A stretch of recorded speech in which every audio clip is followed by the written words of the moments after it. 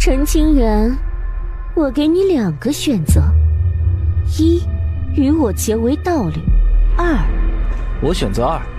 哼，你小子别后悔。绝不后悔。那就与我达成9个约定，事后便放你自由，斩断与你的因果。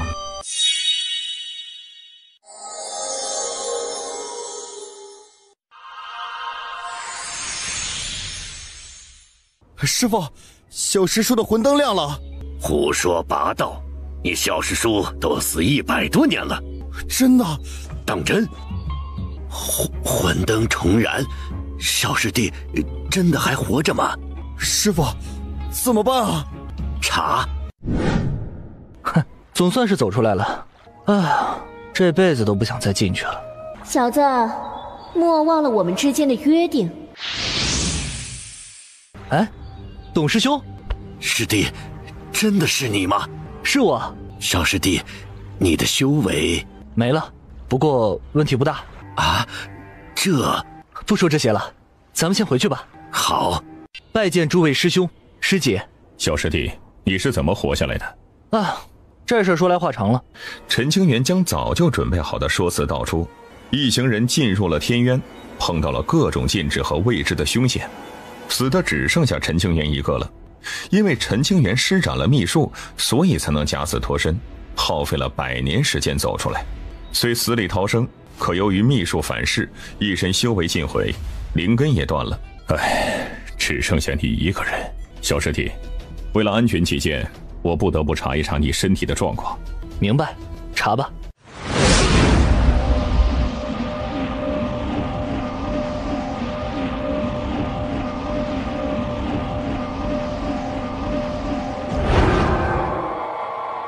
难道是我等多虑了？董师兄，我记得150年前你带着我偷了和师姐精心培育多年的百灵果。许师兄，你当初背着嫂子藏着的上万块灵石现在输光了吗？嘿嘿，王师兄，上次你和我说东夷宫的仙子们甚是美丽，比嫂子好看无数倍，这事儿嫂子知道吗？西门师兄，你欠了我3700块上品灵石，该还了吧？林师兄，你放在家里的宝盒打开没啊？里面有啥好东西啊？小师弟，别说了。我可以确定，这就是小师弟，没错了。是，千真万确，肯定是师弟无疑。臭小子，咱不是说好要保守秘密到永远的吗？你这是闹哪样啊？哎，这可怪不得我，硬是要我说出这些秘密，才能证明我是自己人吗？小师弟，继续说呀，怎么不说啦？那个啥，我有点累了，先回去休息了。你小子刚回来就闹出这么大动静，真是让人头疼啊！大师兄啊，你的灵根断了，师兄帮不到你。没事儿，当个凡人也挺好的。当年师兄应该强行阻止你的，也就不会酿成这帮祸事了。这又不是大师兄的错，您就别自责了。往后的日子，你打算怎么过呀？哎，我自有安排，大师兄莫要操心了。好，师兄会想尽办法为你重塑根基的。有一件事不知道该怎么开口。师兄直言便是。东夷宫和天域宗准备联姻，联姻的对象是白希雪。这是两方宗门的决定，还是希雪自己的意愿？据说天域宗的少宗主赠给了白希雪一枚灵丹，助其修为突破，以至金丹境。依我之见，这白希雪既然已经接受对方的好意，那肯定是没有拒绝的意思。什么时候正式联姻？1年后。啊，我知道了。师弟，你既然还活着，那么你和白希雪的婚约自然不算了结。也许东夷宫会派人过来一趟，他可能也会来。来了也好，看看他如何选择。师兄，我累了，想休息一会儿。好，那师兄就不打扰你了。师兄，姚长老见我有何事？当着众位道友的面，我就直说了，若有得罪之处，还请见谅。当年陈长老与爱徒希雪有过口头婚约，原本两家联姻乃天大的喜事，只是因陈长老100年前进入天渊，魂灯熄灭，世人皆以为陈长老遭遇不幸，为此希雪浑噩了数年，慢慢才恢复如初。我等皆以为陈长老不幸遇难，想必贵宗也是这么认为的吧，因而当年的口头婚约也就算是断了，没有当面商议。2年前西雪与天域宗的少宗主相识，结了缘分，定了婚期。从情理而言，我东夷宫并无过错，西雪也没有故意违背约定，此次前来想将此事说明，以免引起不必要的麻烦。陈长老能活着归来，东夷宫为贵宗感到高兴，备了一些薄礼，还请收下。小师弟，你觉得呢？姚长老既知薄礼，那就收回去吧。陈长老此话何意？当年的口头婚约确实不能太当一回事儿，不过想要了结这段因果，让白希雪亲自走一趟吧。只要她来了，我保证不会纠缠。当面说清楚，应该如此。过几日我便让希雪来看看陈长老。另外，姚长老真想送贺礼庆祝我归来，一条中品灵脉可远远不够。当年白希雪与我探寻秘境，赠她之物皆是珍宝，仅仅是上品灵脉便多达3条，中品灵脉更是不用说了。没有其他的事情，我便先走了。多谢贵宗的款待。小师弟，你这败家玩意儿，当初得到的好东西居然不带回来。董师兄，身外之物别那么在意嘛。你小子，怎不说话？对不起，我活着回来，是不是让你有些手足无措？没有，我很高兴陈大哥能平安归来。魂灯熄灭，性命断绝，你不可能一辈子等候着一个死人，我可以理解。今日与你一见，只是想确认一下，你是否被宗门逼迫？看这样子应该没有。如果你早点回来，也许情况就不一样了。这与我回来晚了没有关系，而是实力问题。罢了，都过去了，从今往后，你我再无瓜葛。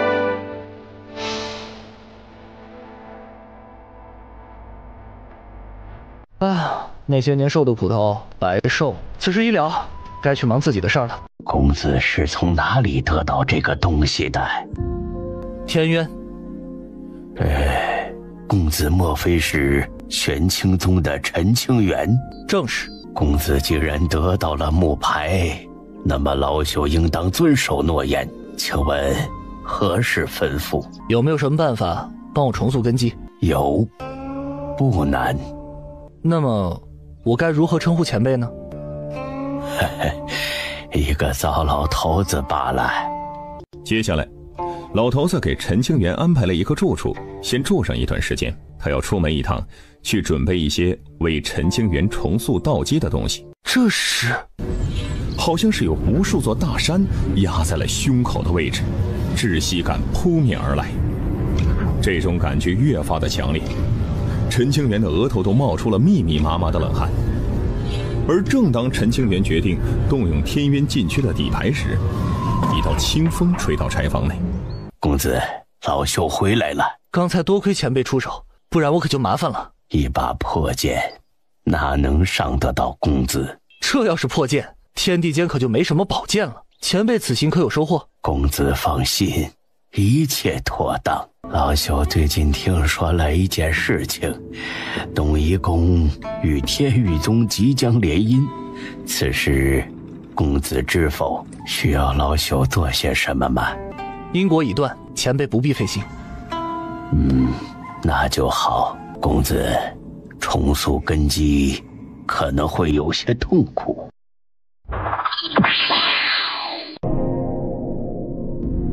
陈清源顿时觉得天旋地转，身体被禁锢了，无法动弹。随着时间的流逝，陈清源甚至觉得灵魂出体被无数把小刀切割着，痛苦之极，痛苦的程度还在加剧，渐渐的让陈清源有些坚守不住本心了。足足过了1个时辰，时机到了，他能承受得住吗？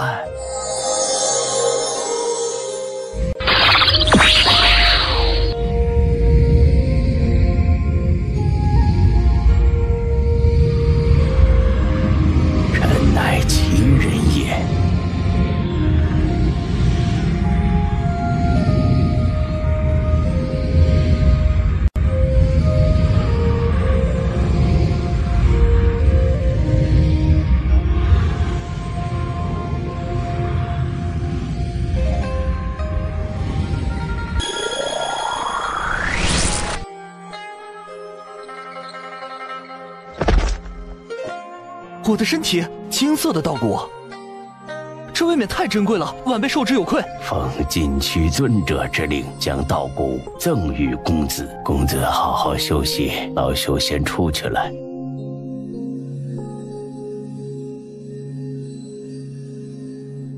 前辈，如此好的宝剑，为何要糟蹋了？剑一断，再好又有什么用？我的根基断了，前辈能以大神通修复，宝剑断裂，莫非就没有办法了吗？试过很多次，都失败了。这把剑叫什么名字？归阳。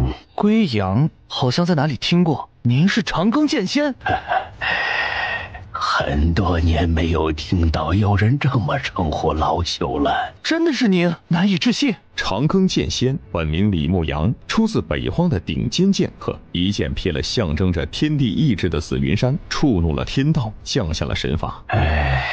都是虚名罢了，早已随云烟而消散。剑仙前辈乃是绝顶人物，怎会待在这里？魔剑，公子，你认为剑修者什么最重要？按照常理而言，身为剑修，有一柄契合自身的宝剑很是重要，以及上乘的剑道功法。不过，我认为不管是走哪一条道路，最重要的还是道心。修道先修心。当年老朽若有公子这般聪慧，断然不会落得这般结局。修道先修心的这个道理，老朽到了晚年之际才真正明悟啊！敢问前辈，这宝剑的另外一节去了何处啊？留在了紫云山。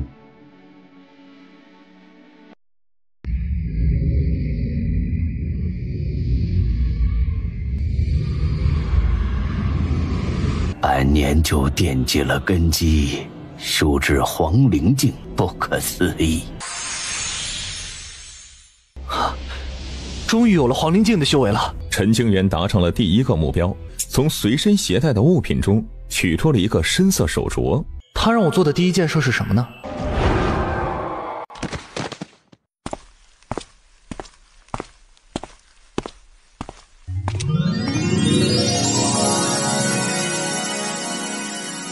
陈清源，这是送给你心上人的成亲贺礼，必须到场。怎么感觉他有点腹黑呢？本来陈清源已经斩断了和白希雪的因果，一切归为过去。可谁料红衣女子来了这么一手，陈清源这回是不想去他也得去了。前辈，我该走了。日后若有难事，可来此地寻我。好。玄清宗，众人正在商议宗门之内的正常事宜，谈到了关于天域宗和东夷宫联姻之事，打算派遣一名长老走个过场。小师叔回来了。为了不引起麻烦，陈清源隐蔽自身的修为，只要他身上带着玉镯，就可以触发玉镯内的禁制，遮掩身体的灵气波动。剑仙多次嘱咐，关于稻谷之事万不可告诉他人，不然会扯上极为恐怖的因果，祸害到身边的人。小师弟，这大半年你去何处了？出去散了散心。小师弟，东夷宫那娘们悔婚了，那是她的损失，你莫要过于在意。咱们肯定会想到一个良策，让你的灵根重塑，到时候重现昔日的风采。多谢许师兄关心。大师兄，我想去参加两宗联姻的典礼。为什么？你真的想好了吗？想好了，没什么可逃避的。那你就跟着严师弟一同前去吧。多谢师兄。小师弟，最近宗主为了你的事情忙前忙后，娶了很多有名的医师。可是，只要将你的身体情况说了出去，没有哪位医师愿意出手，都觉得毫无希望。唉，当年你风采无双，名传北荒各地，现在却落得这般结果。早知如此，当年我等就算将你绑住，也不能让你前往天渊。严师兄不必忧心，这也许就是我的宿命吧。小师弟，咱们暂时就待在这里吧，等到日子到了，进去走个过场。严师兄，咱们已经进入了天域宗的领地，你身为玄清宗的代表，要是一直不出面的话，多少有些不合规矩。你去和各方势力的道友打一个招呼，我一个人能行的。那好，这段时间你就留在船舱内，莫要外出。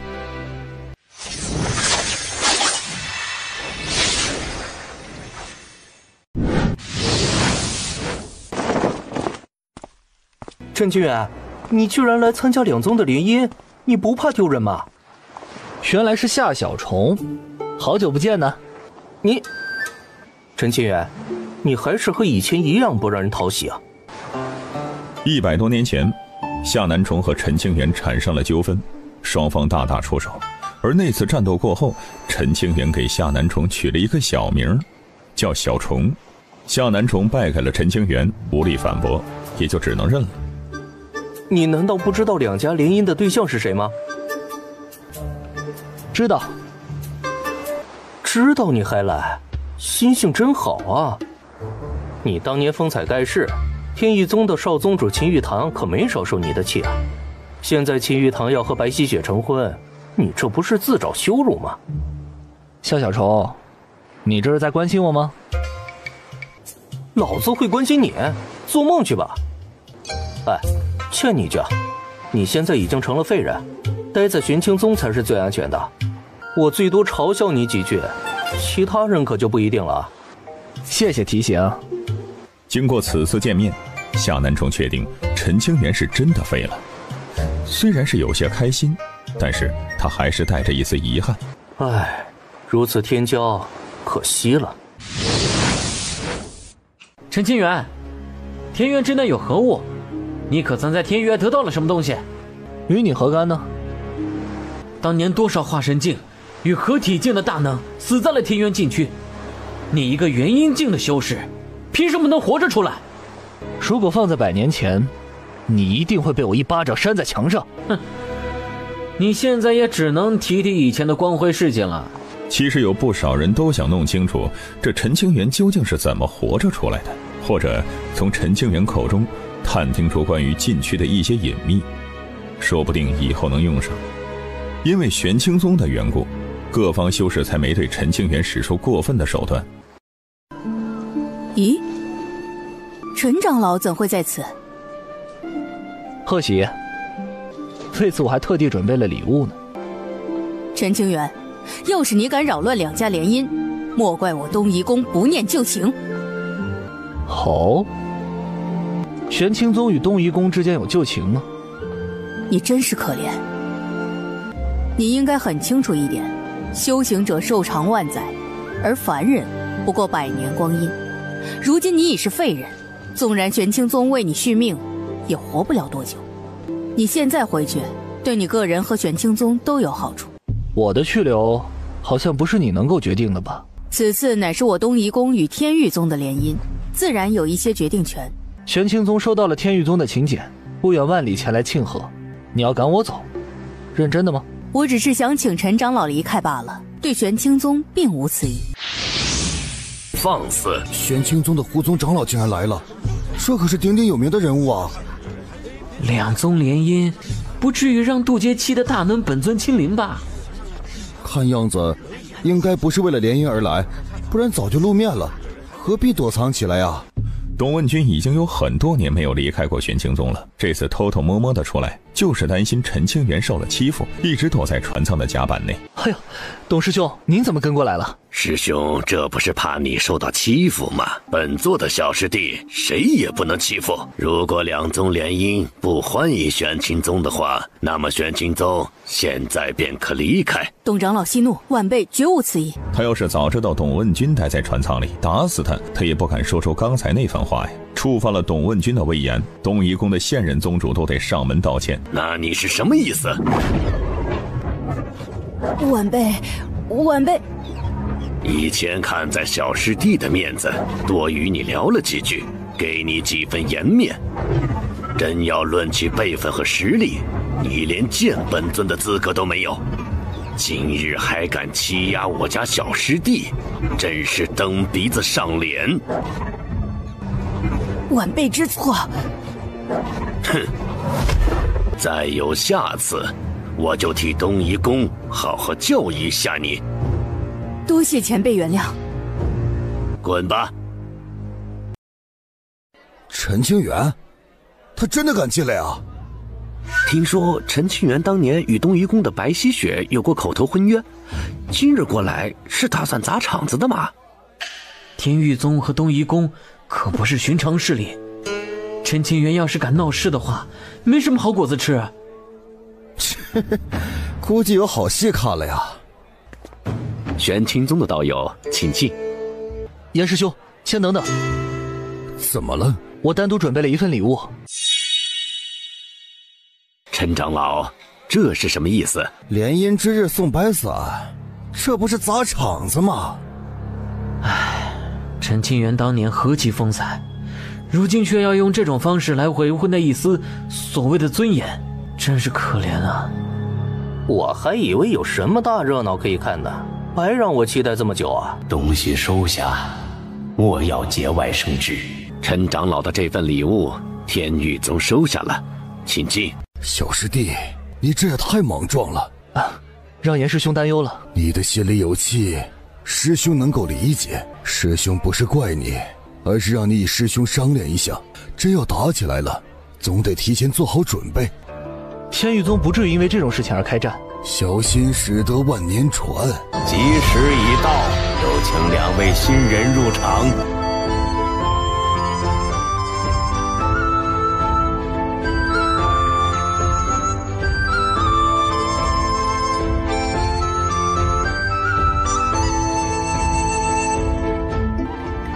素闻秦公子乃是年轻俊杰，今日得见，名不虚传呐。今日若两宗联婚，东夷宫必将后悔。杜宗主不必理会，肯定是某些宵小之辈故意捣乱，本座这就派人去处理了，封锁各方结界，不准让任何人进来。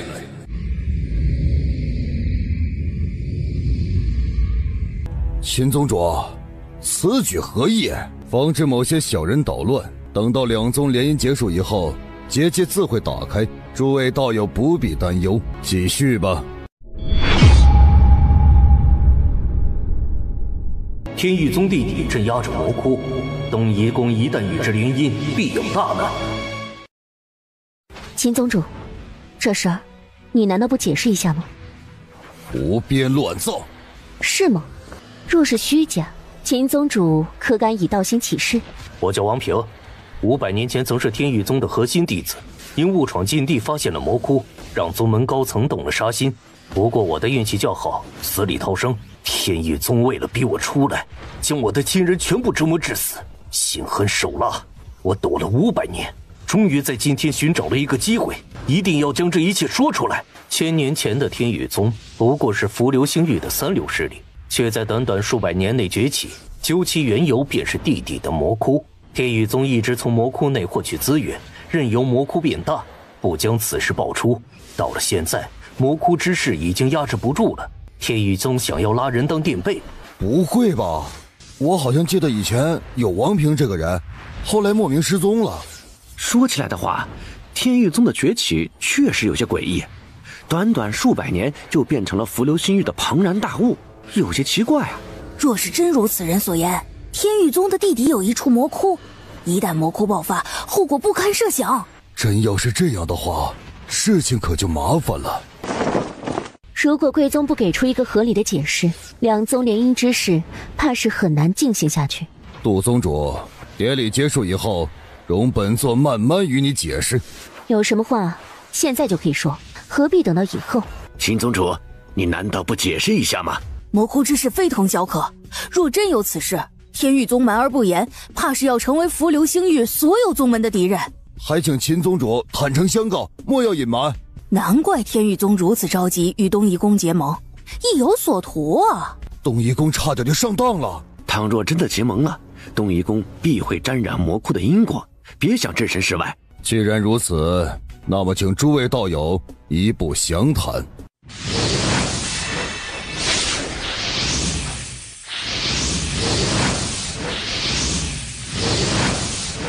这么大的魔窟，通往何处？是否与魔界相连？若是魔窟出了变故，天域宗将会祸害整个浮流星域，该死啊！秦宗主，为什么魔窟出现的第一时间没有告诉我等？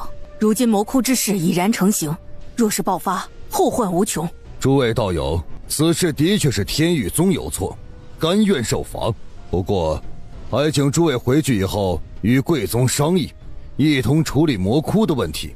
诸位应该很清楚，如果魔窟爆发，将会波及浮流星域的每一处，甚至是其他星域，谁都没法置身事外。秦宗主，这是你天域宗惹出来的祸事，为什么要我等来负责呀？天域宗愿意取出一半的宝库底蕴，赠与各宗，待到此事了结，天域宗愿意承担天下应结的问责。杜宗主，如果东夷宫愿意与我天域宗继续结为盟友，另外一半的底蕴愿双手奉上。东夷宫没有这个福分与天域宗结盟，我看还是算了吧。这叫什么事儿啊？让我们替天域宗擦屁股，真是气人！事关重大，得赶紧回去商量出一个对策。嗨，走吧。礼物虽然被退回来了，但这不是我的原因。第一个约定应该算是完成了吧？陈清源，你这份礼物送的真是巧啊！据我所知，你不是这么没气度的人。没别的意思，杜宗主莫要多想。你能从天渊活着出来，运气很不错。能说说里面发生了什么事儿吗？杜宗主这么好奇的话，不如自己进去看看。如果有机会的话，本座肯定会去一趟的。严师兄，咱们走吧。这小子肯定藏着秘密。宗主，东夷宫与天域宗之间真的没有商量的余地了吗？怎么，姚长老想到说客？绝无此意，请宗主息怒。他娘的，好处都被天域宗占了，现在搞出大麻烦了，却让我等来负责，什么狗屁道理！难怪天域宗想要尽快的与东夷宫联姻结盟，这是想临死前拉个垫背的呀！我就说天域宗怎么可能在数百年的时间崛起？原来是从魔窟内得到了大机缘，现在魔窟发展到了不可收拾的地步，天域宗想让我们来承担后果，真是不干人事啊！小师弟，你怎么看？事不关己，咱们没必要吵闹。该急的应该是天域宗，而非我玄清宗。退一万步来说，魔窟真要爆发了，先将天域宗给毁了，到时候咱们联合同道修士去处理也来得及。我认同小师弟的看法，真要让咱们出手，也得等天域宗被灭了以后再说。若是这样，很可能错过解决魔窟的最佳时机，一旦超出了控制，不知会有多少无辜会惨死。依我看，静观其变。董师弟，你擅自离开宗门，可知错？知错。我知道你是担心小师弟的安全，但是你身为护宗长老，责任重大，不可轻易离开宗门。如果我因为某些事暂时离宗，你若也不在，一旦有宵小之辈入侵宗门，这后果将不堪设想。师弟甘愿受罚，罚你面壁3月，半年内不准饮酒。啊，大师兄，面壁可以，戒酒能不能免了？不能。小师弟，你回来之后还没有给师伯上香呢，今日去一趟吧。师父，弟子来给您上香了。师伯，小师弟，我这段时间一直在打听重塑灵根的消息，有了一些收获了。大师兄，其实你没必要这么费心的，一切自有因果定数。据说正在位于运海星域的某个地方，此人是北荒最有名的医师，治好了不少疑难杂症，甚至传言他有活死人肉白骨的本事。以前听说过诡异的名号，神出鬼没，真容未知。诡异的行踪十分难觅，明日一早咱们就出发前往运海星域吧。要是错过了这次机会，可能100年之内都很难寻到诡异了。第一个约定勉强完成，现在你要去做第2件事情。什么事情？前往北苍星域，有一份礼物给你。什么礼物啊？等你到了自会知道。宗主，这是浮流星域18宗的共邀请柬，请您亲临商议魔窟之事。本座没空，让大长老前往吧。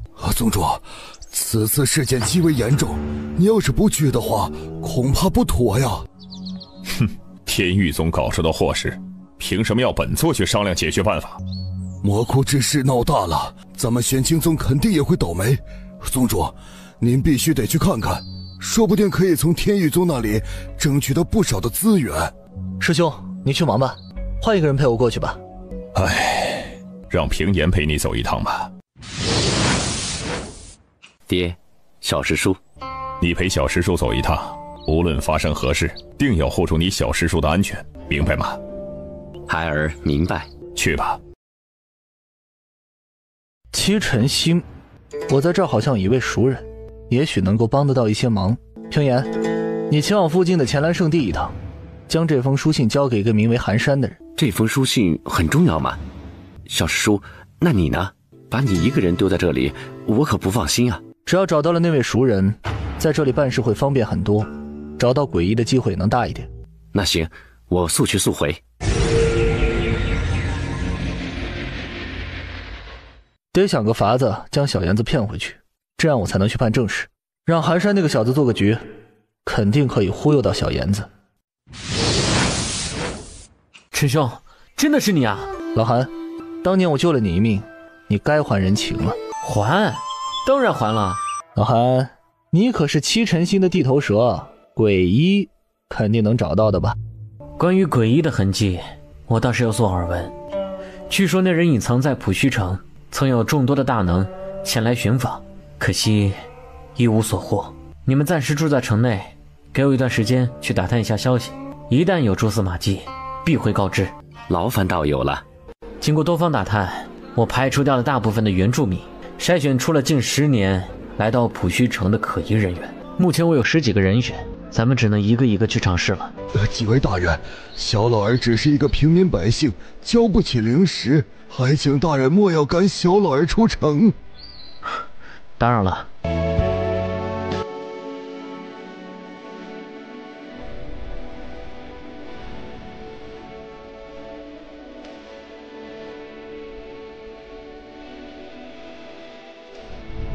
老韩，你这打探消息的本事不错啊，倒阴阳怪气的，后面还有呢。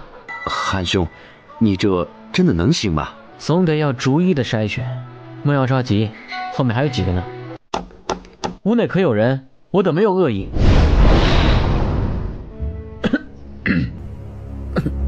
老韩，韩兄，你没事吧？做戏做全套，为了骗过小妍子，甘愿自身受伤。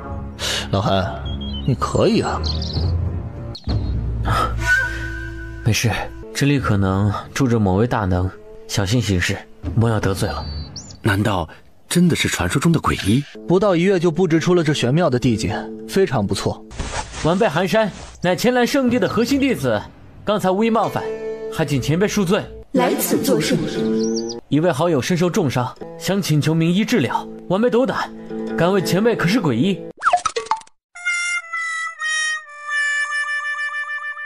估计这位可能是隐居于此的高人，并非是鬼医。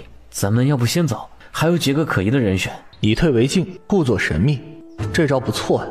素闻诡医的脾性十分古怪，此地布着如此玄妙的结界，没有确认其身份，不能这么离开。真不走吗？不能轻易放弃，等等吧。行吧。此人留下，其他人走吧。小师叔，莫要再次喧哗，再敢如此，休怪本座无情。当真是诡医吗？陈兄，我设的局不是这里，下一站才是。本座的消息，切莫外传，知否？晚辈知道了，请前辈救着我家小师叔，若有需要，尽管吩咐。滚吧！韩兄，这次你肯定费了不少的心思，帮了大忙。日后若临伏流星域，有需要玄清宗帮忙的地方，尽管开口。没事，不用这么客气。我要将此事告知宗门长辈，便不多言了。以后要是有机会，定与韩兄把酒言欢。陈兄，你可别乱说话，得罪了人，自求多福吧。老韩这家伙故弄玄虚，想要干什么呀？姑娘与寒山有何关联？寒山不认识。姑娘，这儿没有其他人，咱们就不用遮掩了。你找一个机会把我放出去，有劳了。你来寻我，如今又要离开，是何道理？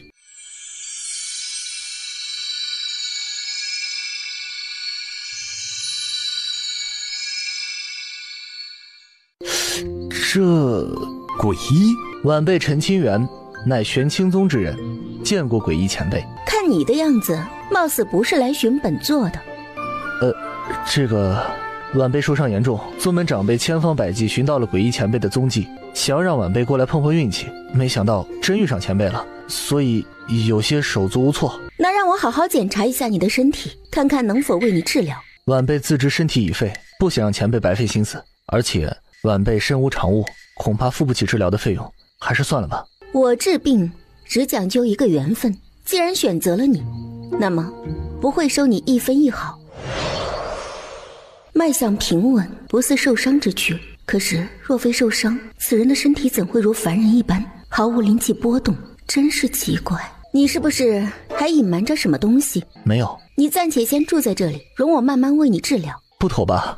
也许这就是我的命数，不能让前辈费神，不如就让我离开吧。你就住在那边吧。老韩，等我以后找到机会了，定要让你好看。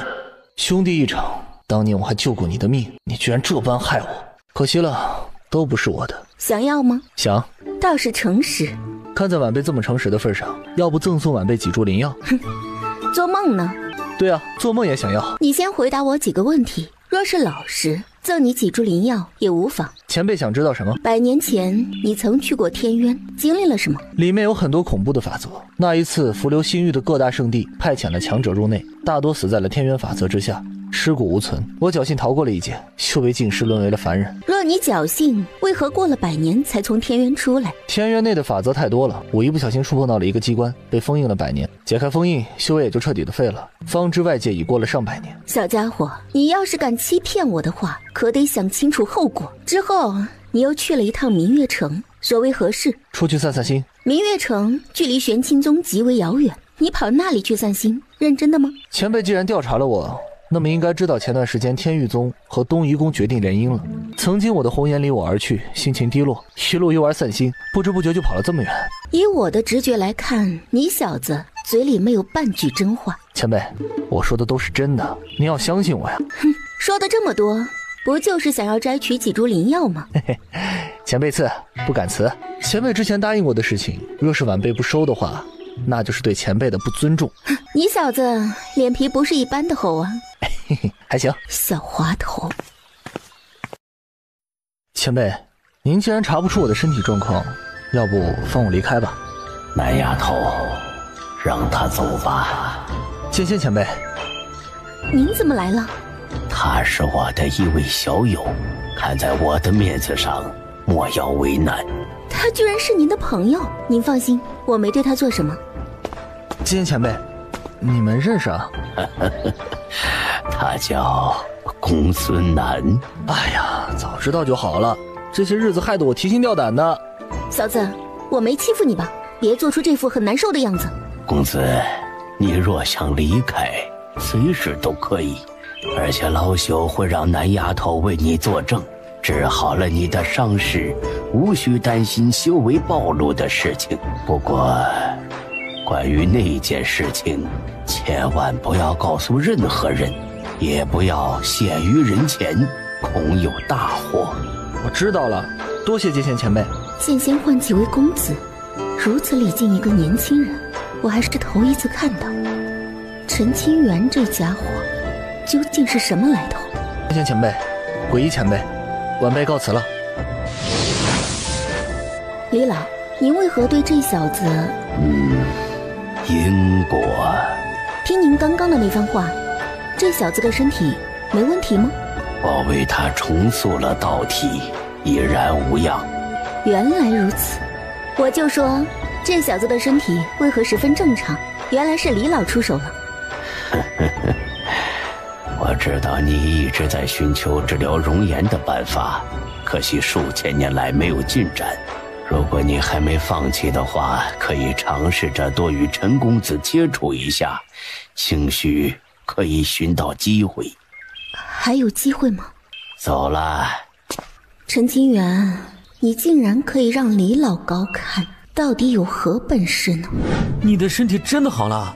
有了鬼医做掩护，陈清源不用担心被盯上，可以说自身恢复了修为，因此陈清源用玉镯的法则将体内的道蛊隐藏了起来，仅展现出了普通的灵根和黄灵境初期的修为。基础的修为境界分为后天境、先天境、黄灵境、玄灵境、地灵境、天灵境、金丹境、元婴境、化神境、合体境、渡劫境、大成境。怎么修为如此弱呀？哎，这就是命啊！能够保留这点修为已经是万幸。哎，可惜了呀。不过，能让灵根修复也算不错了。诡异出手，果然不同凡响，不愧是传说中的人物啊！这得多亏了老韩你帮忙啊！陈兄，你这不能怪我呀，谁知道我随便找的人居然会是诡异？要是早知道的话，我还不如将诡异的消息卖出去，肯定能大赚一笔。再说了，此次若非我误打误撞寻到了诡异，你的身体恐怕还不能恢复呢。这说到底，你不能怪我，还得感谢我才是。你小子还敢邀功，真是不要脸！你可别这么说，真要说我不要脸的话，那也是跟你学的。想当年我是一个多么正直善良的好孩子，可是自从认识了你以后，一言难尽啊！滚蛋！老韩，你跟着我没有吃过亏吧？那倒是，就是容易遭人白眼。这些年我在圣地的名声都不太好，都说我死皮赖脸，很多师妹都避我远去。如果是我，绝对不会像你这么不受人待见。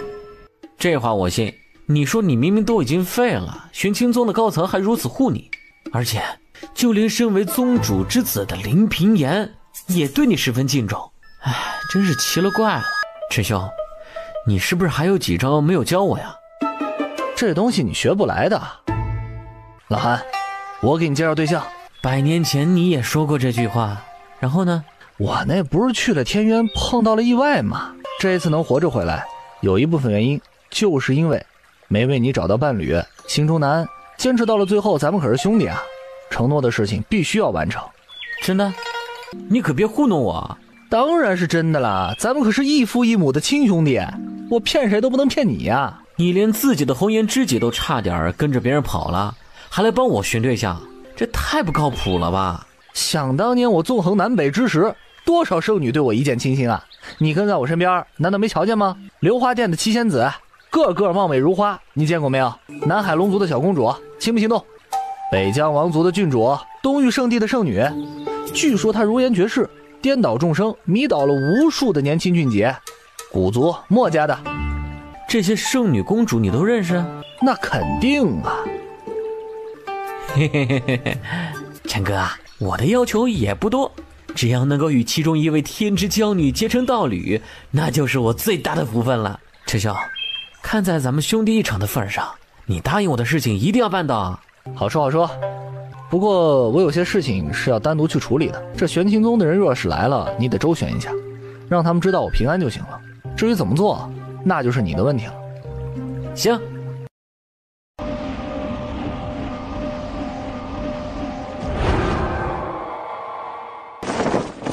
这根道蛊究竟是什么来历啊？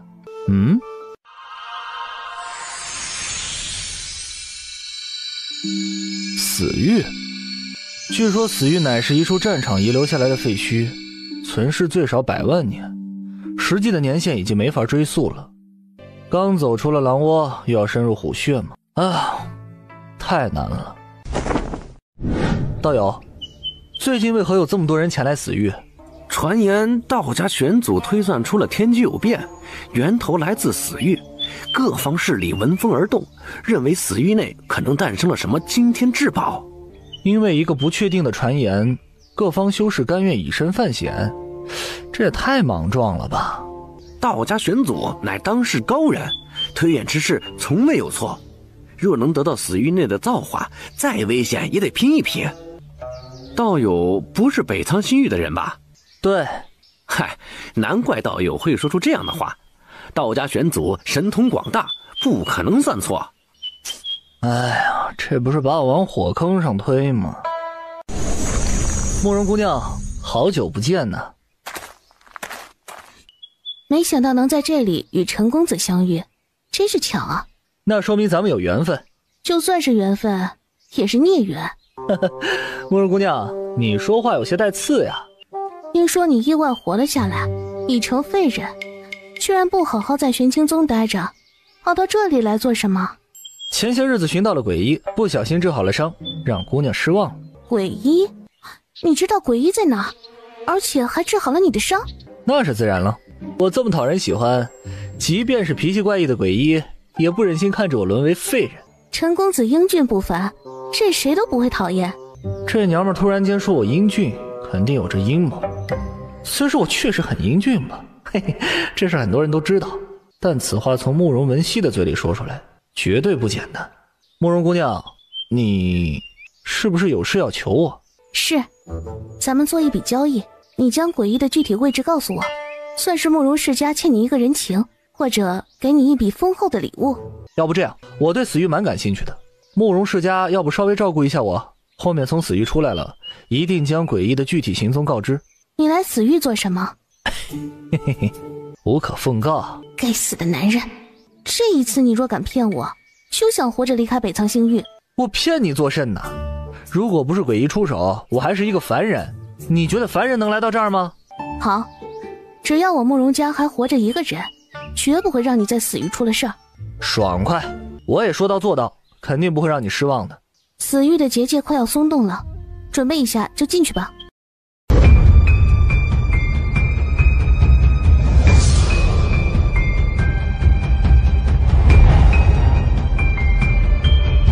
长空镜，长空尊者销声匿迹1000多年，原来是长眠于死域了，可惜了呀。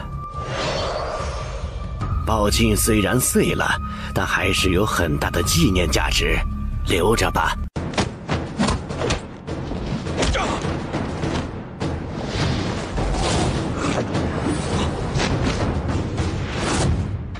前面好像是望伯宗和玉成圣地的人，貌似打起来了，像是为了一件道宝，绕路而行，莫要插手。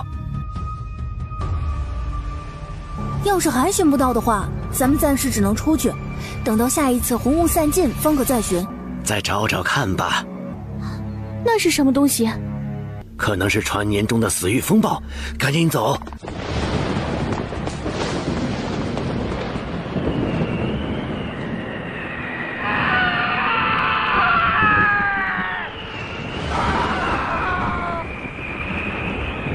早知道这玩意儿可以不惧死域的法则，我又何必与慕容家达成协议啊？死了没？啊，真是麻烦呢，总不能把它扔在这儿吧？便宜你了。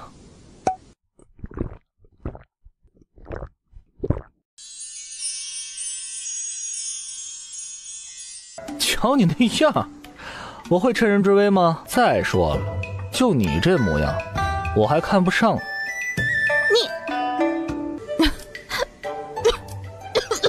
咱们还是想想怎么离开这个鬼地方。你没看到慕容家的其他人吗？没有。你为何没有受到死域法则的影响？可能是我长得比较帅吧。后退的地方已经被大量的红雾掩盖了，现在肯定是出不去。如果我们能在这里熬过数月，等到红雾再散之时，方有一线生机。你就在这儿等着吧，我看看有没有其他的出路。等等，我跟你一起。我不同意。咱们说好的一同进入死域，现在你要抛弃我了吗？喂，咱们之间又没什么，别搞得一副你被我始乱终弃的样子。100年前你欺骗了我，不仅侵占了全部机缘，而且还将我置于险地。难道你现在还要做出同样的事情吗？为了稳住你体内的伤，已经让我大出血了，现在还要让我带着你，这太不划算了。你应该很清楚我的为人，从不做亏本的买卖。只要我能活着出去，慕容家族便献上大礼。空口白话，没什么实质性的好处。若你真能护我周全，咱们可以试着相处，未必不能成为道侣。打住！我早就说过了，对你没半点兴趣，别给自己身上贴金。那你看我做甚？你腰上的玉佩看起来不错呀，还有你手上的翡翠镯子，里面有我的私人物品，不方便。谁要你的私人物品了？你全部取出来，其余的东西都归我。这总可以了吧？这段时间我尽量护着你，当你欠我一个人情。你要了我全身的家当，还要我记得你的人情？这是何道理啊？如果我刚才不救你的话，你现在估计已经死透了。这些资源肯定归我，可是我心善，用了极为珍贵的灵药在你的身上，这些资源加在一起都抵不上。接下来一段日子你还要跟着我，对我的人身安全产生了不小的影响。难道你欠我一个人情不应该吗？行，就算本姑娘欠你一个大人情，事后必还。哎，真懂事儿。像慕容姑娘这般聪慧漂亮的女子真是少见呢。哼，像你这么贪财的人我也很少见。没办法，我从小穷怕了，哪能跟慕容姑娘相比呀？像你这么无耻的人，天底下没几个比得上。咱们就在这儿待上数月，等到红雾散了便可离开。虽然我慕容家没有护你周全，反倒让你来护着我，但是我很想得到诡异的行踪，你开个价吧。看在相识一场的份上，免费告诉你吧。运海星域7辰星，能不能请得动鬼医，那就是你慕容家的事儿了。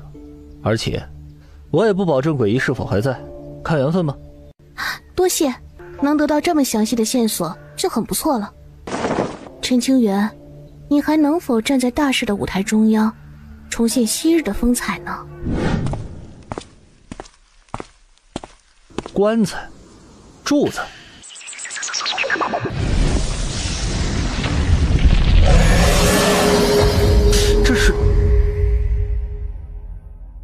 真是给我的礼物。灵芝被毁，枪身居然还能保持着完好无损的样子，不可思议啊！可惜了呀，我是没这个能力修复你，以后有没有这个机会，那就得看缘分了。第3个约定是什么？等你恢复了金丹境再说吧。陈清源，听说你活着从天渊出来了，不与老熟人见上一面吗？挡路的是哪个王八蛋？哦，我以为谁呢？原来是幽莲圣地的候补圣子呀。陈清源，没胆子出来见我吗？我这人确实胆小，危险的事从来不干。今日你来此，莫非想趁我虚弱之时出手，找回当年的场子？你的胆子还小，当年你得罪了多少人，也没见你胆小怕事儿啊！而且你敢踏进天渊，非常人之举啊！别啰嗦这些了，你直接说挡我的去路作甚？想请你前往莲幽圣地坐一坐，必将好生招待。不去。去不去可由不得你。你要对我动手？认真的吗？你已没了当年的风采，别在我的面前摆谱了。陈清源，莲幽圣地不会要你的命，真的只是请你过去喝杯茶。出来吧。你这么嚣张，问过我的朋友吗？朋友？像你这样的人，在北苍星域有朋友吗？即便是有，我也毫不在乎。老吴，该你出马了。这酒可是我耗尽了无数心血才酿制出来的，你喝了我的酒，难道不应该帮我一个忙吗？五香杂粮酿，很多酒楼都有的卖。酒水易得，真心难求。老吴，如果不是为了与你饮酒，从而耽误了一些时间，现在肯定已经离开北苍星域了，根本碰不到李景庆这家伙。此刻我有了麻烦，难道你不应该挺身而出吗？与我无关。罢了，早知你如此无情无义，我又何必与你把酒言欢呢？若是今日我死了，咱们之间的约战也就作废了。我只有一个要求，我若死后，你莫要挖掘坟墓，抱怨我没有履行承诺呀。与你相识，一言难尽。怎么没动静啊？陈清源，想好了没有？你若再不出来，可就别怪我不客气了。吴公子，你怎么会在这里？我的去向需要向你汇报吗？不需要。滚吧。李某来此是为了请陈清源前往幽莲圣地做客的。别以为我不知道你心里在想什么。莫说是你，就连幽莲圣地的圣主也不敢这么威胁我。告辞。老吴，你可以呀，说句话就把这小子给吓走了。干啥？你这人太奸诈了，与你待的时间长了，容易上当。走了。真是潇洒呀，让人羡慕。诸位今日到访，所谓何事？林宗主是聪明人，应该知道我等的来意。本座不知，还请直言。既然如此，那么老夫便说了，若有得罪的地方，还请见谅。听说贵宗的陈清源长老恢复了灵根，我等送上祝福。除此之外，我等还想从陈长老的口中知道关于天渊的信息。哼，原来是这事儿啊！我记得当年玄清宗已经给出过回答了。当年小师弟被封印在一处结界内，熬了100年才侥幸逃生。林宗主，你认为我们会相信这种话吗？信不信由你们，反正本座言尽于此。不如将陈长老请出来，咱们弄清楚了这一切便离开，免得伤了各宗之间的情谊。本座劝你还是将自家之事先管好，莫要让魔窟爆发，不然的话，天域宗恐怕很难存于这世间了。魔窟之事自然会解决的，不劳林宗主费心。今日咱们只谈陈长老和天渊之事，其余的以后再说。对啊，还是让陈长老出来一见吧。当年我等宗门在天渊损失惨重，如今想要知晓天渊内的情况，合情合理。我家小师弟死里逃生，经过诡异的疗伤才能重新踏上修行之道。不管诸位选择相信还是不相信，事实就是如此。林宗主莫要激动，我等没有对玄清宗无礼的意思，只是陈清源放开心石的让我等搜魂一探，不会伤到其根本。此事若了，立刻离开。放肆！董道友，如果陈清源真如此前说的那样被封印在一处玄界上百年，也就证明了玄清宗没有瞒骗，我等定会道歉。若是陈清源有所隐瞒，各宗有不少人死在了天渊，也有知情权。玄清宗给你们脸了是吧？玄清宗弟子听着，若是有人想欺压小师叔，尔等是答应还是不答应？不答应。你们不答应，很好，因为老子也不答应。林宗主，你要做什么？不是本座要做什么，而是你们想干什么。莫要以为尔等齐聚于此，便能让我玄清宗之人心生惧意。若是尔等不知进退，那就战吧。我等只是想探寻真相罢了。陈清源如果配合，搜魂并不会伤到其根基，何必闹得这么僵硬的地步？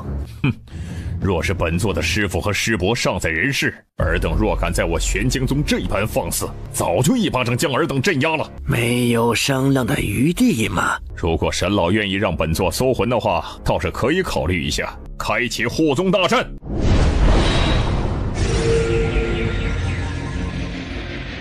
怎么办？原本我等以为只要给玄清宗施压，玄清宗肯定会妥协。可是事情怎么发展到这种地步了？玄清宗都是硬骨头，很难啃下来呀。老实说，成为玄清宗的弟子确实是一件很幸福的事情，在外不怕受到欺负。沈师姐，你年轻的时候被我师父和我师伯压了一辈子，现在本座也想试试。你师父再强有什么用？还是死在老朽的前面了。至少他活得精彩，胜你100倍。老朽倒是要看看你的拳头是否有嘴巴这么硬。哟呵，蛮热闹的嘛。不用这么紧张，这事交给我来处理吧。林平言，老子让你守着你小师叔，为何抗命？爹，对不起。对不起有个屁用！大师兄，别骂小妍子，这是我的问题。相信我，你们千里迢迢跑到了我这玄清宗，是想知道我在天渊的经历吧？是。我之前说了，你们又不信。唉，这该怎么搞呢？若是陈长老愿意打开心石，让老朽搜魂一探，一切问题迎刃而解。搜魂？嗨，好说。小师弟，现在咱们得谈谈精神损失费了。啥？陈清源，你的意思是，咱们还得给你钱？哎，就是这个意思。毕竟诸位想对我进行搜魂，对我的人身安全产生了影响，如果不能弥补一下我的精神损失，怎么也说不过去吧。陈清源，做事不要太过分了。老婆婆，你们一大帮人跑到玄清宗以势压人，到底是谁过分呢？所谓的精神损失费，本座绝不答应。不答应？大师兄，真要打起来了，咱们扛得住吗？如果今日我玄清宗覆灭了，在场之人绝对没几人能活着离开。为兄保证，东夷宫的人一个都活不成。那就好，待会儿打起来了，不要理会我的死活。宗门若是灭了，我活着也没意思。师兄师姐们，等下先将东夷宫的老妖婆杀了，千万不要留情。就算她是渡劫期的大能，咱们一口一个唾沫，也能将她淹死。好，老娘早就看东夷宫不爽了。想要啃下我玄清宗这块骨头，必要让伏流心域的大半势力后悔。哎，要不是咱们师父师叔这一辈死完了，就算伏流星域的所有势力集结了起来，也根本动摇不了玄清宗的根基。小友莫要暴躁，老夫等人没说不给精神损失费呀。嘿，这个老妖婆不是说不给吗？小子，你千万不要落到本座的手里了，不然你想死都难。刘长老只是说了一句气话罢了，并非我等商议的结果。这么说来，诸位前辈其实愿意支付我的精神损失费喽？是，你想要多少？嘿，这就得看诸位前辈的诚意了。就这？你们都是伏流心域的大人物，怎么能这么小气呢？那你的意思呢？最起码再加10倍，不然免谈。钱都已经给了这么多了，再加一些也无妨。于是所有人又凑了一些，全部摆在陈清源面前。大师姐，借你的乾坤袋用用。都拿去吧。小师弟，用我的。还有我的。师弟啊，咱借给你的乾坤袋可是有利息的，后面可不能赖账。现在可以让老夫搜魂了吧？此前我确实说过了，搜魂之事可以谈谈，有的商量。陈小友信守承诺便好，不然后果将十分严重。难道真让小师弟被人搜魂？我等答应过师伯，要好好照顾小师弟，又怎能将小师弟推向火坑？经过我的考虑，我决定拒绝搜魂之事。陈清源，你这是在戏耍老朽等人吗？这可没有，从始至终我可没有承诺一定让你们搜魂，只是说有的商量而已。通过你们给的精神损失费，我觉得还是太少了，所以内心经过了一番思考之后，决定拒绝了诸位的无理请求。从未有人敢戏耍老朽，陈清源，你真以为我等不敢在这里动手吗？沈师姐往前踏出了一步，渡劫期的威压席卷玄清宗的每一个角落，其声震耳欲聋，如雷鸣惊世。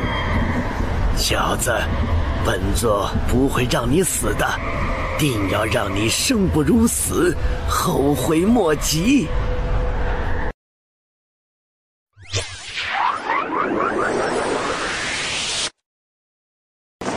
诡异姐姐，你终于来了呀！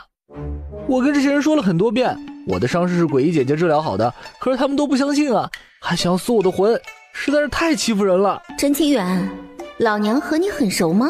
她是诡异，诡异是一个女子。传言中的诡异不应该是个糟老头子吗？可能是陈清源这小子找来的冒牌货，千万不能上当。小师弟太疏忽了，即使要震慑住各方圣地，也不能让一个娇弱的女子扮演诡异呀。想要让本座为你作证，那就闭上嘴巴，听到你的声音就烦。诸位前辈，我费了好大的心思才将诡异姐姐请来作证的，收了你们的精神损失费，多少有些不好意思，所以咱们一次性说清楚，有什么问题都可以提，不过我不一定会回答。一个乳臭未干的小女娃，老夫可不信她就是诡异，竟敢假冒诡异来糊弄我们，胆大包天！虽说本座看不出你的修为深浅，但你肯定使用了某种秘法或者宝物。陈清源这小子给了你多少好处，居然敢欺骗我等？不想想后果吗？后果我倒是想听一听。现在你若说出与陈清源的勾结，我等也许可以原谅你的无知，若你执迷不悟，怕是很难活到明天的。很多年没人敢威胁我了。诡异姐姐，他们真的很愚蠢，说什么都不相信，给他们一点教训，让他明白天外有天，人外有人。你小子想拿我当枪使吧？哪敢呐！如果不是看在内卫的面子上，我连你一块儿收拾了。嘿嘿嘿嘿，如果诡异姐姐想教训我，我一定不会反抗的，任凭处置。若你认为这是威胁，那便是威胁吧。那你可以试试看。哼，不见棺材不落泪。这个老妖婆终于上当了，自讨苦吃，倒霉可不关我的事儿。16银破阵，诡异的绝学。玄清宗首座林长生见过诡异尊者，尊者亲临，请恕我等眼拙，未能及时行礼相迎。无需多礼，威胁我，谁给你的勇气？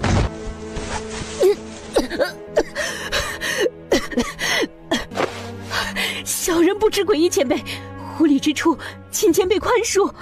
小子，你觉得该怎么处理他？我不知道，诡异姐姐决定就好了。好，是吗？那就宽恕他的无礼之罪吧。啊，这不好吧？刚才他对你那般无礼，你要是就这么原谅他了，传出去了多没面子呀！这小子的心也忒黑了，想借刀杀人。我不杀你，可也得让你吃吃苦头。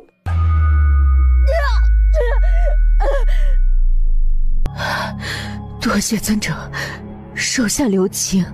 这小子与我有缘，费了我不少的心思为他重塑道体，尔等若是将他废了，岂不是在打我的脸？我等绝无此意。都是一只脚迈进棺材的老家伙，莫要欺负年轻人，给自己留点颜面。当然，如果这小子被同龄人踩在了脚底下，那是他活该，我绝不会过问。尊者此言当真吗？当真。若是陈清源栽在了同龄人的手里，无论生死，尊者不会过问吗？同辈争锋，技不如人，死了也活该。我可没这个心思为一个废人讨公道。尊者深明大义，我等远不及也。咱们走。诡异姐姐，咱们商量一个事儿呗，要不你在我这玄清宗当个供奉长老吧？供奉？玄清宗虽然在伏流星域有几分名气，但还请不动我。若是每年给我一条极品灵脉，倒是可以考虑一下。相遇就是缘分，咱不要谈那些俗气的东西。哼，那你为何这么俗气呢？我是一个俗人，当然免不了俗气。可是诡异姐姐不同，你乃天仙下凡，出淤泥而不染，濯清涟而不妖。咱们之间若是讨论灵石资源，那就是对诡异姐姐的亵渎。花言巧语，毫无意义。陈清源，你难道要当一辈子的缩头乌龟吗？以我之见，你出来跟我们鞠个躬道个歉，我们也不是不能离开。想当年你意气风发，现在却龟缩于宗门内不敢露头，莫不是连面对我等的勇气都没有了吗？请恕我直言，即便你能重新修炼了，也已配不上北荒十杰的名号了。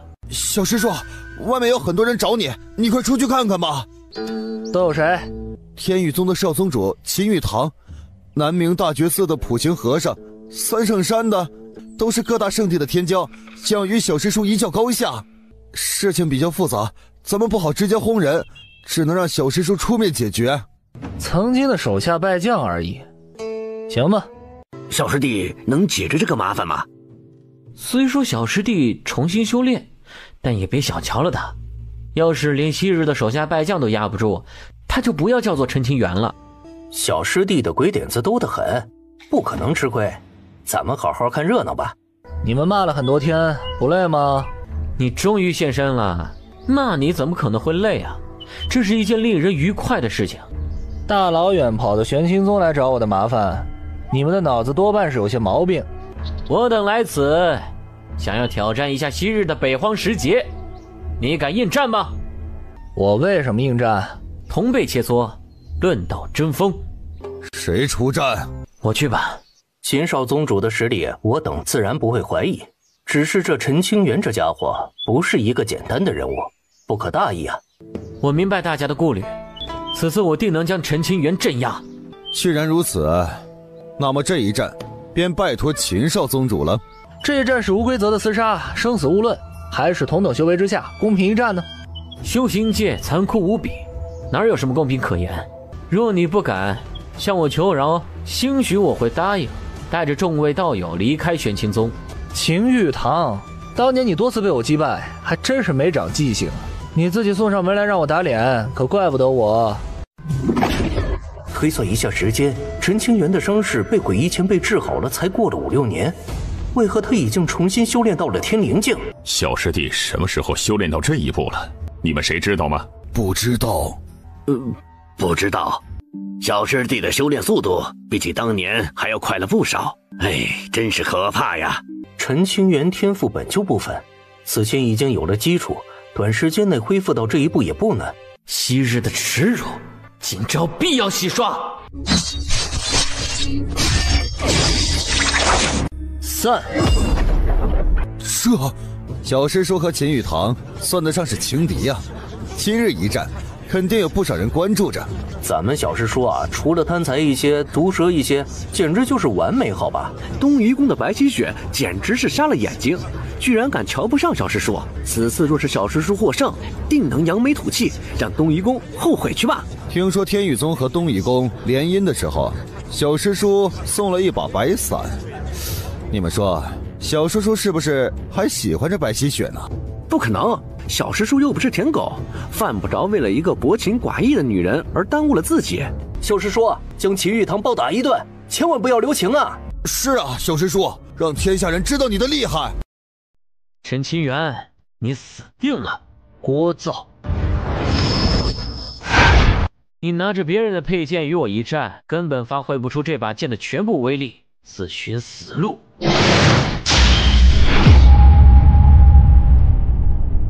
怎么会？太弱了。难道他的修为不只是天灵境？以前我不明白他的意思，现在或许有些懂了。这是你逼我的。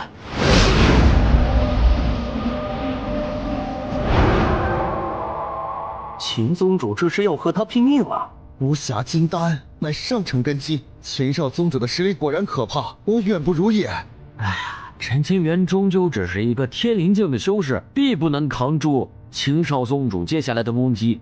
想要我的命吗？秦玉堂这小子要拼命了，摆明是想杀了小师弟。以小师弟现在的修为，怕是很难抵挡。让他自行处理吧。若是连这点麻烦都解决不了，未来如何能走得更高？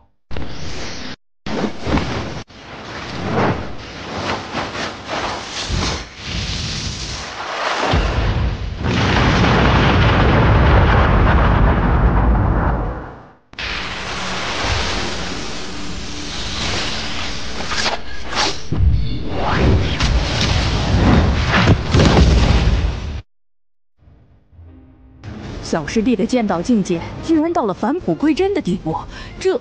在我印象中，小师弟不是剑修啊。别看我也不知道，难道是……不该说的别说。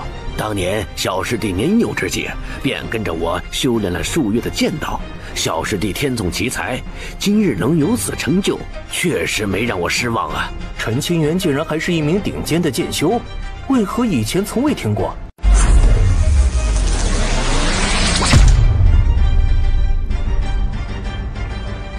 秦少宗主居然输了，为什么会这样？认真起来的小师弟真是帅呀！你们还想来试试吗？陈清源，你好狠的手段呢！怎么？难道只允许你天域宗可以杀人，他人不可反抗？你们还不走？还想让我请你们喝茶吗？玄清宗的茶水可不便宜，你们喝得起吗？走。小师叔，你刚才太酷了，净说大实话。以天灵境修为打废了金丹巅峰的秦玉堂，小师叔真是变态啊！哎呀，不愧是师伯临终前收下的唯一亲传弟子，天赋之高，我等加在一起都不如啊！只要咱们能护住小师弟成长起来，未来的玄清宗必将名震天下，繁荣昌盛。这小子身上的秘密不少啊！陈清源居然如此可怕，不可思议啊！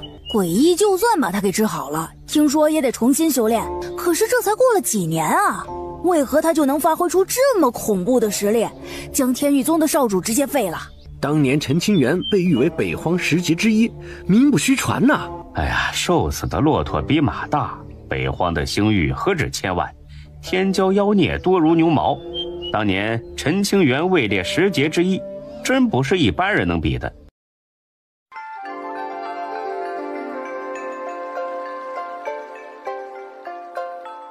多谢玄清宗的款待，应该的。这位就是陈清源长老吧？老夫代表慕容家族，多谢陈长老的帮助。不客气。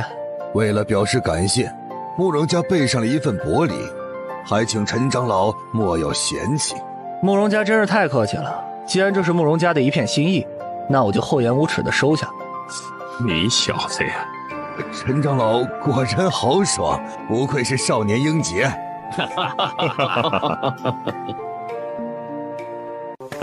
喂，刚才你居然没跟我说一句话，是不是有些过分了？我跟你没什么可聊的。臭男人，坐过去一些。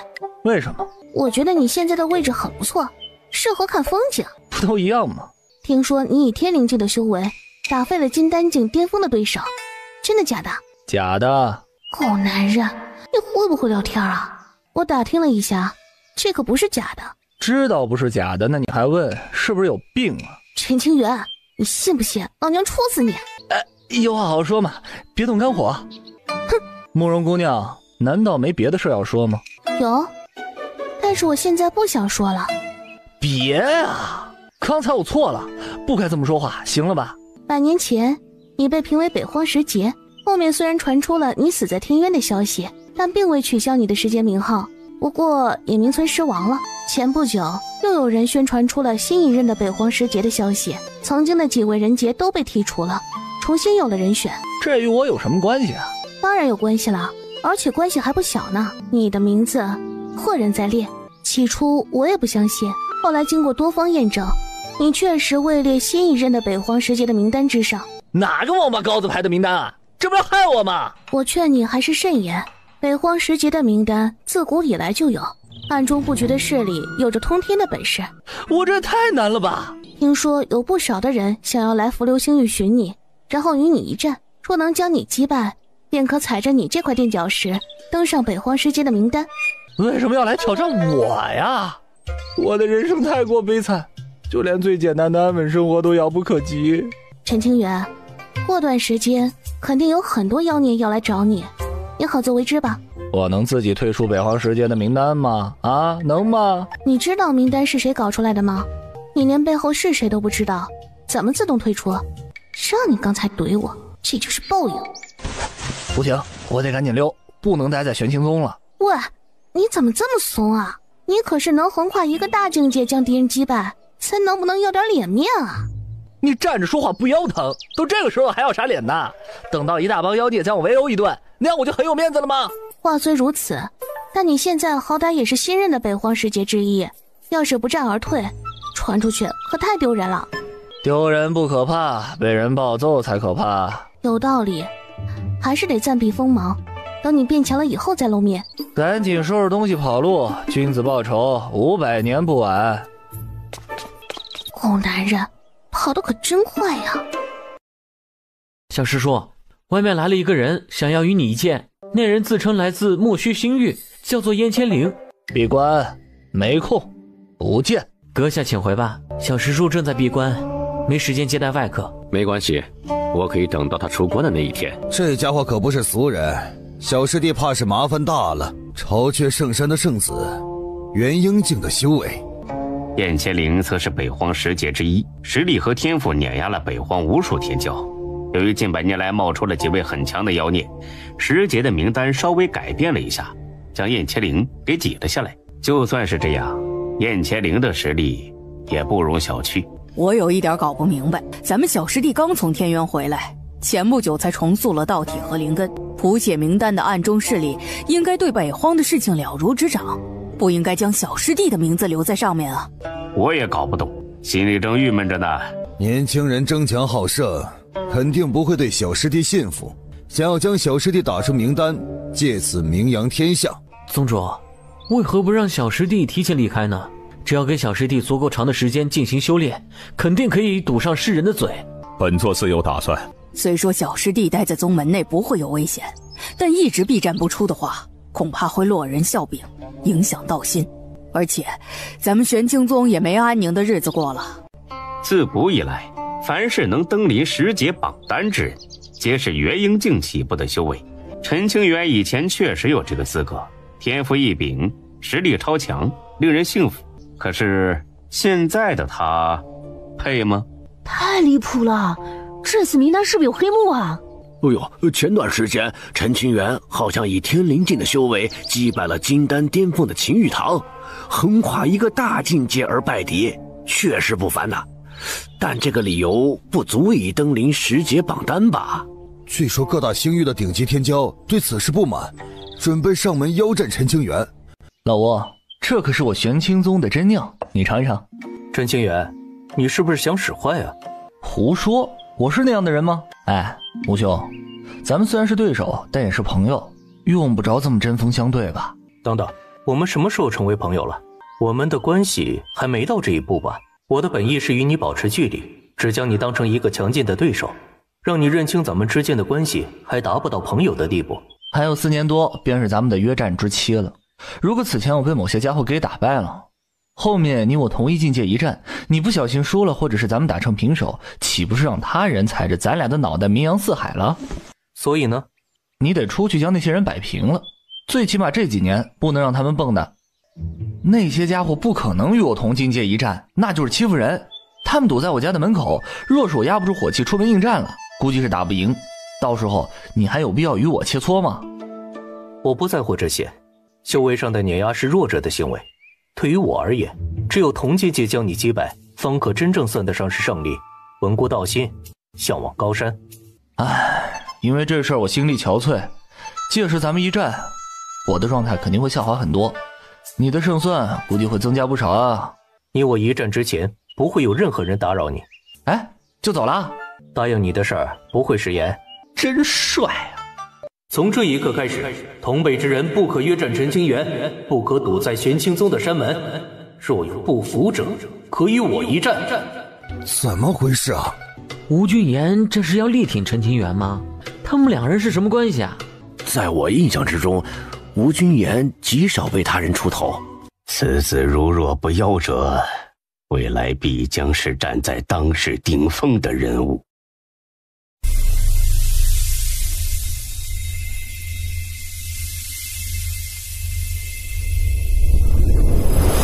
只剩下10天了。谁？道医学宫啊，原来是学宫使者，在下失敬。考核之人在何处啊？就在西侧100里的云霞殿。人我带走了。时间到了，该走了。你是谁？道医学宫的人。有何凭证？啰嗦。陈清源他人呢？这是玄清宗的障眼法，还是人为呢？前辈，我有一场很重要的对决，能不能打完再走？考核之期已至，不可迟到。不能通融一下吗？学宫的规矩不可破，若是迟到了半刻，你便失去了入学考试的资格。前辈，能让我与一位朋友讲2句话吗？一定不会耽误时间的，我保证。好，老吴，到这边来。你怎么在这里？这个说起来十分复杂，以后再与你慢慢聊。此刻见你是想告诉你一件事儿，咱俩的战斗估计要延后了。你说什么？老吴，对此我很抱歉，以后肯定会好好和你打一架的。你要是不痛快的话，以后可以多打几次，让你满意为止。陈清源，你应该很清楚我的为人，做出的承诺比生命更重要。我懂，所以我打算与你好好打一架的，谁知又出现了变故。变故？这是你的借口吧？真的，我没必要骗你啊。如果我想溜的话，何必还传音于你呢？你这人诡计多端，谁知道是不是假意如此？时间到了，该走了。前辈，能不能再给一些时间？没时间了，不能。你是谁？老吴，你能明白我的苦衷了吧？可以理解，但你还是违背了承诺。下次见面，我不会给你任何狡辩的借口。相遇之日，便是一战之时。这不能怪我啊！你可千万别记恨我。再见之时，必有一战。时间到了，考核正式开始。进入秘境，开始考核。此次考核能够检测每个人的心性、天赋、毅力、人品等等。秘境内有着诸多的考验，以积分来进行排名，积分最靠前的10个人，最后会成为道医学宫的学生。考核时间为5年。怎么了？小家伙，你不用进行考核。啊？为什么呀？一川，这个人不用考核。为什么？他是地州青宗的人，这个理由够了吗？够了，难怪你要让我亲自去接这个小子。原来如此。小家伙，沿着这条路走进来吧。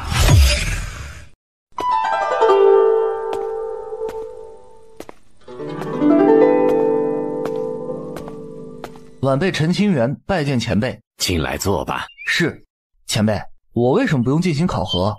是不打算让我成为道医学宫的学生，还是另有原因？从你捏碎那块信物木牌的那一刻起，就已经是道医学宫的学生了。前辈，您不是在与我开玩笑吧？你觉得呢？像前辈这样的大能，没理由与我一个晚辈开这种玩笑。只是我什么都没做就入学了，总觉得有些不自在。你确实没做啥，但有人替你做了。有人替我做了？请前辈解惑。免礼吧，先拜老夫为师，稍后再为你解惑。拜师？前辈，您应该很清楚我的来历，我已经有师傅了。老夫知道，200年前老夫与你师傅见过一面，聊到了你的事情。当时已经说明，若老夫与你有缘，可将你收为弟子，你师傅不会反对。当然，那是第一次与他见面，也是最后一次。你没骗我吧？老夫一大把年纪了，有必要骗你吗？哼，那可说不定。年纪越大越是人精，骗起人来根本找不到破绽。有道理。当初你师父来了一趟道医学宫，拿走了一块信物，他日只要信物破碎，便是你前往道医学宫的时候。原来如此。这是你师父当年留下的书信和玄清宗特殊的道印法则，拿去看看吧。里面刻画着玄清宗的核心秘术的道痕，那可是昔日清宗的不外传的大神通，即便是道医学宫也没办法造假。您若是不嫌弃晚辈资质愚钝，那么晚辈愿拜您为师。自今日起，你便是老夫的徒弟了。师傅，我还不知道您老人家怎么称呼呢。老夫叫做于晨然，道医学宫的副院长。您是学宫的副院长？低调低调。师傅，现在您能为弟子解答疑惑了吗？当年你师父，也就是上官荣，200年前来到了道医学宫。道友是谁？先打上一架再说吧。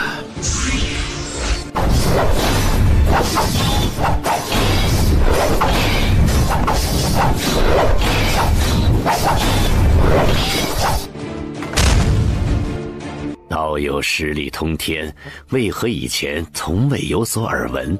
玄清宗你不知，那你可知地州的清宗？你是地州清宗的传人，道友来此应该有事情要办吧？想让道医学宫保护一个人。谁？我刚收的徒弟。道友的徒弟为何要我道医学宫来保护？能否细说？我要前往墨渊了。老夫保证，一定不会让玄清宗走向没落，也会好好照顾你的徒弟。以后那个孩子若是入了学，让他自行修炼，莫要干涉他修道之行。而且，那孩子因果很可怕，道一学宫存世的时间比起道友所在的青宗还要久远，不会惧怕什么因果。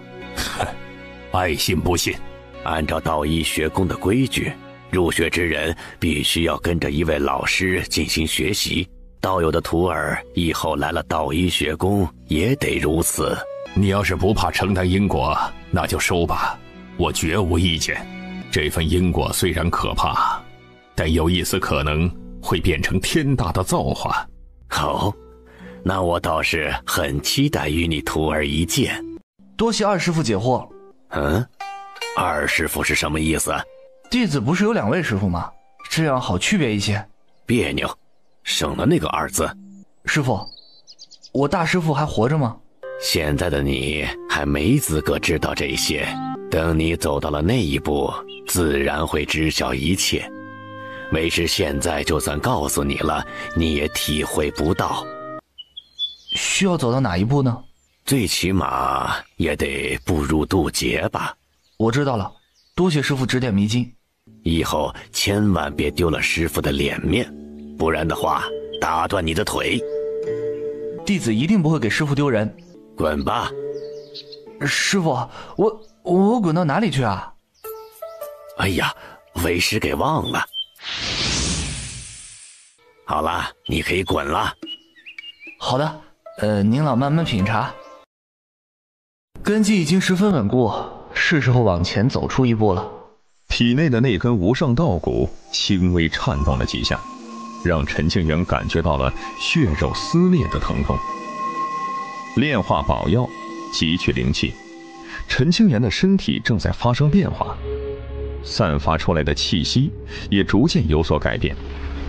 不久之后，陈清源的背后出现了一轮明月，由透明逐渐变得实质化了。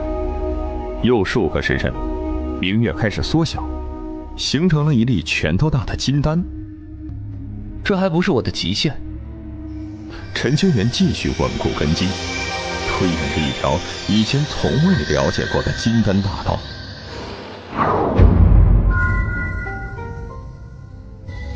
2颗金丹了。然而，这还不是陈清源的极限。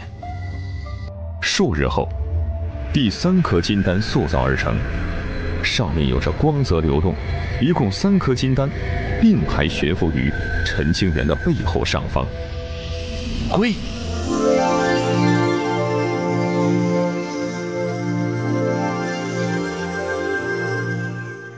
如果你没有达到我的要求，我还会再废你一次。为什么一定要我塑造出完美无缺的金丹根基啊？等到以后，你自会明白。陈清源正在努力地抵挡着金丹法则的压力，不能让道心有丝毫的动摇。这是塑造金丹品质的最后关头，只要有一步走错，100年来在天渊所受的折磨可就白费了。无数的压力朝着陈清源盖压而来，让他有一种窒息的感觉，身上的很多部分出现血痕，皮开肉绽。熬过去了，一切皆好。陈清源咬牙坚持着，吸取着虚空中的精纯灵气，施展着金丹大道的根基法诀。这一门法诀是红衣姑娘传授给他的，当初花了陈清源足足1年的时间才学会。在他的记忆中，天渊内的100年生活，前面90年都在奋力修炼，后面修为被废，又花了10年时间去修身养性，让以前学到的东西成为身体的本能。体内的3颗金丹不停地颤抖着，发出道音。陈清源本身的天赋和心性越高，那么金丹的品质也就越佳。3颗金丹的品质正在冲破枷锁，从下品到了中品，又很快跃升成了上品。想要让全部的金丹一跃而至地品，陈清源还需要慢慢的煎熬着，不可有丝毫的松懈。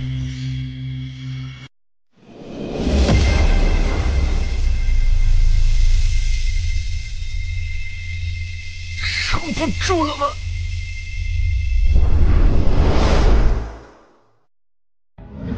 不行，我可不想再跟那个娘们相处了，太痛苦了。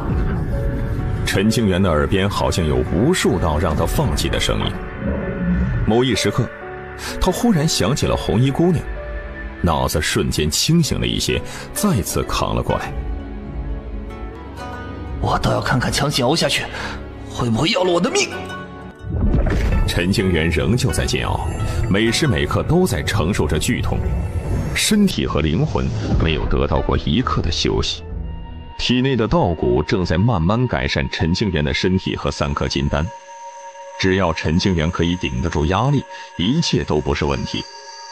老子宁愿死在塑造金丹的道路之上，也不想回去跟那个娘们待在一起了。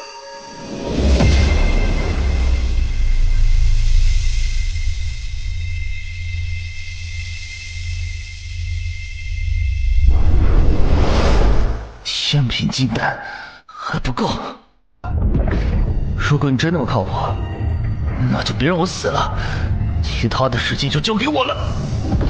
陈清源尝试着与体内金色道骨进行对话，打算奋力一搏。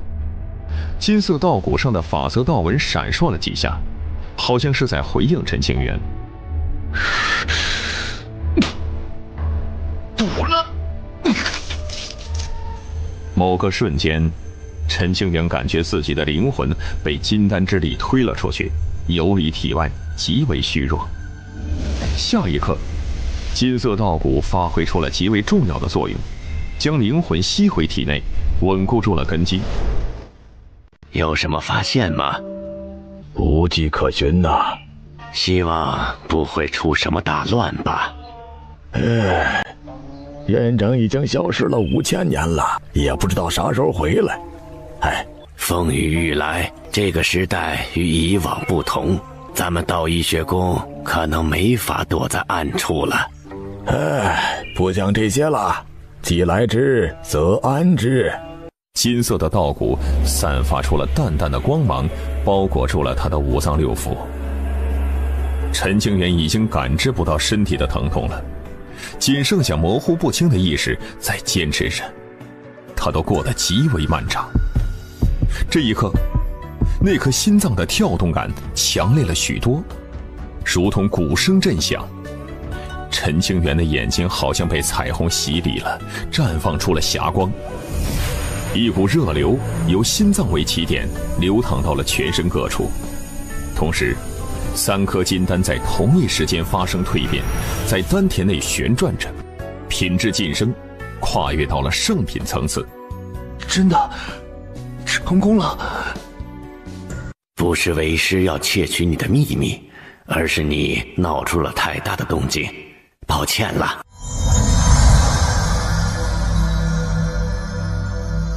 此时陈清源正在修复着伤势，也在稳固着金丹根基，所以没用那特殊的玉镯进行遮掩。3丹同力，圣品无缺，这小子还是人吗？青宗的功德，这是落到你的身上了吗？前辈，我不服。他为何不需要参加考核？而且按照学宫的规矩，北荒时节与学宫无缘，不可入学。道医学宫办事，用得着向你解释吗？不用，我只是觉得此人没有参加考核，难以服众啊。又不是我不想参加考核，关我啥事啊？你想怎样？我想和他切磋一下，若他能胜我，甘愿认输。陈清源，你的看法呢？他不服气，关我屁事儿。阁下这是怕了。切，我为什么要跟你打呀？你给我一个理由。证明你有资格成为道医学宫的人，让我们心服口服。对，你没参加考核却能入学，我等不服。陈清源，你被列为北荒10杰之一，还可进入道医学宫，这本就违背了规矩。不过只要你有这个能耐，我等肯定没有什么话说。我不需要证明自己，反正我已经入学了。你要是不爽的话，可以去找道医学宫的高层表明情况。你居然连与我一战的勇气都没有，有什么资格成为道医学宫的弟子？你以为我跟你一样蠢吗？打赢了你对我有什么好处？跟你一战那是我给你的机会，可是我不想给你机会，你能奈我何？你2句话就想让我跟你打一架，脑子有问题吧？你身后还有那么多人，要是谁都看我不爽便要一战，我岂不是得累死呀？再说了，打赢了我，那就意味着可以踩着我进入道一学宫，你觉得这种机会是免费的吗？你这话是什么意思？你是真蠢呢，还是装出来的呀？我再给你一次拜入学宫的机会，你总得付出什么代价吧？啊，我若输了，这个位置让给你，也能得到一些好处安慰自己。他这话说的好有道理啊，我居然无法反驳。你想要多少？那就看你喽，这可是道一学宫的入学机会，不知道在你的心里有多高的价值。陈清源这小子怎么跟个老狐狸似的，没一点年轻人的热血骄盛之气啊！我喜欢这小家伙，不傻啊。难怪于副院长提前收了这小子为徒，起码不是一个吃亏的主。不过这小子能答应吗？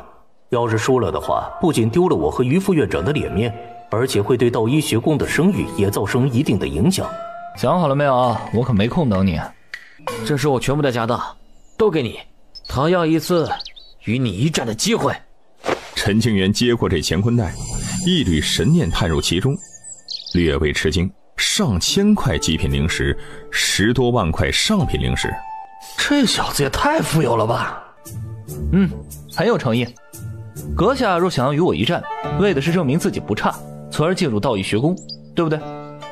对。既然是证明自己，那就肯定要表现优异，所以你我同境界一战，才能展现出孰强孰弱。依你所言，不愧是当代天骄，豪气。这家伙是真蠢呐！修为高也是你自己修炼的，为啥要同境界一战呢？嘿，得了，上当了。又不是朋友间的切磋，谈什么同境界一战？这种举动就是给对手机会，太过愚蠢。看来王家把他照顾得过头了，修炼了几百年，还是一副初出茅庐的样子，不懂得世间险恶。若是依靠着修为上的优势，王庆还可能扬眉吐气，现在可就不好说了。来吧。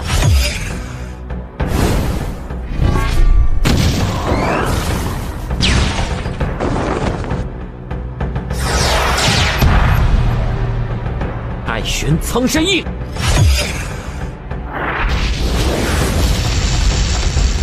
本来还想和你玩一会儿，谁知道你这么着急啊！嚯！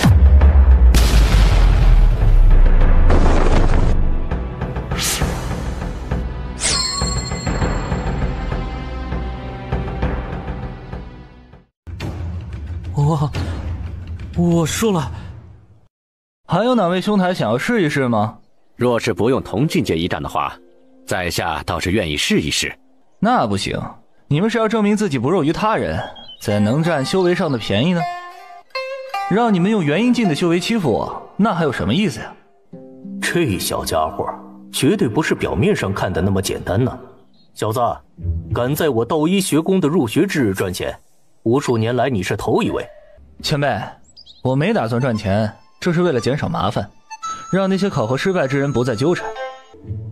现在没了麻烦，弟子愿将意外得来的灵石上交给前辈。学宫还没有那么小气，你自己收着吧。此子打的一手好算盘啊！真要上交，为何不直接给学宫呢？知行，你与阵法有缘，入镇极殿；莫言营入炼丹房；田雨欣入傀儡殿。道一学宫一共有7脉，分别是主脉、剑堂、镇极殿、炼丹房、傀儡殿、树门以及福宫。这丫头天赋极高，可惜选错了师傅。你们觉得宋丫头可以挺多久？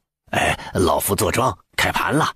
赵一川是道一学宫的首席讲师，其实力之强仅次于2位副院长。曾经有不少妖孽之人想要成为赵一川的徒弟，可是扛不住赵一川的修行方式，全部都改投其他支脉了，或者直接退出了道一学宫。严厉这个词语最能诠释赵一川这个人。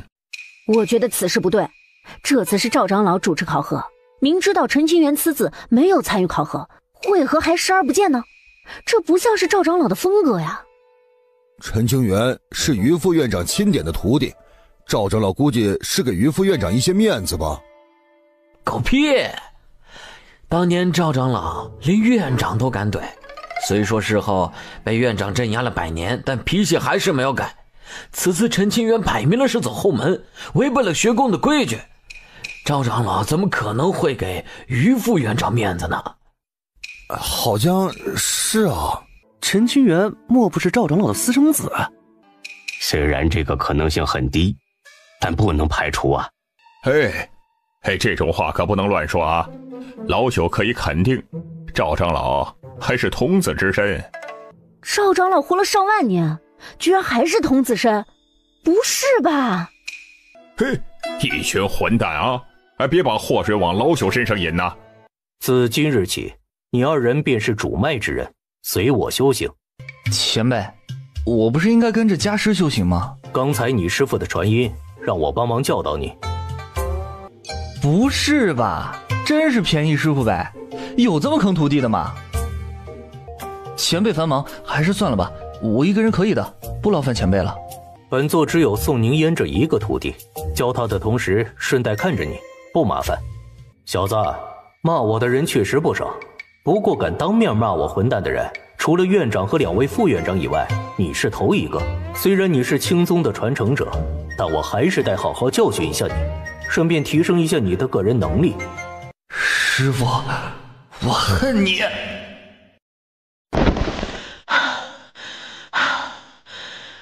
终于到了，过来喝杯茶不？第一次请你喝茶，免费。真差劲儿。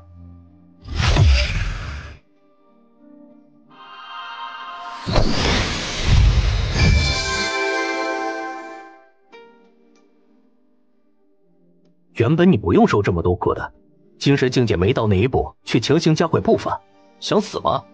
弟子有错，请师父责罚。当你达到了我的要求，才有资格成为我的徒弟。我知道你来到医学宫是为了什么，若你的心境如此不稳，还是趁早打消这个念头吧。小子，你看起来很悠闲呢。没有。准备好了便自行登塔吧，后面的路程我不会再出现了，走到哪一步全看你们自己的本事。若是坚持不住，只需要捏碎这枚玉佩便可离开古塔。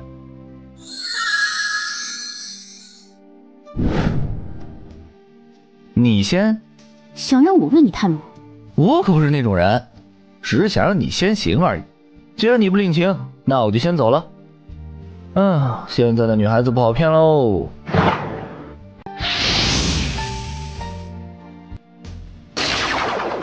后天境的修为，陈清源的修为全部被压制住了。同样处于后天境，他感知不到体内金丹的存在了，仿佛有一股极为恐怖的力量斩断了金丹因果。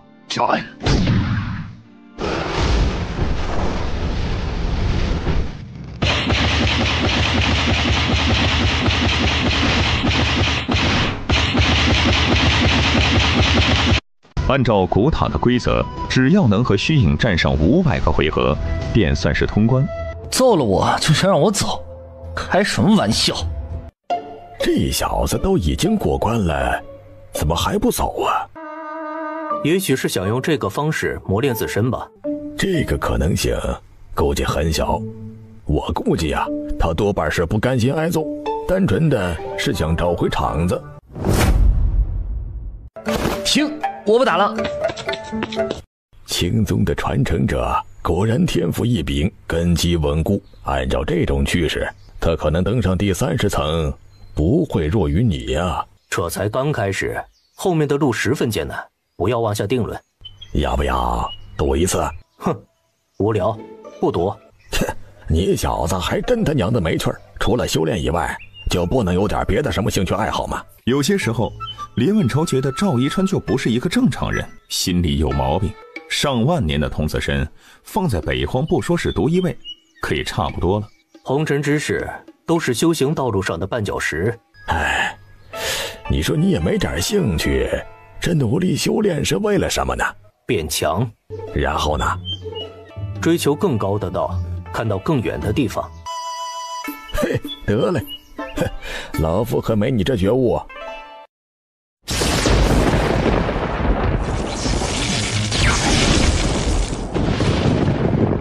魔气已经露出了大阵，最多2年就要控制不住了。我等已经尽力了，还是没法解决。以本座来看，魔窟之乱已经止不住了。趁着现在还有一些时间，赶紧整理各自的资源，带着宗门搬迁到其他的星域。怎么办呢？若有哪位道友愿意进入魔窟一试，兴许可以解决眼下的难题。这祸事是你天域宗惹出来的，要进入魔窟也是你们进入，难不成还想让我等卖命吗？哎，诸位道友，请息怒啊，我们不是这个意思呀。那是什么意思？一开始天域宗若是说出魔窟之事，趁着魔窟尚未壮大之际，肯定很简单便能处理了。发展到了现在，魔窟已经没法解决了，天域宗不想办法弥补，反倒还让我等进去送死，简直可笑。莫要以为当年给了各宗一些好处，便可洗刷天域宗的罪过，那些好处只是赔偿，掩盖不了天域宗的愚蠢行为。请听本座说几句话，只需要将这颗镇界灵珠放在魔窟的最深处，便能加强法阵，拖延时间。届时本座便可前往北荒的核心区域，找来顶尖大能。颇有一丝希望，谁敢去，无论成败，愿赠至宝，感激不尽。为什么秦宗主不肯进去呢？本座自知实力不足，难当此任。这些年，天域宗在魔窟捞了不少的好处啊。他娘的，天域宗占了天大的利益，如今玩砸了，却想让我等来解决问题，真是气人。上次天域宗便说将全部的资源分给了各门各派，现在看来就是一个笑话。诸位，可愿一试？秦宗主的手笔虽然大，但一入魔窟，十死无生。再多的好处，咱们也无福消受。哼，送死的事情，老子可不会去干。我去。宗主，您怎么来了？有些事情，总得有人去做。您乃我玄清宗的顶梁柱，不可有任何闪失。不行。我意已决。不可以。如果宗主真要这么做的，便让我去吧。我死了，对玄清宗造成不了太大的影响。可您要是出了事儿，玄清宗必将大乱。宗主，家里都已经安排好了，就算我回不来了，也不必担心。那也不行，您是一宗之主，岂能冒生命危险？林宗主真要以身犯险？哼，如果秦宗主不相信的话，可以跟着本座一起进去瞧瞧。本座自知能力较差，那倒没这个必要。待会儿直接回去，我要逗留于此，免得被人惦记。我若死后，董师弟可以暂任宗主之位，你便安心留在宗门，以后成为护宗长老吧。师兄，林宗主大义，我等自愧不如。愿林宗主凯旋。林宗主，我入魔窟不是为了你们，是浮流星域的芸芸众生。生活在这片疆域的生灵是无辜的，不能因为某些蠢货的行为而遭受苦痛。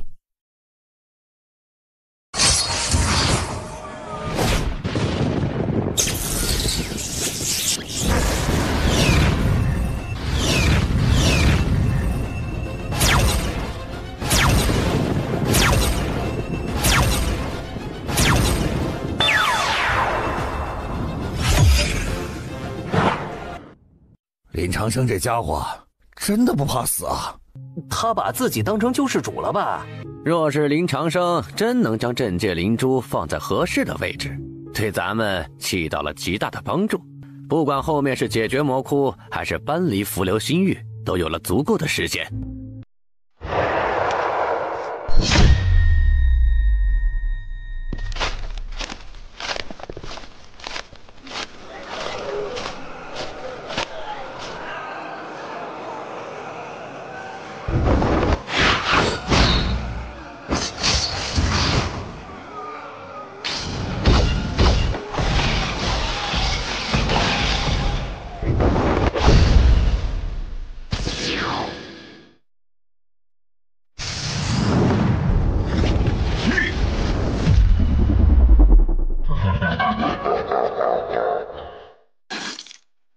失败。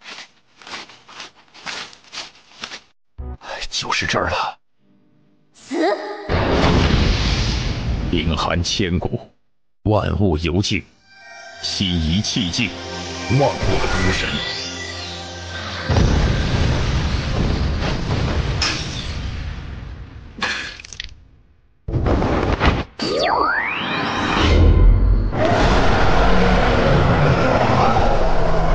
要死了吗？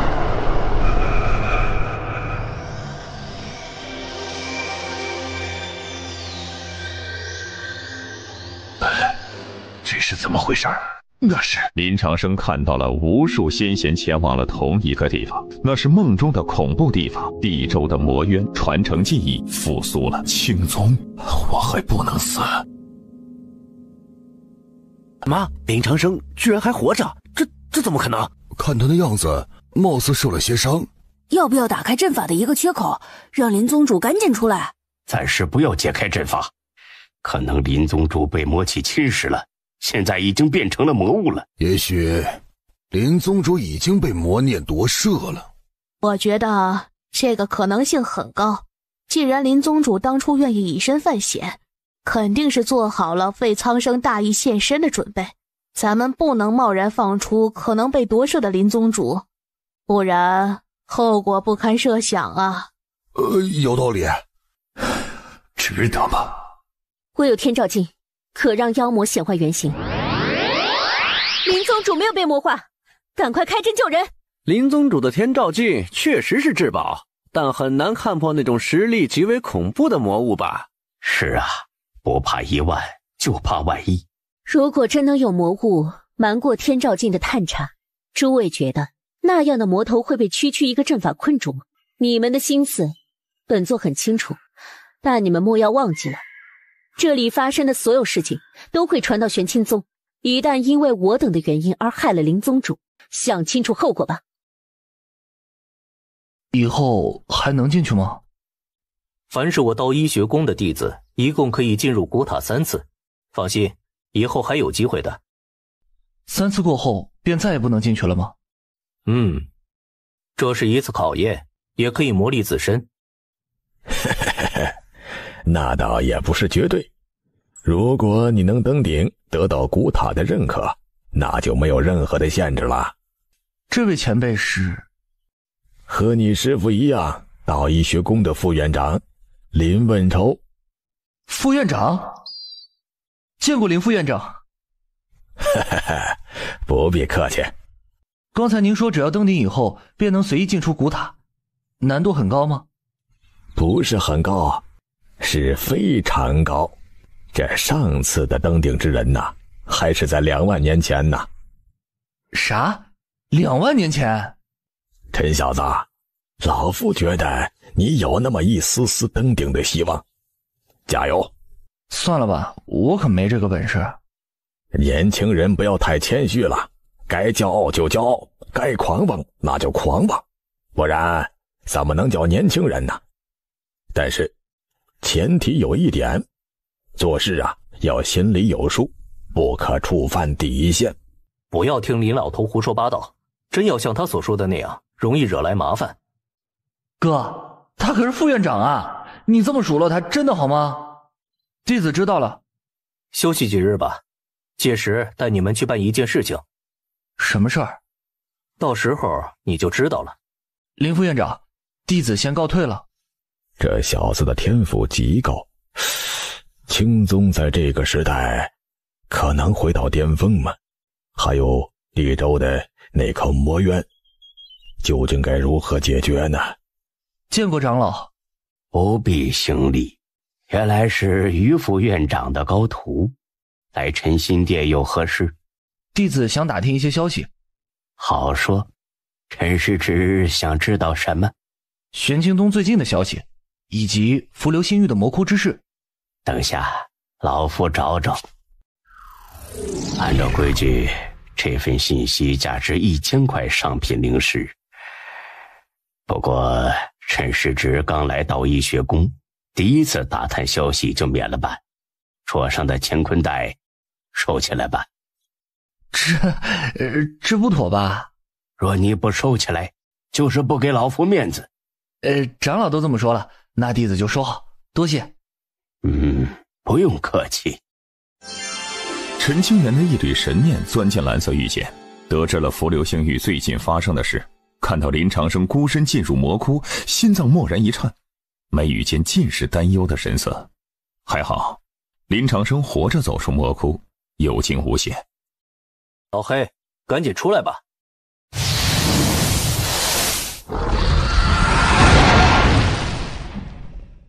躺好，给你换药。赵长老，这个是院长养的宠物。啥？宠物？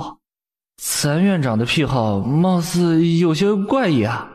院长消失了很多年，老黑一直没能离开这片区域，真是为难他了。当年院长担心黑蟒到处惹乱子，便将其关在了这儿。某一天，院长突然离开了道医学宫，下落不明。黑蟒被封印在这处空间，身上刻下了特殊的烙印，没法离开。只有当黑蟒自身变得足够强了，才能破开身上的枷锁，离开这片区域。黑蟒每隔一段时间便会尝试着冲击这片空间法则，事后搞得一身伤。那确实是为难黑前辈了。用不着可怜老黑，还是可怜一下自己吧。老黑，这2个小娃娃是我道医学宫的新弟子，今天带过来是想让你调教一下，顺便打发一下无聊的时间，有点乐趣。知道了。只要没死人，怎么折腾都行。好好磨砺一下他们，不要手下留情啊。好。赵长老，我觉得没有这个必要吧。我一个人能好好修行，用不着开小灶。老黑啊，这小家伙很调皮啊，你都照顾他一下。前辈，咱能不能商量一下，下手轻点？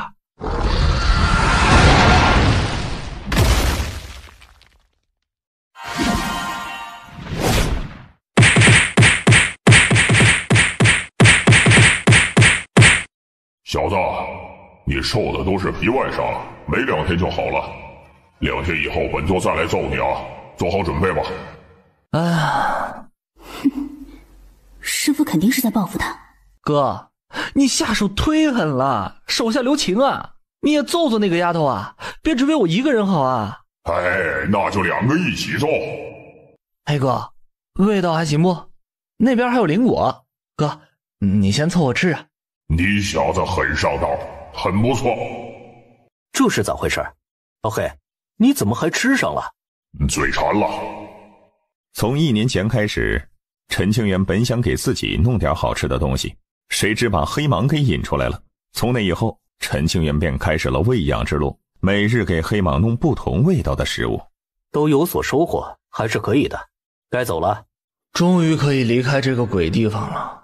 黑哥，我得走了，这是我全身上下所有的好东西，都给你。老弟啊，前些天委屈你了，哥向你赔个不是啊，可千万莫要记恨呐。没关系，要不是黑哥的相助，我的实力不可能提升的这么快，我感激还来不及呢，哪能记恨呢？啥也不说了，你以后要是遇到啥麻烦，打不过就暂时躲着，等老哥我出关以后，我带你找回场子。好，就这几年的时间，陈清源你小子就将老黑忽悠成兄弟了，这也太离谱了吧！不行，不能让老黑被洗脑了，赶紧将陈清源带走。黑哥，等你出来之后，我带你吃遍天下美食。真的？当然是真的啦，咱们可是兄弟。真好，早要是遇到你就好了。早遇上陈清源，你被他卖了还乐乐呵呵的替他数钱呢。老黑的心智也太不成熟了，必须好好教导一下了，不然太容易上当了。不错，看来这些年你收获不小。还行。师父，您喊我过来是有什么事儿吗？让你去办一件事情，前往东土。东土？师父，我去那儿做什么呀？天下5域分为地州、北荒、西疆、南域、东土，每一域囊括了成千上万的星域，每一个星域则有数以万计的星辰。很久以前，梅氏欠了东土一位高宗的人情，数日前，那位高僧捏碎了2界信符，传达了一个消息，需要为师的帮助。你既然是为师的徒弟，理应帮为师偿还这份人情，对不对？师傅，您老人家欠的人情，让弟子去还，是不是有些不妥呀？你这是不想帮为师的忙吗？弟子不是这个意思啊，只怕自身能力不足，弄巧成拙了。这一点你就不用担心，你只要去了，便肯定能帮上忙。而且此事有你前去，事半功倍。我一个金丹期的修士，不至于吧？就这么说定了，不容反驳。清源最懂事啦，乖。您哄3岁娃娃呢？具体是什么事儿啊？能说说不？等你去了就知道啦。师傅，咱不能这么坑徒弟吧？什么叫坑徒弟？为师这是为了你好。你觉得弟子会信吗？为师的良苦用心，你以后自然会清楚。今天准备一下，明早就出发吧。这么快？事情紧急，时间宝贵，不可拖延。东土遥远，可能会碰到很多麻烦，您老人家不给一点防身的宝贝吗？出门历练要依靠自身的本事，若是多了防身的宝贝，起不到魔力的作用。您这也太抠门了吧！师傅，弟子走了。一路平安。师傅，我真走了，您会想弟子吗？你小子没完没了了是吧？孩子，此行前往东土，对你和钦宗都有极大的帮助。表面上，于晨然没有给陈清源任何护身法宝，暗地里却留了一道本源法印在他的身上。一旦陈清源遇到了生命危险，本源法印必会激活，为其护道。于晨然没告诉陈清源，是想让陈清源尽可能的靠着自身的能力去解决麻烦，这样才能提高实力，得到魔力的效果。你若能得到东土那群老和尚的支持，未来就算身份暴露，生命也不会受到太大的威胁。虽然我有私心，但对佛庙也有好处。此次佛庙若能抓住机会，说不定能获得功德金光，培养出一位真正的肉身真佛。施主可是道一学宫之人？是。道一学公子会派遣一个金丹境的弟子过来。贫僧道尘，不知施主如何称呼？陈清源，家师于晨然。原来是道一学宫于副院长的高徒。学宫就让陈施主一个人来吗？对。陈施主，请随贫僧前往天虚宝寺。主持，他来了。见过诸位高僧。贵客临门，无需多礼。这位施主名为陈清源，乃是道一学宫于副院长的徒弟。原本众僧以为于琛然会亲自走一趟，再不济也得派遣一名精通学宫妙术的顶尖长老。陈清源的到来让他们感到很疑惑，以及一丝被敷衍了的感觉。于施主做事很有分寸，此举定有深意，诸僧不可妄念。是。陈施主，请一步，令师可有话让你转达？哦，有一个东西。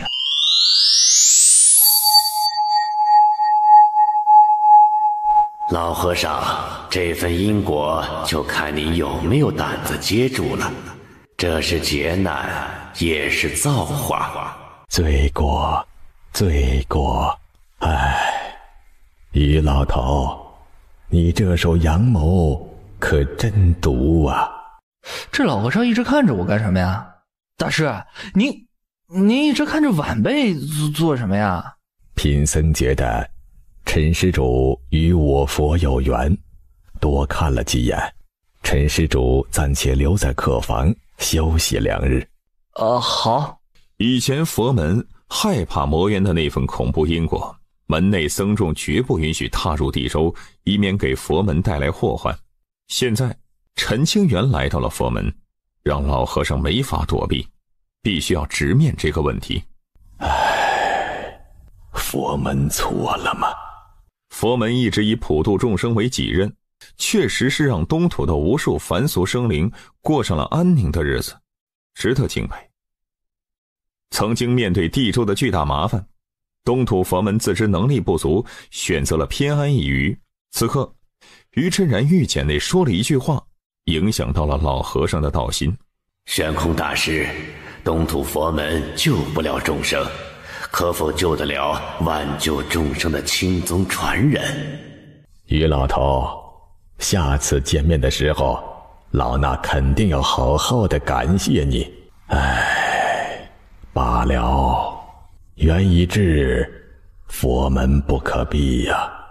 除了青宗因果的这缘由外，佛门内部也不太平。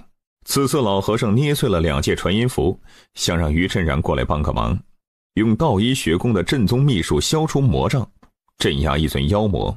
佛门论因果，若可借用陈小施主身上的一缕青宗之威，必可将那魔头镇压。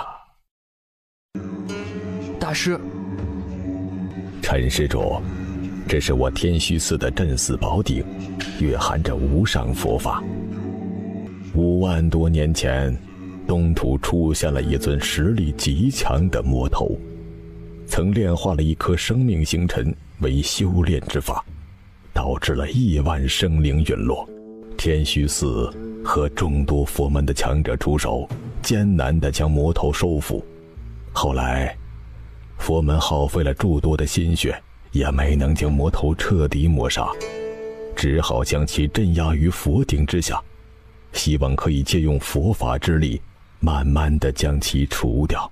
但可惜那魔头的肉身虽毁，但魔念依然存于佛顶之内。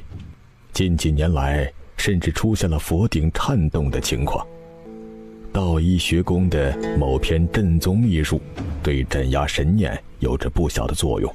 本来佛门是想请令师出手，可谁知阴差阳错，让陈施主来了。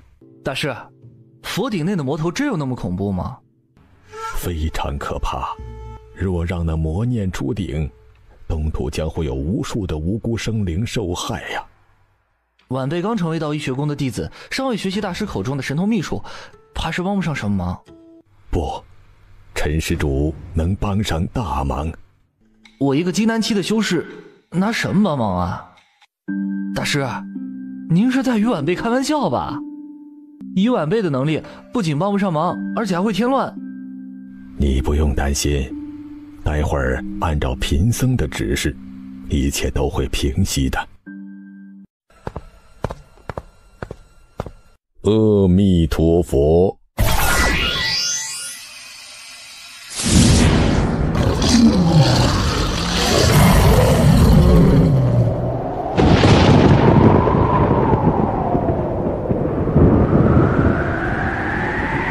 妖孽，贫僧已经知晓你的意图，不会让你祸害世间。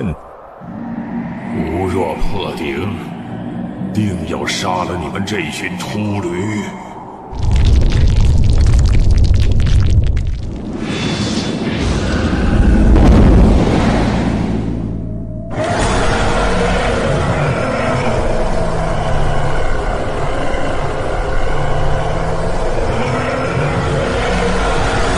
好可怕的家伙呀！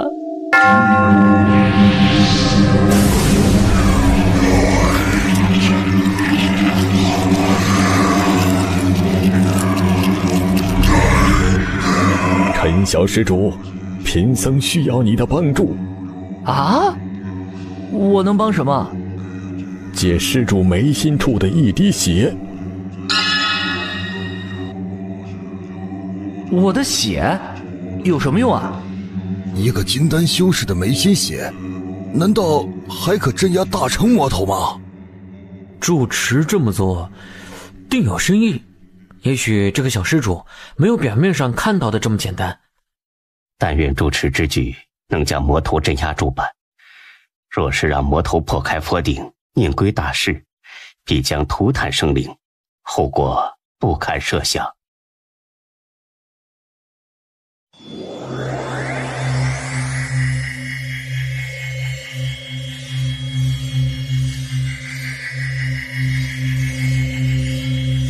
去！小施主，接下来贫僧说什么，你便说什么。拜托了。好。台清之台，灵法归心，驱邪镇魔，护身平世，三灾无极，六道戒法。没。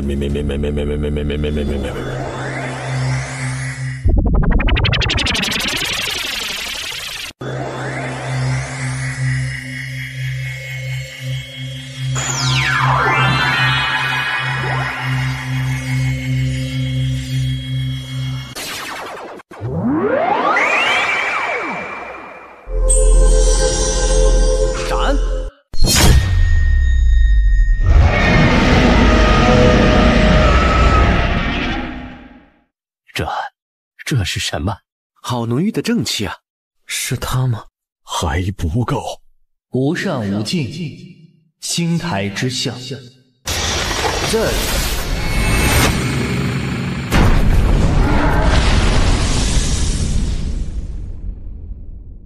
是他。他曾与佛门先祖论道，折服了100位禅师。古籍曾言，他曾立于9天之上，单手镇压古宗圣主，翻掌击败大教老祖，一生难觅对手。阿弥陀佛。主持，佛门难安。唉，普度众生，济世救人。佛门以前错了，但现在由贫僧掌道，不可错上加错。老衲有罪，心念不达，请住持责罚。罚你入世10年，不可使用佛法，以凡人俗僧之身，体悟人生百态。是。今日之事，若无许可，不可外传，不可议论。违者，废除修为，逐出佛门。遵法旨。孩子，你该醒了。大师，魔头已经被镇压了吗？默念一回，不留祸患。此次能解决这件事情，多亏了陈小施主的相助啊。我啥也没干呀。你来了，便够了。大师，我刚才好像去了一个很难描述的意识空间，这是怎么回事？待到以后，小施主就会知道了。什么情况啊？好吧，大师，鼎内的魔头是怎么被镇杀的？小施主与我佛有缘，慧根极高，借用小施主的眉心血，足可将妖魔镇压。哦，这样啊。与佛有缘，难不成佛门想要收我为弟子，譬如什么佛子之类的身份，所以这些老家伙的态度才突然转变了？这个可能性很高啊！赶紧离开这个地方，我才不想当和尚呢。小施主，你现在身体较为虚弱，慢些走。小施主，走这么快做什么？大师，您老实跟我说，是不是想让我当和尚？如果小施主有这个想法的话，当然可以。我可没这个想法，当和尚多累啊！每天起那么早，诵经念佛，想想就头疼。而且还有这么多的戒律，不能喝酒，不能吃肉，还不能近女色啊！唉，那真是可惜了。即便陈清源想入佛门，老和尚也没那胆子收啊。故意说出这种话，就是为了逗一逗他，顺便与陈清源聊聊天，拉近关系，缓解气氛。大师，此事已了，我能走了吗？不急，多留几日吧。小施主此次消耗了不少的精神力，需要好好的休息。佛门不会强迫我成为和尚吧？那倒不会。小施主请放心吧。哦，那就好。贫僧老了，不太懂年轻人的心思，所以接下来便由道臣招待小施主吧。好好陪着陈小施主，不可怠慢。是。陈施主，请。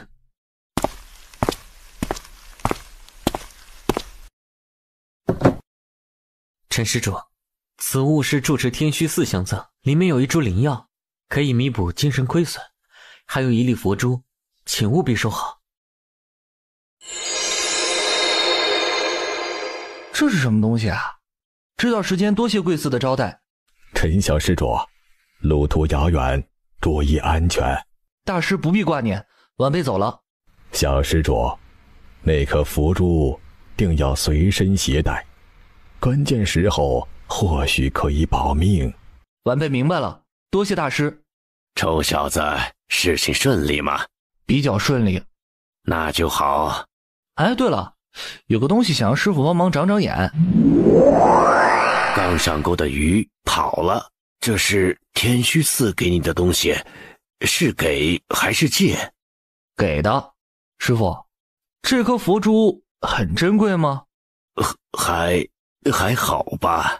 既然是天虚寺给你的，那就收好，不到万不得已不要显露出来。是，师傅，您还没说这佛珠是什么东西呢？上任天虚寺主持的舍利子，天下仅此一例。什么？上任住持的舍利子蕴含着一世的佛法，其珍贵程度根本就没法用世俗之物来衡量。以前这颗舍利子被放在佛顶之下，用来稳固阵法，封印魔头。现在佛顶内的魔头已经被彻底消灭了，老和尚决定将这颗舍利子赠予陈清源，以此护佑陈清源，结下一段善缘。这东西也太珍贵了吧！师傅，要不咱还是还回去吧？还什么？这可是当世少有的极道之宝，留着。要不这颗佛珠放到您这儿来？我没这个福分。您都没有，那我有吗？你有，傻小子。佛门赠你极道佛珠是你的造化，也是佛门的造化。你如果还了回去，反倒是得罪了佛门。啊？想不通就别想，以后自然就懂了。反正你只需要记住一件事情，佛珠要留在自己的身上，不可轻易显露。弟子谨记。去休息吧。是。这老和尚真是下了大手笔啊！这是要把佛门与清宗绑在一块儿啊！一荣俱荣，一损俱损。佛门当然也有私心，多半想借此机会在地州占据一席之地。毕竟佛门虽说在东土有着极大的影响力，但是在其他疆域就显得没那么重要了。上任住持的舍利子所化的佛珠，足可以培养出一位顶尖的佛门高手，且还有诸多的妙用。师傅，我想回玄清宗一趟，可以吗？按照学宫的规矩，你现在其实不能回去，不过为师身为副院长，给你破个例还是可以的。哈哈哈。谢谢师傅。早些回来就行。师傅，我想去看一下院长的宠物，行不行啊？这事儿不难，你拿着这枚符印便能入内。师傅真好，以后您要是身体不行了，我肯定好好伺候您。滚滚滚！黑哥，我给你带好吃的回来了。老弟，老弟，你对我实在太好了。没什么，应该的。对了，赵一川前不久来了一趟，说了你的坏话。说什么了？他说你是一只小狐狸，狡猾成精，让我不要被你的外表骗了。兄弟，你会不会骗我？当然不会了，咱们可是兄弟，情同手足。张长老肯定是嫉妒咱俩的关系，所以才说我的坏话。有道理，不过我是一条蟒蛇，好像没有手足。黑哥，下次我再来看你啊。行，回去的路上小心点，要是遇到麻烦了，保命为上啊。等哥哥我出关以后，把欺负你的家伙全都揍一顿。哎，好嘞。北仓新域的地界，看来很快就能回家了。来都来了，要不去找找吴君言？玄清宗陈清源特来拜会吴家。稍等。见过陈公子。请进。陈公子来我吴家，所谓何事？一直没看到吴君言，难道他不在府中？5年前君言便离家了，据说去往了三河星域，具体情况未知。去了三河星域？既然如此，那么晚辈告辞了。喝杯茶再走吧。啊，不用了，多谢。金丹气息，气血浑厚，此次哪怕重新修炼，也是当时顶尖的天骄。老吴，这可不是我不肯与你一战，而是又一次错过了。你们是？慕容姑娘，你怎么在这儿？这里可是北仓星域，能有本姑娘不知道的事情吗？我的意思是，慕容姑娘是来找我的吗？有事吗？那，还你的钱。怎么只有这点？说好的3000呢？最近囊中羞涩，先还你这么多，下次见面再补上。你可是慕容家的嫡女，怎么可能这么穷呢？唉，家里都快揭不开锅了。看咱们相识一场，还个本钱就行了。从现在开始，咱们两不相欠。那可不行。还钱乃是慕容文熙的一个借口，这要是不用还了，那以后还怎么有正当理由去寻找陈清源呢？我欠下的债当然要还清，若是欠债不还，岂不是有损我的名誉？好吧。还剩2000，先欠着。放心，这辈子我肯定还给你。钱我收下了，该回去了。哎，等等，本姑娘这么远跑过来还钱，你不请我喝杯茶吗？当年你不是要与吴君言约战吗？怎么突然间消失不见了？不告诉你。切，爱说不说。吴君言前往三河新域，知道具体的原因吗？不清楚。东夷宫的那件事你知道了吗？10多年前，据说有一人闯过了东夷宫的燕雪城秘境，被封为圣女了。所以呢？那个人是白希雪，你曾经的红颜知己。哦，你不意外吗？与我何干呢？哎，你什么时候这么八卦了？看来你真的放下过去了，甚好。没别的事儿，我可就走了。坐着，老娘还没说完呢。哎，您老继续说，我洗耳恭听。你不是有个兄弟叫做寒山吗？最近关于他闹出了不小的事情。哦，老韩怎么了？其他人或许很难查出来，但本姑娘费了一些心思，摸到了一点线索。算我欠你一个人情，快说吧。你可知人灵星域的四圣宗？听说四圣宗是人灵星域的顶尖势力，一共4脉，分为主脉和3个支脉，其内有顶尖大能坐镇，底蕴深厚。寒山很可能是四圣宗主脉之人。什么？难道老韩真有不俗的背景？数百年前，四圣宗的主脉因为争权而发生了不小的动乱，导致不少人死去，包括主脉家主的嫡子。不过事情好像没有表面上看到的那么简单。数十年前，四圣宗的一些隐卫来到了咱们这偏僻的角落，一直在搜寻寒山的生平事迹。隐卫打探情报的时候，被慕容家的探子发现了。一开始我没在意，可是后来发生了一系列的事情，我发现了有趣的东西。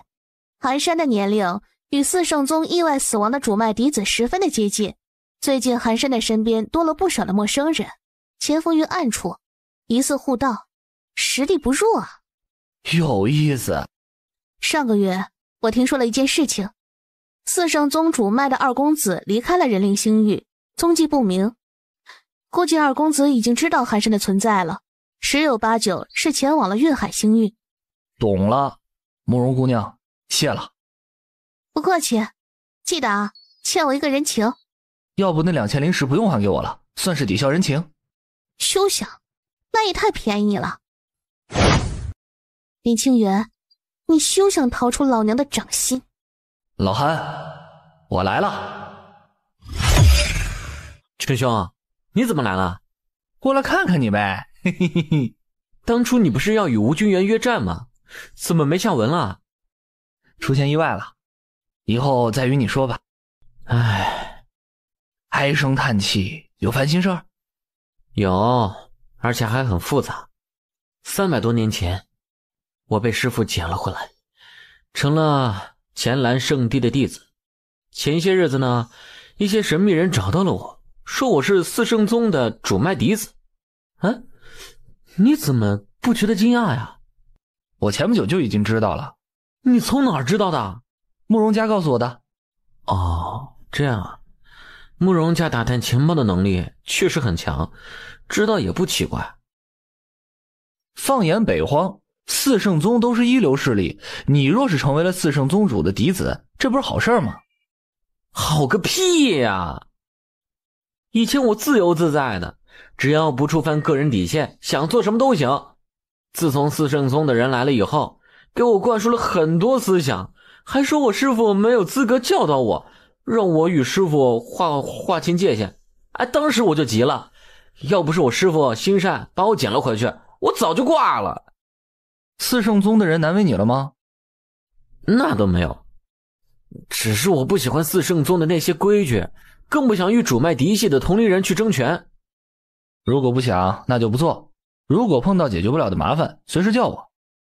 叫你有屁用啊，那可是四圣宗啊，据说里面有顶尖的大能坐镇，而且还不止一个。不要怕，只要你受了委屈，我肯定给你摆平了。你就吹牛吧。我听说四圣宗主脉的二公子可能要前来找你，你自己小心点。我知道了。来，老韩，这个你拿着。子母玉佩。如果碰到了不可解决的麻烦，你也随玉佩，我会在最短的时间内赶到。行，那我先收着了。老陈，你突然变得这么关心我了，这让我有点不适应啊。要不你揍我一顿吧，不然我有点不安心。滚蛋！话说回来，我是真碰到了大麻烦了，肯定是关于四圣宗，你真能解决问题吗？能。聊了这么久，我该回去了，下次见面该你请我喝酒喽。一定。小师弟，你已经重修到了金丹境巅峰，不可思议啊！这才多少年呢？不愧是小师弟，哪怕重新修炼也同样天资不凡。怎么没看到大师兄啊？约莫15年前，天域宗弟弟的魔窟即将发生动乱，大师兄孤身犯险，暂时镇压住了魔窟。虽然大师兄活着回来了，但也受了较重的伤势，至今闭关不出，情况未知。大师兄肯定不会有事儿的。小师弟回来了。大师兄，为兄还在闭关，暂时还不能和你一面。师兄，你还好吗？一切都好，不用担心。道医学宫收下你了吗？收了，而且我还成为了副院长的徒弟。于副院长愿意收你为徒，那你就努力修行，切莫丢掉了于前辈的脸面呢。我会努力的，师兄放心即可。清远，师兄，怎么了？你肯定有事瞒着我，不只是你，还有道医学宫的师傅。等你真正长大了，你自然就清楚了。又是这种话。好好待在道医学宫吧，可莫要四处招惹麻烦。是，师兄。去吧，小师弟啊，这可能是你和师兄的最后一次见面了。林长生打算再闭关个几十年，便起身前往地州的魔渊。这是他身为青宗传承者的宿命，不可推卸的责任。有着传承技艺的洗礼，林长生的修为与日俱增，现在已经快要破开大成境界了，且不用历经渡劫，水到渠成。前辈，陈公子怎么有空来此？前不久晚辈去了一趟东土，给前辈带了几壶好酒。谢谢公子。前辈客气了。东土乃是佛门的地界，佛门没有为难你吧？没有。没受委屈就行。如果我受委屈了，前辈难不成还会帮我找回颜面吗？若佛门欺你，老朽愿意拿着这把破剑踏平佛门金寺，与佛门的那群秃驴好好聊一聊。前辈放心，我没受欺负，不至于如此。晚辈来此有一事相求。公子请说。天狱宗地底的魔窟，前辈您知情吗？知道，老朽不会去解决魔窟之事。为何呀？时机到了，自会有人去解决。况且老朽已有万年没有出手，不会为了一个小魔窟而断了悟道之路。好吧，是晚辈叨扰了。陈公子放心吧，小小的魔窟而已，成不了气候。等到时机成熟，魔窟之祸定能解决。真能解决？如此便好，多谢前辈告知。你现在应该是道义学宫的弟子了吧？是，前辈连这都知道。坐了一段时间之后，陈庆元说出了道别之语。没想到玄清宗的现任圣主能觉醒传承，天赋不错呀。据说北荒时节的吴君言和长孙倩准备约战。老吴，半年后一战，算上消息传达到这里的时间，估计也差不多了。听说长孙小姐看上了吴君言，想要立下赌约，若是这一战获胜，便要吴君言入赘。这么劲爆的事儿，我要是不能亲眼见证，岂不是人生一大遗憾？可是师傅说要尽快回去，这就有些麻烦了。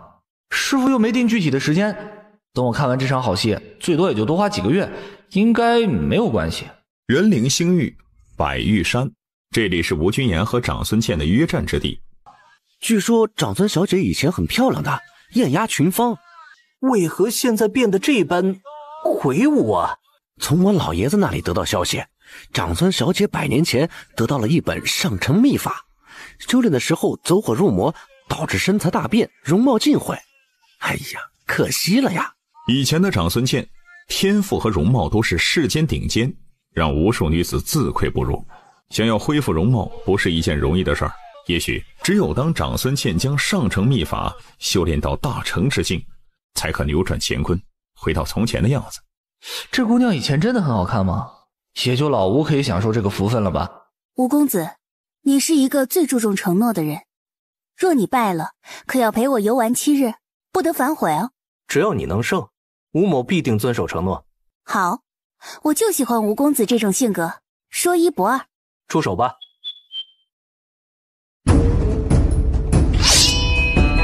小心了。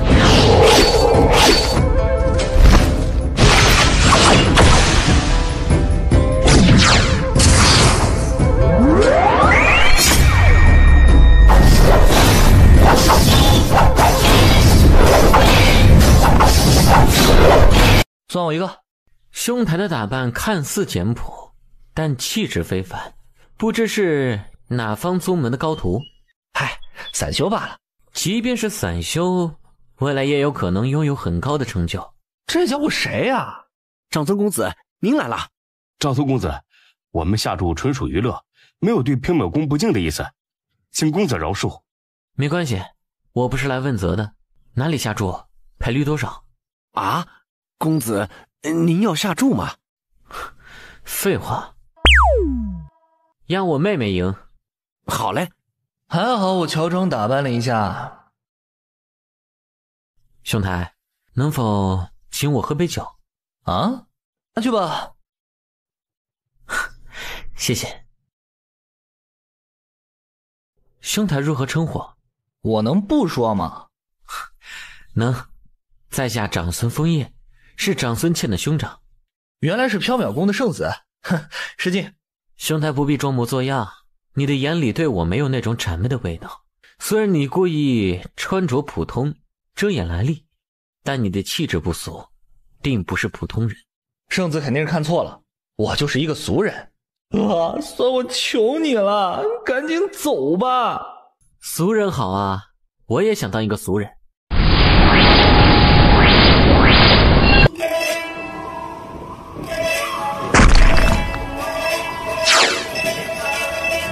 你败了，从今往后莫要来烦我。我不是一个信守承诺的人，这辈子我肯定要缠着你。吴君言，你跑不了了。走吧，别站在这里丢人了。哥，我一定要追上他。就你现在这副模样，谁能看得上你啊？哥，吴君言看我的眼神很平淡，跟其他人不一样。只要我能打动他的内心，他肯定不会在乎我的容貌。而且，等我的修为更进一步，肯定能恢复从前的模样，不会委屈了他的。你不嫌丢人，我都嫌丢人。走了。吴君言的剑术，同辈之中难寻敌手啊！长孙小姐如此彪悍，居然输了。嗨，此战的结果呀，恰恰证明了长孙小姐这样的人物，只有吴公子才能降服啊！老吴，别这么大火气啊！你还好意思来见我？不怕我杀了你吗？如果你真想杀我，刚才就不会那么温柔了。哼，既然来了，那就了结那场尚未解决的约战吧。等等，如果我想违背诺言，何至于来找你呢？上次你也看到了，非我所愿，我也是被逼的。我生平最讨厌背信弃义之人。陈清源，我真的还能再相信你吗？老吴，你怎么被缥缈宫的长孙小姐给缠住了？你们之间发生了何事？不想告诉你。我有件事情想问你，你是不是学过玄清宗的道术？何出此言？你与长孙小姐一战的时候，我感觉你的剑术中蕴含着一丝玄清宗的道义。哦，你确定吗？你要是不介意的话，可以凝聚出一道剑意，让我细细观察一下。我介意。口是心非的男人。老吴，你的剑术应该不是出自于吴家吧？跟谁学的？不可说。据传在你年幼的时候，仙鹤落于吴家地界，将你带走。难道你有什么难言之隐吗？我还不够强，没资格说出幼年时那段过往。行吧，别想那些糟心事儿了。老吴，当年的约战没能完成，我有很大的责任。今日既然碰到了，要不咱们做个了结？现在没这个心情，下次见面再说吧。你想好了，这可不是我爽约了，是你自己不想打。说真的，我觉得长孙小姐对你一片痴心，要不你就从了她吧。滚！听说长孙小姐以前艳压群芳，只是因为修炼出了岔子才毁了容。老吴，你肯定不是重视容貌的肤浅之人。对于我而言，爱情之事乃是绊脚石，对于修行没有半分好处。那你的人生可真是无趣啊。话说回来，长孙枫叶这个人你怎么看？深不可测。具体呢？他是很多人公认的十阶之首，修为可能已经智化神境，远超同龄人。十阶之首确实不简单呢。前不久我去缥缈宫邀战长孙茜的时候，听到了一些消息。想不想听啊？说，我听着。长孙枫叶一直在调查你的消息，他对你很感兴趣。当时北荒十杰的新名单出来的时候，你仅有着天灵境的修为，似你这种情况，古籍中从未有过，这是先例。除了长孙枫叶以外，还有不少人想寻到你的踪迹，把你击败，将你的名头给摘下去。我短时间内肯定不会露面，让他们找去吧。老吴，我先走了。我觉得咱们很快就能再见了。师父，你还知道回来呀？弟子稍微耽误了一些时间，请师父责罚。确实该罚。哎呀，真是嘴欠呐！你去找一下赵长老。师父，赵长老公务繁忙，不必麻烦他了吧？快去。见过赵长老。有件事让你去办，陪着宋丫头走一趟，前往三河星域的天河。天河星域？去那里做什么呀？解决一件俗事。年轻人嘛，应该多历练。让你陪着宋丫头走一走，也算是对你的一种磨砺。我能拒绝吗？不能。具体的事情宋丫头会告诉你的。小子，这一趟可不太平，做好心理准备啊。别愣着了，说说啥事儿吧。我是天河星域古族宋家的人，从小就被家族秘密培养，目的只有一个，与其他势力联姻，巩固家族地位，提升家族实力，从中获取利益。天河星域的宋家，来头不小啊。这次我回去，就是想斩断这份因果，恢复自由之身。这件事情的难度不小。你若是怕了，大可不必相随。我师父和赵长老都发话了，想不去也不行。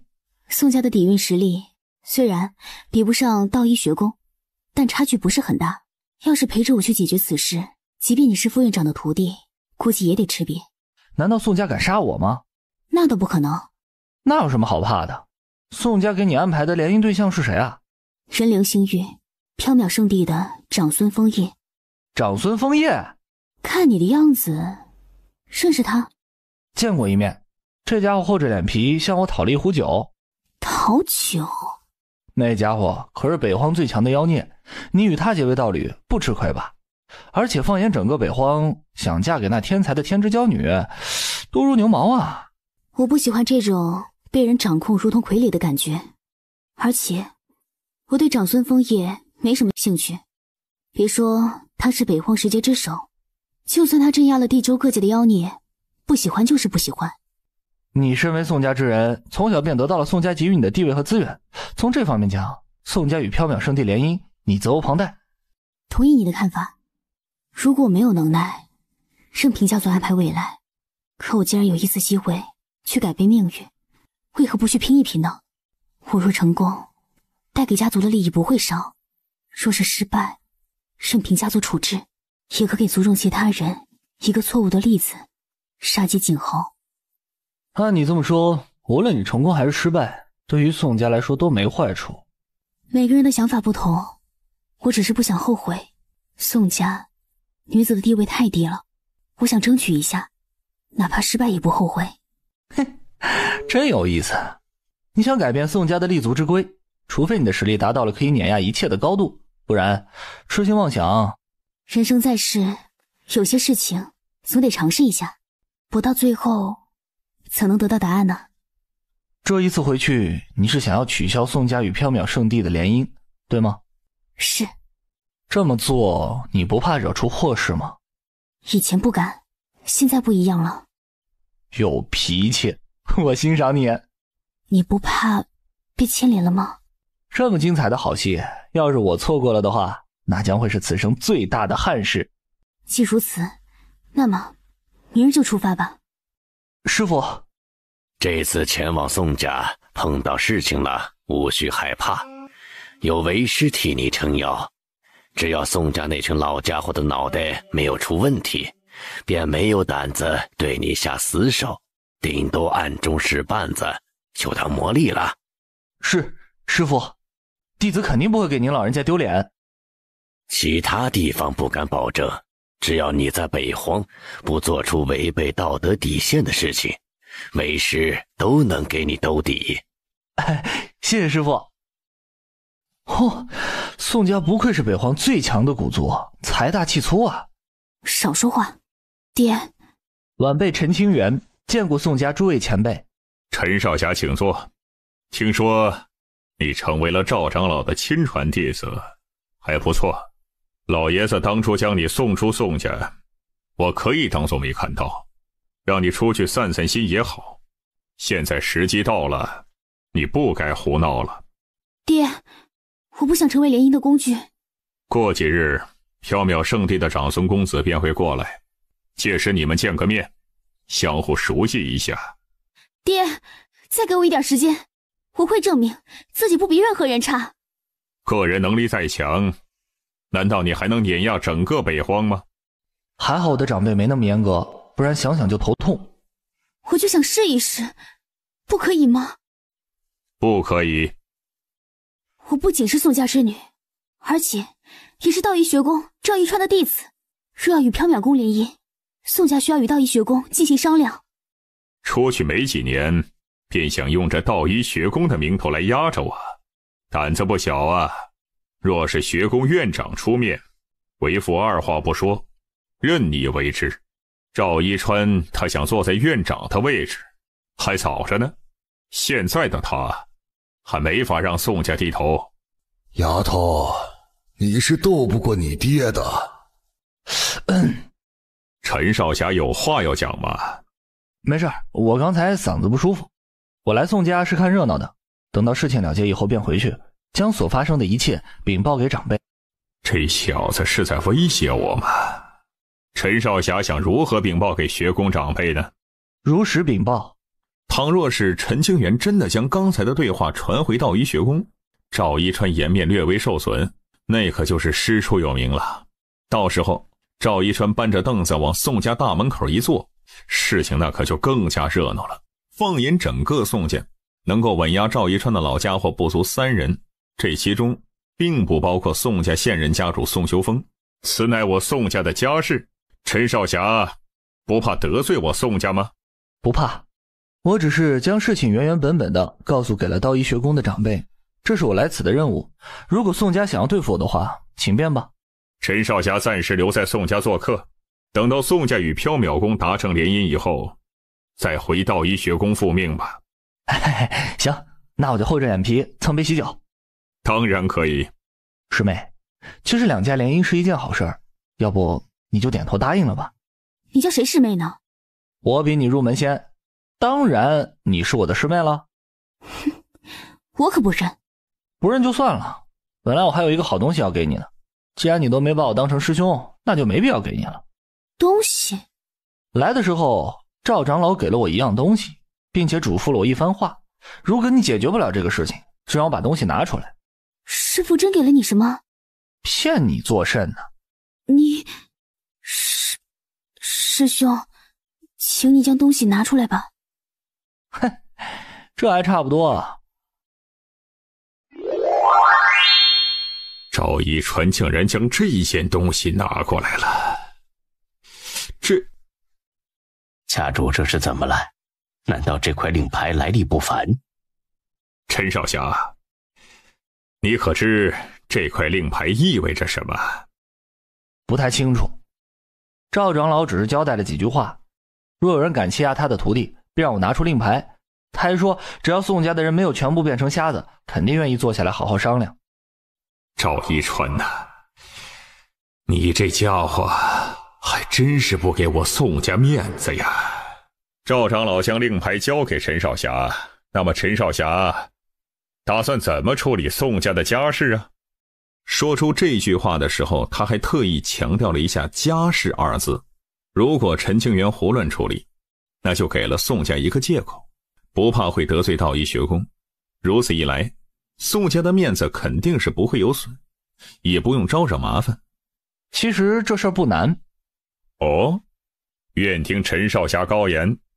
两家联姻乃是喜事，能成自然最好，不过成与不成，总归得问问当事人的意见。过几日缥缈圣地的长孙公子来了，让长孙公子与我师妹认识一下，单独相处一段时间，如果双方能生出情愫，皆大欢喜，若是有缘无分，不可强求。陈清源这家伙办事能力不弱呀。宋家以为如何？便依陈少侠所言，两家联姻能否成功，皆看年轻人之间的缘分。我爹这是同意了？不然呢？出来混，如果没有绝对的实力，总得给双方留下点面子，不能将事情闹得太僵了。苏师妹，如果你不是生在宋家，就你这一根筋的性格，很容易得罪人呢。你呢？难道这辈子没得罪过人？活在这个世上，谁没得罪过人？我虽然得罪人，但我活得依然很好，不像你没长脑子，做事莽撞。哎，我告诉你啊，想要生活在这个世界上，少点麻烦事儿，该向长辈低头就低头，该撒娇就得撒娇，反正不是外人，也不会掉块肉。虽然没脑子，但是其他地方倒是挺有料的。喂，什么呀？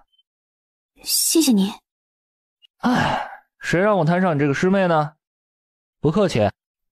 算了，看在你大老远跑过来帮我的忙，我就不跟你拌嘴了。爹，这下事情不好办了，您老处理吧。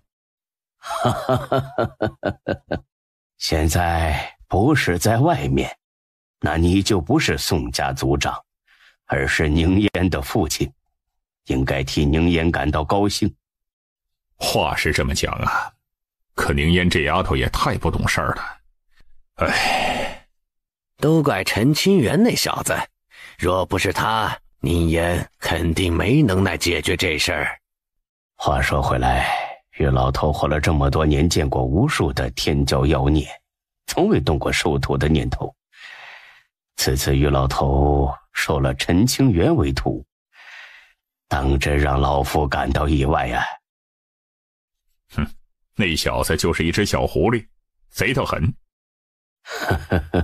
能被于老头看中的人岂能普通？爷爷、爹、娘、二叔，爷爷知道你的想法，不愿成为家族的傀儡。你爹虽然严厉，但对你极好，为了你的婚事精挑细选，不至于让人受了委屈。人灵星域缥缈圣地的长孙枫叶，那可是当世有名的天骄，你若连他都看不上，整个北荒怕是无人能入得了你的眼了。我知道长辈们都对我很好，也很清楚身为宋家之女应该要肩负起相应的责任。若我没有本事，虽然心中不满，也绝不违背家族的意志。既然我有一些天赋，就想挣扎一下，希望爷爷和爹爹能理解。爷爷当然能理解你了，你的叔叔和婶婶也能理解。至于你爹，他就是一个老顽固，估计不懂你这丫头的心思。爹，求你了，给女儿一次证明自己的机会吧。如果女儿没能达到你的要求，以后再也不敢叛逆，任由爹爹安排未来的人生。也罢，让你折腾一段时间吧。谢谢爹。哎，这眼泪都糊到我身上了，一边去。丫头，爷爷记得你从未向你爹撒过娇吧？这是陈清源那小子教给你的办法吗？是。老夫对这小子越来越感兴趣了，安排个时间，让老夫与他见个面吧。算了，还是老夫亲自过去瞧瞧。你小子办事有些不靠谱。老伯，您啥时候来的？老朽刚来一会儿，修剪一下客店花园的草木，打扰到公子休息，还请见谅。无碍。哎，听说公子昨日让家主吃瘪，果真是少年英雄啊！前辈莫要调侃，我对宋家族长十分的崇拜，哪敢行不敬之举？哎，这事都已经传开了。老朽虽然是府中的一介下人，但也有所耳闻。前辈若是下人，估计宋家的大部分人都不敢使唤您老吧？何出此言？老前辈，真是爱与晚辈开玩笑。宋家底蕴深厚，放眼望去皆是臂力之景。不说其他的东西，就说老前辈脚底下踩着的那块玉砖，放在外面乃是价值连城之物。按照老前辈所言，您即使是府中的一个下人，也不应该有如此打扮。昨日我从宋府大门走来，侍女皆着的金缕玉衣，守卫皆穿灵光宝甲，何其气派。退一万步来说，宋家若是还有一些不受宠的下人没能得到族中的恩赐，也有这个可能。但是不受恩宠的下人绝不可能被派遣到客院来修建园林。宋家乃是北荒的古族之首，哪怕是一个下人也代表了宋家的脸面，怎会让一位穿着如此朴素的老人家过来？这岂不是自打脸面吗？这小子说的貌似有道理啊。有理。陈公子不妨再猜一猜老朽的身份，做得到吗？有奖励吗？你若能猜得出10之7八，当然有奖励。其实您老的身份不难猜。你说。老先生，您刚才说家主因为我而吃瘪，说出这句话的时候，您的眼神十分的平淡，没有一丝一毫的敬意。再加上您老常年年居高位的气质，多半是宋家的核心人物，敢肆意谈论家主之事，又无一丁点的敬意，估计权力不低于家族。据晚辈所知，宋家族长乃是人中豪杰，偌大的家族仅有那几位不出世的老祖才能稍微压了宋族长一头。晚辈猜的是否属实？你小子厉害。估计是昨日晚辈在大殿上的无礼之举引起了老前辈的兴趣，今日才屈尊于此。您老为了掩饰身份，特地弄了这么一身装扮，真是难为您了。晚辈陈清源拜见前辈，若有失礼之处，请前辈原谅。你小子，算了，请老朽喝杯酒，就原谅你了。请前辈喝酒，乃是晚辈的荣幸，请进。浊酒一杯，请前辈莫要嫌弃。哎，就有些差。不过你这个人嘛，倒是很有趣。嘿嘿，晚辈就是一个俗人，没啥有趣的地方。能被于老头收为徒弟，你小子怎么办到的？这个不太好说，有些复杂。没关系，老朽有的是时间，你知道什么就说什么。这也太赖了吧！关于我拜师的前因后果，告诉前辈也没关系。不过您之前不是说有奖励吗？拿去吧，就当老朽给你的见面礼了。多谢前辈。说起拜师这件事儿，那就得扯上我的另外一个师傅了。接下来的这一段时间，陈清源大致地讲述了一下前因后果。宋文仙一边耐心地听着，一边皱起了眉头，越听越觉得奇怪。伏流星域地处偏僻，其内的一流势力即便再强，坐镇者也顶多就是渡劫期的修士。区区渡劫修士怎能寻到道一学宫的地址，而且还能与身为副院长的于老头交谈？这不是扯淡吗？小子，你那个大师傅叫上官荣，对吧？哦，对。行吧，今日暂且聊到此刻，过几日老朽再来找你。前辈慢走。爹，您要出门？有件事情我觉得不简单，想去弄个明白。你用不着亲自出门吧，随便派遣哪位族老就可以了。放心，你老子我虽然年纪大了，但老当益壮，还没到寿命将亡的地步。再说了，我这是要去道一学宫调查事情，除了我和几个老家伙以外，学宫会给宋家其他人面子吗？那好吧。宋老头怎么来了？老于，很多年没见面了，我带了几壶好茶过来。别套近乎，有事说事儿。咱们都是老朋友了，没必要搞得这么生疏吧？听说你收了一个新徒弟，好奇来问一问。这事儿啊，老于啊，你不是没心思收徒吗？怎么会突然改变主意了呢？我愿意，你管不着。那我换一个问题，玄清宗真的只是一个普通的宗门吗？还有那位数百年前找过你的上官荣，是寻常修士吗？茶虽好，但少了几分玄妙的味道。哼，这可是我宋家最好的茶水了，你的嘴也太刁了。喂，你真不肯告诉我吗？宋老头，你走吧。老子这么好的茶放在北荒都是一绝，这老小子居然还觉得少了几分玄妙之意，肯定是故意找茬。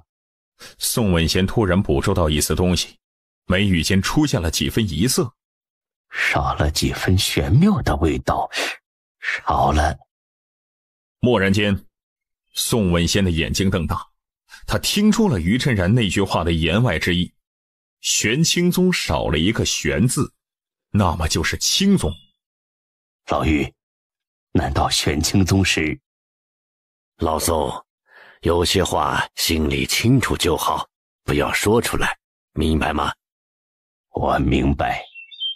走之前给我留点茶叶，虽然不是很完美，但还过得去。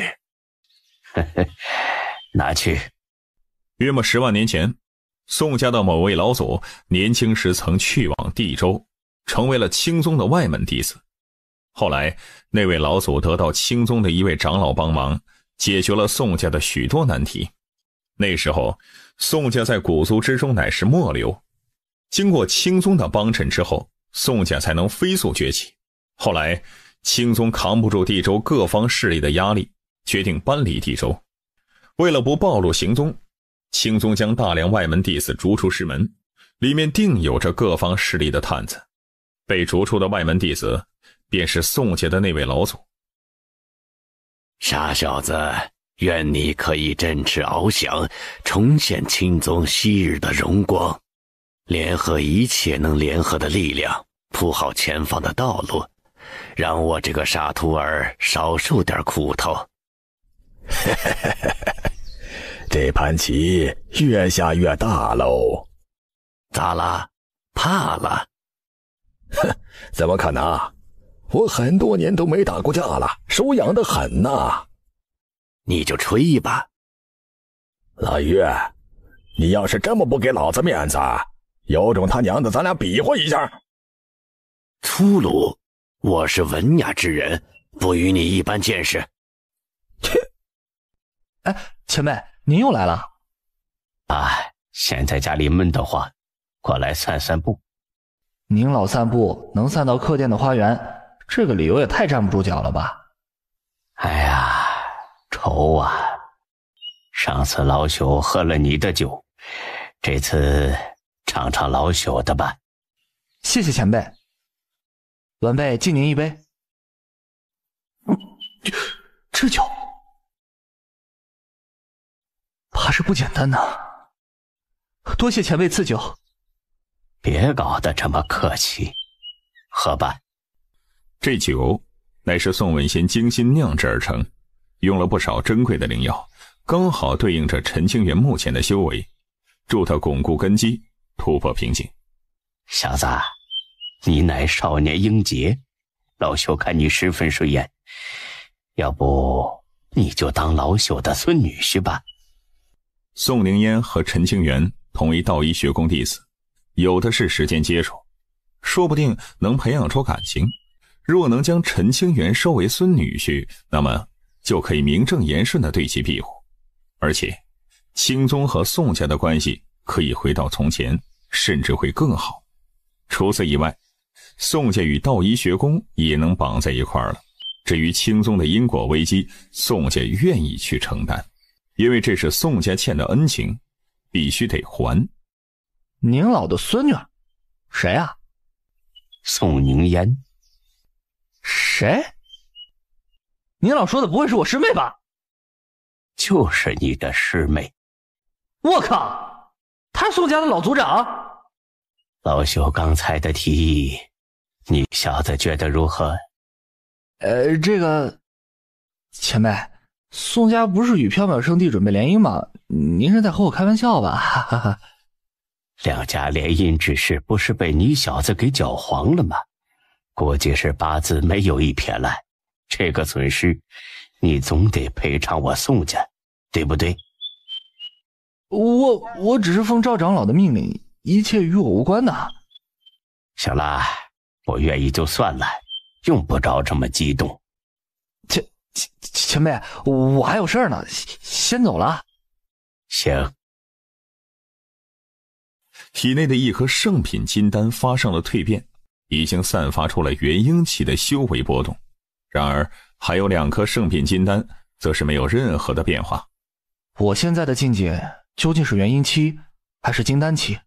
接下来的几天时间，陈清源将修为稳固住了，对外他已经是元婴初期修为了，实则是处于金丹与元婴之间的特殊境界。若是有缘的话，两家联姻，共同发展；若是无缘，宋家与缥缈圣地同样也可达成同盟的关系，不会因为小辈婚事而受到影响。能与宋家结为盟友，这是我缥缈圣地的一大幸事。咱们总得照顾一下年轻人的感受啊，未来是属于他们的，不可强行逼迫。宋族长此言很有道理。宁言，你尝试着与长孙公子相处一段时间，家族已经退了一步，你不能再任性了。长孙公子远道而来，宁嫣定会好好招待。小女子宋宁嫣见过长孙公子。宋小姐，公子乃是贵客，不如让我带你四处转转。行，那就麻烦宋小姐了。听说陈清源正在宋家做客，是否属实？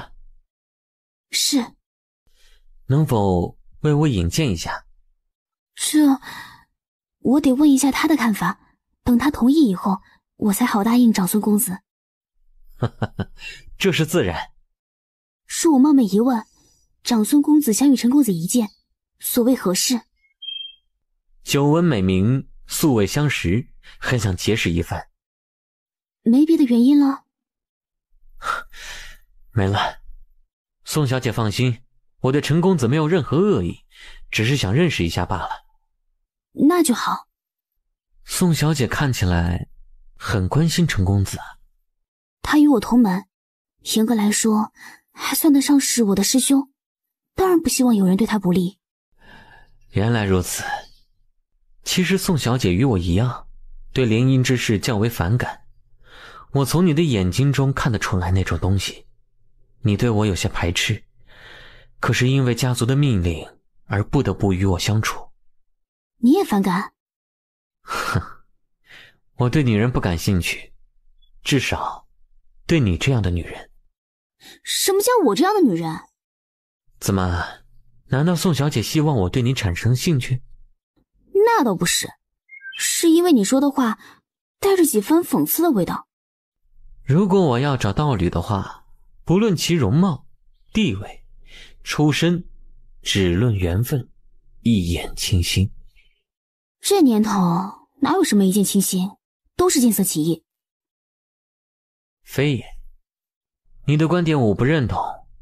肉体上的交欢不过是兽性，根本算不上倾心。我所追求的乃是灵魂上的归属，只需一眼，我便知那人就是我所等待的他。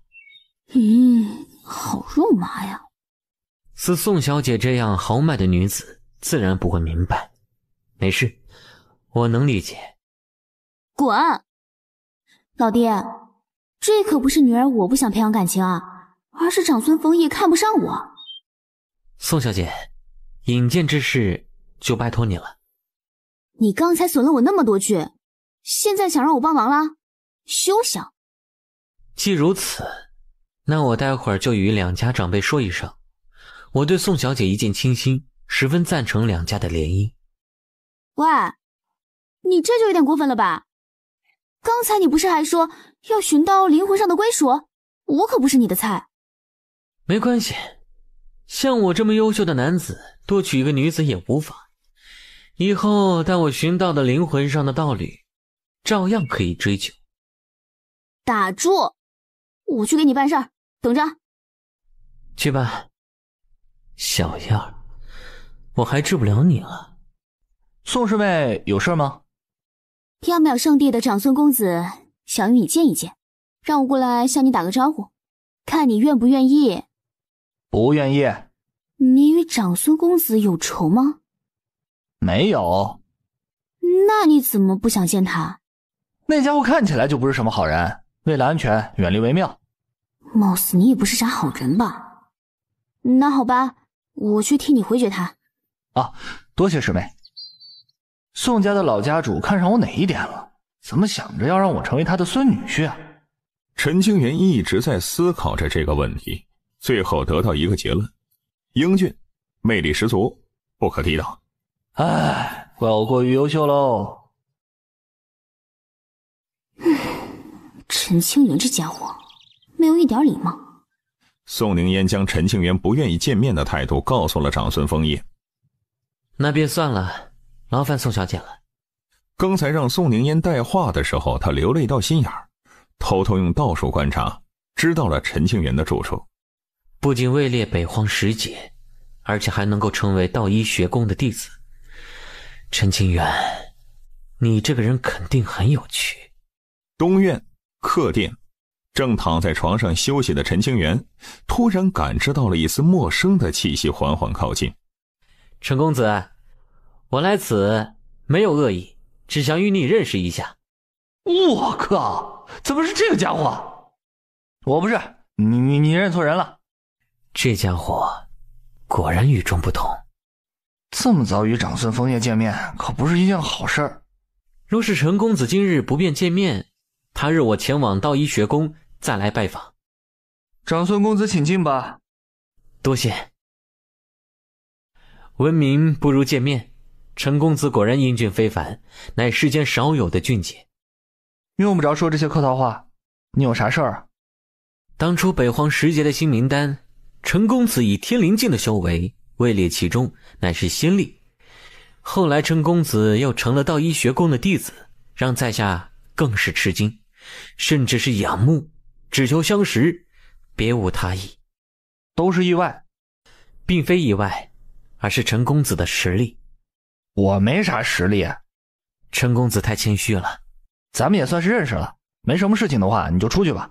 据我所知，长孙公子现在应该要与宋家小姐培养感情而不是跟着我待在一起，对吧？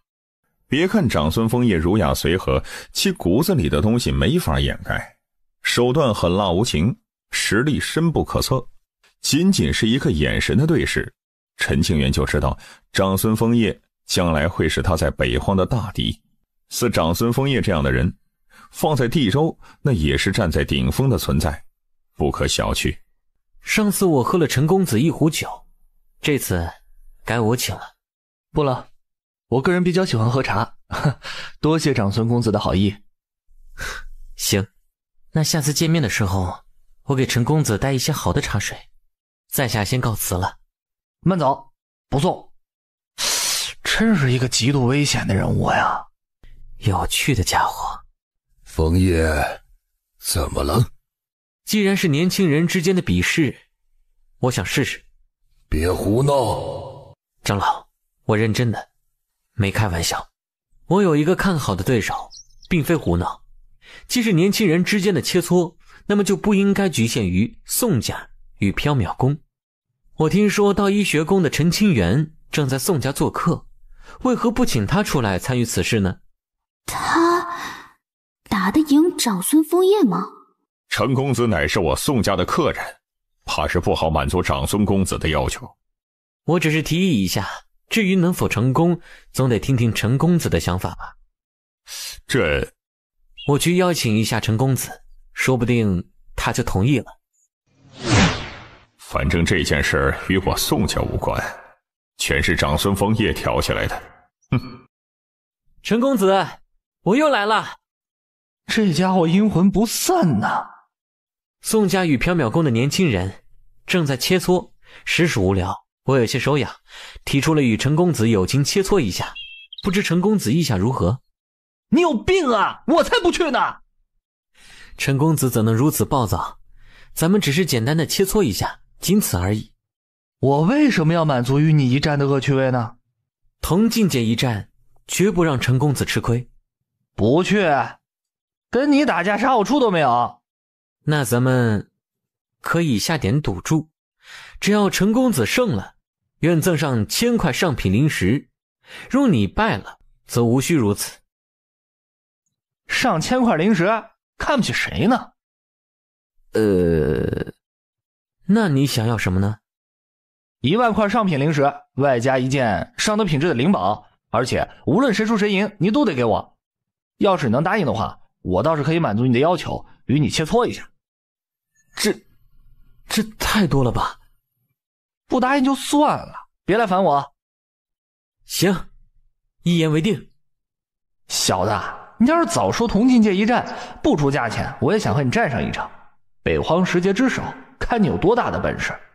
还有一点，既然这只是切磋，那就别闹得过了。此战最多只斗个500回合，若未能分出胜负，也必须止战。好，我同意。元阴境修为倒也不错。据说陈清源修为尽废，用了短短数十年便又修炼到了元气，着实不易。不过他想与缥缈生子扳手腕的话，还是差了不少。这一战不仅可以看到长孙枫叶的能耐，而且也能见识一下陈清源的深浅。同境界一战倒是有点意思。这个小家伙是青宗的传人，应该没有表面上看的这么简单吧？你的临兵道宝呢？没啥趁手的兵器，凑合打吧。你用什么兵器？都可以。100多年前的陈清源修行的是拳法，对兵器之道不太熟练，经过红衣姑娘的调教，刀枪剑戟等兵器皆已至精通之境。剑可行？可以，借你一剑。打完记得还我啊！拿出你真正的本事，莫要让我失望。这柄剑很不错呀。剑道境界，登堂入室，人剑合一，返璞归真，无剑之境。返璞归真的境界，同龄人当中甚是少见。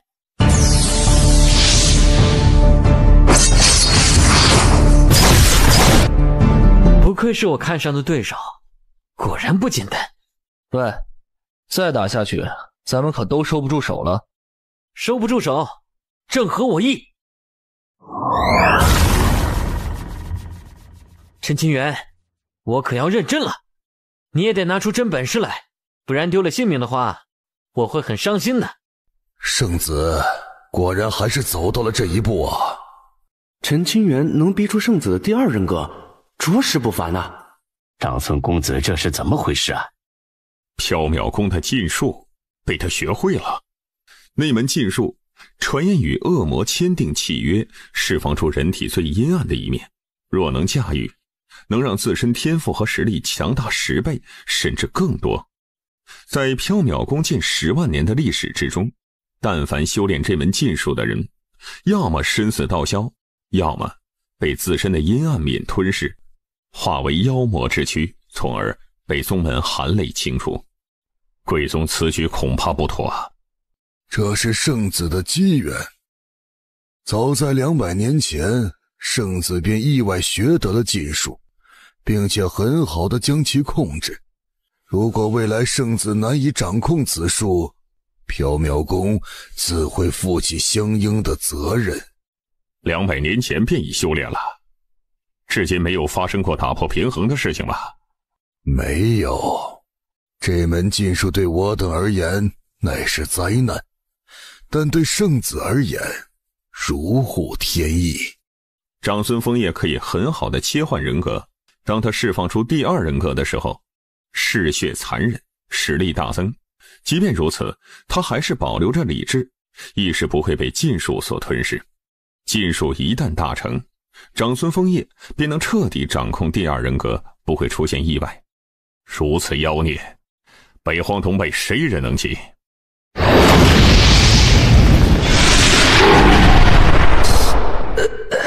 真疼啊，跟个怪物似的。缥缈宫的禁术竟然真的有人学会，而且还可将其驾驭，不可思议。哪怕长孙枫叶压制了境界，陈小子怕是也要输了。打不过就认输，别死撑着。你玩真的，可别怪我不留情了。千万别留情，如果你能打死我，我会十分开心的。打死你还很开心？你的癖好可真变态啊！圣品金丹？不对，这不是寻常的圣品金丹，而是真至完美的地步了。金丹分为下品、中品、上品、地品、天品、圣品，每一个层次又有着一些细小的划分。难以置信，能被于副院长收为亲传弟子，果然不凡。圣品完美的金丹根基，以后只要不夭折的话，必可成为当世最强的那一批存在。不愧是我看上的人，真是兴奋啊！喂，再打下去我可就不留情面了。千万别留情面，来，打死我！这是你自找的。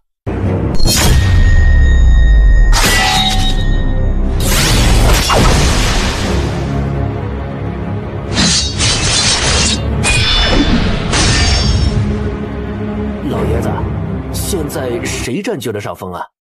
目前他们2人表现出来的实力难分伯仲。老子告诉你，如果实力没达到一定的层次，连当一个时代的见证者的资格都没有。从今往后，努力修炼吧。他们真的是用元婴初期的修为在较量吗？幸好啊，当初我出面了，没让那群臭小子去挑战陈清源，不然的话，那可太丢人了。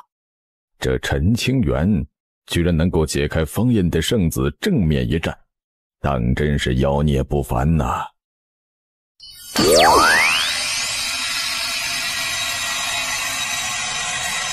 他也是圣品金丹的根基啊。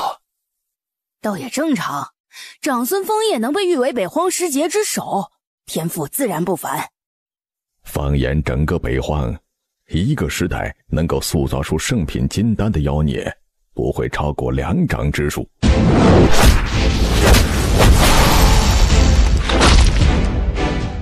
难道陈清源又输了吗？我感受得出来，这不是你真正的实力。桐树，道医学宫的乾坤纸，他才进入道医学宫多少年呢？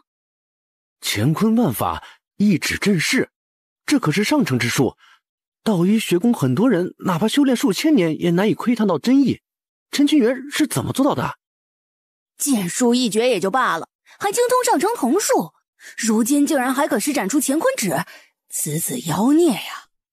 不单单是乾坤指的力量，还有剑术，以执法之道驾驭剑意，这小子是要逆天呐！他半只脚已经踏入了无剑之境，那可是诸多大成剑修都难以触及的剑道领域啊！再来！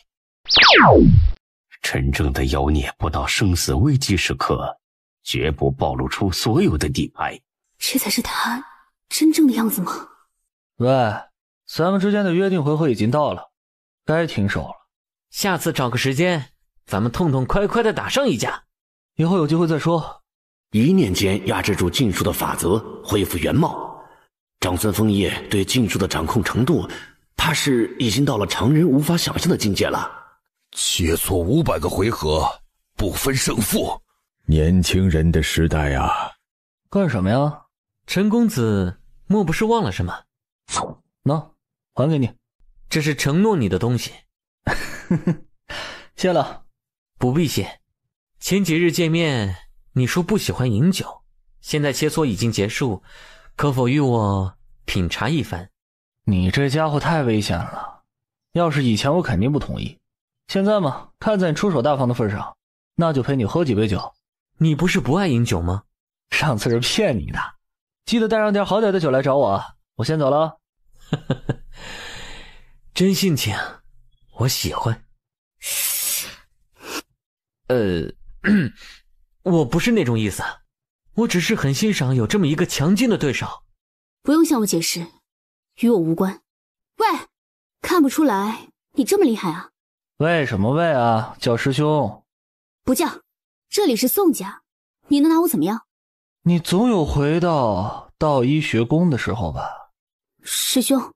乖，真听话。师兄，你怎么这么快就学会乾坤指了？原来是求教来了。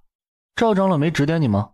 师父前段时间比较忙，没时间，而且师父说学宫内的道术多如牛毛，如果我没法自己入门的神通，那就毫无缘分，不必强求，转修他法。凡事讲究一个缘法，我就算是告诉了你怎么入门，你估计也很难修炼到一个高深的层次，没有必要浪费时间的。我想试试，拜托你了，师兄。你都求我了，身为师兄当然不能拒绝了。这是里面包含了我修炼的一些心得，不只是乾坤指，还有很多道术。真的？谢谢师兄。我还是比较欣赏你那一副傲娇的模样。傲娇是吧？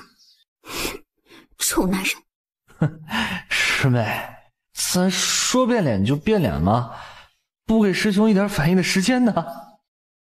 缥缈宫的上等佳酿，尝一尝吧。下毒了吗？下了。刚才的切磋，你肯定还隐藏着不少的底牌。你难道不是？彼此，下次再战，希望能看到你全部的实力。那你等着吧。这陈小子表面上不显山不露水的，实则隐藏颇深。要不是缥缈宫圣子出面，怕是连我等都看不破呀。虽然他另辟蹊径，才勉强触及到了无剑之境，但也是自身的实力和天赋过硬。此事要是传到了那些剑道大能的耳中，估计会疯掉。此子如若不夭折，未来不可限量啊！青宗的未来将要落到陈清源的肩膀上了。以他的这份天赋，他日必能重振青宗之位，扫平一切仇敌。哎，前辈，您怎么来了？你小子明日要走了，老夫特来相送。不敢让前辈登门相送，若前辈有事，派人传话即可。不要搞得这么紧张，老夫只是过来与你聊聊天，没有别的企图。前辈真的没事情吩咐晚辈？没有，放心吧。真是的，你小子怎么这般谨慎呢？若是真的没有企图，您老何必大晚上的过来呢？瘆得慌。小子，那日你与长孙枫叶的切磋，应该不是你的真实战力吧？老夫对你没有什么歪心思，今夜过来与你一面，就是嘱咐你一句，如果在外面碰到了解决不了的麻烦，且道医学宫不方便出面，大可来宋家。前辈，您这句话的意思是什么呀？宋家愿为你护道。这不可能啊！宋家立足于北荒多年，什么样的妖孽没有见过呀？犯不着这么拉下脸面。那是因为什么呢？老朽与你师父是老朋友了，再加上你自身的天资，宋家没理由不与你拉近关系。原来如此，哈哈！日后若有困难，晚辈一定会来宋家求助，绝不含糊。哈哈哈哈哈！老夫就喜欢你这种直爽的性子，最主要是脸皮厚。有了宋家的护道，未来修行路岂不是更加平稳了？道医学宫、古族宋家、隐世不出的长庚剑仙，以及青松的背景等等，这哪里是什么残酷无比的修道生活呀？这分明是仙二代历险记嘛！受欺负了便可回家摇人。小子，老夫之前的提议，你考虑了一下没有？请恕晚辈愚钝，不知前辈所说的是什么提议？成为老夫的孙女婿。哎，您老就别拿我打趣了嘛。哎，行吧。师兄，我陪着你一同回去，你高兴吗？不高兴。为什么？你变了，变得不像当初那么冷傲了，有些不习惯。我可以随时切换。算了，我心脏受不了。师父，弟子回来了。知道了，吵死了。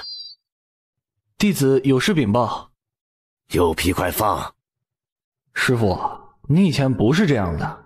当年你骗我拜你为师的时候，多么的和蔼可亲，慈祥如父。现在才过了多少年，您老就暴露出来本来面目了。弟子见到了宋家的老族长，回来时他曾做出了一个承诺，宋家愿为弟子护道。哦，没别的事情你就走吧，别打扰为师休息。师父，到现在弟子也没有一件趁手的道器。想要什么兵器？暂时用剑吧。暂时？臭小子，你的剑道悟性很高，完全可以走上这条路。你这个暂时是什么意思？难道还有其他的想法吗？没事提醒你一句，修行是一步一个脚印，不可好高骛远。弟子谨记师尊教诲。行了，为师不啰嗦了。你去剑道堂找古长老，那里放着很多的名剑，随便去挑一柄吧。是，多谢师父。滚吧，没事别来烦为师。道医学宫分为主脉和6个支脉，建堂便是支脉之一。古清风，建堂的堂主，一个白胡子光头老者，平日里喜好穿着一件素衣，体内散发出的剑势极强，大成修士，无剑之境的顶尖剑修。晚辈陈清源拜见古长老。免礼。奉家师之命，来剑堂取一柄适合弟子的宝剑。随老夫过来办。此乃剑山，凡我堂内弟子皆有一次机会踏上剑山，能否得到上品的宝剑，全凭自身的气运和实力。宝剑择主。古长老，那身体好像有一个法阵，是什么东西啊？最上面放着7柄上品圣剑，用特殊的阵法将其封印，免得闹出风波。道医学宫的初代先祖造化无上，神通广大，一共锻造出了9柄堪称完美的圣品道剑。那还有2柄宝剑呢？太渊剑这个时代被院长掌控，秦商剑乃赵一川长老的佩剑，剩余7柄皆在山顶。说到这事儿，古清风便心有遗憾，他没能得到初代先祖的9剑认可，却还执掌着剑堂之主，倍感羞愧。哦，原来如此。当然，一人一剑，死后归还。可惜了。你先调息几日，待到精气神最佳之时，便踏上剑山吧。哼，好。嘿嘿嘿嘿，老古，喝酒吗？不喝。你觉得这小子能成功吗？应该能办。青宗的小家伙，你能走到哪一步呢？道医学宫的底蕴真是深不可测，随便拿出一把宝剑放到外面，都能引起不小的争端。这么好的苗子，怎么就被老于发现了呢？但愿陈小子得到先祖圣剑的认可。星虚剑放在下品圣剑中，也是顶尖的层次了。此剑虽不凡，但还达不到陈清源的要求。那是我梦寐以求的佩剑呀！该怎么做呢？试试看吧。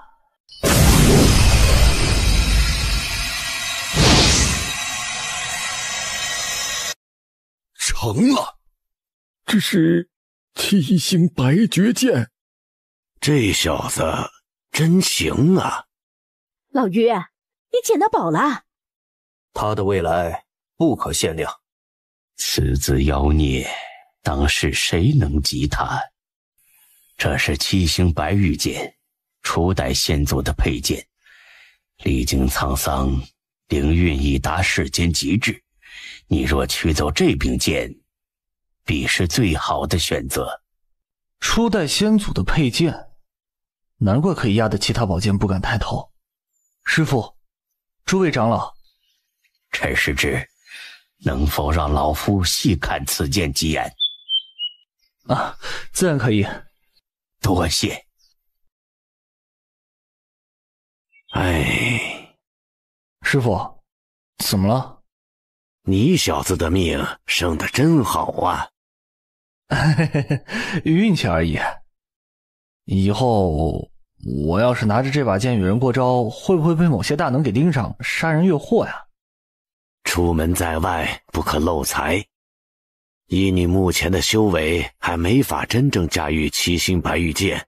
若是随意暴露此剑，怕是会引来不小的麻烦。若是以元婴期的修为驾驭七星剑，估计抽干了体内灵气，也很难挥出一剑。师父，要不您老再给我来一柄趁手的佩剑，那样就不用担心这些问题了。你小子真贪心啊！为师早就想到这一点了。此剑名为玉兰，平日里使用这柄剑吧。啊，多谢师父。行了行了，你可以滚蛋了。哎，好嘞。在下疑惑，前辈为何隐居于此？缘分吧。年少时曾听闻剑仙大名，敬仰万分。那时候从未想过，此生有朝一日能与前辈同坐品茶。谬赞了，我只是一个糟老头子罢了。万年前，您与天地之道一战，虽败犹荣。也许我这辈子还有机会再战一次。一定有这机会的，只可惜我可能没法亲眼见证。你准备走上与仙仙同样的道路？其实你大可不必如此。青宗已经做得够多了，天底下还有多少人记得青宗的恩情呢？其实我也不想走上这条路啊，可是我办不到。魔渊诞生之初，那些无辜百姓被魔念控制，相互啃食，互相残杀。那些刚出生的婴儿还没来得及看到世界的美景，变成了魔物的负重之物。这是青宗初代先祖的意志，一直传承到了今日。这种理念寻常人是不会懂的，可能会有无数人觉得青宗的先贤十分的愚蠢，却不知正是这些愚蠢的人才能让天下生灵过上安稳的日子。如果不是青宗历代先贤的坚持，现在的天下早已是一片黑土。扪心自问，我不如青宗的先辈，做不到这一步。若非青宗先辈的努力，估计我出生的时候就被魔族给吃了吧。哪有这个时代的长庚剑仙？去往魔渊之前，我会去地州各方势力走一走。你想报仇？报仇这种事还是让其他人来做吧。此行是为了收取保护费。保护费？这个可以有，而且还不能收少了。30万年的保护费当然不能少了，必须要让他们伤筋动骨。这还是跟我小师弟学的。要不我也交点保护费？前辈说笑了。前辈，如果玄清宗他日有难，还请您稍微照顾一下。一定。多谢前辈。青宗的传承之道当真玄妙莫测，没到100年的时间，他的实力便已到了这等地步，难以置信。传承之法犹如先祖灌顶，可以省去多年的苦修。这种道术也有着巨大的弊端，等到灌顶结束，一生修为止步，若无惊天造化不可提升。但凡能继承传承技艺之人，都是天赋极高之辈。灌顶之后，少说也有大成后期的修为。世上有多少人能够依靠自身的本事修炼到这一步呢？没想到青宗还有能人。道友请进。道友继承了传承，是幸事，也是悲事。这是宿命，不可推卸。道友此行是为了看一眼陈清源。是。这孩子正在闭关，到了关键的时候。啊，这样啊。要不我传音于他，让他暂时放下修行。不了，他有他的路要走，没必要强行换他出关。可是，没关系，说不定还有机会再与小师弟相见。我家的小师弟就拜托道友了。道友放心即可。愿此生还能与道友再见，必以美酒相待，论道天下，一笑红尘。这30万年来，青宗耗尽了英雄气，他以长生之名，定非凡俗之辈啊！真想亲眼见见呐。有酒吗？有。希望他一帆风顺。师父，臭小子，看起来这数十年的闭关没有白费，成长了不少。都是师父教导有方。后面有何打算？待在学宫内继续修行，还有很多东西都没学会。你小子难道想全学了不成？贪多嚼不烂，选几门与你有缘的道术，将其修至精通，不要好高骛远。弟子明白，可是弟子已经将所学道术精通了，道术精通了，只能学新的东西。什么？除了乾坤指，你还学会了什么？太上忘情录的初篇已经大成，中后篇没有修炼，这门心法若是全部学会，估计六亲不认，与我无异。谁让你去学太上忘情了？藏书阁这么多本书，我就随便看看。还好你小子知晓进退，没有继续练下去。这门道术极易走火入魔，身在红尘，哪有那么容易忘情啊？师父放心，弟子心里有数。还有吗？天华心经、赵阳心经、聚乾心经。短短数十年，你小子学会了这么多真经秘法？也不是很难，看2遍就会了。乾坤指目前只领悟了第1重境界，后面需要更高的修为才能修炼，真是可惜了。哎呀，还好这家伙是我的徒弟，要是其他人，掐死算了。不说这些了，前2年你的师兄来了一趟道一学宫，因为你处于闭关的关键时期，所以没能碰面。师兄？哪个师兄啊？玄清宗林长生。大师兄？他怎么来了道一学宫了？他想看看你，然后去办一件事情。什么事儿啊？不可说，现在的你还没法知道，等你走到了那一步，自会明白。师父，我的大师兄会有危险吗？别想那么多，你现在照顾好自己就行。老韩出事儿了。师父，我有要事要出门，先走了。寒山，你可知罪？敢问前辈，我何罪之有？兄弟切磋，既然败了，那就坦坦荡荡的认输。为何要偷袭？另外，你与外人残害兄弟，险些酿成大祸，难道没有罪吗？他辱骂我母，诋毁我师，我只是让他闭嘴罢了。小何，可有此事？爹，绝无此事，孩儿只是想和大哥切磋一下，没别的意思。你们2人各有说法，我该信谁的呢？为了清白，我愿意接受搜魂，重现那一日的场景。大公子不必这么焦急，兄弟间发生摩擦很正常，用不着如此针锋相对。我跟他可不是兄弟，我没这个福分，也没这个资格。放肆！前辈若是要杀我，尽管动手。我寒山若是皱下眉头，便是畜生。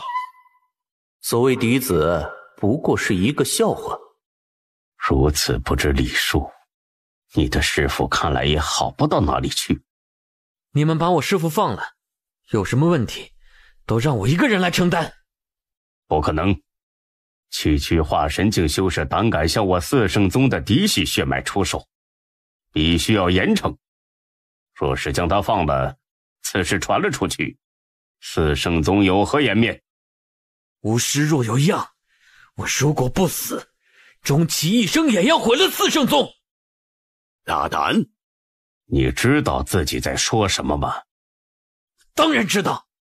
所以4圣宗最好的办法是将我与我师一同杀了，斩草除根，这样才稳妥。你身上流的是4圣宗的血，4圣宗才是你的根，明白吗？哼！如果韩应阳真将寒山当成儿子，那么在寻到寒山的第一时间便会亲自来接，或是派遣亲信直接接到4圣宗。韩应阳的做法是什么呢？随便安排一点不重要的商会产业给寒山，让寒山先捣鼓着，根本没打算与寒山相见，毫不重视。关起来，让他反省几日。是，宗主。宗主，师父，都是弟子的错，还顶遭了这等罪。喂，帮个忙行不？陈兄，咱们这么快就见面了，你有什么事相求？可能要打架，去不？这等好事当然去了。四圣宗。哦，四圣宗哪里得罪你了？专程上门干架？事情紧急，路上再说吧。行，走吧。圣主，缥缈宫的圣子拜访，请进来吧。老韩，我来了。是我听错了吗？此人是谁？有些熟悉，好像在哪里见到过。你是何人？解开。小子，这里是四圣宗，安敢在此撒野？老子是道医学宫的陈清源，谁敢欺负我兄弟？老韩，具体说是什么情况？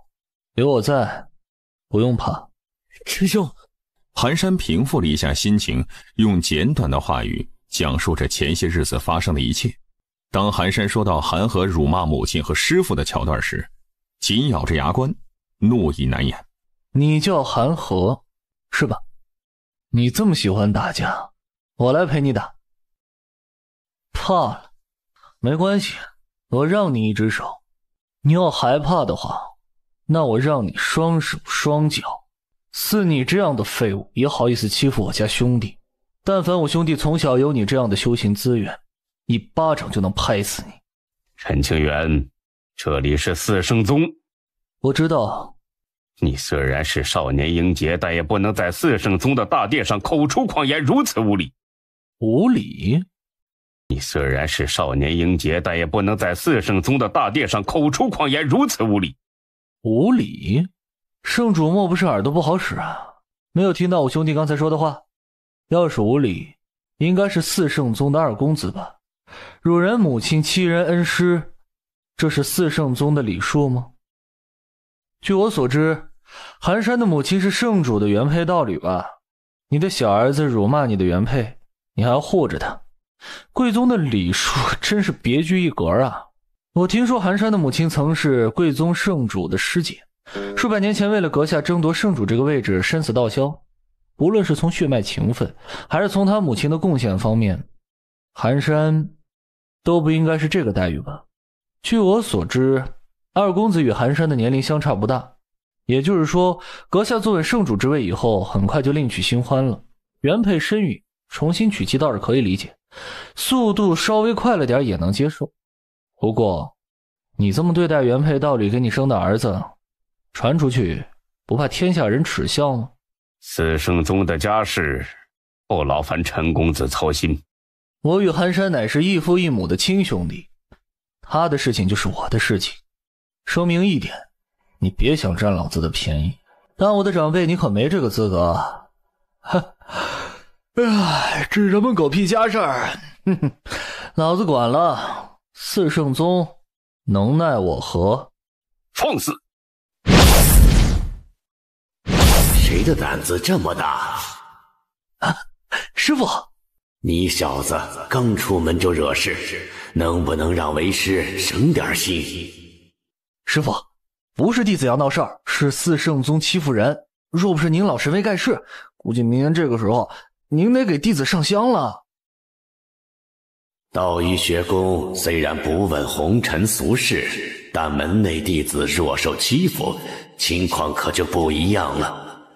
四圣宗也就崛起了上万年，便觉得能与道医学宫万手万了吗？四圣宗绝无此意。最好没有，不然有很多势力可以替代四圣宗。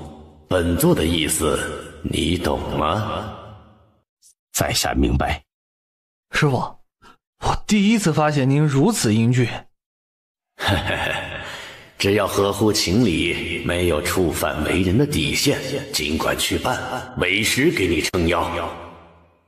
如果四圣宗还想对弟子动手，那弟子该怎么办呢？同辈欺你，自己解决，为师不会过问。但若有人以大欺小，为师保证会为你出头，踏平四圣宗。有师父这句话，弟子便可安心。你到底想怎样？带着我兄弟离开这里啊！依你便是。对了，还有兄弟的师傅。那人胆敢伤害我四圣宗的嫡系血脉，若是不严惩一番，岂不是以后谁都能效仿？看来圣主还是没有搞清楚情况啊！我可不是在与四圣宗商量，而是通知。若是四圣宗不愿意放过我兄弟的师傅，那么从今日起，我便在四圣宗的山门口摆下擂台，挑战贵宗的所有同龄之人。你不是喜欢仗势欺人吗？我让你也体会一下这种被欺负的滋味。别人的事情我不管。你不是喜欢仗势欺人吗？我让你也体会一下这种被欺负的滋味。别人的事情我不管，可是我的兄弟，你不能欺辱。你，老韩，咱们去四圣宗的山门口摆擂台去。走。等等，来人，将于北庭带上来。师父，都是徒儿的错，让您受苦了。没关系，为师无能啊，护不住你。明明人家于北庭和寒山师徒俩过着安逸的生活，愣是被四圣宗给逼到了这份上。如果四圣宗真想认回寒山，不可能用这么极端的手段，又当又立，令人作呕。寒山之母若在天有灵，怕是会将整个四圣宗给掀了。如此贤妻，韩阴阳真没资格配得上。要给他，给前辈服用吧。四圣宗的这群老家伙，只要脑子没进水，不会在丹药上面动手脚的。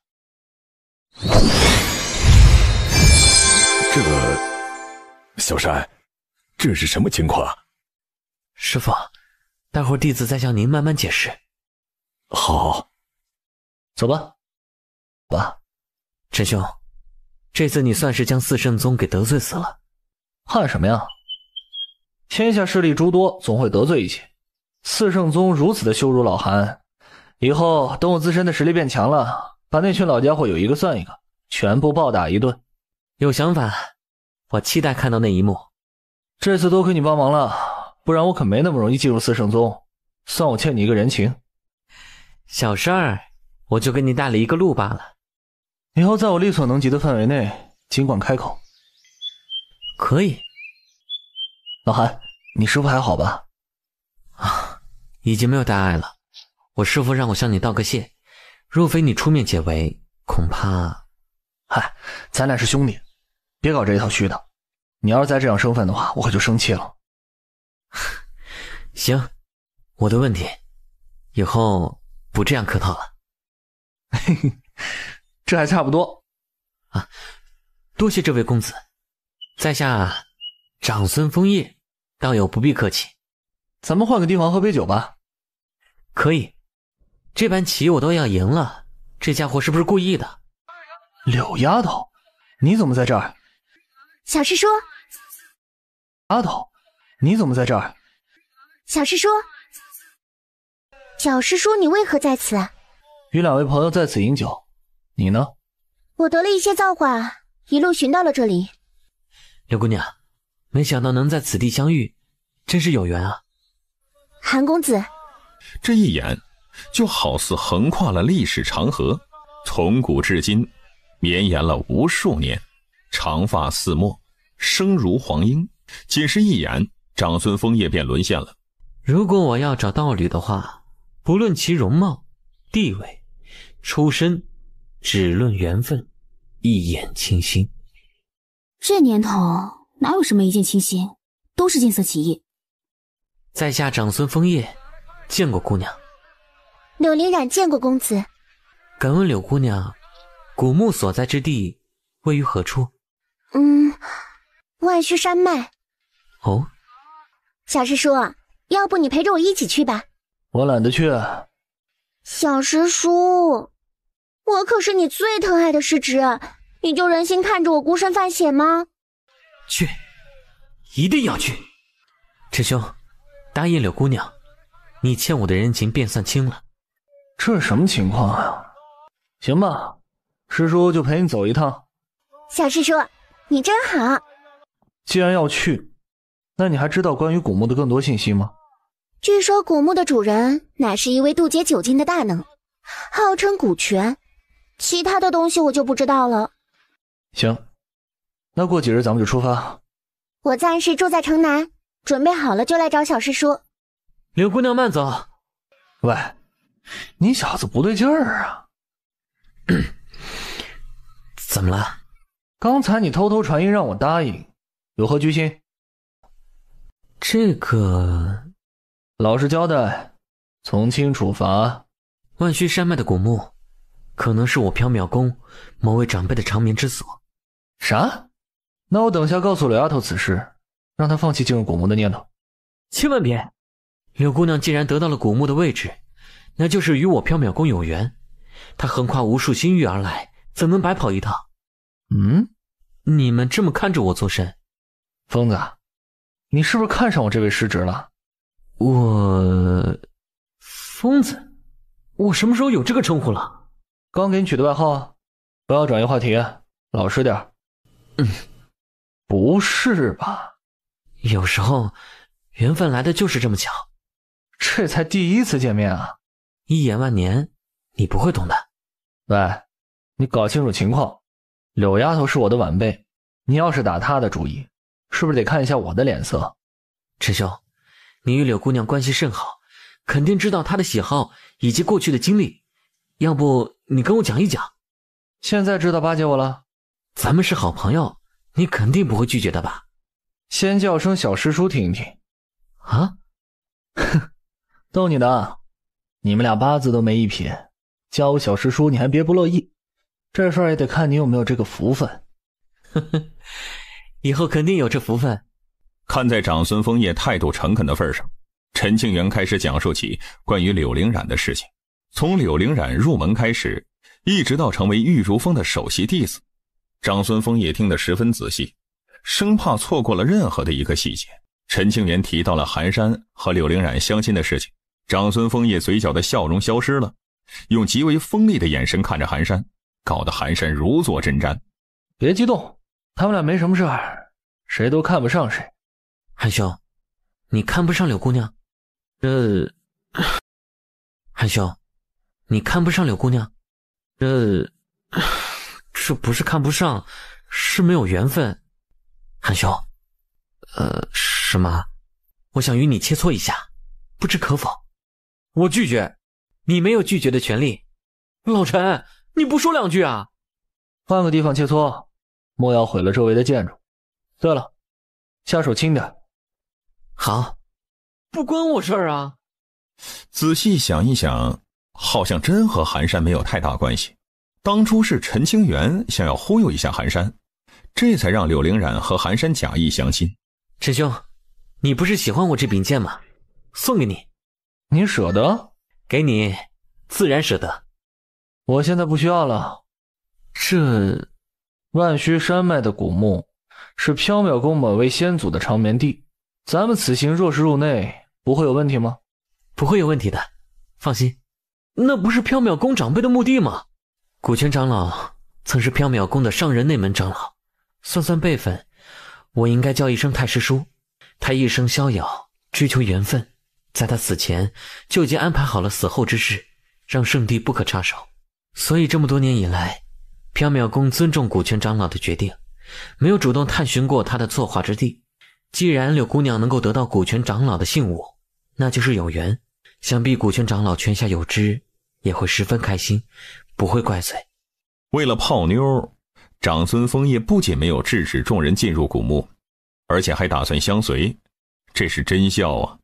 太师叔，为了子孙后辈的幸福，只能委屈你了。况且这是您自己要求的，如今柳姑娘拿着信物进入您的作化之地，也算是一种缘分。疯子，你真行啊！你太师叔要是晓得有你这样的后辈，肯定会激动的从棺材里面爬出来。胡说八道！陈兄，我准备好了，柳姑娘什么时候过来？等着吧。小师叔，咱们出发吧。老凤，你注意点，待会儿别吓着柳姑娘了。走吧。小师叔，那个长孙公子是不是脑子有病啊？你咋知道？刚才他一直盯着我，好像犯病似的。这样啊，别理他，他脑子不好使。这人没危险吧？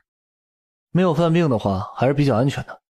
如果他哪天病发了，有多远走多远，千万别靠近。如此严重，真可怜。他这是从小就有的毛病，还是后天形成的？应该是后天导致的，修炼出了岔子，也不知道能不能痊愈。对了，他叫什么名字来着？长孙什么？长孙枫叶。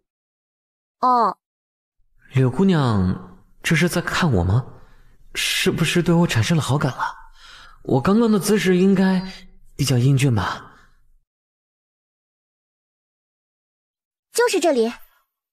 疯子，确认里面没危险吧？放心好了，不会有任何的危险。前2日，长孙枫叶让数名长老提前来到了万穴山脉，将所有的危险禁制全部清除，全是为了柳灵染。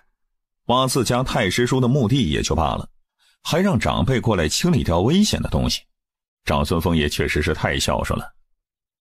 小师叔，他怎么知道里面有没有危险？他有着特殊的神通，能感知到危险的存在。啊，原来如此。小师叔，真要有啥麻烦，你可别丢下我不管啊。放心好了，不会出事的。哎，如此诡异，不会暗藏杀机吧？你这丫头别自己吓自己了。我这叫做谨慎。这是真的吗？长孙枫叶，你过分了啊！小师叔，咱们是不是进入幻境了？应该不是幻境，这是属于你的机缘，去拿吧。小师叔，你们也过来拿呀。不必了，这是你的个人造化，我们不能拿。这不太好吧？那个丫头，这些东西都可以拿走，你用不着挑挑选选。这是古泉前辈生前留下的东西，我若取走以后，后面的有缘人岂不是空手而归？而且过于贪心，肯定会冒犯了古泉前辈。这处秘境存世已经很多年了，不可能有其他的有缘人了，你就是唯一。如果你不将此地的机缘全部取走，那就是浪费了。有道理。那是什么？那是什么？小师叔，你搞什么东西啊？这是机缘，等一会儿你就知道了。要是柳丫头少了一根头发，别给我翻脸不认人。陈兄不必担忧，我怎么可能让柳姑娘遭遇危险呢？没事吧？没有。柳灵然很信任陈清源，将暗门内的情况一五一十地说了出来。里面是一处小型的灵泉，一股柔和的法则力量覆盖到了柳灵然身上，与灵泉有了特殊的联系，柳灵然便被灵泉洗涤，实力上涨，天赋上升。小师叔，这是什么东西啊？缥缈宫的信物。疯子，你太过分了啊！挖墙脚挖到玄清宗头上了，这家伙肯定是想着近水楼台先得月。一旦让柳灵染去了缥缈宫，以后长孙枫叶不就能天天见着他了？不关我事啊。你看我信吗？估计古泉前辈曾经留下的信物，有缘者得到以后，便能成为缥缈宫的弟子。继续编。小师叔，这玩意儿有什么用啊？缥缈宫听说过吗？当然知道啦，那可是人灵心域的顶尖圣地，据说有不少的大臣存在坐镇。凭借此物，能成为缥缈宫的真传弟子。这么厉害啊！丫头，你心动了？心动什么？我可不是那种全服侍之辈，只是诧异罢了。这个信物再好，也与我无关，扔了吧。扔了？丫头，你认真的吗？当然了，我又不可能背叛宗门，留着这玩意儿没用啊。如果把这东西带出去了，说不定还会惹得一身骚，不如扔掉，省得麻烦。丫头，你说的非常有道理。丫头，你刚得到了造化，赶紧闭关稳固根基，不用担心。好，劳烦小师叔了。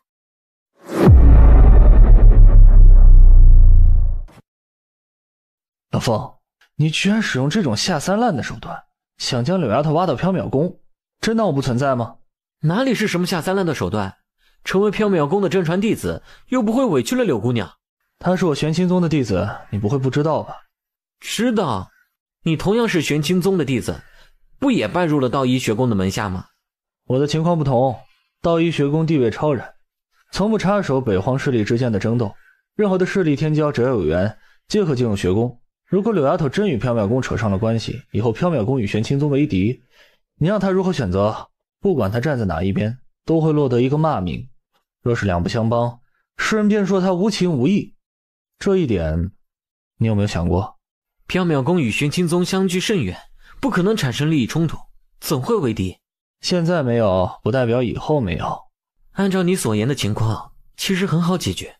怎么解决？你在做梦吗？我只是提出了一个比较合适的建议。去你丫的！哼，这种事情不可强求，一切看在你俩的缘分。如果柳丫头对你无感，你可不能纠缠，不然我一定要揍你。陈兄放心好了，以我的英俊容貌和出身背景，肯定能让柳姑娘倾心的。闭嘴闭嘴！以前怎么就没发现你如此自恋呢？近朱者赤，近墨者黑。唉，你这话啥意思呀？哎，不要大动肝火，我就实话实说，不信你可以问问韩兄。老陈，你的英俊是一个事实，并非自恋。至于老风嘛，虽然不差，但是比起你来还是差那么一丢丢。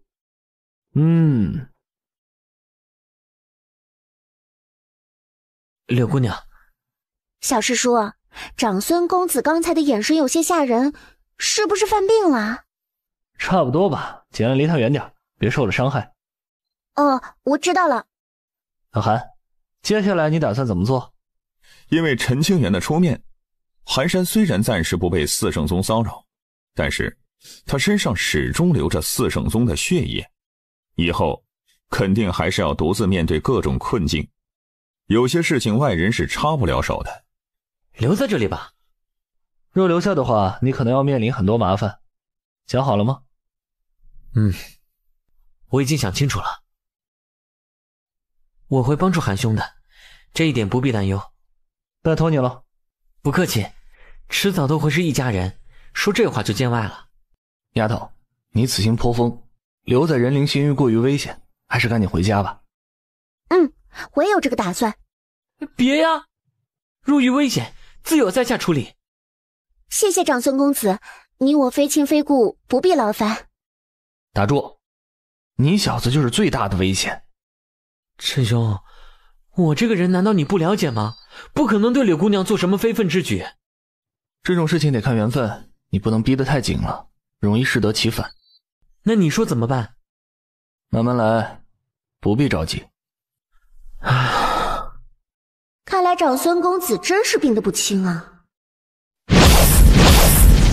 哎，别看了，人都走远了。韩兄，你不会懂的。哼，那你慢慢看吧，我先走了。我要出门历练一段时间，圣子之事暂且交给众位长老处理，至于归期，我也不知。圣子啊，你此刻离开是想做什么呀？追求灵魂上的归属。就是前几日的那个姑娘？是。过段时间就是百脉盛宴了，你现在离开，一旦错过，对你和对圣地都是莫大的损失。师父，对徒儿来说，百脉盛宴虽然重要，但远不及灵魂上的追求。师父，我回来了。您老这么着急把我换回来，有什么事儿吗？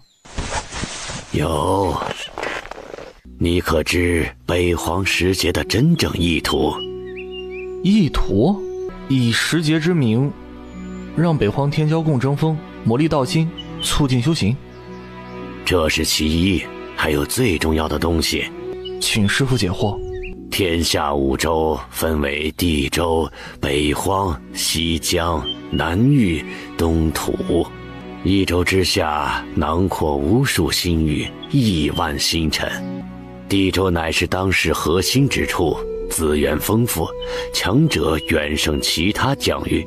约莫30万年前，地州出现了一个古老的秘境——百脉盛宴，万年一次。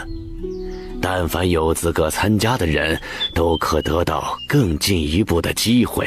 师父，我一直都很疑惑，为何我是一个例外？道医学宫因事不出太久了，是时候出去争一争了。所以，我是道医学宫入世的一颗棋子。怎么，心里不舒服？怎么可能啊？就算是一颗棋子，那也不是谁都可以当的。你小子就是心大，不要胡思乱想。你不是道医学宫的棋子，而是学生。是，师父。因为有他，道医学宫才打算入世。真要说起来，陈清源不是棋子，道医学宫才是。那么，这盘棋的执棋人是谁呢？天渊的那位吗？还是消失了5000年的院长？又或是另有其人？你知道古塔的来历吗？据说是初代院长带回来的。没错。那你猜猜是从哪里得到的？莫非是百脉盛宴的那处古老秘境？正是如此。当年地州的众多势力把持着秘境，可还是被年轻时候的初代院长寻到了机会，进入其中。而后他老人家镇压了地州全部妖孽，得到了许多珍宝。时间到了，所有人被迫离开秘境，先祖遭到了各方势力的围剿。好在先祖手段通天，历经9死1生，逃过了追杀，一直来到了北荒。根据学宫的史书记载，先祖道术大成，修为登临巅峰，再次杀向了地州。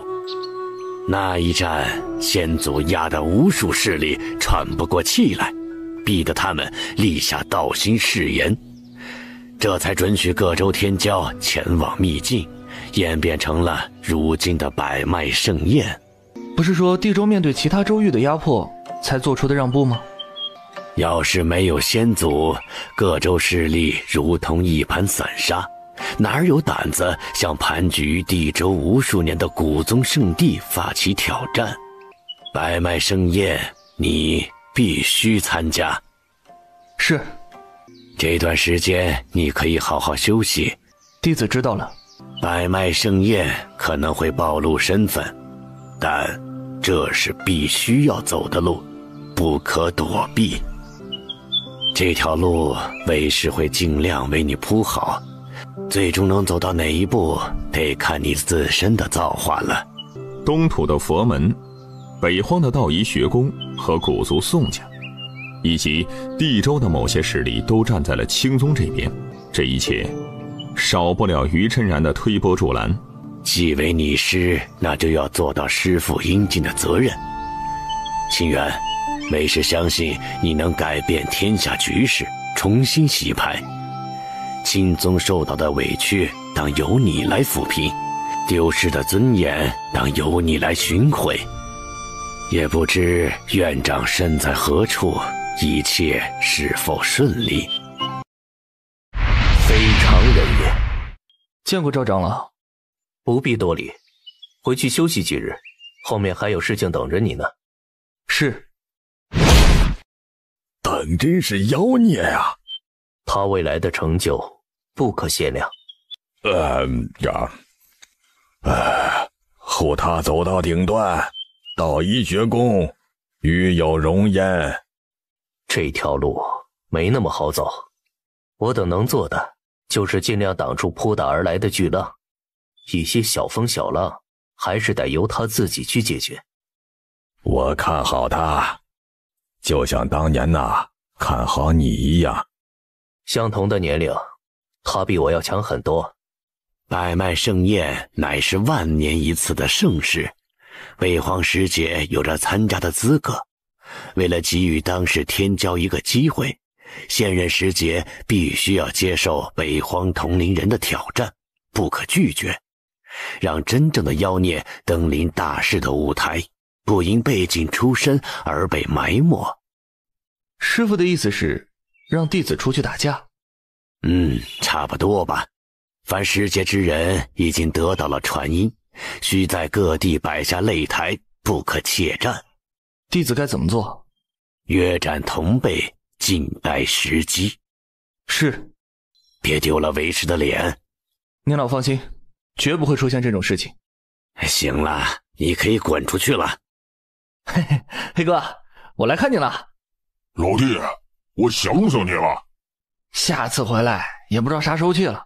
今日给你带来了很多的东西，能让你坚持一段时间。还是老弟对我好。哥，你是不是又想强行破开结界？身上多了一些新伤啊。多尝试几次，才能寻到破解之法。再过一些日子，我肯定能恢复自由。那我提前恭喜老哥了。咱们之间有个约定，带我出去之后，你得带我吃遍天下美食。一定。老弟，碰到解决不了的事儿，保命为上。待哥哥我出去以后，全都给你摆平了。行。陈师兄，我听说了百脉盛宴之事，特来为师兄送行。多谢师妹。此行危险，师兄一定要注意安全。老于啊，这步棋下的是否有些快了？时不我待呀。虽然这是一步险棋，但却是最好的选择。这百脉盛宴确实不能错过了。此去地州，他的来历若是暴露，恐有性命之危啊。我自有布局，无需多虑。哦，如此便好。百脉盛宴开启，我宋家竟无可前往之人。宋家的年轻一辈，除了宋宁烟以外，没一人可以称得上是天骄。贵为古族之首的宋家，竟然培养不出一代新人，传出去真是一个笑话。要不让宁烟去一趟？他现在成为了道一学宫的弟子，按理来说不可沾染俗事。听说陈清源准备参加百脉盛宴，道一学宫这是破了先例。宋家女子不掌权，若此次让宁烟代表宋家前往，诸位要想清楚后面该如何处理。这错过百脉盛宴，宋家以后与其他古族的差距将会越来越大。祖训记载，女子不可掌权，那是害怕落了家族的根基。现在是男儿不争气，改变一下策略也未尝不可。诸位以为如何？就当这次是一次考验，倘若宁烟能够在百脉盛宴上大放异彩，为家族长脸，那么咱们稍微修改一下祖训，给他一次掌权的机会又何妨呢？有一个问题道一学宫会不会准许啊？荒唐！宁烟乃是我宋家之人，道一学宫有何理由不许？宁烟现在是赵一川的亲传弟子，如果赵一川不点头，这事还真不好办。老家主，这事儿交给老夫去办办。有老族长出面，肯定不用担忧了。林道友，客气。何事上门？这个有话快讲。百脉盛宴即将开启，宋家打算让宋宁烟参加。据我所知，宋家女子不掌权，若让宋宁烟前去，无功而返也就罢了，若得了造化，为家族获利扬名，宋家当如何处理呢？宁烟如果为家族争利，自当褒奖。宋家祖训可改？顺势而为，不得不改。宋宁烟不仅是宋家之人，而且还是我道一学宫的弟子。按照学宫的规矩，门下弟子不可参加世俗之争。陈清源为何可以？道一学宫行事，用不着向宋家禀报吧？你要是不答应，老夫就赖在道一学宫不走了。哎呀，说是就说是，你咋还耍起无赖了呢？你若不同意的话，老夫没脸回去，不如一直待在这里恶心死你。当初是你要将宋丫头塞到道一学宫的，看在咱俩相识一场的份上，我同意了。现在你又要让宋丫头破坏道一学宫的规矩，哼，你有些过分了啊！嘿嘿，老于，再给老兄弟一个面子吧。一共欠我几个人情了？这次你要是同意，那就是2个人情，以后必还。哎，行吧，那我就勉为其难的答应你了。哎，这还差不多。宋家的新生代，没想到只能靠一个女子，盛极而衰呀。本来宋家还想用着资源堆出几个天骄，可惜全部失败了。爷爷，我真能前往地州吗？道一学宫没有阻止。你也不看看爷爷是谁，亲自跑到道一学宫来接你，学宫当然得给这个面子了。爷爷真厉害。那是。在孙女面前吹个牛皮不过分吧？看看合不合你的意。还不错。此去地州少说也得上百年才能回来，唉，100年不能与柳姑娘相见，真是难啊。能不能别这么多愁善感啊？陈清源是真服了。我的性情你不会懂的。哥，原来你在这里。忽然一个身材强壮的素衣女子大步走了过来，她便是缥缈宫的圣女，亦是北荒10杰之一的长孙茜。回来了，情况如何？不太好。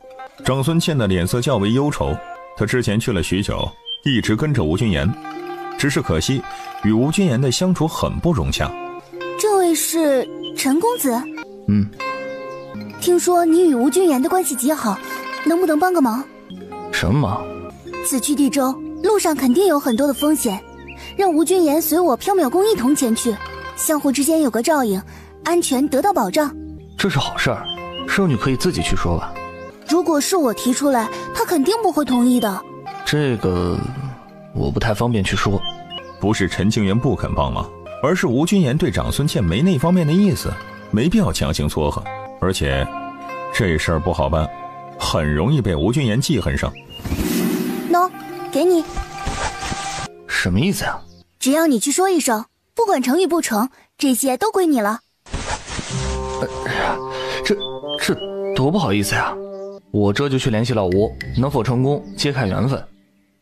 有劳陈公子了。蹭船还有钱赚，何乐而不为呢？咱不是贪钱，咱这是勤俭持家，为了生计迫不得已。再说了，我又不是暗害兄弟，而是为了兄弟的安全着想。此行艰险，有着缥缈宫的照应，肯定能省了许多的麻烦。老吴，寻我作甚？百脉盛宴之事，你应该知道了吧？知道。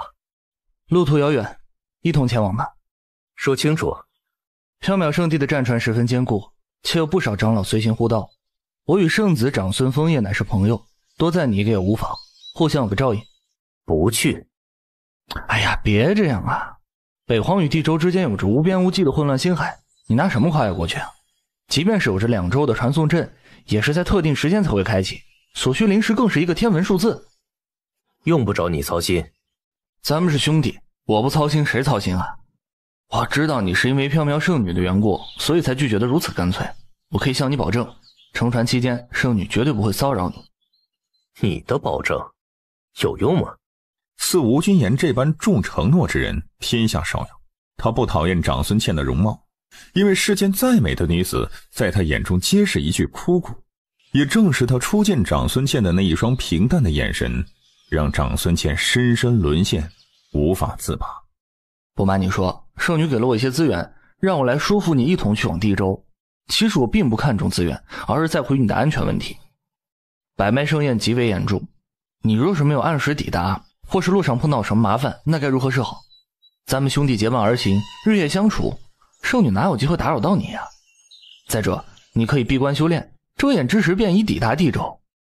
老吴，眼光放得长远一些，因为心中的一丝不适而耽误了百脉盛宴，不值当啊。再相信你一次。行。陈清源不想愧对了长孙倩的嘱托，也不愿意让吴君言遭遇危险，必须要全力的相劝。你放心，我肯定不会让你受了委屈。吴公子，圣女，老吴愿意与咱们同往地州，不过有个条件，你不能打扰他的清修。这是自然。如此便好。这次多谢陈公子了。嗨，小事儿。圣女，恕我直言，你怕对老吴是不怎么了解的吧？何出此言？老吴这个人性格孤僻，在他心里估计也就只有我能称得上朋友。即便是朋友，当初因为我2次错过了与他的约战，也险些产生了误会。他最注重承诺，将其看得比性命还要重要。上次你与老吴有约而战，却未能履行约定，肯定让老吴对你心生厌恶。如果圣女想改变自身在老吴心里的形象，不要轻易的许下承诺，一旦许下，无论如何都要完成。看在长孙健出手大方的份上，陈清源打算多说几句。这样吗？想要拉近与老吴的关系，从现在做起，不要去打扰他。你们能够相遇，那就是有缘。至于能否有结果，还需要小心经营，不可触犯了各自的底线。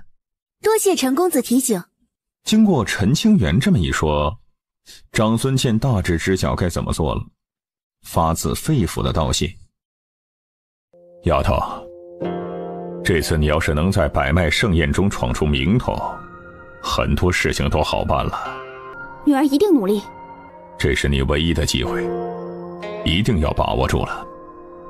不过，若是遇到不可解决的难题，莫要逞强，保命为上。作为父亲，宋修峰当然希望宋宁烟可以活出自己想要的生活。可是身为族长，他必须要坚守族中的规矩。如果宋宁烟有了一番成就，女子不掌权，这规矩也可以稍微改动一下，让全族之人找不到反驳的理由。弟弟放心，女儿肯定能活着回来，不会丢了宋家的脸面。去吧。真羡慕妍姐姐啊！哼，一群烂泥扶不上墙的臭小子，滚回去好好修炼。正所谓人生苦短，及时行乐。缥缈宫家大业大，你当然可以这么说了。寻常之人连活命都是一个问题，别提行乐了。该你落子了。累了，回去休息了。这小子，每次我要赢了就找各种借口，真是赖皮。不过，我喜欢。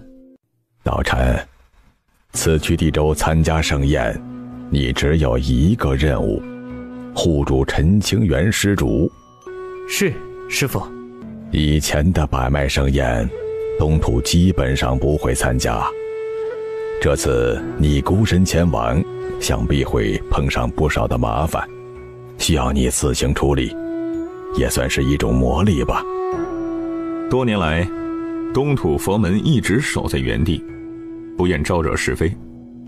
现在，老和尚打破了以往的规矩，决定让佛门改变一下。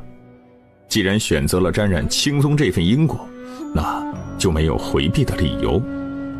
是。不入红尘，谈何看破红尘呐？此行艰辛，平安归来。大争之势，谁能立于同辈顶峰？百脉盛宴，这必是一场惊动天下的盛事，各界天骄齐聚一堂，那是何等的璀璨之景！百脉盛宴的具体方位，乃是云斗星域的百辰星。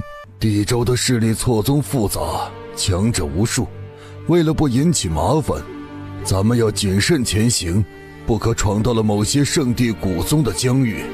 前面就是百辰星了，我感知到了不少强者的气息，其中几股甚至比吴族老祖还要强大。百脉盛宴之争，但愿顺利，还有7年才会开启，你们可以调整一下心态，莫要过于紧张。我等明白。天下群雄汇聚于此，如此盛世，万年难得一见呐！谢老头，过来喝杯酒啊！老万，你居然愿意为后辈子孙护道，当真是稀奇呀！哎，此次争锋，吴族的这几个小家伙怕是没什么戏了，能来见见世面就不错了。西疆18脉，18脉古宗圣门，立于西疆数十万年而不朽，底蕴深厚，强者无数。很强吗？每一脉的实力都不弱于缥缈宫。西疆的18脉圣门十分团结，若遇危险一致对外，不像北荒各自为主，勾心斗角。18脉天骄参加盛宴，定会结伴而行，不易对付。如此说来，西疆之人确实不好为敌啊。天府山庄赵清平见过诸位道友，百脉盛宴尚未开启，为了打发时间，在下想讨教一下同辈道友的能耐，不知谁敢出战呢？地州九域36宗位列一流，天府山庄便是36宗之一。赵清平天赋极高，放在天府山庄也排得上号。各州修士沉默，并不想做这个出头鸟。诸位，莫不是这般胆小啊？素闻北荒出人杰，哪位道友敢与在下切磋一番呢？哼，北荒竟然无一人敢战。自古以来，北荒人杰辈出，这句话不知从何处而来，也许是在下听错了吧。陈兄，你不出手？切，一个跳梁小丑而已，认真可就输了。地州此举是想试试咱们北荒青年一辈的深浅，等到百脉盛宴开启之后，也可以做出相应的防备。很多人都明白这个道理，但毛头知道咱们北荒了，要是不出战的话，面子上可过不去了。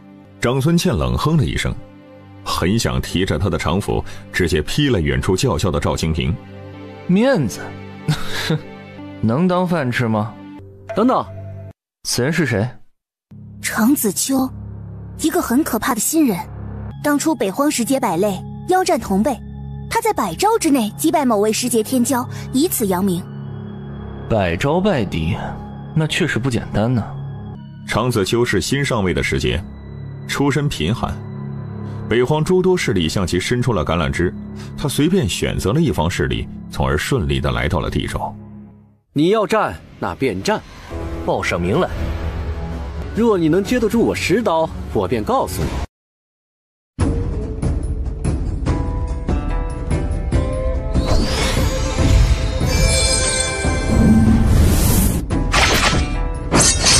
此子非凡，莫不是北荒年轻一辈的最强者？不知他与刀尊一战，孰胜孰败啊？乃尊乃是冥河圣教的圣子，除了那些人以外，谁能是他的对手？退下！这般能耐便敢大放厥词，当真是可笑。此人肯定还藏着不少的底牌，深不可测呀。他很强，我估计不是他的对手。这位兄弟敢与天府山庄叫板，胆子真大呀！年轻一辈的争锋，只要自身实力足够，有何可惧？这次天府山庄丢了不少的脸面，等到后面进入了古之秘境，肯定会寻到机会找回场子。经此一战，常子秋算是彻底扬名了，被各州势力的天骄记在了心里，不敢小觑。终于到了，还好没有迟到。道友从何而来？如何称呼？小僧道尘，自东土天虚寺而来。这东土已有很多年不参加百脉盛宴了，今朝而来，定有深意呀。天虚寺，东土佛门的圣庙，我观这个小和尚佛心纯净，体有佛文护体，多半是这个时代的东土佛子。一直以来，佛门不曾理会过东土之外的事情，今朝派了一名弟子过来参加百脉盛宴，肯定有所图谋，不得不防啊。老陈，听说东土来了一个和尚，怪有趣的。东土的和尚，消息属实吗？当然属实了，那和尚一人前来，好像没有护道者随行。叫什么名字？这个我还不知，出去看看吧。走。小和尚，姐姐看你模样不错，要不要来姐姐屋内品杯茶水呀？让不少青年俊杰听到后心神荡漾，无法自拔。小僧福伯与姑娘无缘，缘分二字缥缈虚无。小和尚，你怎知道与姐姐无缘呢？阿弥陀佛。小和尚，别急着走啊，与姐姐们玩一玩如何？莫不是姐姐不够漂亮，入不了小和尚的眼？百脉盛宴尚未开启，不要急着离去啊！各方势力的年轻俊杰看着道尘被众多的貌美女子围住了，口干舌燥，双眼欲穿。姐姐，我可以。这个和尚不解风情，我能行啊？怎么回事啊？这是想让佛门出丑，故意如此。东土佛门和南域梨花宫有仇吗？说来听听。我也是偶然听一位长辈谈起，据说在很多年前，东土出了一个天赋极高的和尚，同辈之中难寻对手。那个和尚，长孙枫叶开始讲述着一段尘封了多年的因果往事。经过长孙枫叶的讲述，陈清源等人谱大悟。佛门住持居然与梨花宫圣主有这么一段故事，这也太不可思议了吧！离谱！当真？吴君言很难想象到佛门住持会动了凡心，因为他从未尝试过那样的感觉。对他来说，世间女子皆枯骨，哪怕衣着进去，也难以让其内心产生丝毫的波动。千真万确，老一辈欠的债，小一辈来偿还。唉，没意思。算了。众女玩累了，不想继续戏耍道尘和尚了。不管他们怎么诱惑，甚至施展了幻术，也难以让道尘和尚内心出现一丝波动。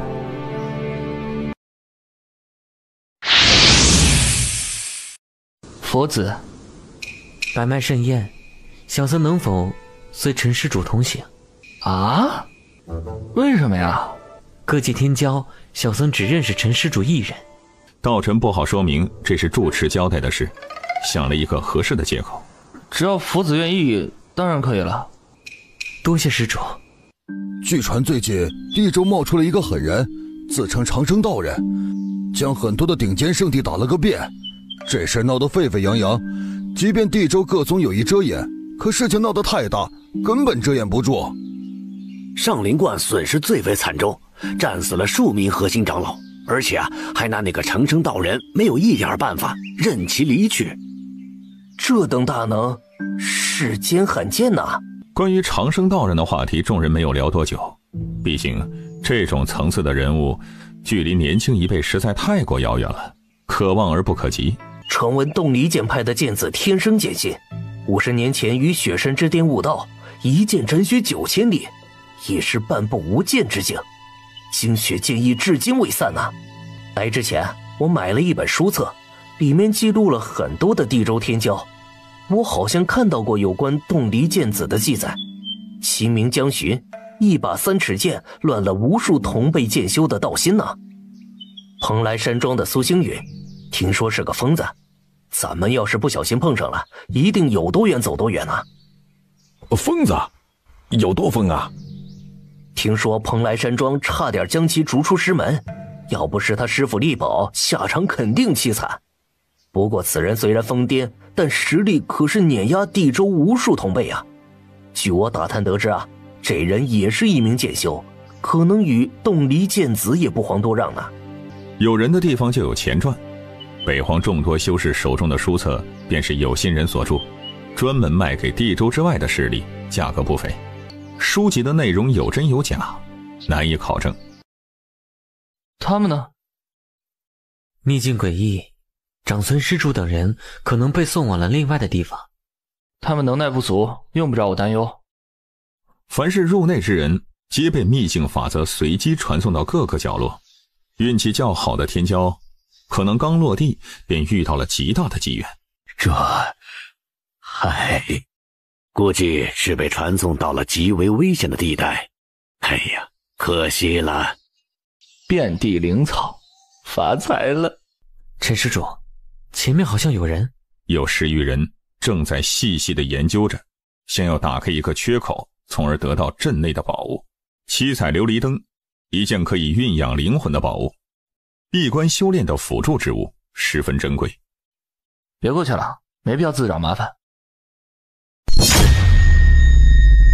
谁？东西不错，我收下了。你是何人？哼，苏星云。你是蓬莱山庄的苏星云？取走了七彩琉璃灯，苏星云对南域这些修士不感兴趣，望向了陈清源所在的方位。他发现我们了。此人很强，地州妖孽，不可小觑。他若敢对陈施主不利，小僧可以为他超度。咱们走吧。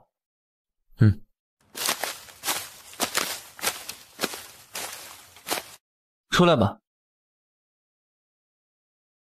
和尚怎么称呼？道尘。东土已有很多次没有参加百脉盛宴了，这次是为何？无可奉告。据说你是东土佛门的佛子，那么实力肯定很强，想不想与我切磋一下？小僧没这个兴趣。啊？佛子莫不是怕了？随施主怎么说。真是无趣。小子，我观你气质不俗，又能与东土佛子并肩而行，叫什么名字啊？问别人名讳的时候，先自报家门，这点礼数阁下都不懂吗？哦，在下蓬莱山庄苏星云，你呢？北荒陈清源。陈清源，我记住你了。我也记住你了。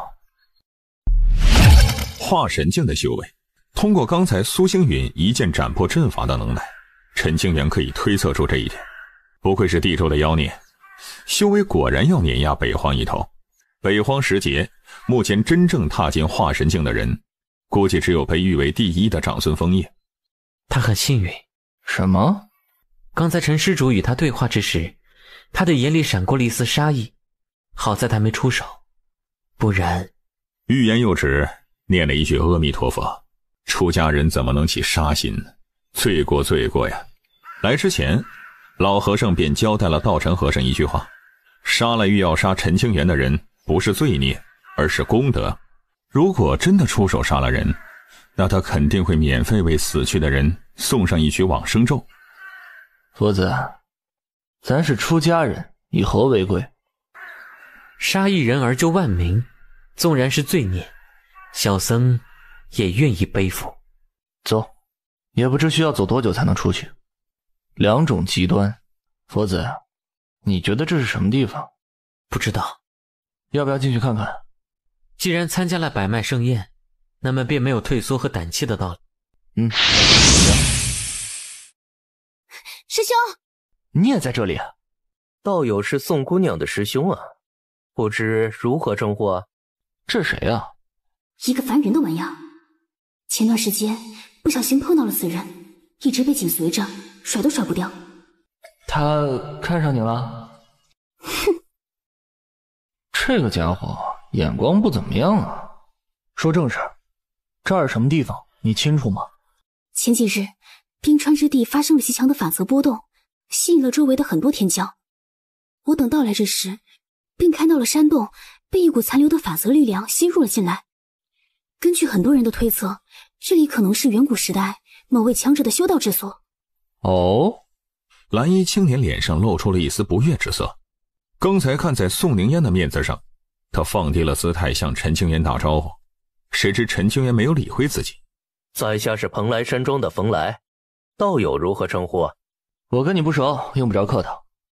你一脸不要脸的家伙，在下愿与你结交，那是你的荣幸。蓬莱山庄的核心弟子都是你这个鸟样吗？放肆！你再敢多言一句对蓬莱山庄的坏话，我定要让你付出代价。那个和尚莫不是东土的佛子？应该没错。东土佛子怎么会在此啊？许多道目光暗暗审视着道尘和尚，传音交流。对于众人的注视，道尘并不在意，站在原地低眉默念着佛经。师妹，这人的眼光不行，脑子也不好使，你觉得对不对啊？对。陈清源，你刚才那句话是什么意思？没啥意思，嘿嘿，师妹莫要生气。宋姑娘，莫要为了我而动怒啊！宋宁烟满脸怒意地呵斥陈清源一句，让冯来会错了意，以为宋宁烟是在为他说话，甚是感动。有你什么事儿？滚蛋！你苏师兄，你谁啊？我是四长老座下的弟子，名为冯来。哼，陈清源是吧？咱们又见面了啊，真巧。确实巧。今天我心情非常不错，要不要坐下来喝一杯啊？苏星远这疯子，千万不要招惹他。据我所知，数十年前蓬莱圣子不小心惹了他，被他追杀了数日，受了不轻的伤，连自己人都能下狠手，更别提外人了。他这人确实奇怪，有时候可以做上百日的善事，不杀一人，有时候又能因为一件小事而屠戮四方，尸横遍野。听说你是一个变态。说的没错。苏师兄今日的脾性也太好了，居然没有动手杀了他。千万不要被苏星云的表面给欺骗了，他今日能与你饮酒畅聊，可能明日就会要了你的性命。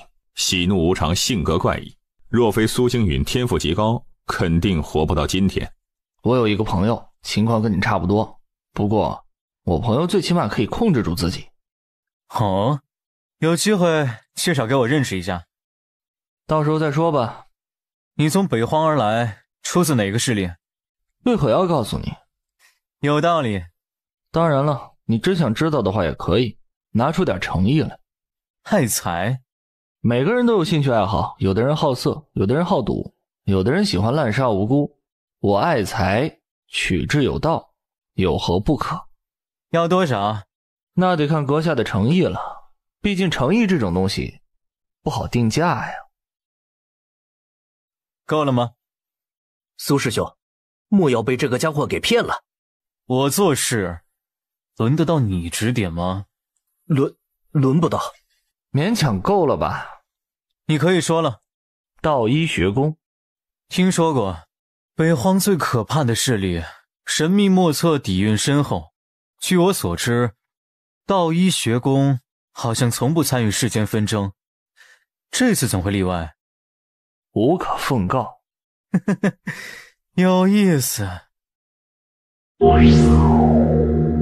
师兄，宋师妹没有受伤吧？我没事。那就好。我猜的没错，殿内发生的事情果然是巧合。师兄，你刚才看起来怪怪的，发生什么事了？没什么，也许这是我与这位大能的缘分吧，说出来反倒不好。苏师兄，您有没有获得大能传承啊？没有。这么早就出来了，有什么收获？与你何干？好奇，像你这样神秘的人，放在地州也不常见。似你这样的疯子，我这辈子也只见过几个。无聊，喝酒吧。喝。唯有你通过了考验，可愿接受主上的传承？小僧乃佛门之人，不适合此道。你不接受？你难道不清楚这份传承的价值吗？虽然不清楚，但小僧晓得肯定无比的珍贵。只是小僧已经踏上佛门之道，一心追求大乘佛法，不愿转修他道。有缘无分，可惜了。他日定能寻得一位真正的传承者，将前辈的意志继承下去。天底下哪有这么多的有缘人？阿弥陀佛。去吧。东土佛子出来了，敢问佛子是否得到了大能传承？没有。当真？出家人不打诳语，况且贫僧是否得到造化，与诸位施主何干？出家人慈悲为怀，佛子这么晚才出来，最后肯定是得到了不小的造化，能否与我等共享？不知死活的东西。确实。让开。佛子若是满足一下我的好奇心，说说在古殿内的经历和收获，我便让路。阿弥陀佛。师父，若是弟子碰上了胡搅蛮缠之人，该当如何处理？再三劝阻。若劝阻无用呢？这还用问吗？动手即可。至于生死，视情况而定。这算不算杀孽？不算。世俗界的佛法没能说通愚昧之人，身为佛家弟子，自然是要相助这种人去见佛祖，让佛祖慢慢教化。佛子，如果你不赞成了的话，休想安稳地离开这里。似施主这般愚蠢之人，贫僧不愿多费口舌，所以，如果你再不让路，贫僧送你去见佛祖。不愧是当时的东土佛子，威压如此恐怖，同辈屈指可数。不是说佛门弟子比较和善吗？你，抱歉，是在下鲁莽了，不懂分寸。不需要贫僧送施主去见佛祖吗？不需要，在下已经清醒了，无需佛祖的教化。吴道友，并非我吴道牙有心与你为敌，只因我吴道牙与摘星楼关系良好，不可坐视不理，还请见谅。我还有很多事情要去做，绝不能死在这里。谁敢动他？解开！好丑的女人啊！你谁啊？不想被伤到的话，赶紧离开。他是老娘看上的男人，谁都不能欺负他。这丫头是我妹妹，如果她受了伤害，我不会放过在场的诸位。她是谁？北荒十劫之首，长孙枫叶。怎么办？这个时候要是咱们撤了，不仅没能赚到摘星楼的人情，而且还让天下同辈看清了我吴道牙，认为我吴道牙被北荒的几个人给吓到了。吴道牙众人决定坚持一下，想必摘星楼的圣子快到了，此刻退却，那岂不是惹人笑话？还请两位给吴道牙一个面子，暂时不要插手。面子？狗屁不是！放肆！老娘倒要看看谁敢阻拦！终于来了，生子！接下来的事情便由贵宗自行处理了。多谢，带着他离开这里，此事与他无关。如果你开口让我相助，我会出手。吴君言保持着沉默，没有要求帮忙，两人的关系没有好到那一个地步，而且吴君言不是一个愿意低头的人。妹妹，走了。他说了，不用咱们相助。我不走。你与他不是一路人。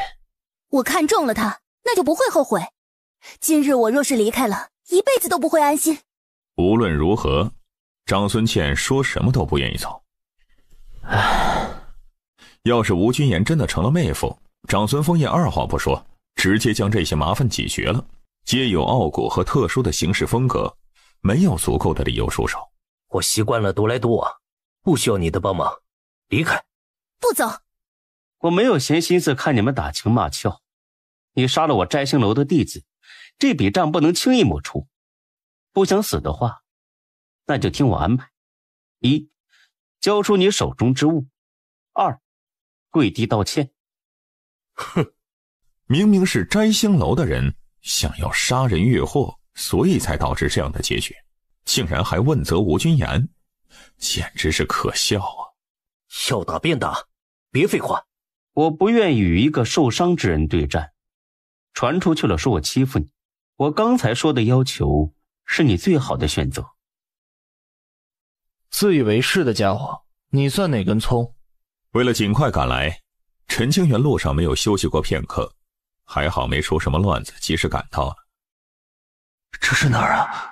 陈清源醒来以后，看着暗红色的房顶，目光带着几分疑色，还有着浓浓的警惕。哟，醒了？您是炼丹一脉的首席长老，按辈分来算，你应该喊我一声七师叔。老者一边说，一边检查陈清源的身体，看看有没有留下印记。见过长老，道医学宫，我回来了。叫什么长老？要喊七师叔。七师叔。行了，不必客气。这些日子为了给陈清源治疗，费了极大的心神，还好很顺利。你身体尚未痊愈，最近不要与人争道，也不要修炼，休养为主。是。随后，陈清源和丹房长老告别，打算出门走一走。而刚出门，路过的一个中年妇女就停住脚步，立即走过来，满面喜色，而且还带着十分欣慰之意。你有事吗？小子，听说此次百脉盛宴你大放异彩，可以啊。陈清源立于原地，有些不知所措。哦，忘记跟你说了，我与你师父一同拜入学宫，是你师父的小师妹。中年妇女看出了陈清源眼中的迷茫，立即自我介绍：福道一脉的二把手辛轩。见过小师姑。乖，真懂礼貌。以前陈清源一直待在主脉的区域，对支脉长老并不太了解。这么好的苗子，怎么被于晨然那个老东西给找到了呢？三丹护体，定是炼丹之道的仙苗。要不让这孩子跟了我丹房，我一定将毕生所学传授。去你丫的！清源这孩子剑道天赋极高，理应继承我剑堂一脉的意志。我有一个孙女儿，年龄与清源相仿，貌美如花呀，而且天赋还很不错呢。要不……滚！老夫新收的徒弟才是清源师侄的良配。你们要这么说的话，我可就不服了。你不服有个屁用啊！你光棍一个，也没个徒子徒孙的，一边凉快去。众长老你一句我一句的聊着，时而言语争锋，时而同仇敌忾。总之，这儿就俨然变成了菜市场，叽叽喳喳的，让陈清源根本就听不清楚。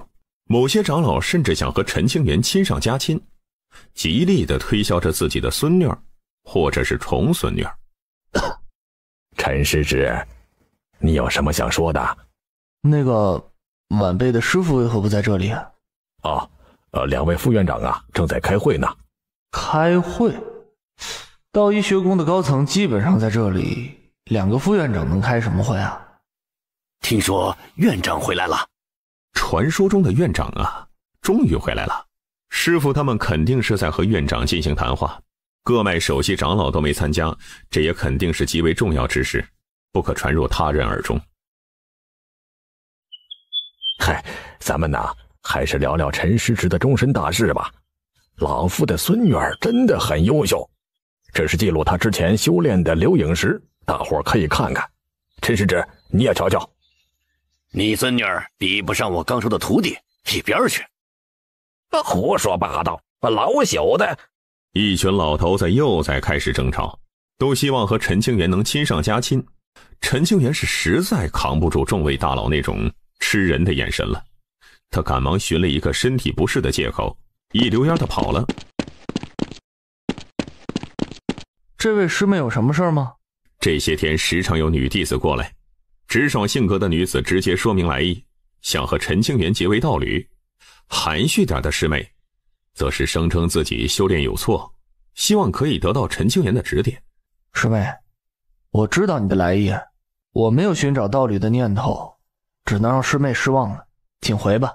白裙女子只是深深注视一眼陈清源，然后就一言不发地越过陈清源。师妹，虽然我的魅力很高，但是你不能强人所难吧？陈清源不好直接驱赶这白裙女子，害怕她是哪位核心长老的孙女儿，或者是重孙女儿，得罪人的事儿，这可不能干。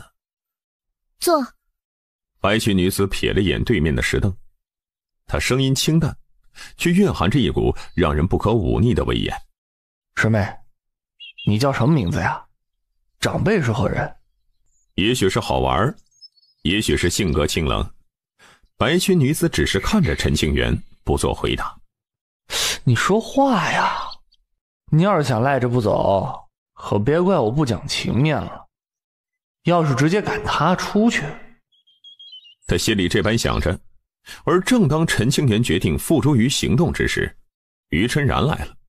现身以后，他径直走到白裙女子面前，拱手说道：“院长。”这一下子，陈清源算是瞪大了双眼，如同被五雷轰顶一样，嘴巴缓缓地张开，都足以放下一个鸡蛋，双腿也开始莫名打颤，后背一阵寒意。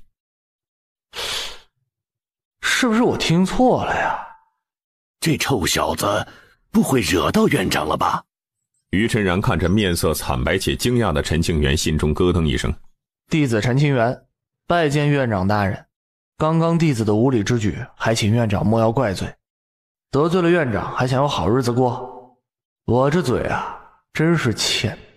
院长为何是一个女的呀？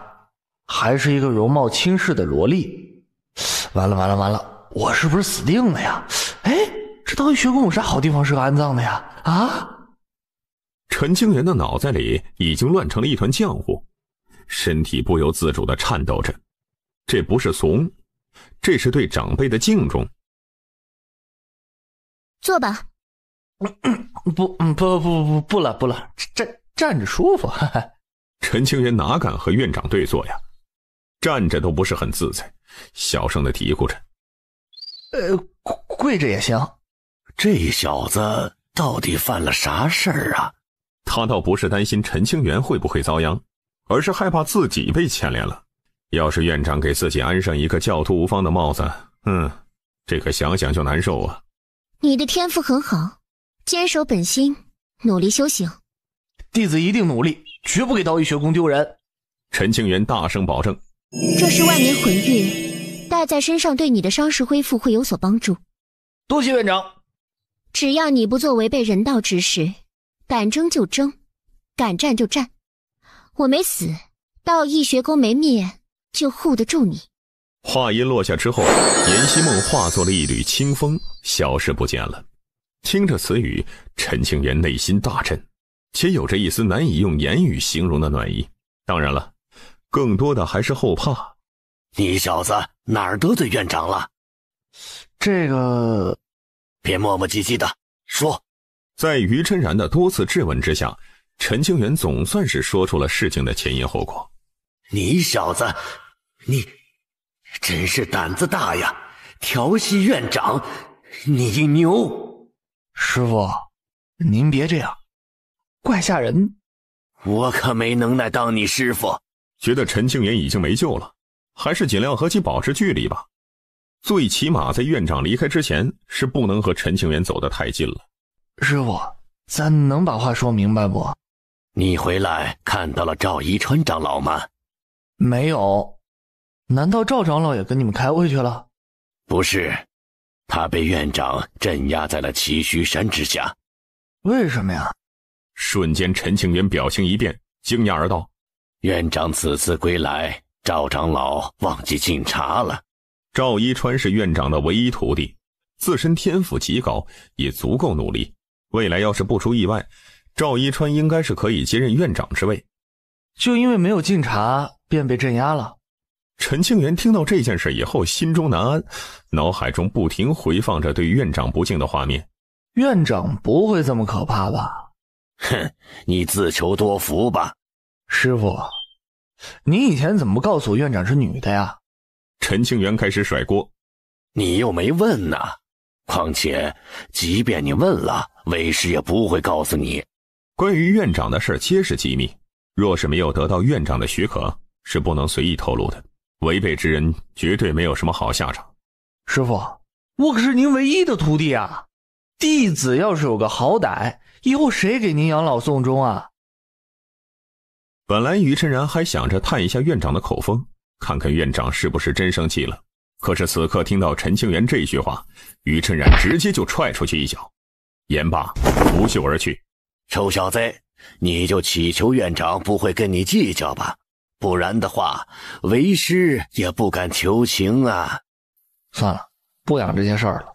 如果院长真要责罚，大不了和赵长老一起被镇压，关禁闭呗。反正已经犯了事儿，那干脆就放平心态吧。因为无论做什么，也没办法挽回了，还不如老老实实等死。院长可能宅心仁厚，不会与我计较。如此想着安慰自己，陈清源开始调养身体。最近的这段时间，他是不会出门了，可千万不能让身体再次受到损伤了。与此同时，北荒各地距离百脉盛宴散场已经都有半年多了，消息已经传到了北荒的繁华地带，掀起了惊世风波。道医学宫的陈清源拥有着3丹圣品的无上根基，以元婴期修为力压群雄，无人能及。据传长庚剑仙尚在人世，一把断剑便可震慑地州群雄。北荒10杰之一的吴君言，竟然是青宗的传承者，其师父更是一尊实力滔天的存在，与地州的灵鹤门有着千丝万缕的关系。东土佛子佛法无边，根据最新得到的可靠消息，他镇杀了一尊转世重修的顶尖大能，自身毫发无损，实力恐怖无比。这一次的百脉盛宴非同一般呐！地兵碎片，青宗的消息，3丹同体。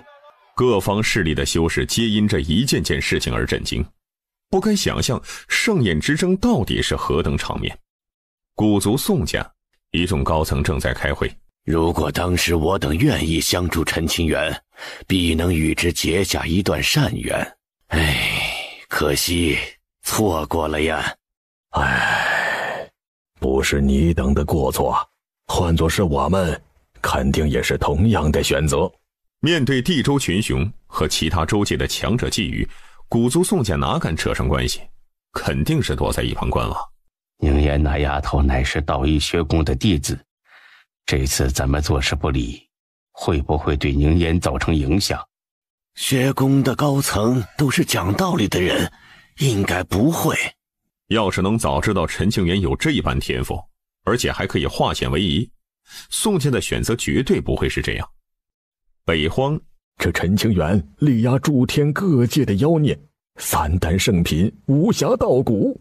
世上同名同姓的人多了去了，不可能是同一个人吧？击败西疆年轻一辈的第一人傅东流，镇压地州各宗圣子，与来历未知的无双妖孽江流柏一战而未败，体有3丹，无上道骨。你们说会不会真的是小师弟啊？这不可能吧？小师弟虽说天赋不错，但没这么离谱，肯定是重名。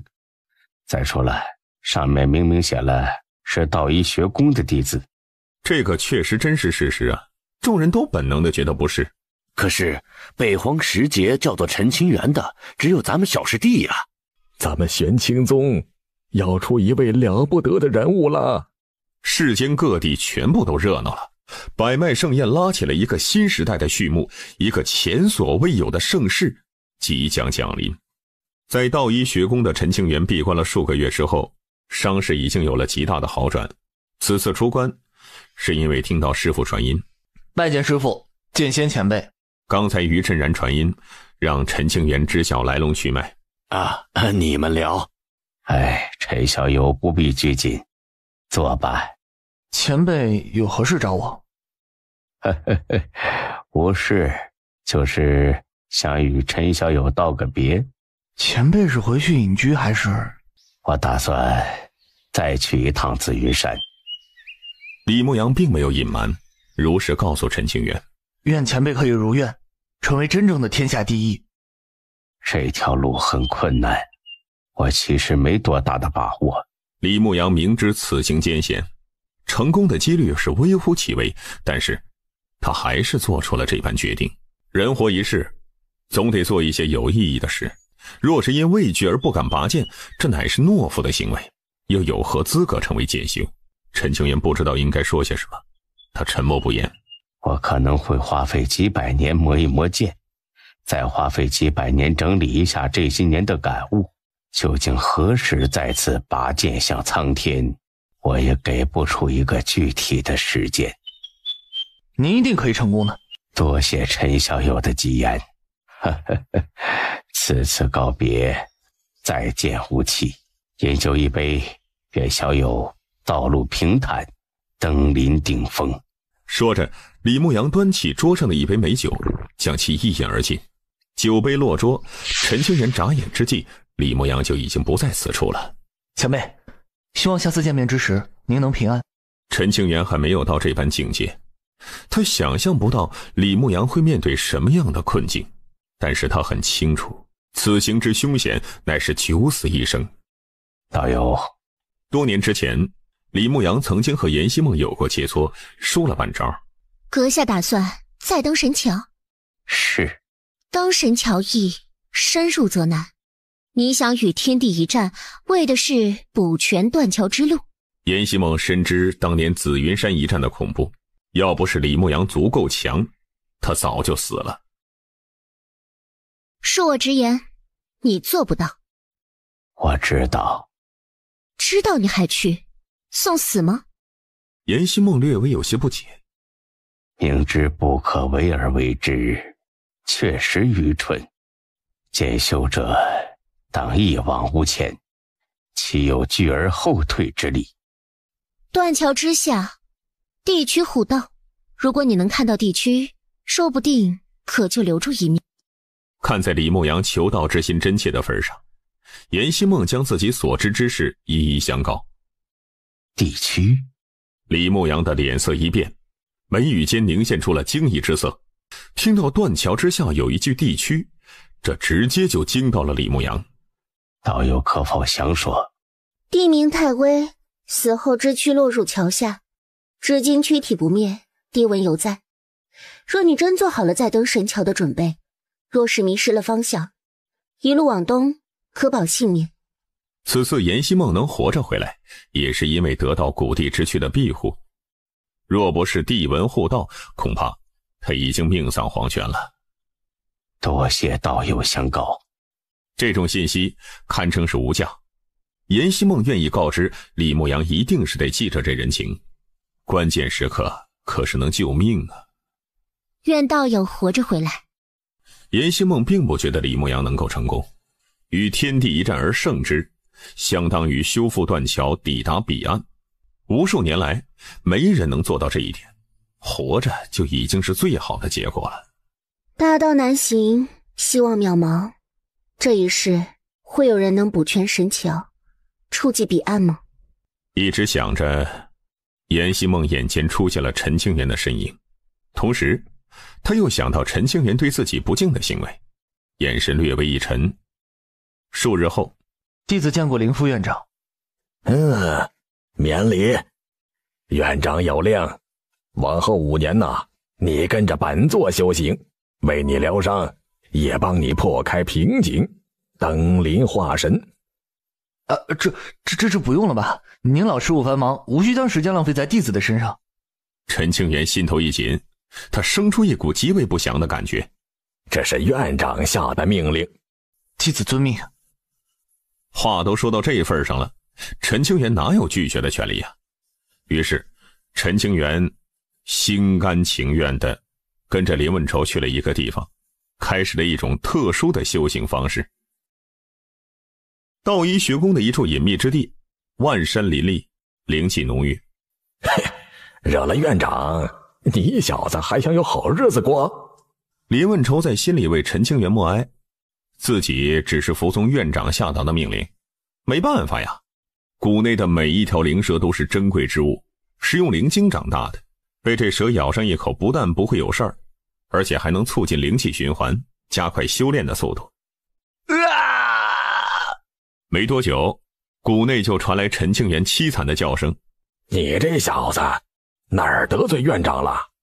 万蛇噬体相当于将无穷无尽的灵气灌注到体内，而且都不用自身炼化，直接就可融入身体的每一处。数月之后，陈清源不成人样，衣服已经被血浸透了无数遍，伤势居然快痊愈了。要不再来一次？李问愁笑眯眯地给出一个提议。别，你老放过我吧。没事儿，还有很多好玩的东西呢。清源，有师伯在，不会让你出事的，这是帮助你修行。您老人家手下留情啊！这片区域是院长亲自布置而成的，其主要目的就是为了教训学宫内的刺儿头，又可教导，又能起到相助修行，还能让院长心情舒畅，可谓是一举多得。至于说陈清源快不快乐，那可不关院长的事儿。这么严重的事情，为何不告诉我？告诉你有用吗？你能比得上长庚剑仙，还是能与地州的各大巨头扳手腕？哼，连我都打不赢，你去了也起不到作用。老于，你这么说话可就扎心了。老于，据说吴君言乃是青宗的传承者，此事当真？确实是真的。地州灵鹤门的老祖宗独孤长空也是青宗之人。是。现在这些事已经不再是隐秘了，于晨然如实相告。这种热闹没能亲眼一见错过，都怪你。切，还有什么事儿一次性说完了，我可没太多的时间招待你。宋家与青宗的因果以及陈清源的身份，我没有告诉给宋家的任何人。宋问仙这句话的言外之意，乃是当时宋家的众位长老没有出面相助，竭力撇清关系，不是有意而为之，希望道一学宫能不要怪罪。就这事儿，于晨然听出来了，他从未放在心上。放心好了，道一学宫不会不讲道理，可以理解。那就好。有了于晨然这句话，宋文仙心里悬着的大石头也放了下来。行了，没其他的事情，赶紧走吧。于晨然下了逐客令，为了不伤到两方势力和气，宋文仙大老远的跑过来道歉，也确实是难为他了。东土佛门，师父，你与梨花宫有恩怨吗？有。老和尚眼睛浑浊，承载了无尽的沧桑，声音较为沙哑。弟子与梨花宫的现任圣女有所交集，她说了一些事情，弟子不知真假，希望师父可以为弟子解惑。你想知道什么？全部。佛子紧了紧双手，他没办法在老和尚面前撒谎，如实而道。好。接下来老和尚开始讲述自己和梨花宫之主的那段孽缘。前面的故事和佛子所听到的相差无几，听到后面的时候，佛子注意力极为集中，比起修行诵经时还要认真。讲到这儿，老和尚长叹一声，眼睛里面夹杂着难以描述的情感。佛子沉默很久，他抬头看着老和尚苍老的容颜，佛子的心脏甚是刺痛。为了所谓的大义，违背了与红颜的约定，师父心里肯定是很难受吧。师父，老衲没事儿，早已看开了。这世上之事就是这样，十有八九不如意呀。您后悔过吗？也许吧。模棱两可的答案足以说明，和尚又怎么样？还不是肉体凡胎吗？世上之人哪能真的避开七情六欲？佛门之子只是要尽量控制住，才能理性的去处理世上之事，不被欲望占据身体。还有什么问题吗？佛门暂且无事，您不去南域看看吗？为何要去？了却昔日的遗憾。昨日已去，不可挽回。今朝去了南域，有幸能与他一见，又能如何呢？老和尚是真正的看透了红尘，不再被这些东西烦忧。让老和尚还俗吗？且先不说老和尚能不能办到，就连梨花宫的圣主也不可能原谅。已经过去这么多年，相见不如不见。弟子不懂。你以后啊，可能就明白了。这种感觉很痛苦吗？太久了，忘记了。终于成功了！化神境。时至今日，陈清源真正意义上的成为了化神境修士，这确实是太不容易了。这些日子受的苦没白受啊！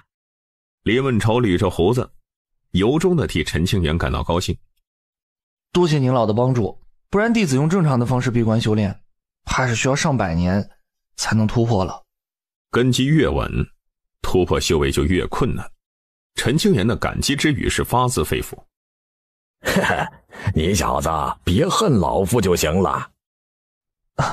怎么可能？感恩还来不及呢。既然感恩，那咱继续。别了吧。瞧你这小胆子，哪儿像赵长老那般硬气啊！就算被院长从小揍到大，也没说过一句软话。看着陈清源这副怂样，林文丑哈哈大笑。赵一川的性子很傲，那骨头乃是道医学宫最硬的。从小开始，但凡赵一川不肯做的事儿，就算是院长多次教导也不肯学。而在林问愁的记忆中，赵一川少说也被院长揍了30-50顿。所以赵长老现在还被镇压着。陈清源可以对外人硬气，宁死不屈，对自家人这么傲又何必呢？这不是给自己添麻烦找罪受吗？都是牛脾气，惹不起哦。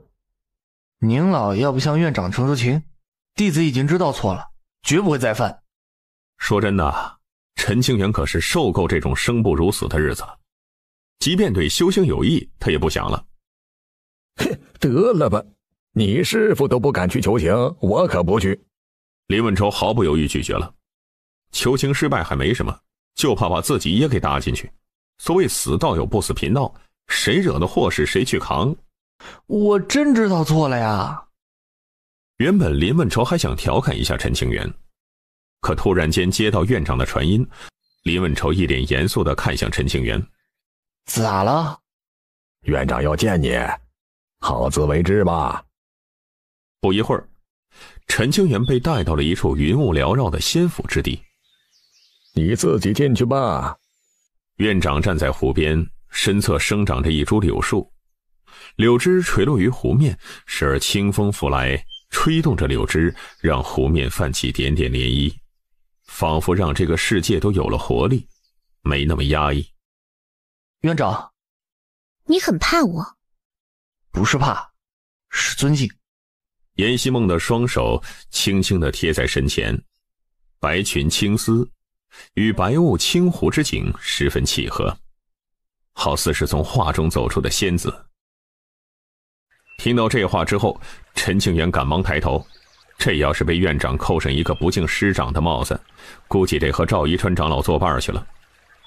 你的天赋很高，世上怕是无人能及，不过天赋高不代表能一定走到高处，未来你会面临很多凶险，定要小心谨慎，不可莽撞行事。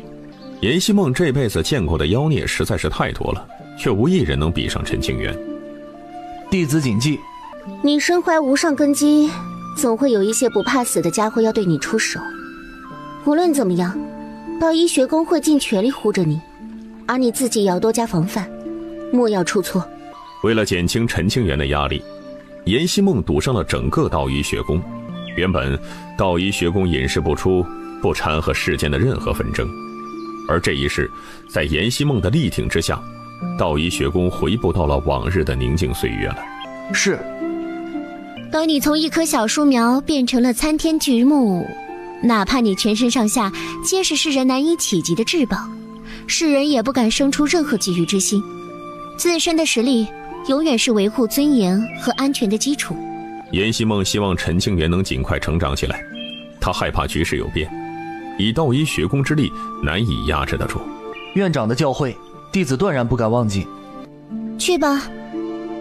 严希梦也很想弄清楚陈清源体内那根无上道骨的来历，但是思考许久之后，严希梦还是放弃了。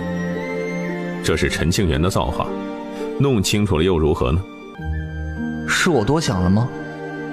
院长心胸宽广，哪会和自己这小辈斤斤计较啊？平安无恙，心情舒畅，径直前往白燕宫向师父问安。哟呵，你小子居然这么快回来了，院长没责罚你吗？于琛然的语言中带着几分幸灾乐祸的味道，还真不愧是亲爱的师父。院长大人有大量，岂会与弟子一般见识？看来院长对你还不错，帮助你修炼的同时，顺带折磨了你一下。换作是赵一川那小子，没有几百年，肯定是出不来了。师父，我现在伤势痊愈，打算出门，今日来此，特来向您老道一个别。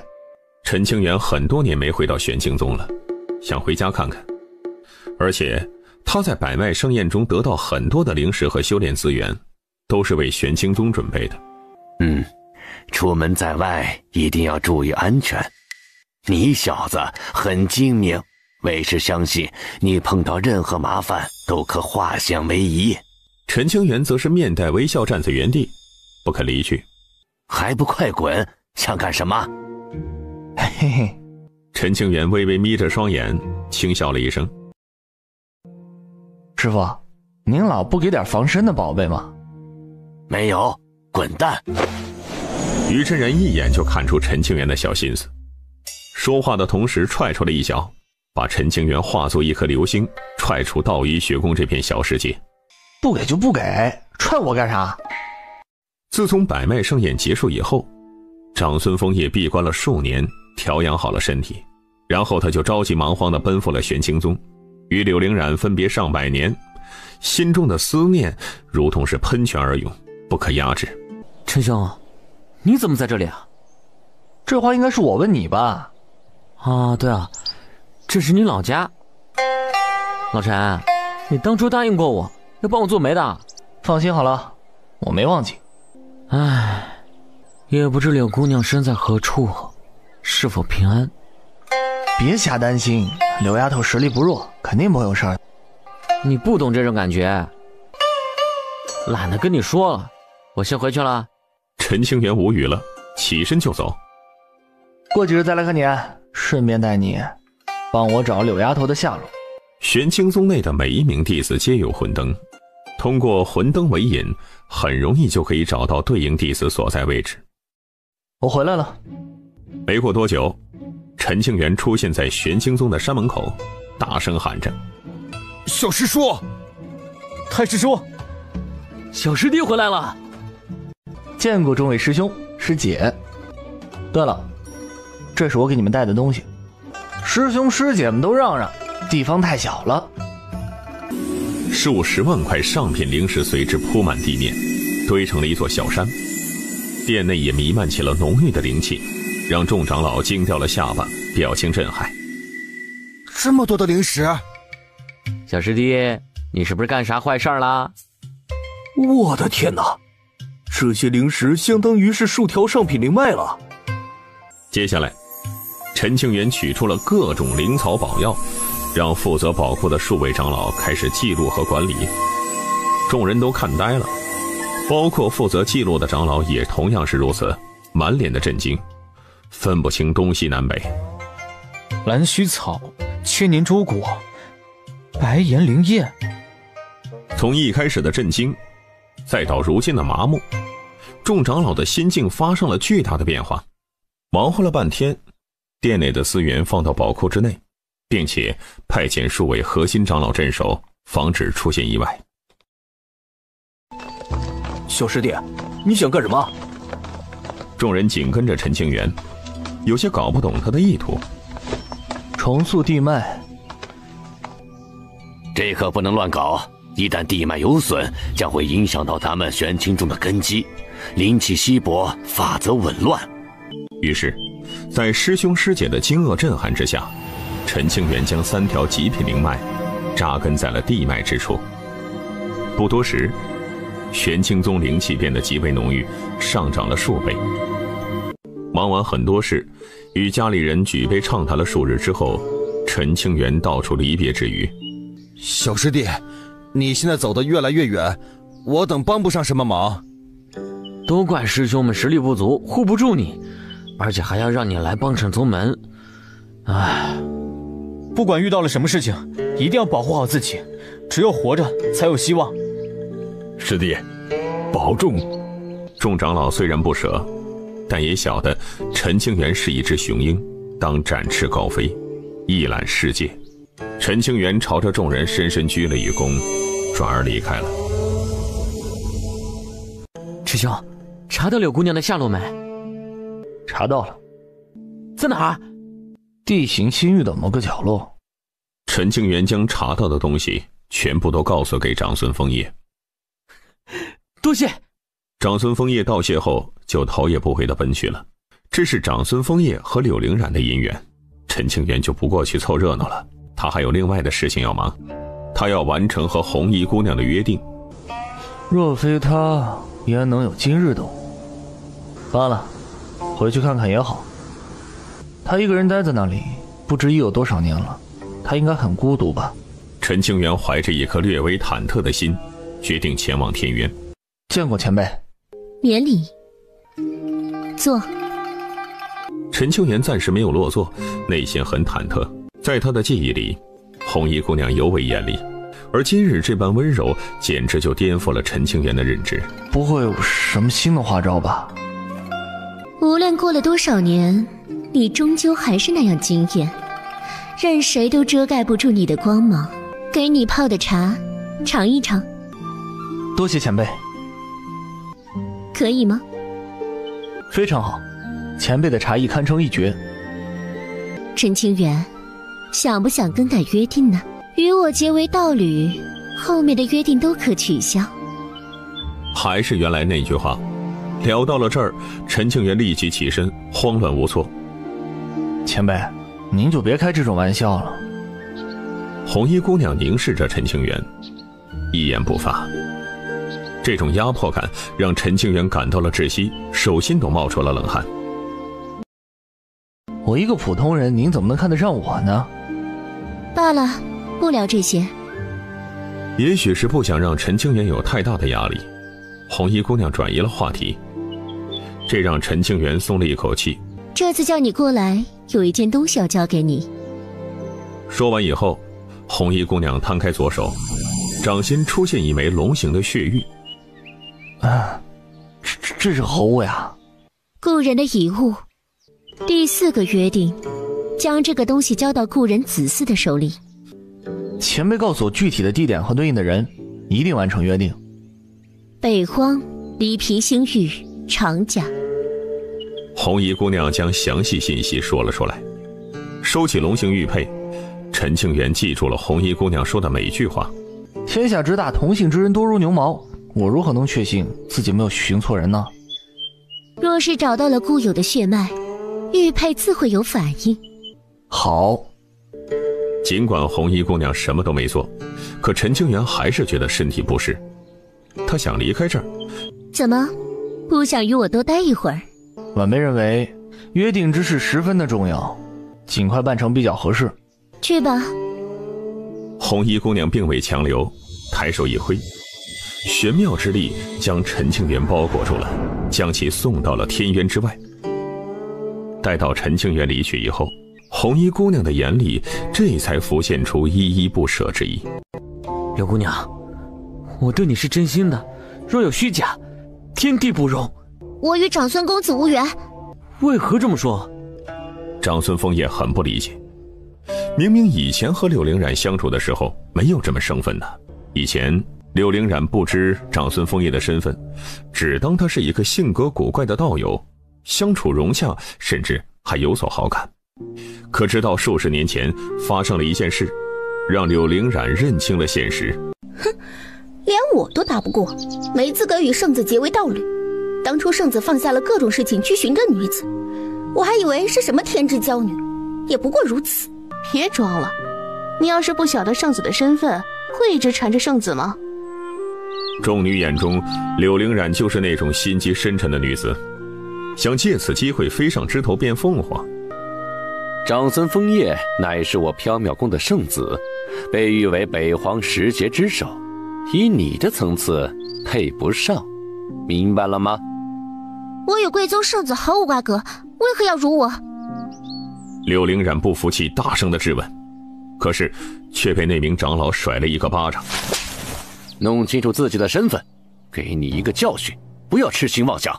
回想着那段经历，柳灵染停下脚步，转头看了一眼一直紧跟着的长孙枫叶，严肃至极。我不愿意。长孙枫叶正在原地，手足无措。他不明白为何100年后归来，柳灵染对自己竟然是这般的绝情。在这时，陈清源现身了。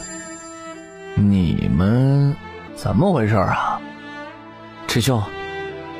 长孙枫叶没去思考陈清源为何在此，好像抓住了救命稻草，希望陈清源可以让局面平稳下来。小师叔。以陈清源对柳灵染的了解，这丫头平日不会这般客套，肯定藏着事儿。你先到一边去，我与柳丫头聊一聊。丫头，咱换个地方聊聊。这长孙枫叶生怕柳灵染从眼前跑掉，他犹豫了。我知道了。长孙枫叶不再纠缠，停留在原地，看着柳灵染消失在眼前。附近的一座荒山，山脚下。丫头，你怎么了？最近是不是发生什么事儿了？没事。柳灵染将不满的情绪憋了回去，强颜欢笑。那件事他不想告诉任何人，唯有依靠自身的实力才能真正找回尊严。说，你这丫头刚入门的时候我就领着了，能瞒得过我的眼睛吗？小师叔，我想自己解决。与长孙枫叶有关？柳灵染沉默不言，算是默认了。他与我一同去了百脉盛宴，缥缈宫欺负你了？听到缥缈宫这3个字，柳灵染的眼睫毛明显颤了几下，情绪微微波动。而陈清源一直在注意柳灵染的表情变化，看出了一丝端倪。没错，他猜对了。咱们走。小师叔，去哪儿？缥缈宫。不用了吧？他虽听说陈清源的一部分事迹，但是并不清楚具体内容。以他目前的眼界，缥缈宫还是一个庞然大物，不可触怒。我了解你，若是一般的事情肯定影响不了你的心境，定是缥缈宫做了极为恶心的事儿，才会让你如此介怀。小师叔，这件事我自己能处理，你不必费心。少废话，我的失职岂能受辱？小师叔会连累你的。闭嘴，有小师叔在，没什么好可怕的。若是因为我而害了小师叔，那我……放心吧。小师叔，你的天赋冠绝当世，可终究还没走到高处。柳灵染听说陈清源力压同辈的事迹，由衷地替陈清源感到高兴。可是在他眼中，缥缈宫不是一个年轻修士可以撼动的。你受了委屈，小师叔当然要替你找回来。具体发生了何事，你不愿说，小师叔也不问。莫怕。这些年柳灵染一直在压抑着，突然间被陈清源温柔相护，让他觉得自己在这世上还是有依靠的。那种感觉没办法用语言来形容，但是却直触心房。来者何人？陈清源。阁下是北皇10杰之一的陈清源？正是。您请稍等，我这就去禀报。不多时，数名长老火急火燎地赶过来，面带喜色，很是客气。陈公子，快请进。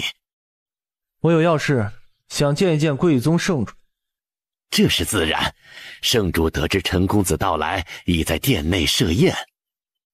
迎客的长老们还不清楚这事情的严重性，在他们看来，陈清源一脸冷漠，很符合那无双妖孽的脾性，这也没什么奇怪的地方。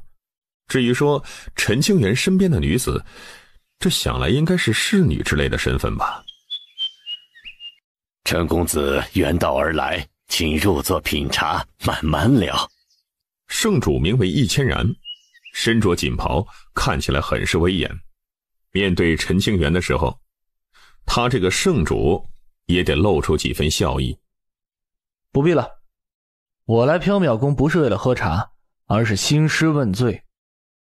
陈清源说话很直接，上来就是开门见山。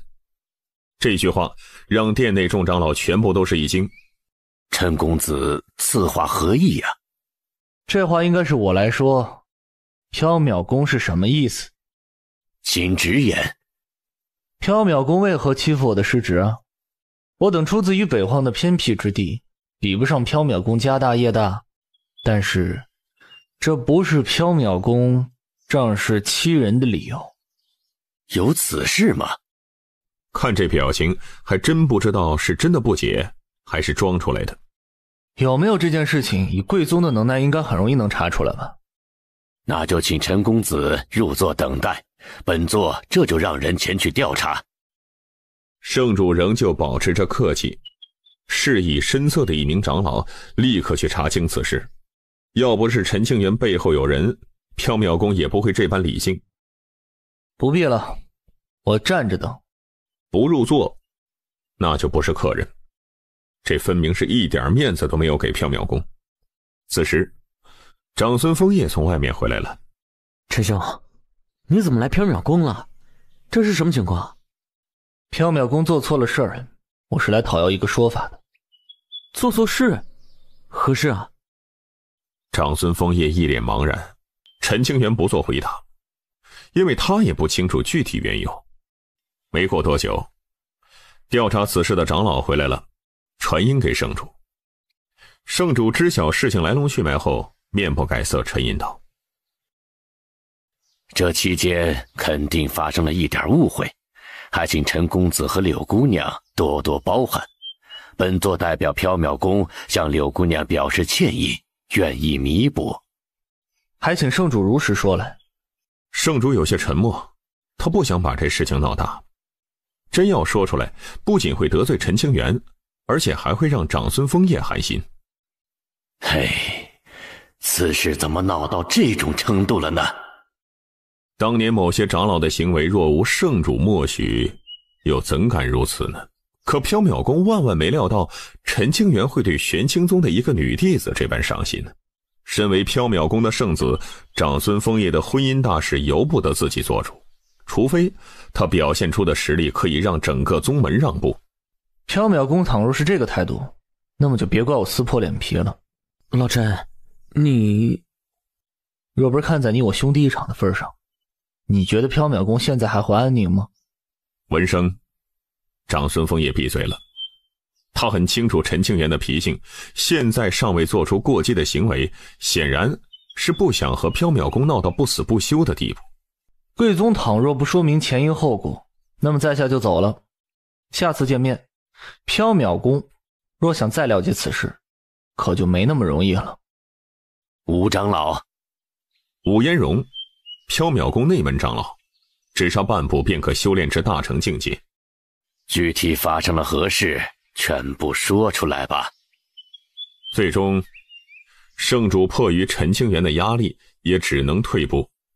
传言中有长庚剑仙为其护道，还有道医学宫的诸多高层以及未知的强者，再加上陈清源自身的无上天资，缥缈宫是当真得罪不起。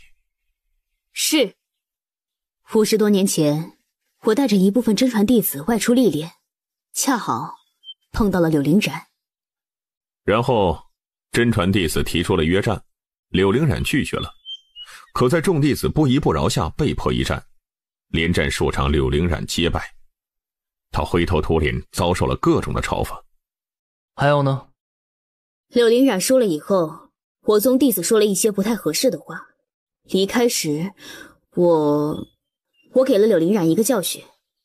什么教训？一个巴掌。一旁，长孙枫叶知晓了事情的前因后果，怔了片刻之后恍然大悟。难怪柳姑娘对我这般冷淡，原来是这样。缥缈宫不愧是北荒的一流势力，底蕴深厚。贵宗看不上我们玄清宗可以理解，这很正常。但是贵宗的长老领着一批真传弟子如此欺负我玄清宗的人，当真是有大宗风度啊。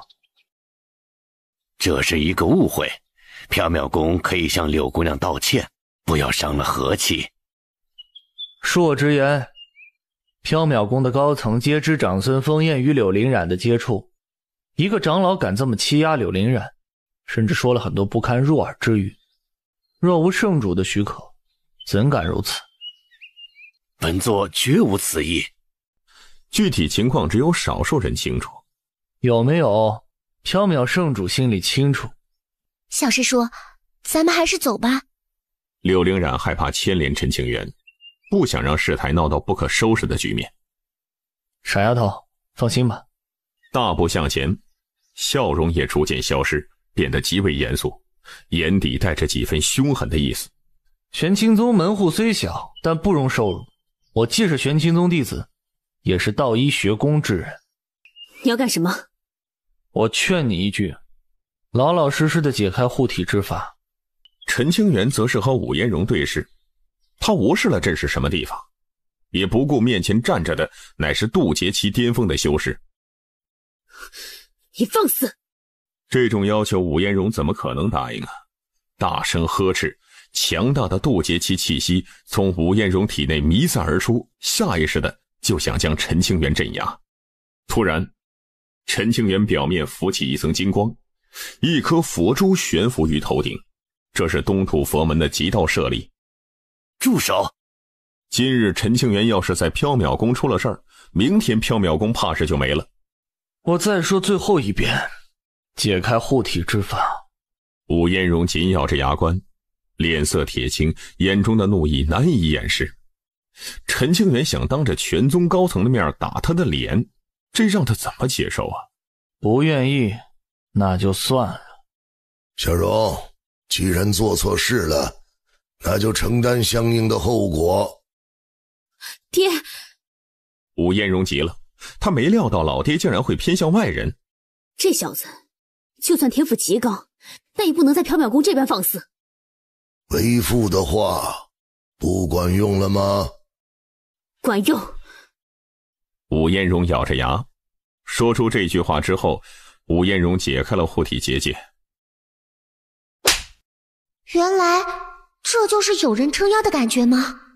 在这纷乱无情的修行世界，能有这么一份温暖，这是多么的珍贵呀！回想着武彦荣打自己那一巴掌，柳灵染觉得没那么屈辱了，道心上的那一丝裂缝也慢慢愈合了。你应该感谢你老子，玄清宗地处偏僻，底蕴浅薄，无意攀上缥缈宫的高枝，从始至终都是贵宗圣子的一厢情愿，这一点还请诸位弄明白。柳丫头，等你以后有了本事，再去找缥缈宫的那些同辈报仇，这种小恩怨交给你自己来处理。谢谢小师叔。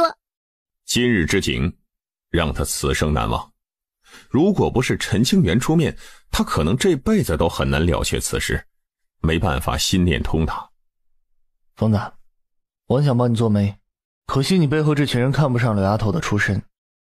长孙枫叶不怪陈清源的举动，表情肃穆，强行压制内心躁动的情绪，声音沙哑。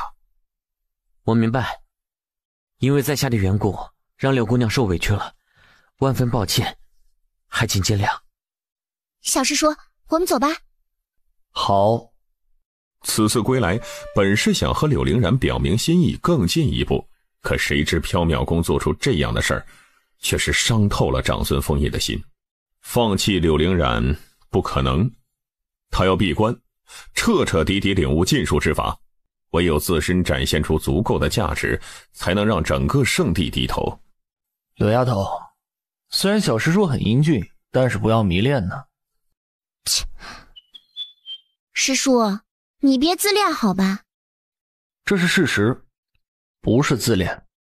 小师叔，谢谢你。别搞得这么严肃，没什么可谢的。我不明白，为何缥缈宫对小师叔这般无礼，甚至可以说是畏惧。人格魅力。不想说就算了。师叔，接下来你有什么打算？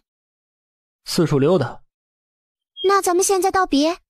虽然柳灵染很想跟着陈清源，可他不愿意成为累赘。再者，他想变得更强，拥有足够高的实力，才不会受到欺负。如果碰到了解决不了的麻烦，不要一个人硬撑着，回到家里，等小师叔回去以后，一定给你撑腰。还有，不要记恨长孙兄，他什么也不知道。我知道。总之，柳灵染现在没工夫去思考那种儿女私情了，他现在只有一个念头，那就是变强。那，这东西你拿着。这是什么？给你的一点小礼物，拿着吧。小师叔。望着远方，柳灵染的鼻尖一酸，千言万语难以道出。回家一趟，家底少了一大半。哎。陈清源在百脉盛宴赚取的资源，大部分都留给了玄清宗。为了这个家，他也确实是费尽了心思，很不容易。从今日起，吴长老退居幕后，不可插手宗门要事。为什么？若不是看在你父亲的面子上，你觉得还能坐在这里吗？当时武彦荣接了敲打柳灵染的任务，但是圣主提醒了一句，不要把事情闹大。可是武彦荣并没有把圣主这份话放在心上，根本看不起小地方来的人，狠狠地羞辱了一番柳灵染。要不是这样，缥缈宫又哪能丢这么大的脸？你应该庆幸你有一个好爹，不然你活不了多久。那时候武彦荣还想对陈清源出手，圣主差点就动了杀心了。一旦要是陈清源有恙，他缥缈宫将永无宁日。圣子那边怎么处理？都怪本座考虑不周到，这才闹到这般田地，里外不是人。他既是圣子，便要承担起缥缈宫的责任，并非是圣主之错。缥缈宫的众位高层并不觉此事有何不妥，即便陈清源闹了一场，众人还是认为柳灵染配不上长孙枫叶，因为柳灵染不是道医学宫的弟子，只是玄清宗的人，自身并没有顶尖天赋，又无极深背景。圣子离心，对缥缈宫的未来将会造成极大的影响。相信圣子肯定能理解宗门的苦心呢。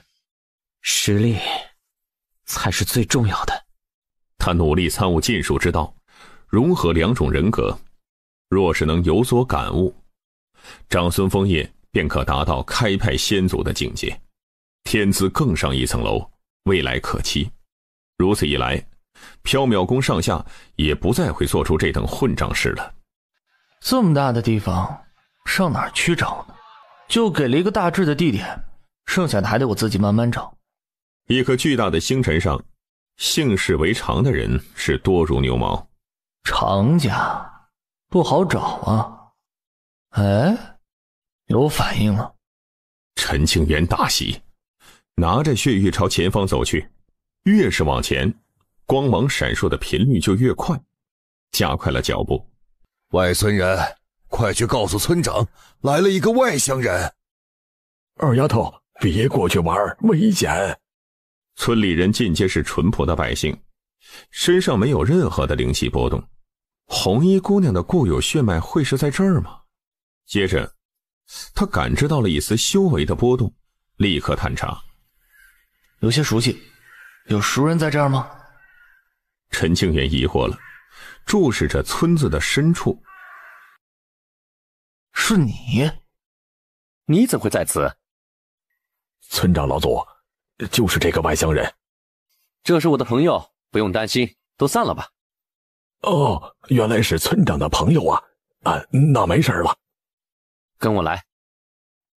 一间简陋的竹屋，院子内摆放着木桌木椅，种着一些花花草草。常子秋，这是你家？废话。没错，此人便是北荒10杰之一的常子秋，当初在百脉盛宴大放异彩。等等，你姓常？唤出常子秋这名字的一瞬间，陈清源感知怀中玉佩的反应，蓦然有了一个猜想，应该是不会错了。你想说什么？还有，你为何来此？我说路过，你信吗？这地方如此偏僻，你若是没有目的而来，觉得我会相信吗？常子秋和陈清源打过照面，不过并不熟，准确的来说是被陈清源揍过一顿。所以我确实有事儿。为了你。我？这话是怎么听都感觉怎么怪。不要胡思乱想，我对你这个人不感兴趣，有事儿找你。何事？这个东西给你。什么意思啊？不知为什么，在看到这血玉的一刹那，常子秋内心就咯噔一下，就好像是触动了什么羁绊，那种感觉很难以描述。受人所托，将此物交给常家的后人。我连自己是谁都不晓得，你怎知我就是你要找的常家后人呢？他自小流落在外，被落霞村的老村长收养长大，后来凭借自身极高的天赋闯出了这小山村。他历经了无数人想不到的困难，一步一步地走到了北荒同辈的顶尖，位列10杰之一。老实说，我不晓得什么长甲，也不清楚这块玉佩意味着什么。不过我答应过一个人，要寻到长家后人，一旦寻到了人，玉佩自会有所感应。你受了何人所托？常子修想从这儿得到一丝线索，看看能不能弄清楚自己的身份，甚至是寻到父母。这个就不能说了。不过我能告诉你的是，那人与你的祖上可能认识，与你现在的亲人肯定毫无瓜葛。你确定没找错人吗？肯定没错。我从小在落霞村长大。接下来常子秋讲述了自己的人生。听着常子秋的这段自述，陈清源算是搞清楚状况了。难怪常子秋会住在这么偏僻的平民村落，不由间陈清源对其产生了一丝敬佩。你慢慢研究吧。谢谢。常子秋注视龙形血玉，他有种莫名的熟悉感，真诚的道谢。不客气，东西交给你了，我就先走了。以后要是碰面，咱们可以坐下来喝杯酒，交个朋友。走了。大事已至，但愿这一次能看到希望吧。神桥断，彼岸难。100万年前天地巨变，人世间的最后一位大帝其名太微，逆天而行也改变不了局面，最终以身镇压神桥，为后世修士留下了一丝跨桥的机会。老哥，兄弟，我想死你了。这是我特意给你带的美食，看看合不合胃口。谢谢老弟。院长回来了，为何还没有解开你的封印啊？哎呀，别提了，院长说我太废物了，几千年都没能破开封印，活该被关着。与老赵相比，被关起来其实也没啥，图个清静，至少不用挨揍。黑蟒是院长养的宠物，从小就用各种零食榛果喂养，跟养了一败家子儿差不多。有道理。哎呀，不说这些了，免得被院长听到了。估摸着还有几百年吧，我就能闯出这道封印了。到时候咱兄弟俩四处逛逛，尝遍天下美食。肯定的。待了数个时辰，陈清源得离开了。哥哥记着你的好，以后肯定报答你。可别看黑蟒被困在这儿，要真等他出去，那些活了几万年的老家伙不出面，怕是没几个人能奈何他。兄弟之间说这话就见外了。陈清源笑了一声，挥手告别。师兄，宋师妹，见过师兄。别，千万别。你突然这么礼貌，我很不适应，还是老样子吧。哦，师兄喜欢高冷的女生，是吗？胡说八道，别扯这些。你来找我啥事儿啊？没事儿就不能来找师兄了吗？没事儿你来做什么呀？难不成对我动了歪心思？去你的，别自恋了。我是想代表宋家向你道歉。地柱的那天局面太过可怕，宋家的随行长老不敢惹上麻烦，这才袖手旁观，希望师兄可以原谅。用不着道歉，可以理解。我与宋家毫无瓜葛，宋家本就不用出手帮忙。再说了，当时宋家就几个长老，也帮不上什么忙，反倒属于将自己搭进去。师兄不记仇就好。我是那种胡乱记仇的人吗？陈清源觉得自己的品格还是过得去的。应该不是吧？你要相信为兄的人品。说出这句话的时候，陈清源轻咳了一声，以此掩饰自己的尴尬。同时陈清源还在脑海中自问了一句：我有人品吗？师妹，你还有别的事儿吗？师兄现在名动天下，听说学宫内的很多师姐师妹想与师兄结为道侣。没办法，谁叫为兄的魅力太高了呢？脸皮极厚的陈清源丝毫没觉得有问题，借此自夸。那师兄可有中意的人？我被修士当剑指大道，岂能被情爱之事牵扯住了？言外之意是没有一种人。而听到这回答，他略微有些失望，而后又较为开心，至少陈清源心里没有其他人呢。对了，我听说……别墨迹，说。听说师兄以前有一位红颜知己，可惜有缘无分，不欢而散了。师妹，门在那儿，慢走不送。陈清源特别不喜欢被人揭老底儿，这就好像衣服裤子被扒光了，浑身都不自在。别生气嘛，我就是问问，没别的意思。我可没生气。师兄，你以后肯定能遇上更好的人。但愿吧。我需要修炼去了，师兄告辞。这丫头今天有点奇怪。翌日，白燕宫。师父，啥事儿？我想进入古塔，看看能否登顶。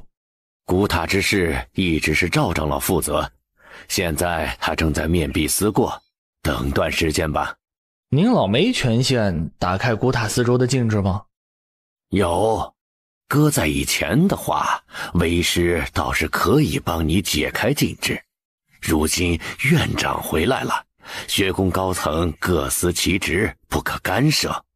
简而言之，于晨然不想被院长抓到把柄，容易挨揍。每天钓钓鱼，品品茶，这日子过得多么惬意啊！何必给自己找麻烦呢？好吧。当然了，你要是有种的话，直接去找院长即可。嘿嘿嘿嘿嘿。算了，未来的日子还很长，还是不要去打扰院长了吧。哼，真怂。师父，搞得好像您老不怕院长似的。为师这不是怕，是对院长的尊敬，还敢调侃师父，讨打。您老说啥都是对的。没想到你这次出去没多久就回来了，刚好能帮为师一个忙。于晨然从怀里取出一样东西，紧接着这东西飘到陈清源面前，悬浮于半空。师父，这是什么？为师也不知道。那要我帮什么忙？此物来自院长，原本是让为师出门跑一趟，交给某个人。这几日为师有了一些感悟，可能要闭关很长一段时间，所以为师打算将这个任务转到你的手上。于晨然虽然很久以前就接触到神桥，可惜一直没能真正的站在桥上。此次得到院长指点，以及自己多年来的积累，这是一次极好的突破机会。不是还有林副院长吗？陈清源担忧自己出错，没办好院长交代的事儿，那麻烦就大了。院长和为师都将闭关，道一学宫必须要有人坐镇，老林不可外出，以防出现意外。院长此次归来身受重伤，这段时间安排了很多，不能继续压制伤势了，一定要尽快闭关。我怕办不好这件事儿。为师已经和院长打过招呼了，院长认为你小子身怀大气运，肯定不会有意外。师父，我有别的选择吗？师父，这东西要交给谁啊？盒子里面到底放着什么东西呢？不知道。啥？为师不清楚，院长只说了一个大致的方向，南域。还有呢？没了。哼，听到这儿，陈清源顿时就急了，目瞪口呆。没了？南域何其辽阔，星辰无数，万族林立。您老让我拿着这个盒子，到底交给谁啊？这陈清源忽然就觉得，自己跟个二傻子一样。这事儿院长说了，如果你找对了人，盒子上面的禁制就会有所感应，到时候你自然就清楚了。师父，您老这不是为难我吗？放心，没有时间限制，你不用担心这一点。反正你要出门历练，可以去南域逛一逛，说不定就碰上要找的那个人了。你可真会坑徒弟啊！哼，为师这是给你磨练的机会，不要不识好歹。反正我就碰碰运气，不保证能完成任务。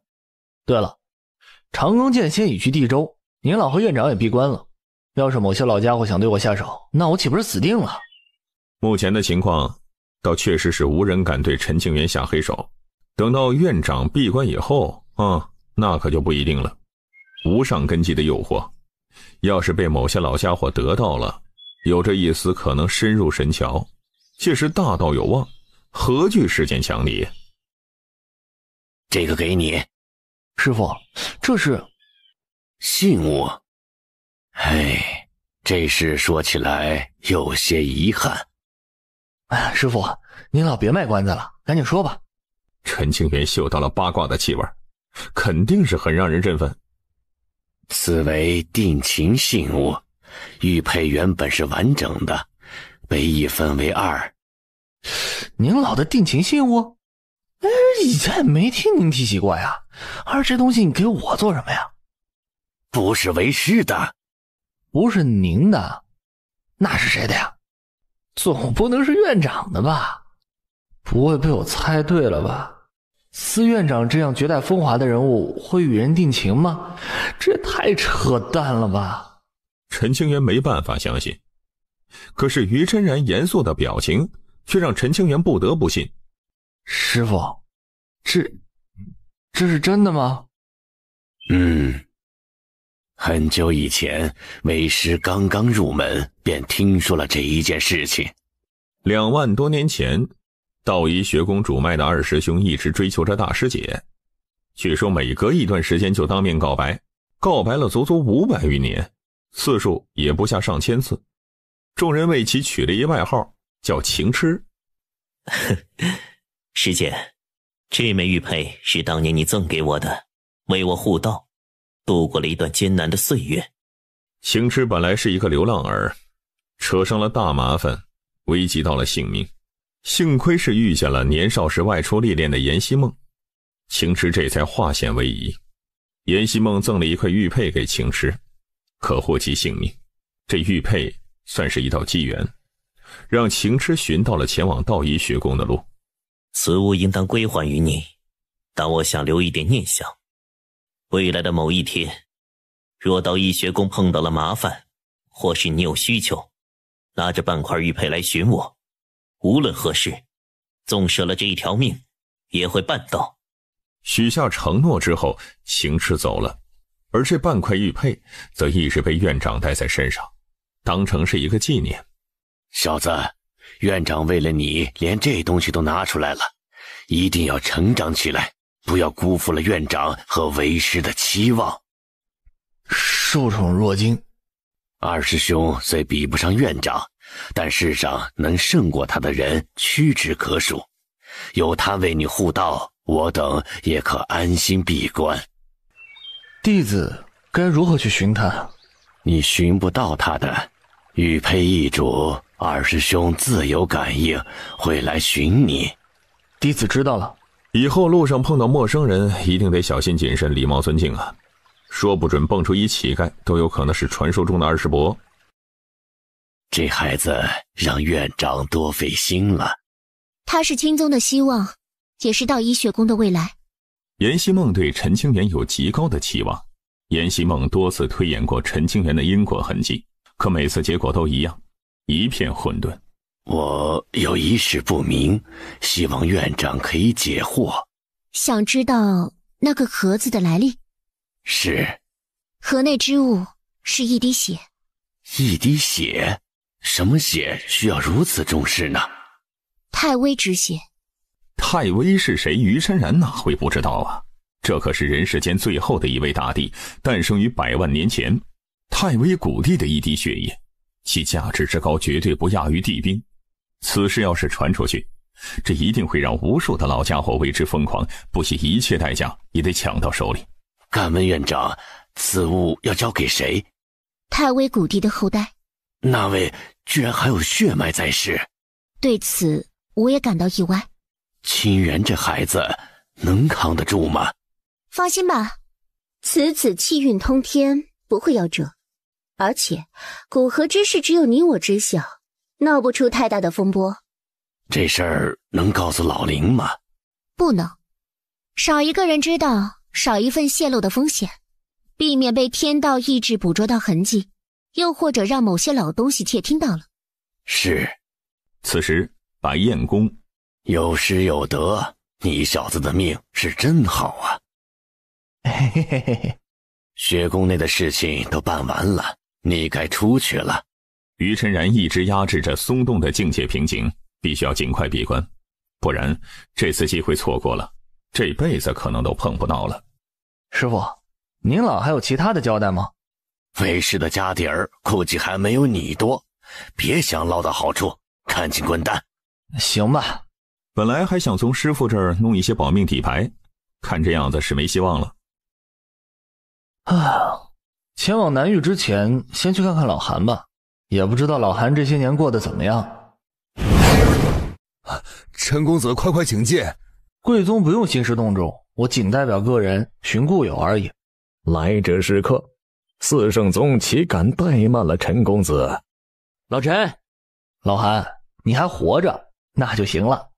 看到老兄弟平安无事，陈清源心里踏实了很多，也不顾四圣宗高层的邀请，陈清源直接去往了寒山的住处。慕容家好像出事了。什么事儿啊？前几年慕容家族的领地出现了异宝，惹得各方势力觊觎。为了这个宝贝，慕容家死伤无数，到了现在怕是有灭族的风险。寒山的修为较弱，在四圣宗也没有什么话语权，对此无能为力。据说是慕容家族的先祖之物，具体是何物我就不太清楚了。慕容家族自己的东西，因为没有足够强的实力而落得这般田地。慕容家曾与你结下一段善缘，你要不要去看一看？自然会去，尽力而为。祝你好运。老韩，四圣宗这些年有没有为难你？还好，你不用担心我，虽然我比不上你，但自保之力还是有的。若是遇上了解决不了的麻烦，尽管向我开口。当然了，我不一定能帮上忙。陈清源不打算久留于此，他得尽快赶往慕容家族。既然得知了这个消息，陈清源自然是没办法坐视不理。北荒北仓行域，交出宝物，慕容家还可延续血脉，若是不交，死路一条。家主，给他们吧。我等即便拼死守护，也看不到丝毫的希望。先祖遗物，咱们护不住啊。事到如今，慕容家若想留住血脉，只能妥协。族老们纷纷开口，士气低迷，不愿死战。一个家族的威严被这般践踏，可慕容家却没有反抗的能力。那种无助和绝望的感觉让每个人都抬不起头来。给吧，这是一个正确的选择。别人家的东西，你们有什么资格惦记？哪位道友何不现身一见？你是何人？他是陈公子吗？慕容家的某些长老曾经去过玄清宗，和陈清源有过一面之缘。此刻几位长老有些不敢确定陈清源的身份，渐渐面面相觑，表情惊讶。在他们看来，陈清源早就已经今非昔比了，哪里会来这么偏僻的地方啊？玄清宗陈清源，好熟悉的名字呀。一个小娃娃，难不成也想染指一宝？听到玄清宗这势力，他们下意识地认为陈清源只是一个普通修士，根本没当一回事儿。我虽然贪财，但还是有底线的，不像你们这样无耻。年龄不大，口气不小。小娃娃，让你的长辈出面，再来与我等商谈异宝之事。至于你，赶紧滚！众修士纷纷以为陈清源是想来分一杯羹，丝毫都没在意。让我的长辈出面，你们认真的吗？就凭你们这样的货色，道一学宫随便请出一位长老，都可翻手镇压。老朽拜见陈公子。哼，客气。敢问公子今日来此所谓何事啊？我与慕容文熙乃是朋友，听说慕容家碰到了一些麻烦，过来看看。公子愿意相助？慕容家主像是抓住了最后的一根救命稻草，眼睛里充满了希冀之色。尽力而为。多谢公子。赶紧将东西拿过来，不要浪费时间。奉劝诸位一句话，不是你们的东西，那就不要染指，不然的话容易倒霉。装模作样，玄清宗而已，还威胁不到我。上！住手！老左，您这是什么意思呀？公子可是北荒十杰之一的陈清源？是。此话一出，众人皆惊，难怪众人刚才就觉得陈清源这名字很熟悉，他们根本就没有想过这闻名天下的盖世妖孽会来这儿，因而他们也没有在第一时间反应过来。老朽不知是公子驾到，失礼之处还请恕罪呀。我来此只有一个原因，解决慕容家族面临的困境。如果诸位想要继续的话，我可奉陪到底。我等不敢，若是早知慕容家与陈公子这份关系，再借老朽1万个胆子也不敢染指啊。走，告辞。越来越多的人离开，生怕被陈清源给惦记上，从而引来天大的麻烦。医宝虽好，但是没命享用那也是白搭呀。多谢公子啊，慕容家族永远铭记公子的大恩。不必客气。家主盛情邀请，想好好的招待一下陈清源。对此，陈清源则是以有要事在身为理由婉拒了。一点心意啊，请公子收下。不用。以陈清源贪财的性子，这次他竟然没收，这也确实是奇怪。今天的事情谢谢你了。举手之劳。这件事对陈清源来说确实是一件小事，可对慕容家族却是大恩。给你。什么？欠你的零食，现在全部还给你。以前慕容文熙故意欠这一部分，以此作为理由和陈清源相见。现在他决定还清债务，了断心中那一丝不切实际的想法。好，走了。望着陈清源远去的方向，慕容文熙久久没能收回目光。也许这是他这辈子最后一次和陈清源相见了。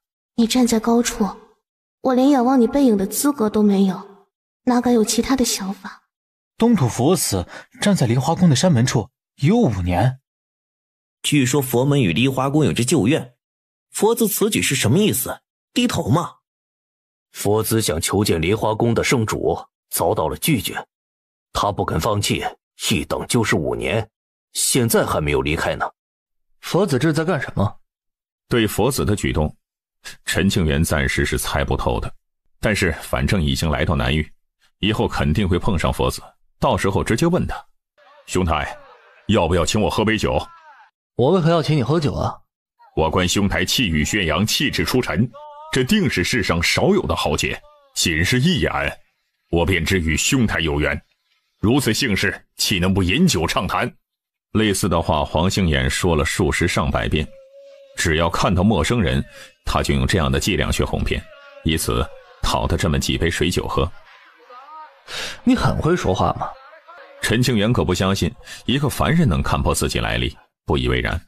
哈，在下黄杏眼，不知兄台你如何称呼啊？老九。如今能和九兄相识，乃是人生一大幸事啊。连喝几杯酒水，黄杏眼说着客套话，满脸的笑意。小二，再来几壶酒。陈清源对黄杏眼并没有讨厌的感觉，反倒很想和他认识一下。客官，这个人啊是个有名的赖皮啊，不要被他骗了。你这小厮胡说八道！九兄啊，你可别轻信那些谣言。当然不会了，今日我做东，请你好好喝顿酒。九兄慷慨，在下钦佩。四周众人看着这一幕，皆认为陈清源有些愚蠢，竟然和这样的酒鬼相谈甚欢。老实说吧，我以前为了喝酒，确实对很多人说过客套话，但是我是真觉得九兄你气质不俗，肯定不是普通人。酒楼内的陌生人还是有不少的。黄星眼第一眼就注意到了角落处的陈庆元，上前攀谈。看到陈庆元的一瞬间，黄星眼就有一种仰望云层的感觉。黄兄客气了。九兄，你要是不嫌弃，可以去在下家中做客，喝杯茶水。嘿，可以。粗茶一杯，希望九兄别嫌弃。不会，我觉得很好，谢谢了。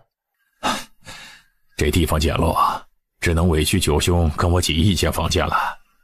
当然，要是九兄不习惯的话，这附近还有一间客栈，肯定比我这要舒服多了。没关系。那就好。黄兄，以前你练过武吧？练过几天。你的体格很好，为何不找一份谋生的差事？以前找过，可是太累了，还是现在这生活比较舒服，无拘无束，逍遥自在。话虽如此，可黄星眼的眼睛里明显浮现了一丝复杂的神色，看来他的过去也没那么简单。两人又扯了一会儿，屋内就响起轻微的呼噜声。黄星眼喝了酒，一下子就进入了梦乡。让我看看你究竟是何来历。陈清源对这人产生了较大的兴趣，施展道术，准备推演黄星眼的过去。也是一个可怜人呢。推演结束的那一瞬间，似是有诡异的力量一闪而逝，会是错觉吗？再试一下便知道了。随后陈庆元再次动用道术，重新推演黄星眼的因果痕迹。而在即将推演结束的时候，陈庆元脸色一变，这次可以确认这不是错觉。一个凡人怎会沾染了如此诡异的因果？那一丝因果痕迹让陈庆元感到心悸，甚至是窒息。如果强行捕捉那一丝痕迹，很可能会惹祸上身。这家伙有些怪异啊。陈庆元坐了一个晚上，在研究黄星眼这个人，他思考着那一缕可怕的因果。第二天，九兄啊，你昨天晚上没休息啊？我不累，我这家里没余粮，怕是没法招待九兄了。无妨。恕我直言啊，九兄，你应该不是凡人，是修行者吧？昨天有着酒意并未多想，可是现在回想起来，陈庆元无论是气质和谈吐皆和凡人不同，这就让黄星眼有了一个猜测。是。嗨，我以前见过修行者，对凡人不是很友好，不像九兄这般随和。黄兄没尝试踏入修行之路吗？以陈清源的观察，黄星眼的身体状况极好，按照道理来说，这成为修行者不是一件困难的事儿。就算黄星眼再没有修炼天赋，也可以稍微往上爬一爬呀。试过很多次了，但是一直没有办法引其入体。哦，我这有一门上乘的入道之法，黄兄可以试一试。道一学宫的入道之法，引灵诀。此法并没有高深奥妙的东西，仅是能和天地灵气沟通。即使是一个十分寻常的凡人，也可以触及到一丝灵气，不需要灵根。这可以吗？你我有缘，不必客气。多谢九兄了。黄星眼盘坐于地，开始按照引灵诀的步骤来修行。陈清源则是站在一旁，目不转睛地注视着，倒要看看黄星眼的身体具体是什么情况。游荡于天地间的灵气仿佛没有感应到黄星眼的召唤，并没有靠近过来。奇怪了，牵一条狗过来也可以开了灵智啊？难道黄星眼是那种亿万中无一的废体吗？真正的废体连废灵根都没有，就像是被这片天地遗弃了，不在五行之中，游离于大道之外。我这辈子还是头一回碰到真正意义上的废体。如果他是一个废体，为何能够成为南楚国的镇国将军？天生神力吗？这人真是奇怪啊。黄星眼满头大汗，衣衫也被汗水湿透了。纵然他很努力了，可还是没有办法让灵气入体。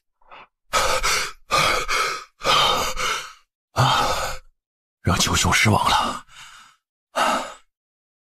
你休息一会儿，咱们待会儿再试一下。这不用了吧？多次的失败让黄星眼看不到丝毫的希望，他准备放弃了。这次我帮你，这会不会对九兄身体造成影响啊？不会。那行，那等下咱们再试试。如果要是又失败了，还请九兄别怪罪啊。可能我这人天生如此，没资格成为修士。难道真的是缘分吗？可能吧。废物到一种极致，那就不再是废物了。类似于黄星眼这种人，可比顶尖妖孽还稀少呢。他怎么能不让陈庆元想一探究竟呢？我休息好了，咱们开始吧。黄星眼再次运转引灵诀，来。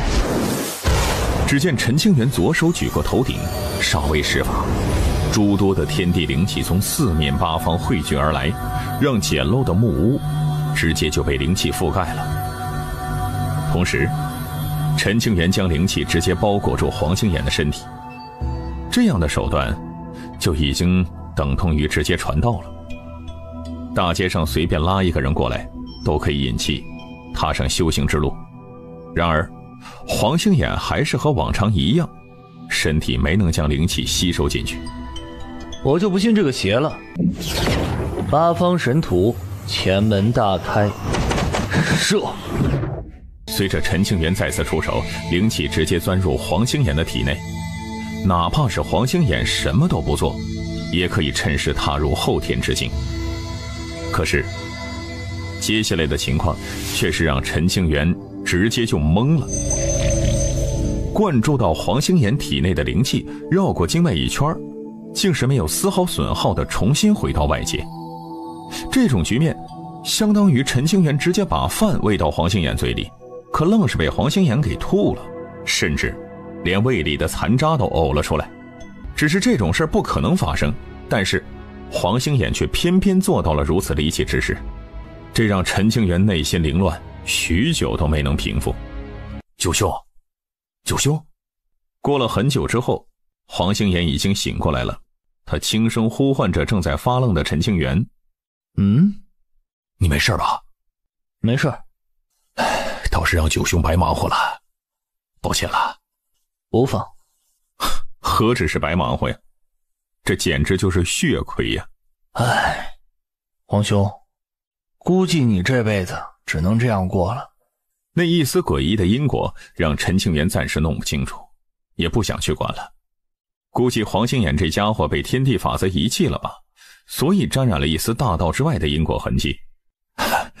我现在我这生活还过得去，已经知足了。黄兄，我恐怕不能与你饮酒畅聊了，耽误九兄的宝贵时间了。今日一别，怕是很难再见了。保重。下一刻，陈庆元从原地消失了。九兄，希望我们还能再次相见。谢谢了。此子飞得也太彻底了，不太对劲。以二师伯的能耐，自然发现了黄星眼身上的诡异因果。不过，二师伯也搞不懂这东西到底是什么。世上总有一些奇奇怪怪的事情，不必纠结。早在陈庆元离开道医学宫那一刻开始，二师伯就感应到了半块玉佩，从而领会到了院长的意思。他暗中为陈庆元护道。前面应该是梨花宫的领地。来都来了，陈庆元打算绕一段路去看看佛子。佛子？陈施主，你怎么会在这里？过来看你的热闹。讲讲。讲什么？讲你为何要站在这里不肯离去。解决佛门与梨花宫之间的恩怨。在来之前，佛子和老和尚交谈了一番，如果佛子真能化解这往日恩怨，那么老和尚当然乐意，只是就怕佛子没这能耐呀。原来是这事儿啊！你这样瞎站着，500年估计也进不去。陈庆元弄清楚了事情缘由，他觉得佛子的举动有些蠢。当年梨花圣主立于佛门300年，苦等而未果，若是能够化解双方的恩怨，贫僧等待500年也不是不可以。佛子性子很轴，愿意替老和尚承担这份因果。哼，厉害。这里没什么热闹可看，陈施主还是去办正事吧。我比较好奇一件事情，你师父与梨花圣主曾经定下了结为道侣的约定，为何你师父反悔了呢？其中的隐秘，外人不可得知。陈清源觉得佛子肯定知道了什么，这才来到梨花宫，欲要化解旧怨。此事也不是什么秘密，告诉陈施主也无妨。当年的那尊魔头，陈施主可还记得？自然记得。100年前，陈清源奉师命前往东土，协调佛门镇杀魔头。虽说灭魔的过程陈清源不太清楚，但是佛门却说自己帮了很大的忙，赠上了一颗无上佛珠。因为那尊魔头，师父不得不放下儿女私情，重回佛门。接下来，佛子将那段过往一五一十地告诉给陈清源。竟是这样。阿弥陀佛。所以你是想将此事原原本本地告诉给梨花圣主，以此来化解双方的误会？佛子轻轻点头，没有隐瞒。我有一个疑问，还请佛子解答。这些年来，梨花宫可有害过佛门的弟子？没有。回想了一下，佛子从未听说过。梨花宫有没有向佛门发过难？无。这事儿就奇怪了。倘若梨花圣主真的记恨佛门和你师父的话，不可能井水不犯河水吧？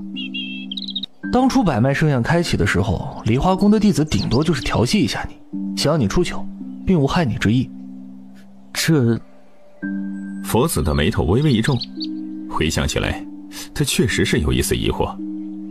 咱们大胆猜测一下，以梨花圣主的能耐，难道查不到当年的佛门之事吗？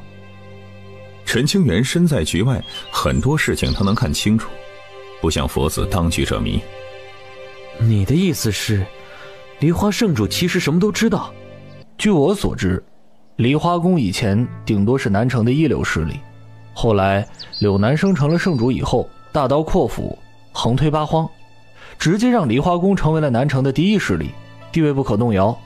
你觉得这样的人物查不到佛门内部之变吗？是啊，以梨花圣主的本事，想查到此事根本不难。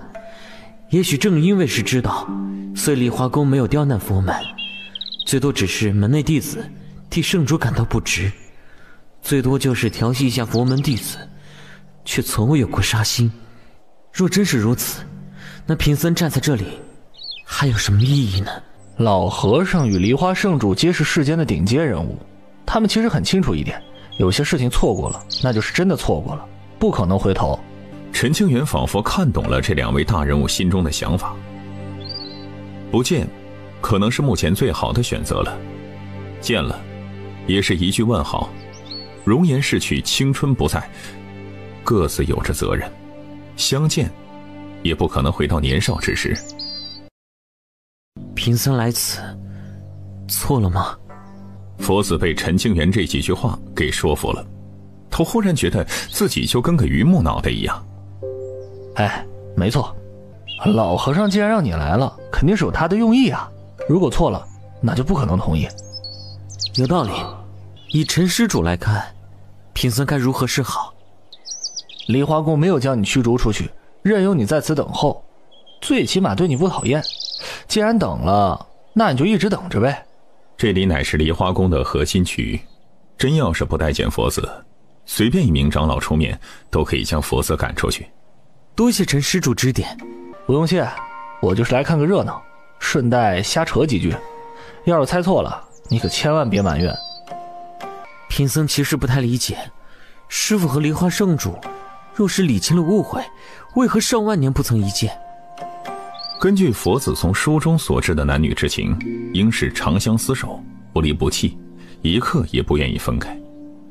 可是老和尚和梨花圣主却是截然不同。这个问题很复杂，我回答不了。男女之情比佛门经文更难参悟，你最好不要陷进去了，不然想爬出来可就难了。贫僧一心向佛，绝不会动了凡心。和尚，咱话别说得太满了，感情这种东西可不是你能够掌控的。当年你师父都陷进去了，倘若你要是碰上了，估计也好不到哪里去。恰在此时，有一人从梨花宫的山门处走出，来者正是梨花圣女王淑彤。两位，请入内做客。我没想进入梨花宫，只是过来与佛子打个招呼。做客的话，没这个必要吧？莫非陈公子看不起我梨花宫？王淑彤直接给陈庆元扣了一顶大帽子，这话说的，搞得陈庆元没办法拒绝了。此刻要是转身走了，肯定会被他人误会，从而和梨花宫结怨。绝无此意，我只是没带什么礼物，空手入门不太合适。来者是客，怎能索要礼品？梨花宫的茶水苦涩，陈公子莫要嫌弃才是。而陈清源前脚刚到这儿，这梨花宫高层第一时间就发现了，于是王淑彤得到命令，亲自出门迎接，将陈清源请进来做客。还请圣女带路，希望二师伯就在附近，不然梨花宫要对我动手的话，我有100条命也跑不出来。圣女还有别的事情吗？没有，只是想请陈公子进来喝杯茶水而已。王淑彤性格孤冷，生来如此，谁也没有办法与她靠近。门内弟子都畏她如虎，高层长老也会与之保持距离。真的只是喝杯茶吗？3丹同体，无上根骨，这样的妖孽古籍中从未有过记载。佛门院将上任住持的舍利子相赠于他，这摆明了是想结下一段善缘呐。老实说，如果他背后没有道医学宫的话，咱们可能很难压制得住内心的欲望。世上有着不少的邪法，能将他人的道骨嫁接于己身，虽然风险不低，但值得冒险。圣主早就下了死命令，谁要是敢对陈庆元暗中下手，必是死罪，不可赦免。而正是因为这个原因，某些高层最多只是在心里想想，并不敢付诸行动。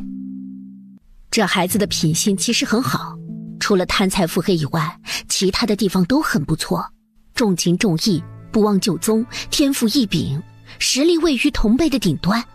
梨花宫将陈清源的来历调查了很多遍，对其十分了解。如果能撮合他与圣女，岂不是一件美事啊？也不知是谁提了这么一句，这话一出，很多长老的眼中都放出了光。圣女的性子太过清冷，不可能同意的。再者，即便圣女没有意见，也得看陈清源这小子的意思。事在人为啊，咱们可以暗中助力。若是真的成了，梨花宫与道医学宫趁势结盟，必是强强联合，少说也能繁华数万年。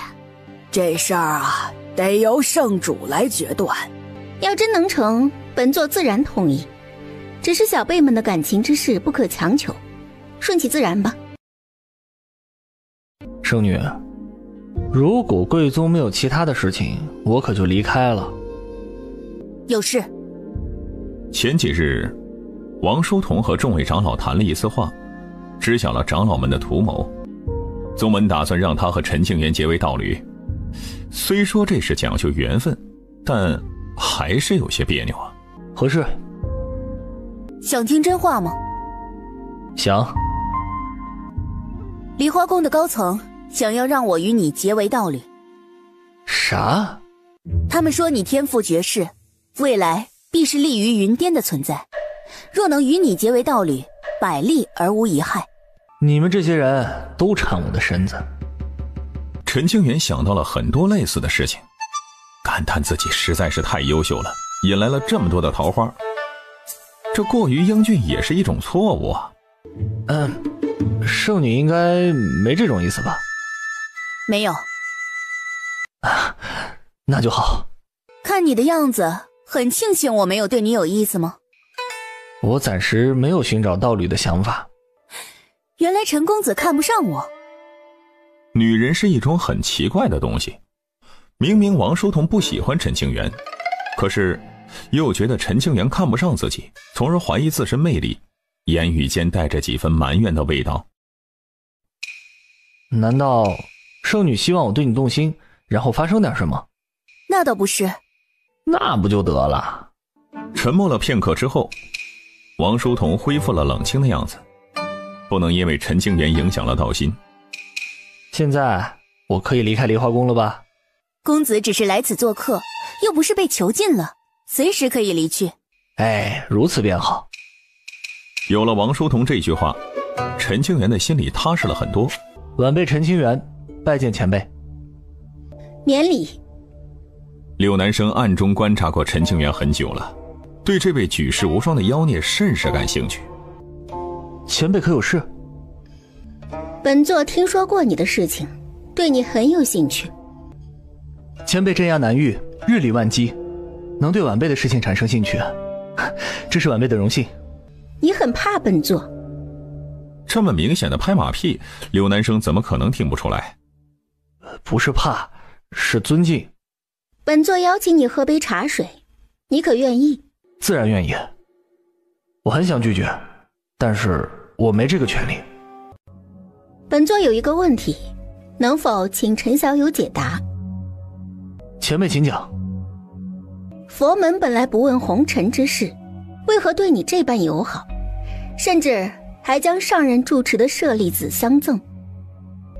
这个事情其实我也不太清楚。当着这种大佬的面，陈清源是没办法撒谎的，只能是如实相告。100年前，我奉师命前往东土，相助佛门镇杀了一尊魔头，事后佛门赠了我一颗佛珠。那个魔头死了？多年来，柳南生对东土之事并不上心。他突然听到魔头已陨，眼中掠过了一抹难以掩饰的复杂神色。佛门一直隐瞒着魔头之事，再加上才过了上百年而已，消息没有传出来，这也实属正常。你说的魔头是被镇压于佛顶之下的那个吗？如此恐怖的魔头，即便仅剩下一道残念，也不可能突然之间就被镇杀了。柳南生很是疑惑。是。镇压魔头之时发生了什么？我不清楚。虽然我在场，但可能因为魔威而失去了意识，等到我醒来的时候，魔头已经死了。你起到了很大的作用。忽然觉得陈清源可能在镇压魔头的事情上做了巨大贡献，不然佛门为何会将无上佛珠相赠？前辈折煞我了，我一个小辈最多就是看看热闹，哪能帮得上忙啊？开个玩笑，陈小友不必紧张。这个小娃娃恐怕是隐藏了不少的秘密啊。本座还有事要办，便不与陈小友闲聊了。师父找你说什么了？没说啥。看他的样子，应该没有谈到联姻的事情吧？有没有提起我？那倒是没有。贫僧暂时需要回东土，以后有缘再见。有缘再见。这里偏僻，让圣女护送公子一程，以免遇上了危险。多谢梨花宫的好意。陈公子不必客气，你是我梨花宫的客人，自当要保证你的安全。这是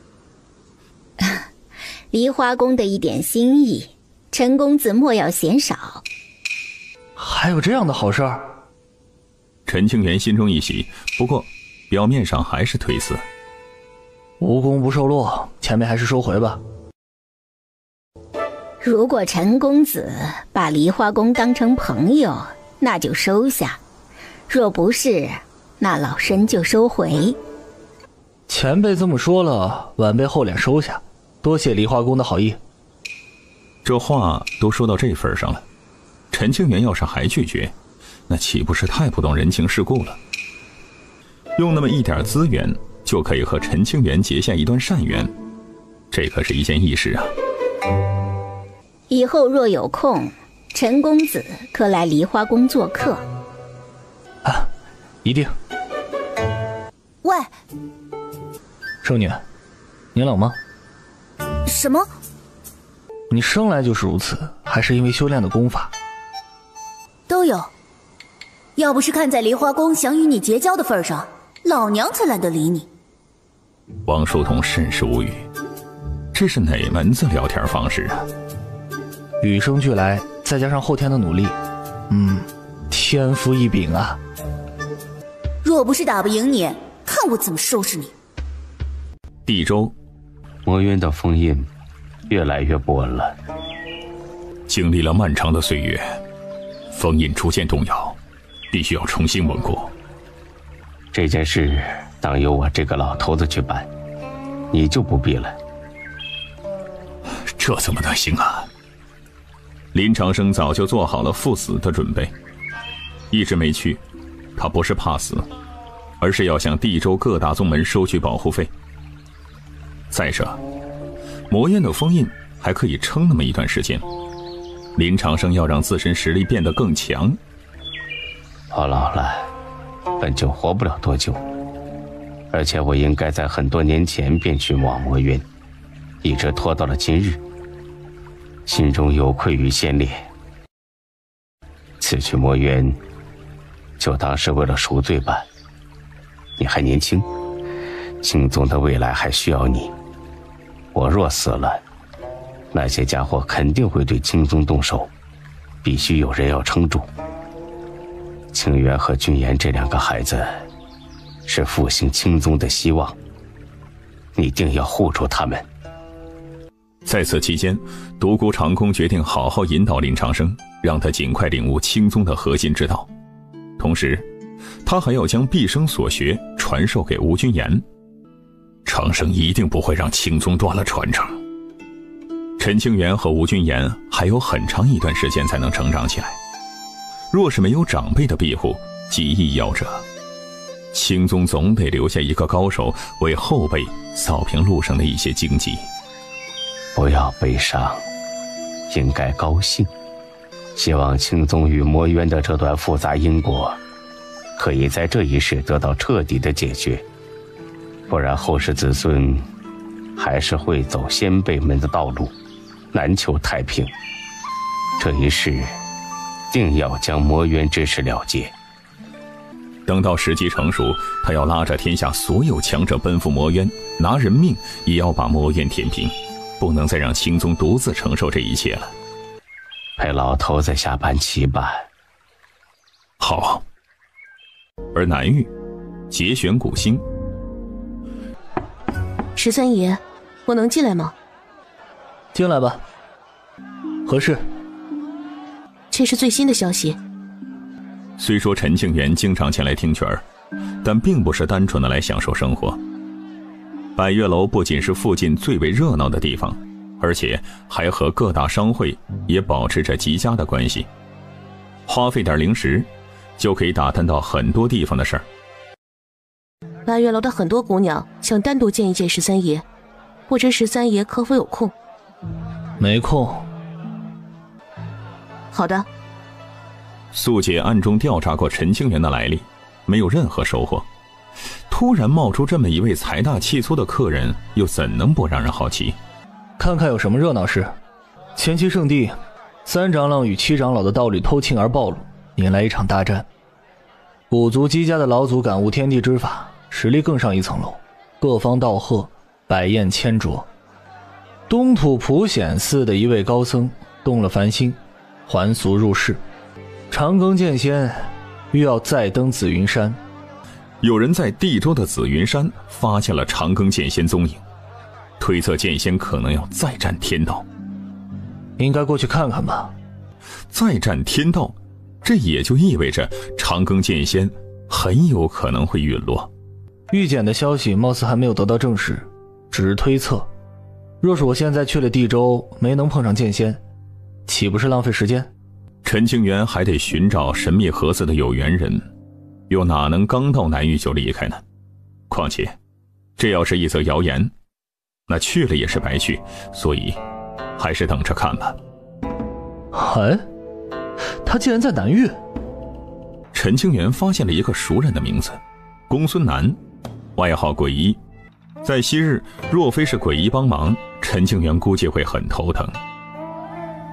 鬼医曾经得到过长庚剑仙的指点，对陈清源极为照顾，甚至还在玄清宗偷偷地待过一段时间。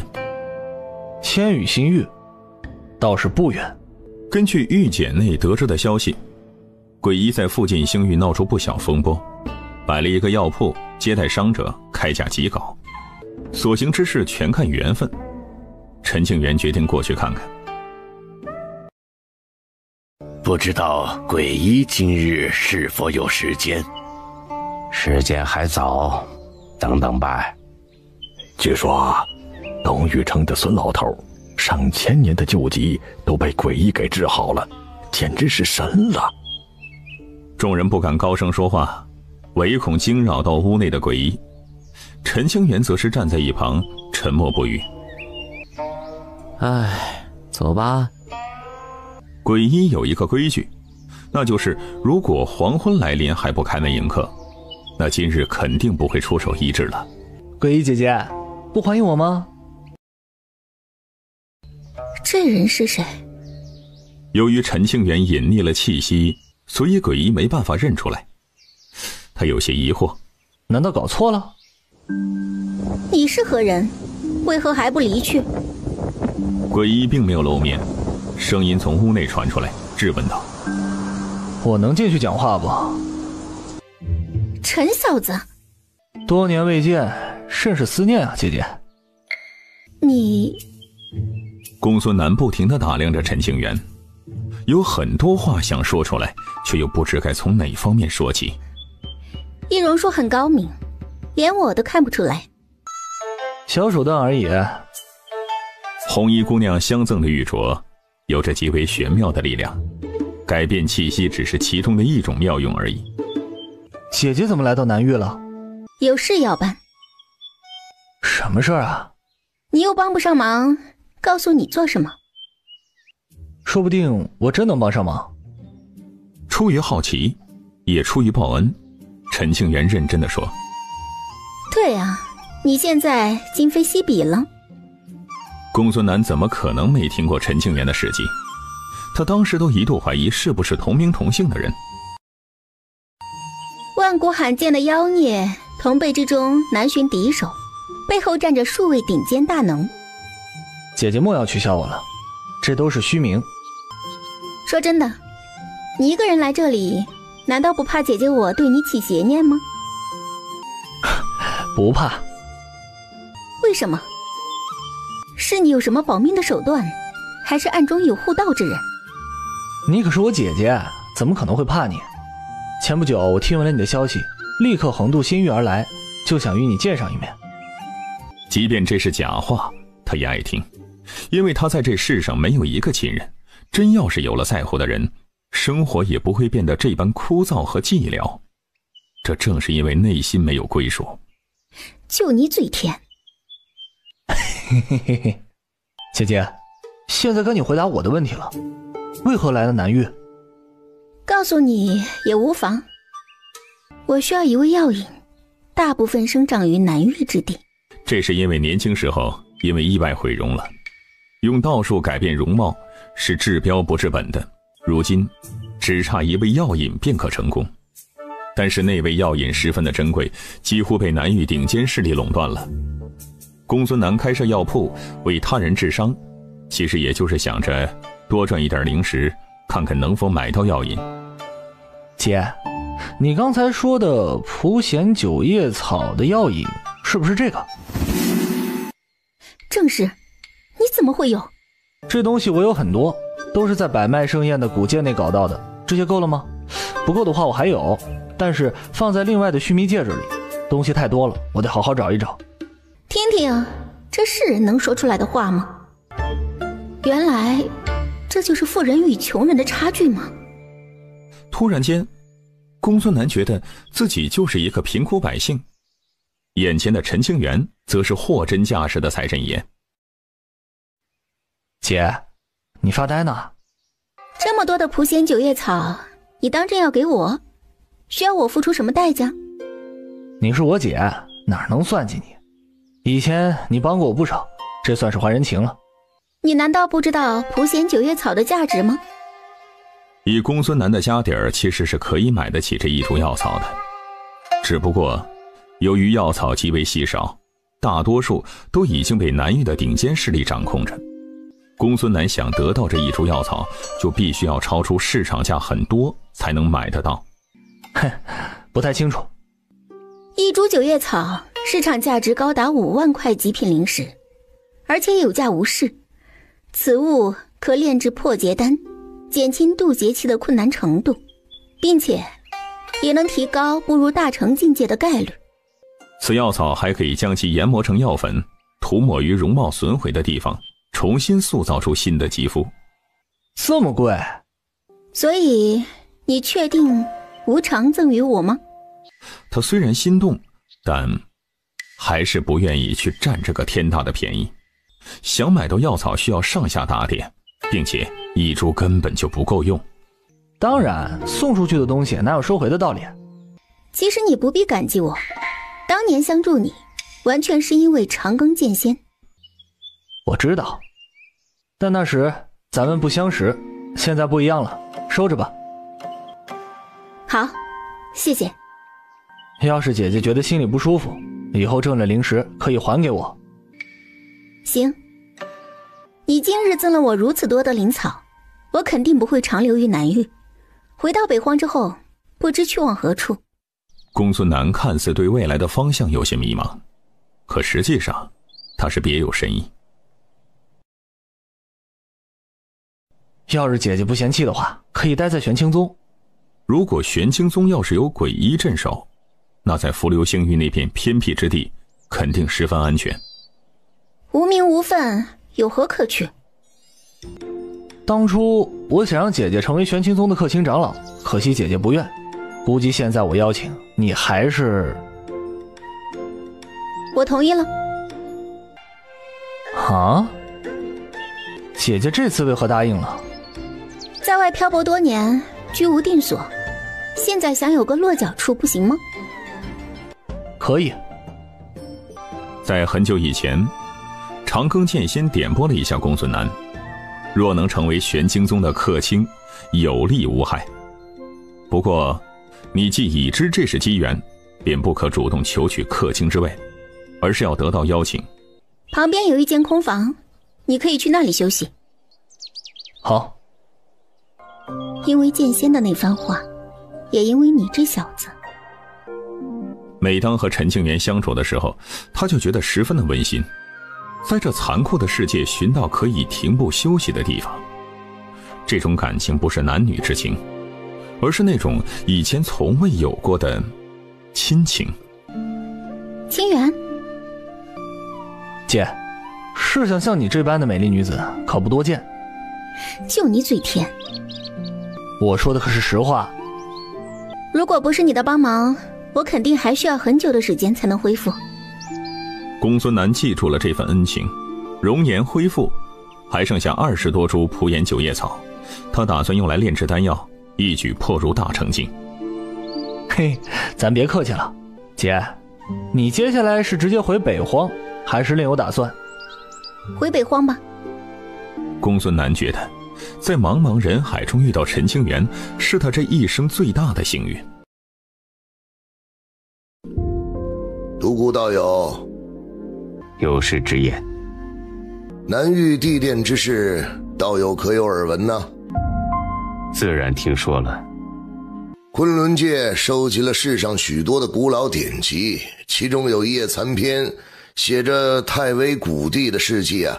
根据残篇古籍的记载，我等可以推断出太微古地乃是100万年前的绝代人物，也是人世间的最后一尊帝君呢。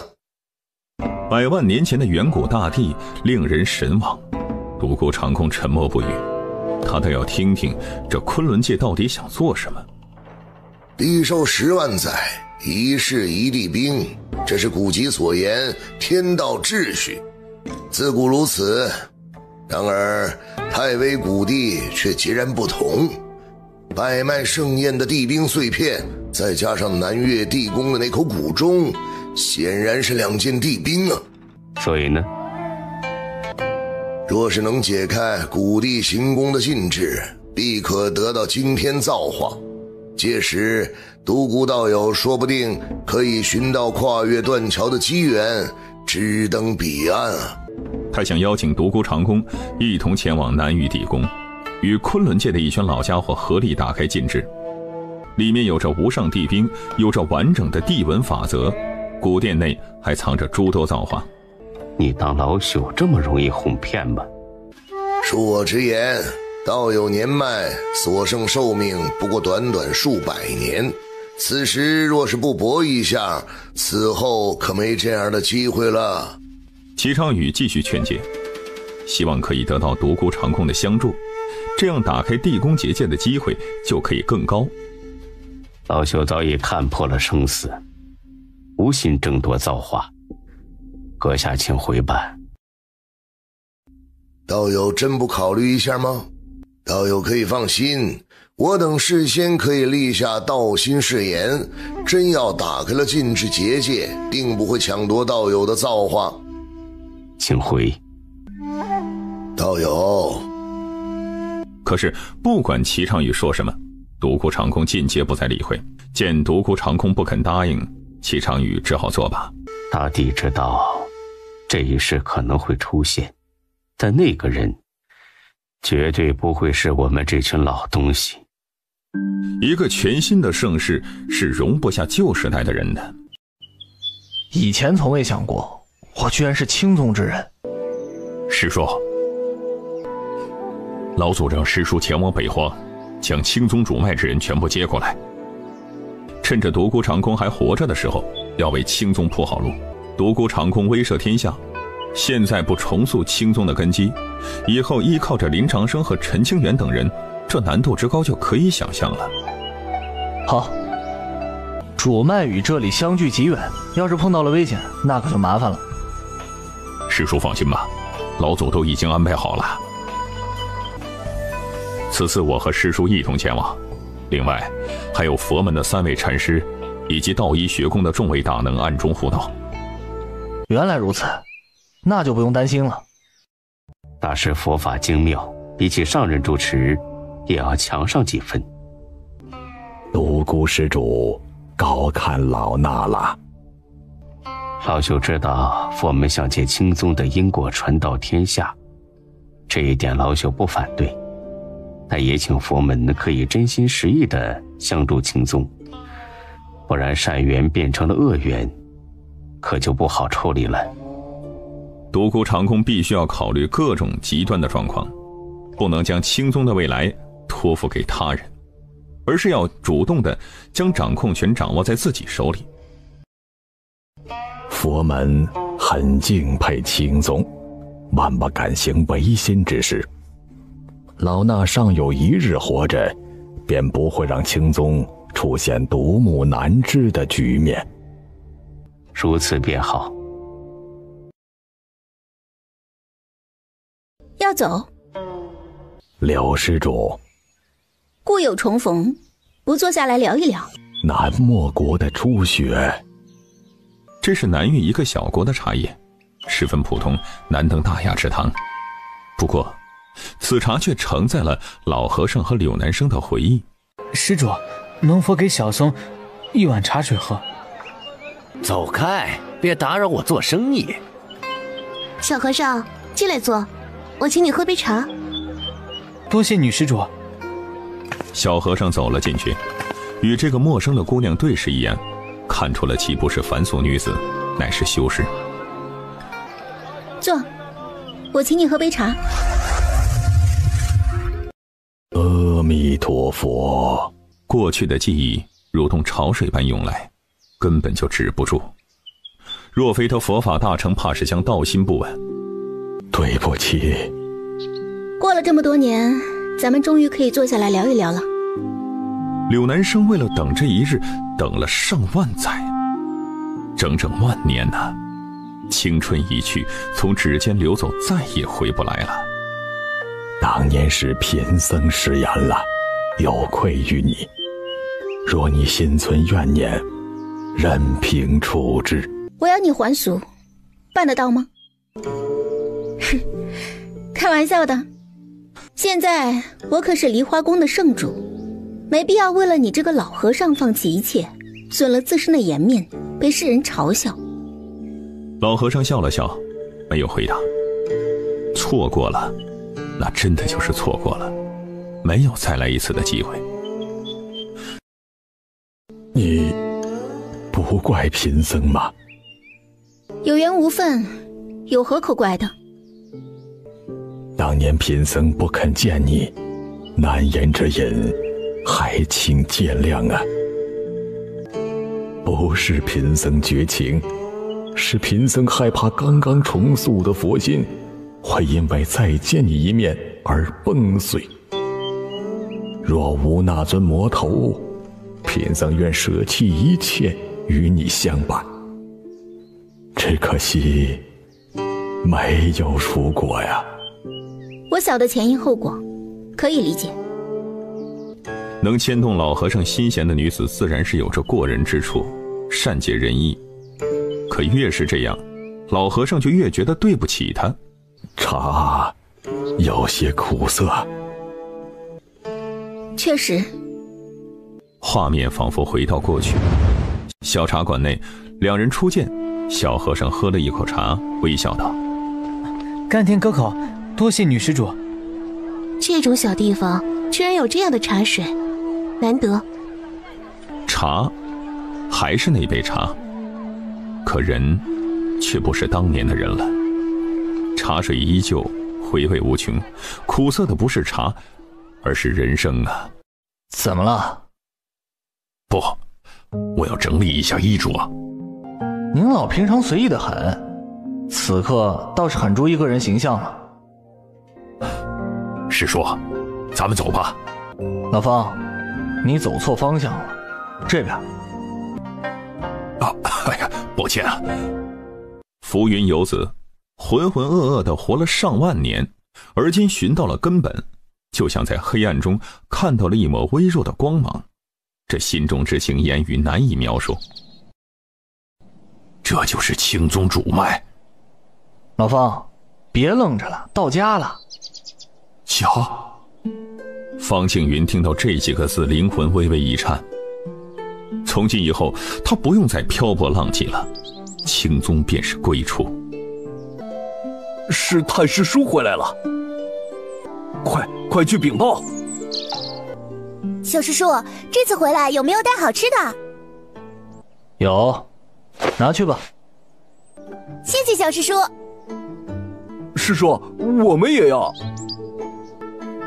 都有份儿，别急。陈清源就像是一个老父亲一样，给家里人都带了好东西。其实自从陈清源懂事之后，就开始为宗门尽心尽力了。要是没有他，这家里人迟早都得饿死。实力都有提升，很不错。行了，师叔还有很多事情要处理，别围在这儿了，赶紧滚蛋。清源，这位道友是？这事说来话长了，咱们进去慢慢聊。道友请进。这事儿该怎么说起呢？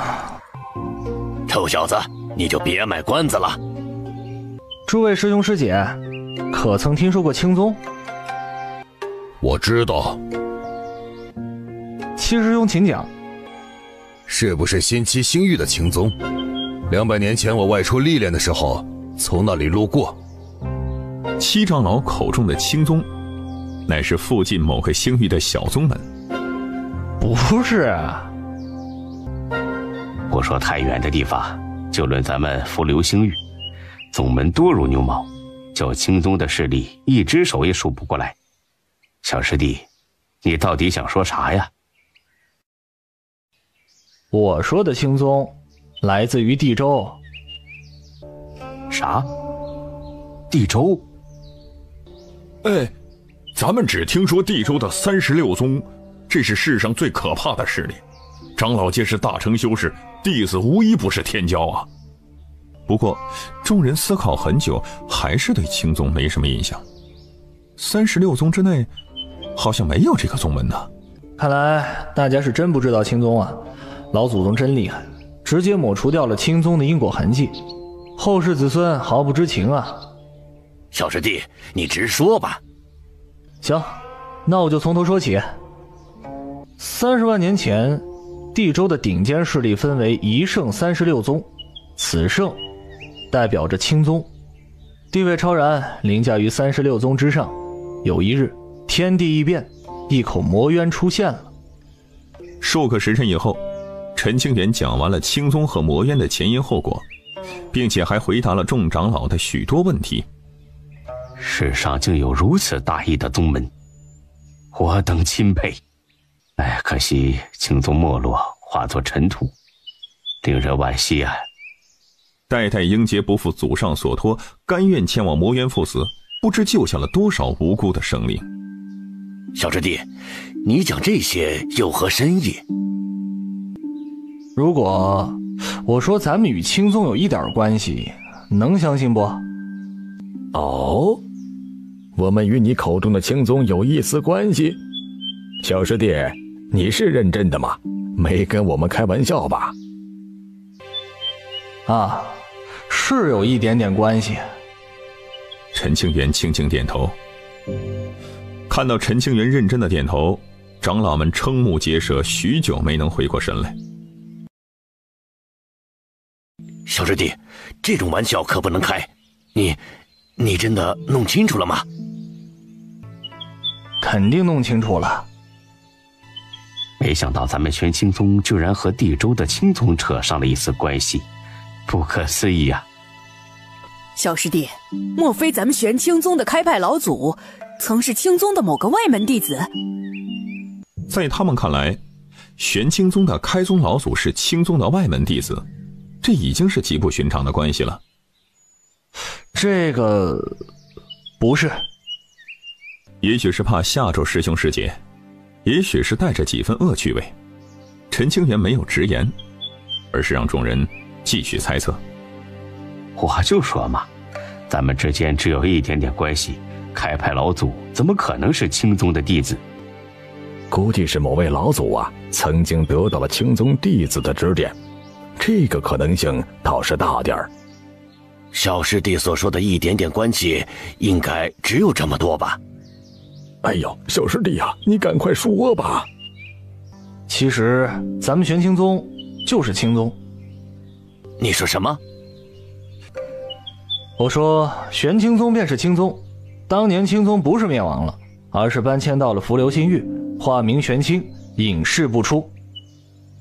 数十双眼睛盯着陈清源，时间都好像在这一瞬间停止了，无风无声，就连心脏仿佛也停住了。小师弟，这种事情可不能拿来开玩笑，咱们要心存敬意，岂可胡说？对呀，你小子还是和以前一样幽默，只是这时不好笑。小师弟，虽然你天赋异禀，但师兄们还是能做得动你的。若你口中的青宗真有如此大义，我等需要敬畏和感恩，不可调侃。没有一个人相信，都开始指责陈清源在胡言乱语，不知尊重。老方，你看吧，来的路上我就说了，家里人肯定不会相信，这事儿搁在以前，换做我同样不信。咱们打赌，你输给我1万块灵石，等下记得给我，不许赖账。方庆云感受到了陈清源眼里对灵石的渴望，面对师兄师姐们的指责，陈清源不做解释。这位道友，晚辈方庆云，青宗支脉，第673代弟子，见过诸位师叔师姑。什么情况？青宗支脉是我们刚才聊的那个青宗吧？这位道友看起来比咱们的年纪都大，居然以晚辈自称。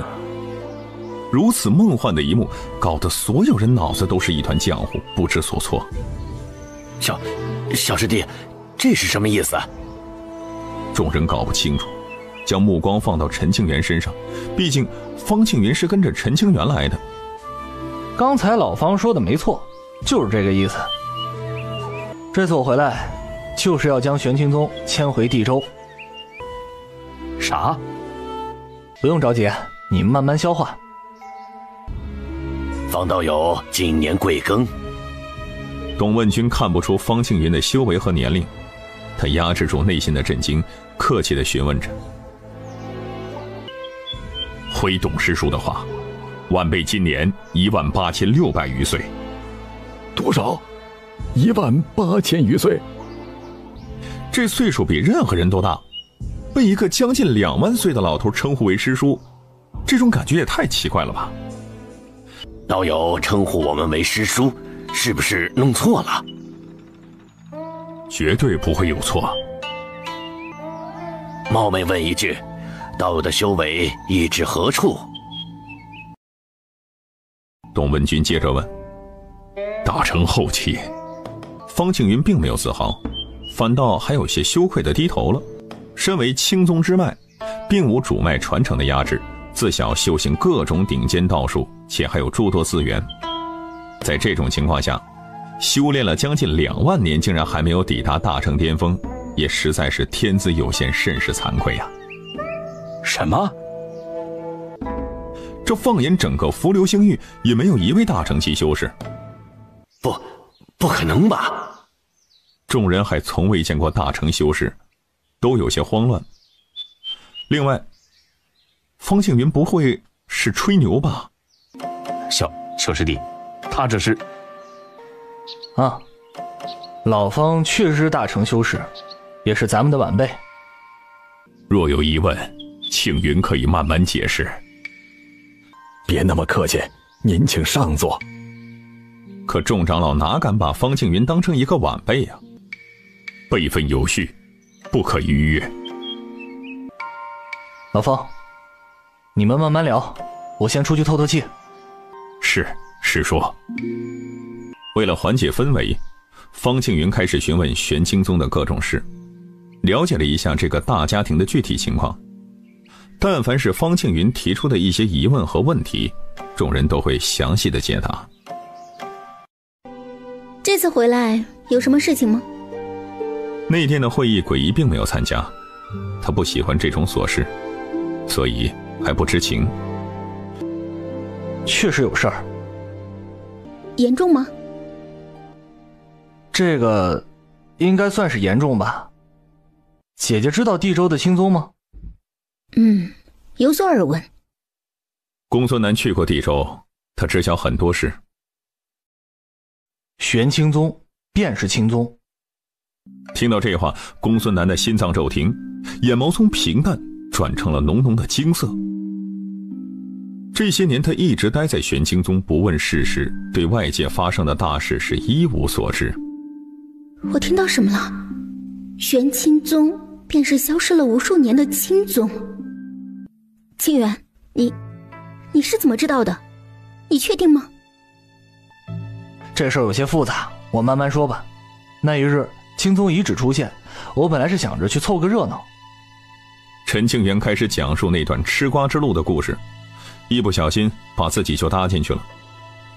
姐，青宗没有表面上看到的风光，仇敌众多，这次我回来便是要将玄青宗迁回地州。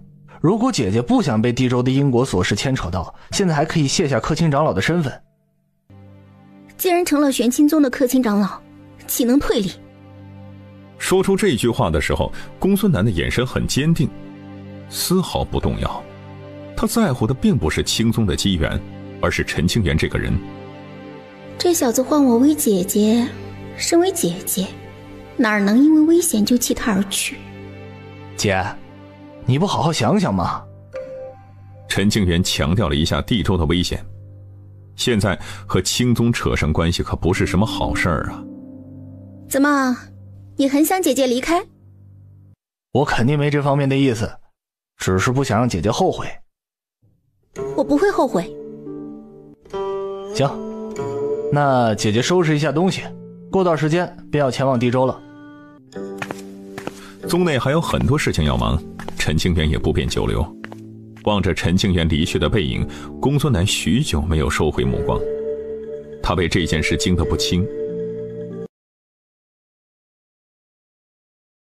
陈清源乃青宗传人，代代英杰，无以庸才。众多势力的老家伙感叹青宗的气运太大了，即便走向没落，还是能受到顶尖的妖孽。青宗重建，天下局势将要发生大变了。我等若不想受到波及，那就老老实实待在家里，不要理会闲事。咱们北荒的四圣宗等一流势力前去地州恭贺，也只能被安排在外殿落座。据说那场宴席甚是豪华，随便拉出一位宾客，便是大成修士，镇压一方。没想到浮流星域的玄清宗居然有着这么大的来头，还好以前飞星宗没有与玄清宗结怨，不然事情可就麻烦了。莲虚宗和南陵宗等等一直与玄清宗不对付，这一次玄清宗崛起，这些宗门肯定很头痛，不知道该如何解决。你们还记得东夷宫吗？就是那个差点与玄清宗联姻的宗门。肯定知道了，想当年，听闻陈长老回来了，不知能否与他一见呢？抱歉，陈长老有事要忙，没法与诸位道友见面。理解。众人点头，满脸笑意。与各宗修士打交道，还要说着各种各样的客套话，倒也难为这几位长老了。此刻玄清宗的后山，这么大的工程可不好办呢。这些问题没啥可担心的。方庆云有着乾坤妙术，再加上躲在暗处的各脉强者，足可以将整个玄清宗移到地州了。而让人头疼的到底是什么呢？其实是玄清宗众弟子的压力。老方，你觉得咱们什么时候启程比较合适啊？愿为我等护道而行的众位大能，时间宝贵呀，咱们不能一直拖着，得尽快。啊，要不7天后咱们就动身？可以，就按你说的办。啊，对了，老方，你是不是忘了什么事儿啊？没有吧？你打赌输了，欠我的零食还没还呢。哦，哎呀，这事儿啊，哎呀，瞧我这记性。师叔，给。毒品即人品。陈清源则是毫不迟疑地收起零食，笑着夸了一句：完了。当年缥缈宫看不上玄清宗，趁着长孙枫叶参加百脉盛宴的时候，某位长老欺辱了柳灵染。后来陈清源找回了场子，这双方的梁子也就此就结下了。怎么办？咱们与玄清宗的关系还可以缓和吗？圣主，你有何想法？虽然缥缈宫乃是北荒的一流势力，但是和地州的庞然大物还是比不了啊。若是能和清宗结缘，虽有风险，但未来更可以更进一步，即便不能结缘，也得化解那段恩怨呢。本座不知道。不管怎么说，咱们总得先去道歉吧。以前没道歉，现在想去表达歉意，会不会有些晚了呢？但晚了也得去啊，他总比不去强啊。让谁去？这个没人愿意出头接下这任务。很明显，前去道歉是一个吃力不讨好的事儿，没谁想丢脸。要不让圣子前往？咦，这话一出，众人眼前一亮，觉得这个建议很不错。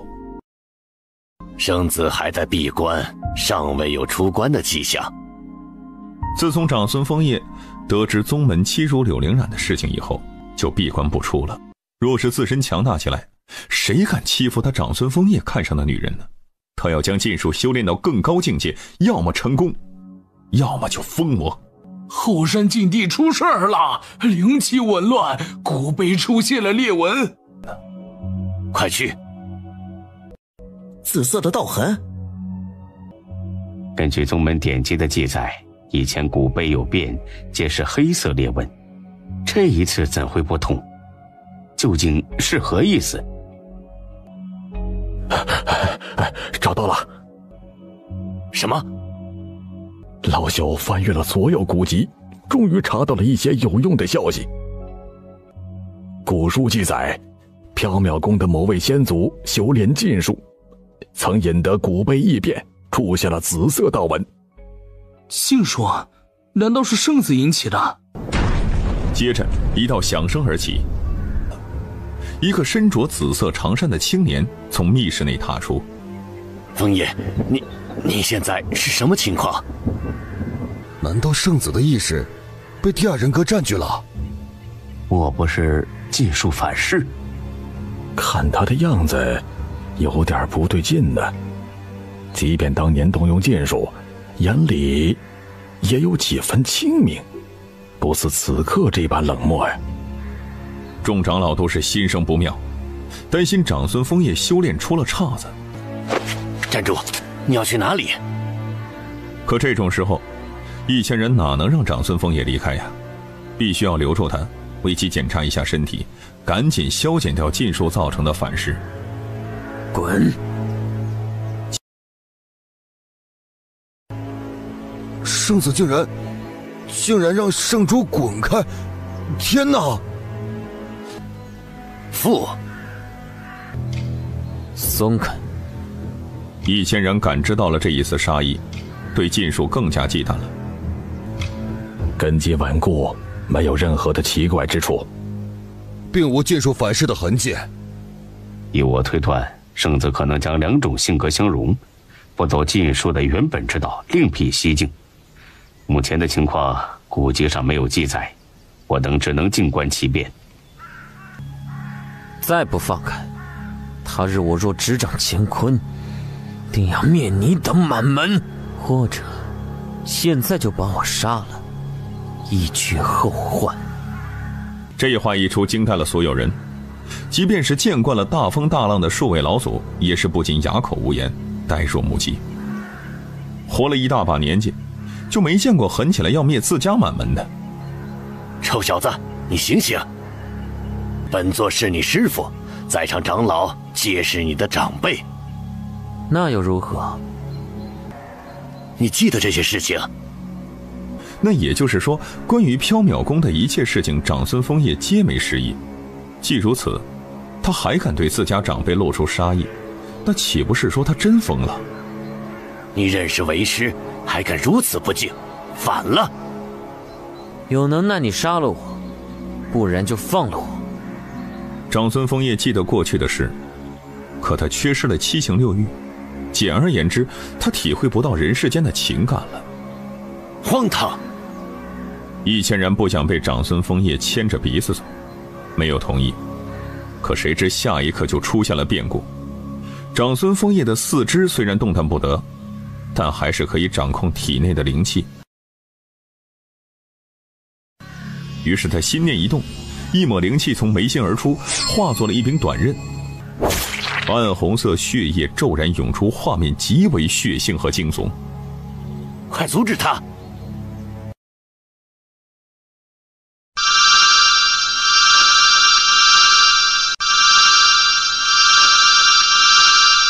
高层经过一番商议，决定放了长孙枫叶，任其离去。一直关着长孙枫叶，这也不是一办法。他真要是铁了心自杀，总是有一次能成功的。暗中跟着，不要让他闹出乱子，同时要保护他的安全。去哪里呢？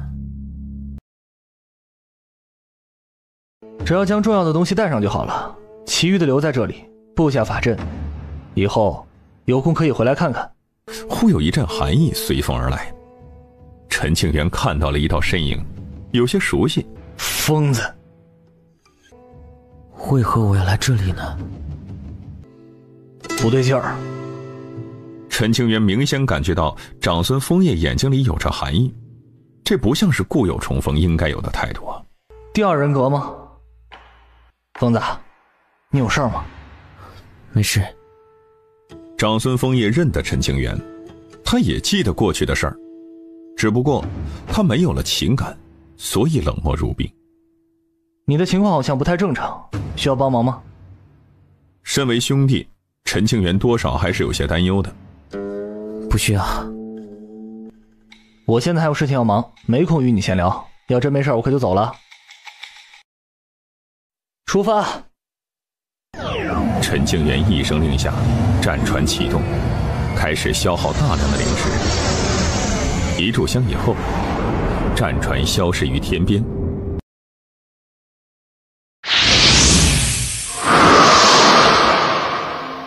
师叔，刚才那个年轻人一直追着咱们，距离越来越近了。哦，老方，你去将他带过来。疯子，你咋回事啊？刚刚问你，你说没事儿，为何还要追着？不知道。也许是曾经第二人格被陈清源暴揍过，迟疑了一会儿，如实回答：你修炼出岔子了吧？陈清源说了一大堆，长孙枫叶皆不回答。你该不会是为了柳丫头吧？没办法，陈清源只好使出杀手锏了。谁？哟呵，长本事了！别说你不记得凌冉了啊！记得，但与我无关。你认真的？当然。长孙枫叶低语道：“来，再说一次。”在陈清源的引导下，长孙枫叶说了不少的话，譬如不在意、不喜欢、无所谓等等。不是兄弟不帮你，是你脑子有问题。小师叔，这是你要的各脉弟子的身份信息。要不了多久，玄清宗便有重归地州，门内弟子的来历和信息，陈清源需要一一核实，不可有错。哪怕是一个外门弟子，也要认真调查。谢谢了。不客气。从始至终，柳凌冉没有和站在一旁的长孙枫叶打招呼，眼神平淡地扫视了一眼，仅此而已。长孙枫叶记得和柳凌冉的点点滴滴，可是感受不到一丝的情绪。人都走了，别看了。没看。就你嘴硬，你到底发什么疯了，变成这般模样啊？长孙枫叶恍若不闻，不做回答。不说就算了，反正以后有你苦头吃的。这位便是小师弟所说的师叔祖吗？身为玄清宗的核心长老，都曾看过历代长老的画像，其中有一幅护宗长老的肖像图，与独孤长空极为相似。敢问您是漓江河老祖吗？是。漓江河这个名字是独孤长空以前的名字，后来他到了地州，隐姓埋名，成了灵鹤门的老祖。真的是。参见老祖，拜见老祖。好，免礼。谢老祖。你们去休息吧，也可看看老朽为你们准备的洞府是否满意。多谢老祖。青云，你带着他们四处转转。是。路上发生的事情，青云已经告诉给老朽了。师叔祖，弟子有一个冒昧的问题，不知可否讲出？你说。您老还能撑得了多久啊？此话有些不敬，可陈清源需要知道留给自己的安稳时间还有多少。100年左右。没有延寿之法吗？活了这么久，老朽已经知足了。独孤长空摇了摇头，早就看开了生死之事。其实凭借独孤长空的能耐，想要得到延寿之物不是难事，与天斗再活个上千年也不是问题。您若先逝，青宗派是扛不住汹涌而来的洪流。前路艰难，但师叔祖相信你可以挺过去。清源，你的天赋很高，古今罕见，仅你一例。若你不忘初心，坚守原则，定可笑傲当世，缔造出属于你的时代。您老高看弟子了。陈清源不敢想那么远的事情，只求可以经营好青宗，让宗内的弟子有一个安稳的修炼环境。唉，可惜老朽看不到你立于大师巅峰的英姿了。弟子告退。这孩子藏着很多的秘密，这个时代是属于他们的，似我这样的老东西很快就要让出位置了。你还不准备离开吗？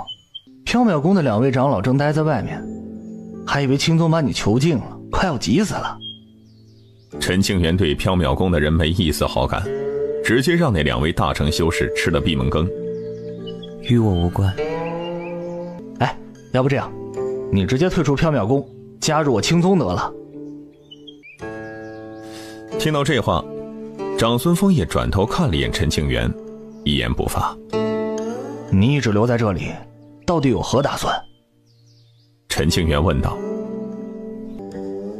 算了，你愿意待就待着吧。去哪儿？出去走走。我也去。你去凑什么热闹啊？闲着。让你去可以，但是你得听我的。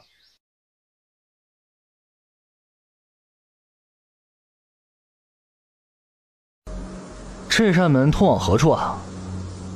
法则波动不是很强，应该没太大危险。老方，你进去看过吗？进去过，里面别有洞天，虽然有一些小禁制，但顶多就是受伤，不会伤及性命，很适合历练。哎，如此便好。诸位，此处秘境必有风险，入内以后必定要多加小心，尽量结伴而行，不可单独行动。无论你们取得什么机缘，宗门皆不会索要。记住，安全最重要，量力而行。是。进去吧。走。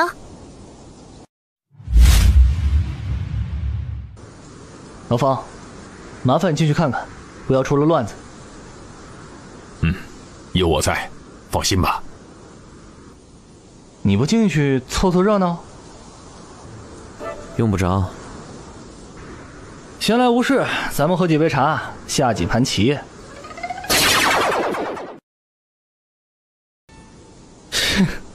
你输了。再来。来，怕你不成？我可没耍赖，是你自己不行。这一步棋不算，重来。长孙枫叶估计学会了陈清源以前的路数，眼见形势不对劲儿，直接回棋。依你。无聊。嘴硬这方面，你最近比我强。疯子，怎么了？陈清源嗅到了一丝不对劲儿的味道。石叔祖，这处秘境可能有一丝异常，如果等下您老联系不上我们，记得出手啊。老方，听得到吗？听得到。出什么事儿了吗？很复杂，莫要靠近。显而易见，此地秘境的危险程度远远超出了之前的预料，不是普通修士可以待的地方，尽早撤离才是最佳的选择。他没事儿，你不用担心。有什么事儿咱们先出去再说。方庆云十分忌惮不远处的红土疆域，里面肯定隐藏着未知的东西，让人心生恐惧。师叔，师叔，具体是怎么回事啊？不久前，柳师妹……很快，陈庆元弄清楚了缘由。师叔，此地诡异，不可探查。啊，我没事儿。老祖，青云，你带着他们先行回去。是。听说秘境有变。陈清源将自己所知道的事情告诉给了独孤长空，没有丝毫的隐瞒。郭老的法则与世间秩序有所排斥，这里发生的事情肯定掩盖不住。石叔祖，您知道什么呀？有件事情你应该晓得，大师的古籍记载仅有30万年，更久远的历史并无痕迹。据说过去的历史痕迹被大道的力量抹除掉了。近些年来，很多老家伙发现了残篇古籍，记载着30万年前的历史岁月。老方，听得到吗？听得到。出什么事儿了吗？很复杂，莫要靠近。显而易见，此地秘境的危险程度远远超出了之前的预料，不是普通修士可以待的地方，尽早撤离才是最佳的选择。他没事儿，你不用担心。有什么事儿咱们先出去再说。方庆云十分忌惮不远处的红土疆域，里面肯定隐藏着未知的东西，让人心生恐惧。师叔，师叔，具体是怎么回事啊？不久前，柳师妹……很快，陈庆元弄清楚了缘由。师叔，此地诡异，不可探查。啊，我没事儿。老祖，庆云，你带着他们先行回去。是。听说秘境有变。陈庆元将自己所知道的事情告诉给了独孤长空，没有丝毫的隐瞒。郭老的法则与世间秩序有所排斥，这里发生的事情肯定掩盖不住。石叔祖，您知道什么呀？有件事情你应该晓得，大师的古籍记载仅有30万年，更久远的历史并无痕迹。据说过去的历史痕迹被大道的力量抹除掉了。近些年来，很多老家伙发现了残篇古籍，记载着30万年前的历史岁月。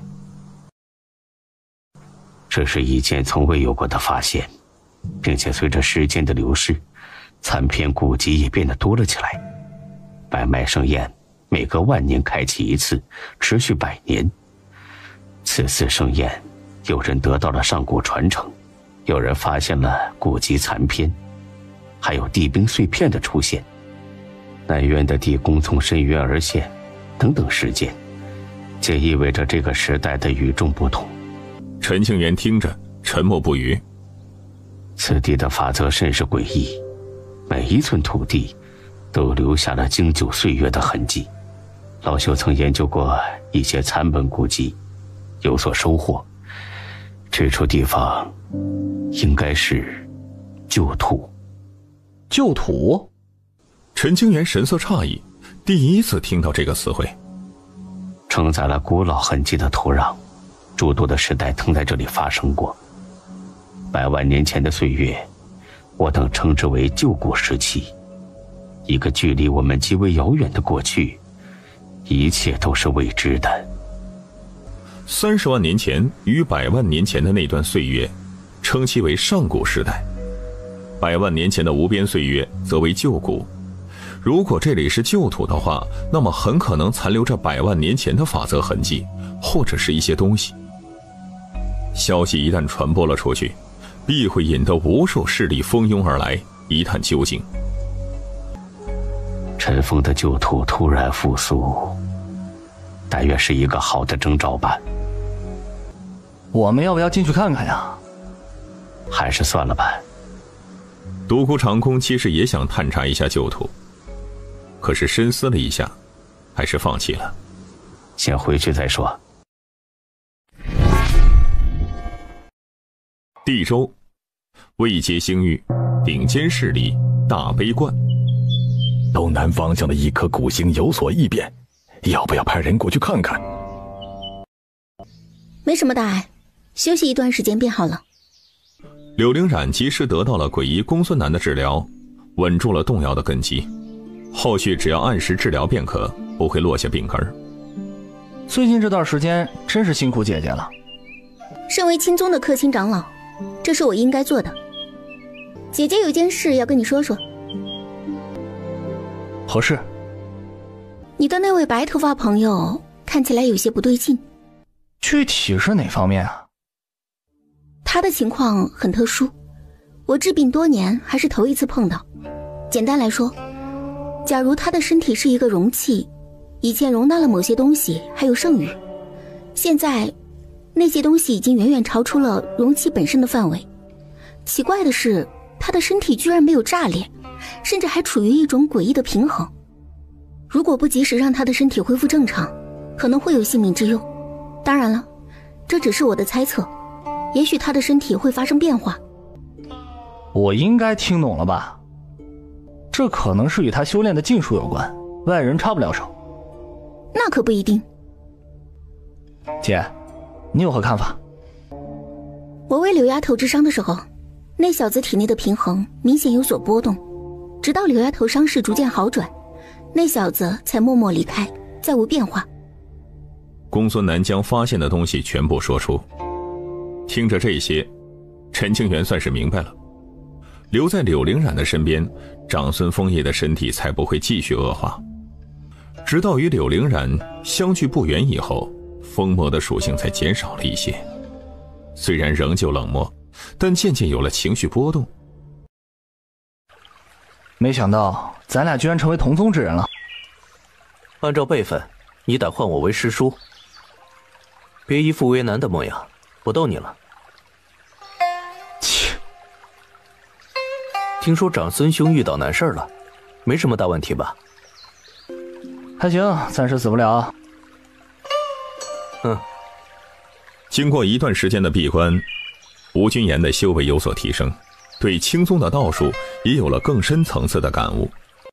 师兄，我能进来吗？进来吧。有什么事？这个东西给你。这东西。随后，陈清源讲述了掌门令牌的前因后果。你得到了先祖意志的认可，还是由你拿着吧。我不要。你本就是一宗之主，此物理应由你来执掌，而且我留着也没用啊。不给林长生拒绝的机会，陈清源说完转身就走。人中而道远呐。老祖，最近有不少势力发来传音，想打探一下那颗星辰。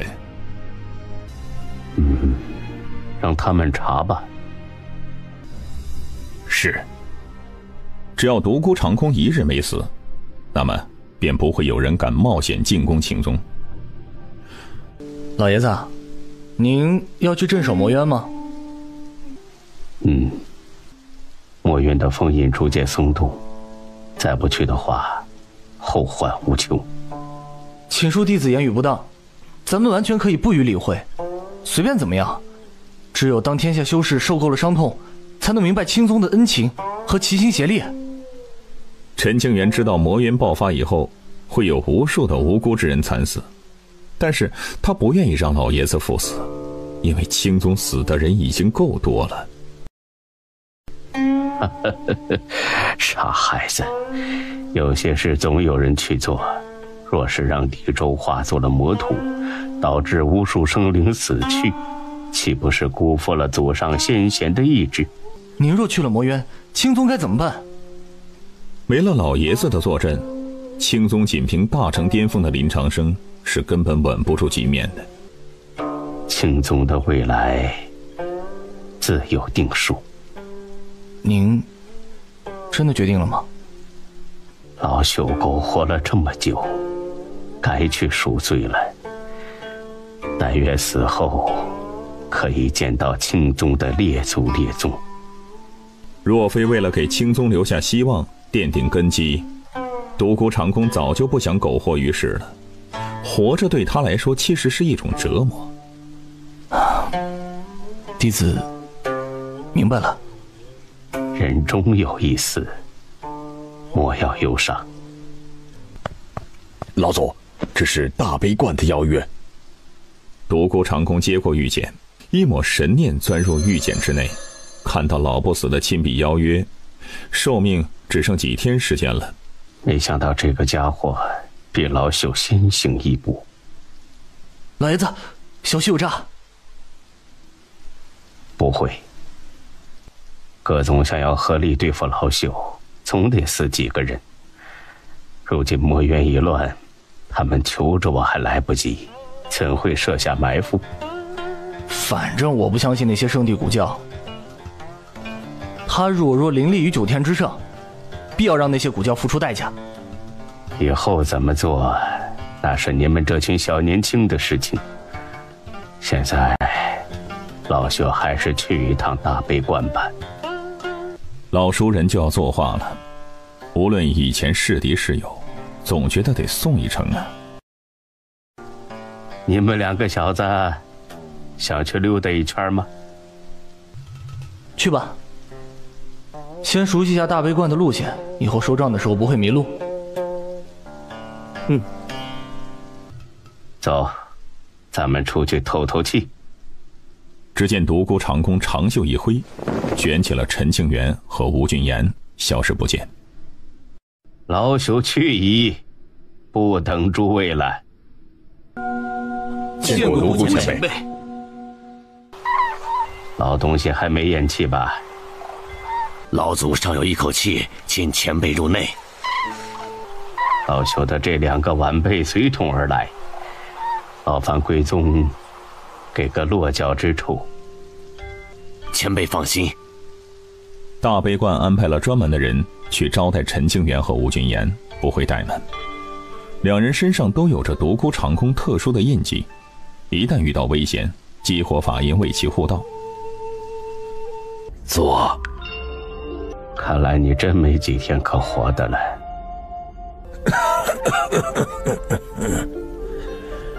终究败给了这贼老天呐！古籍上再怎么风华绝代的人物，也都要走到这一步。岁月的力量才是真正的不朽。我等皆是过客，终将成为岁月长河中的一粒尘埃，毫不起眼。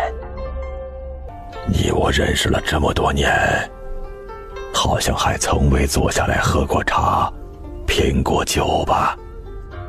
这老不死快死了，想做的事情并不多，其中一件事就是和独孤长空对坐品茶。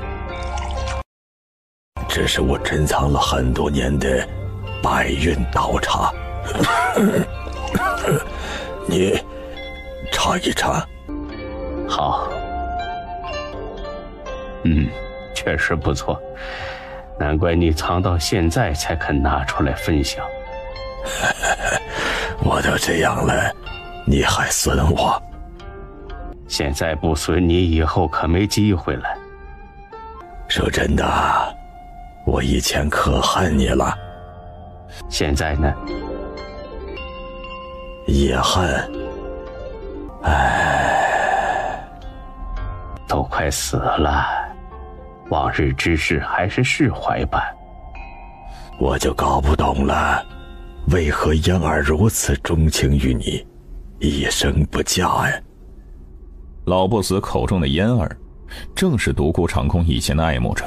其实若无清宗之事，独孤长空肯定会和嫣儿成婚的，结为伴侣，一生逍遥。可是为了宗门的意志，独孤长空也只能拒绝嫣儿的情谊，苦心修道，不问红尘。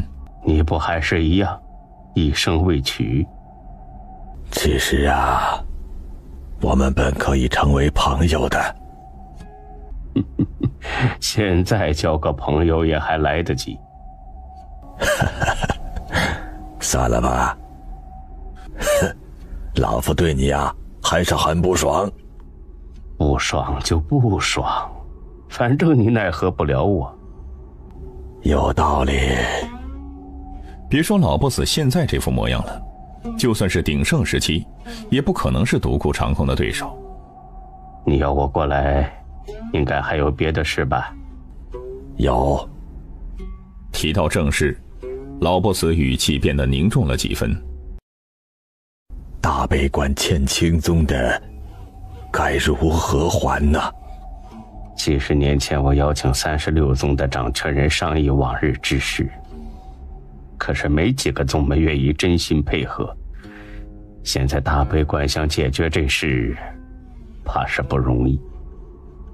那段时间我在闭关，看能否冲破枷锁，再活上1000年。然而，我失败了。老不死说明了缘由，不是自己不愿让大悲观承担责任，而是错过了。可以理解，但仅凭几句话就想了断两宗之间的因果，没这个可能。我知道，所以想跟你商量出一个解决的办法呀。只要给大悲观留下一点香火，其余的都好商量。只留一点香火？闻声，独孤长空都被惊到了，他甚是诧异，没办法理解老不死竟然敢如此舍得。当然啦，要是可以的话，我还想多争取一点。为什么？你想问什么？为何你愿意付出这么大的代价，也想了却两宗之间的因果？说实话，以前没打算如此，毕竟大多数的人都是自私的，不肯舍弃自身的利益。直到我知道了青宗的新鲜血液如此妖孽，从而改变了念头。那个叫陈清源的小家伙，天赋盖世，古今唯一呀。他若不死，未来必可有一番大成就。待到那时，青宗若要清算，大悲观难逃一劫，覆灭之果呀。趁着此时还有机会，我想为大悲观争取到一线生机，至少保留下希望的种子。其他的宗门可不是这么想的，都等着我死以后，便可随意拿捏青宗，一个没有成长起来的万古妖孽弹指可灭。哼，那些势力的家伙，都是一群鼠目寸光之辈。似陈清源这种妖孽，但凡有活下去的一丝机会，未来便不会平凡。与之交好，顶多没了资源；但与之结怨，只要让其侥幸地活了下来，那将后患无穷啊！他们认为，现在的青宗不值一提，待我死后轻易这样。认识你这么多年了，知道你定有后手。况且，还有东土的佛门和北荒的道义学宫庇护着陈清源，他肯定没这么容易夭折。大悲观不愿赌，只求香火不灭。老不死不想看到后辈子孙做错了选择，所以才强行延长了几日寿命，恳求能和独孤长空见上一面。既然我们现在谈好了，等你死后，大悲观还会履行吗？人死如灯灭，老不死活着的时候有威望，可以掌控大悲观的一切。一旦他死了，他以前说的话是否会有用，这取决于是否触动大悲观高层的利益。会。老不死重重点头。若是连这一点都不能保证，他老不死也没必要和独孤长空谈了。既如此，那你想怎么解决？大悲观共有极品灵矿37处，灵宝妙山800余座，宝库内的资源积攒了数10万年，数之不清。只要能了结两宗恩怨，全部底蕴任青宗取走，只需留下几处灵矿和几座宝山，以供后人修行即可。你当真？千真万确。若有半句虚假，便让大悲观永无宁日，断绝传承。好家伙，连这种话都说出来了，独孤长空是想不信都难。他心情无比复杂。以前怎么没发现你这么有魄力？你我相谈甚少，自然不了解。青宗若真的将全部资源取走，大悲观必然走向没落。独孤长空还在试探，只要老不死表现出一丝不对劲儿的地方，断然心生怀疑，不会当真。没落了，总比灭宗要好啊！而且，后世子孙若是有本事，可以慢慢的积累资源，重新打下家业。为了这大悲观的未来，老不死宁愿让宗门衰败，也不想满门弟子走向被屠戮殆尽的结局。独孤长空沉默了。两个老家伙加起来都快6万岁了，都是城府极深，各有意图。有酒吗？拂袖一挥，桌上出现2壶好酒。上等的柳南春，用秘法珍藏了上万年，极为香醇，世间难寻。那我得好好尝一尝了。慢点喝，这酒可不多。你连整个大悲观的底蕴都给清宗了，还在乎一点酒水？再说了，过几天你就挂了，我替你多喝点，省得被你带到棺材里去了，浪费。两人尽皆看着对方举杯痛饮，恍惚间他们回到了年轻之时，意气风发，指点江山。一个为了清宗的意志而坚守本心，一生保持童子之身；一个为了心爱之人一生不娶，时常偷偷的去女子的坟前祭拜，长叹无言。哎，我当你答应了。2个条件。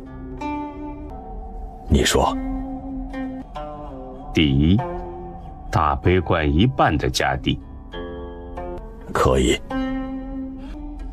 第二，我要大悲观不惜一切代价为陈清源、吴君言护道，哪怕面对诸天各界的强敌，大悲观也必须坚守这一点。这才是独孤长空真正的目的。化解恩怨可以商量，前提是要有勇气与天下强者为敌，让清宗后辈成长起来。听到这一点，老不死沉默了。这第2个条件，我希望大悲观能够办到，但难以保证。这就看你的本事了。独孤长空明白老不死的为难之处，偌大的宗门派系众多，他不是一条心。要不了多久，我的人生也将走到终点。大悲观若想化解恩怨，自然是清宗的后人去评判。倘若大悲观没有尽心履行约定，也是后辈子孙去解决这件事情。人去楼空啊！我这糟老头子的话，不知后世子孙是否会听啊？以他的眼力可以看出，清宗的崛起之势不可阻挡。要是再不与清宗了结昔日旧怨，以后可能就没有大悲观了。那是你的事情。我会尽力的。清宗的后辈恩怨分明，若大悲观往后真的愿意悔改，我相信结局不会差。最开始的时候，独孤长空是想培养一位接班人，让清宗香火不断，可谁知却冒出了一个陈清源，其天资之高盖压万古，让人震撼。人死了，是烟消云散呢，还是会去往传说中的冥府呢？不知道。你说，这世间有长生之法吗？长生法。独孤长空沉默了。纵观古今，强如大地，也不过仅有10万年的寿命。我死后，能否见到嫣儿啊？老东西啊，说句实话，我真的很羡慕你，也佩服你。与君相识，幸。共幸。这是仅剩的一些酒水，你拿走吧。老 boss 自知没有福气享用了，留给后辈也纯属糟蹋。好，走吧。这一别，却是再无相见之日，过往的种种恩怨都随风而散了。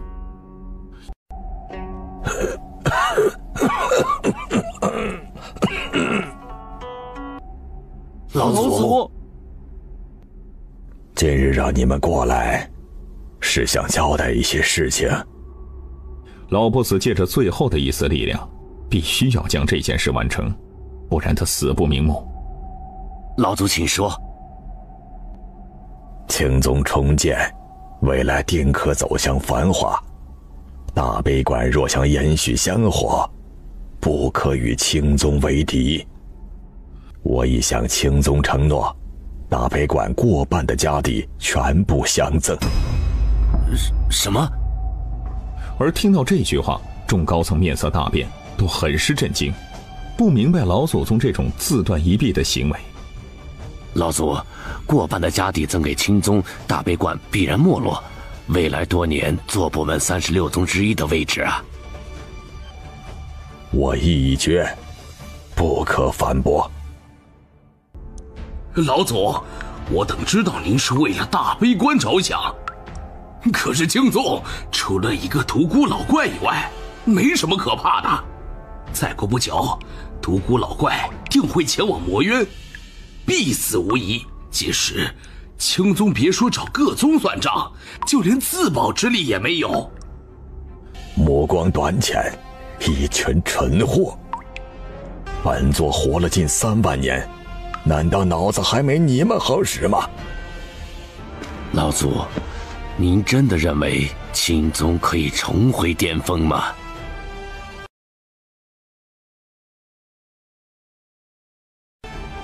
青宗那个孩子，一体3丹，无上道骨，身怀大气运。只要他不夭折，必能立于一个时代的巅峰。大悲观可以损失资源，甚至是走向没落，但绝不能赌输。一旦输了，必将是万劫不复啊！话虽如此，但一个小辈而已，地州诸多强者想要将其捏死，断然成长不起来呀！糊涂！如此妖孽，岂是那么容易陨落的？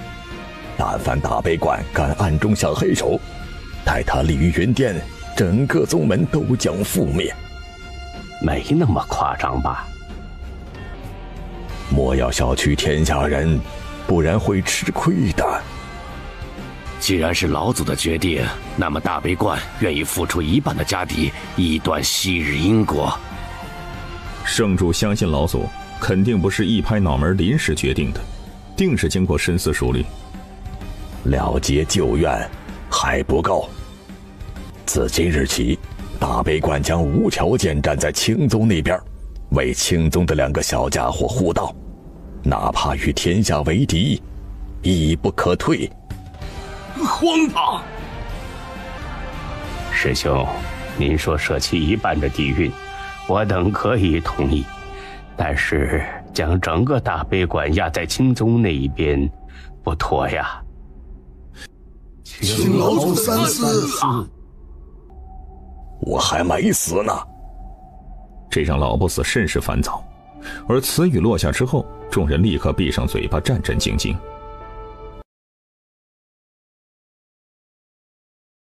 若是你们还认我这个长辈，相信我的判断力，那就听话；若不认，他日大悲观大祸临头，莫要在我的坟前懊悔落泪，脏了我的长眠之地。他大限已至，没办法逼着大悲观的高层去做事情，只能苦口婆心的劝解。当祖宗当成这样，确实也真是没谁了。老祖，我有预感，青宗崛起势不可挡啊！老祖，赌输了的话，大悲观可能没有以后了。尽力而为，若青宗真的无法渡过难关，大悲观无需逆改局面。你们需要做的，那就是真心相待。言尽于此，听或不听，也在于你们。大悲观的高层都陷入了沉默，也不知该如何是好。这家伙倒是心性纯正。见过前辈。这些年来，冻离建筑看到了青宗的过往种种，了解到了魔渊的恐怖，也是深感愧疚，十分尊敬。说，冻离剑宗有愧于青宗。喝茶。多谢前辈。往日旧怨，可愿化解？愿。只要前辈开口，冻离剑宗一定配合。当年抢夺青宗的资源，全部归还。独孤长空也不狮子大开口，只想拿回属于青宗的东西。理应如此，而且还得赔偿。青宗重建，底蕴尚浅，未来若是有难，冻离剑宗如何选择？晚辈以道心起誓，无论青宗面临何种困难，冻离剑宗定当相助，共同进退。如有违背，天诛地灭，不得好死。希望冻离剑宗能做到这一点。以独孤长空的能力，能看出冻离圣主并非惺惺作态，他心中宽慰。一定。你的徒弟是个人杰，好好培养，未来的成就不会低。晚辈谨记。片刻后，冻离圣主离开了。再过不久，我也要离开这片故土了。真想看到青宗繁华的画面呢。石兽所，林长生前来拜见。进来。近日冻离剑宗来人了，拿了诸多资源过来，并且还将数十座灵宝妙山搬运了过来。这是冻离剑宗送过来的好茶，您老尝一尝。好。有人在旧土得到了古之道法，实力大增。听闻旧土的深处有着诸多秘境，破旧的古城，旧古时期的战场。旧古圣兵稍有一丝道纹，若能将其修复，必是一件惊天动地的杀器。玄机门17位内门长老误入旧土一处凶险之地，身死道消。近日，时常有旧土的消息传来，掀起阵阵的波涛。柳师姐受伤了。这一天外出历练的弟子回来，却是因秘境的机缘而起了争执。随行的数位弟子也是都受了重伤，机缘被夺，颜面尽失。谁干的？我们去往秘境的时候，碰到了玉虚山的真传弟子。过去瞧瞧吧。哎，老吴，要不要出门散散心啊？好。于是，陈清源、吴君言和几名亲身经历的内门弟子就一同前往了玉虚山。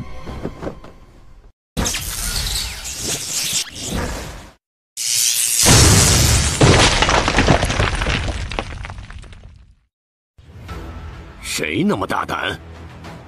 小娃娃，你知道自己在做什么吗？我认识他，北荒缥缈宫的圣子，居名长孙枫叶。缥缈宫的圣子居然敢来我玉虚山捣乱，拿下他，让缥缈宫的高层过来道歉赎人。我看谁敢！诸位来我玉虚山，有何意图啊？不久前，玉虚山与我青宗发生了摩擦，同辈争锋难免会有死伤，这一点我等还是明白，所以我等不是来找麻烦的，只是听闻玉虚山人杰辈出，特来邀战同辈，切磋论道。玉虚山的年轻一辈暂时没空，不接受诸位的邀战，请回吧。自从百脉盛宴结束以后，陈清源可谓是名动天下，同辈之中难觅敌手。纵观整个玉虚山，也无一人能和陈清源扳扳手腕。既然如此，那我们也不强求了。从今天开始，我等就待在玉虚山之外，若有同龄人外出，一定讨教。放肆！同辈切磋，我等哪里放肆了？明人不说暗话，你究竟想怎样？这要不是忌惮青宗的老祖宗，玉虚山哪能容得了陈清源这般嚣张，早就一巴掌把其镇压了。玉虚山的几位真传弟子不仅抢夺了我青宗弟子的资源，而且还多次下了死手，若不是门中弟子有自保之力，恐怕是没法活着回来啊。同辈之间起了摩擦，乃是正常现象。若是这个缘故，青宗便行堵门之事，多多相逼，传扬了出去，岂不是让天下人笑话？我不怕被世人笑话。总之一句话，让那几个家伙出来，与我等切磋一番，不然我等便在贵宗的山门外小住几十年，同龄人谁也别想出去。你这玉虚山要是不肯给个交代，好啊，那咱们就这么耗着呗。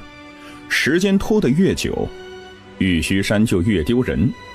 数日以后，不要。你是嫌少，还是想怎么样啊？欲与贵宗同辈切磋，别无他意。听说玉虚山被陈清源堵门了，年轻一辈的修士连大门都不能出啊，只能从后山绕出啊！哎呀，真是丢脸啊！没事惹陈清源这家伙干嘛？找罪受。如果玉虚山没有处理好这事儿，说不定青宗那位老爷子会出面，直接拿玉虚山立威。若是发展到这一步，玉虚山那可真就倒了大霉了。陈清源，你想怎么切磋？是他们吗？是。让我去办。疯子，别欺负他们，压低境界一战。对付这种普通天骄，还用不着长孙枫叶动用全力的。为了尽快了结这事儿，玉虚山现在也只能出此下策了。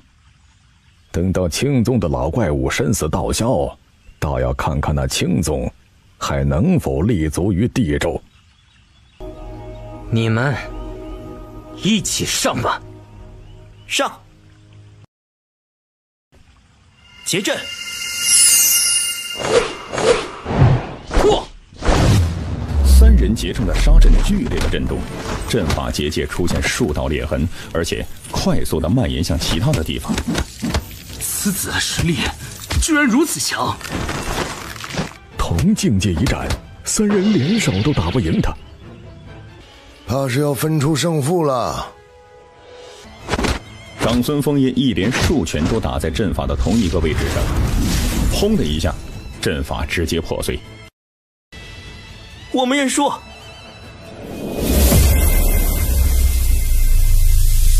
即时切磋，点到为止。他们玉虚山确实是可以退步，让陈清源这些人出口气。可真要让陈清源杀了他们数位真传弟子，那岂不是让宗门弟子寒了心，让天下修士看了笑话？疯子，可以了。这是赔偿，拿去。这点东西可远远不够，以后咱们有的是时间算账。回家。没等玉虚山的回应，陈清源就带着众人回到宗门。若是能得到他的相助，青宗的危机肯定不用担心。唉，头头疼啊！有客来访，煮茶相迎，请坐。粗茶一杯，君莫嫌弃。此地山清水秀，处处透着道韵灵妙之意，确实是一个极佳的隐居之所，令人羡慕。养老之地而已，岂能入得了独孤先生之眼？天一变，诸位还有闲情雅致泡茶，吃准了老朽不会坐视不理，是吗？并无此意。莫怨老朽会去，但是去之前，总得做些事情。先生有何指教，请直言。儒道一脉的高手，不可欺压青宗后辈。儒门还是要点脸面，不会无故巡视。立誓？没这个必要吧？要么立誓，要么老朽提前结束诸位的隐居生活。这赤裸裸的威胁，然而三位大儒却不敢有一丝强硬的态度，皆是低眉不语，暗中交流。以独孤长空的能耐，要是铁了心拿儒门立威，整个儒门虽然不至于覆灭，但是肯定没什么好下场。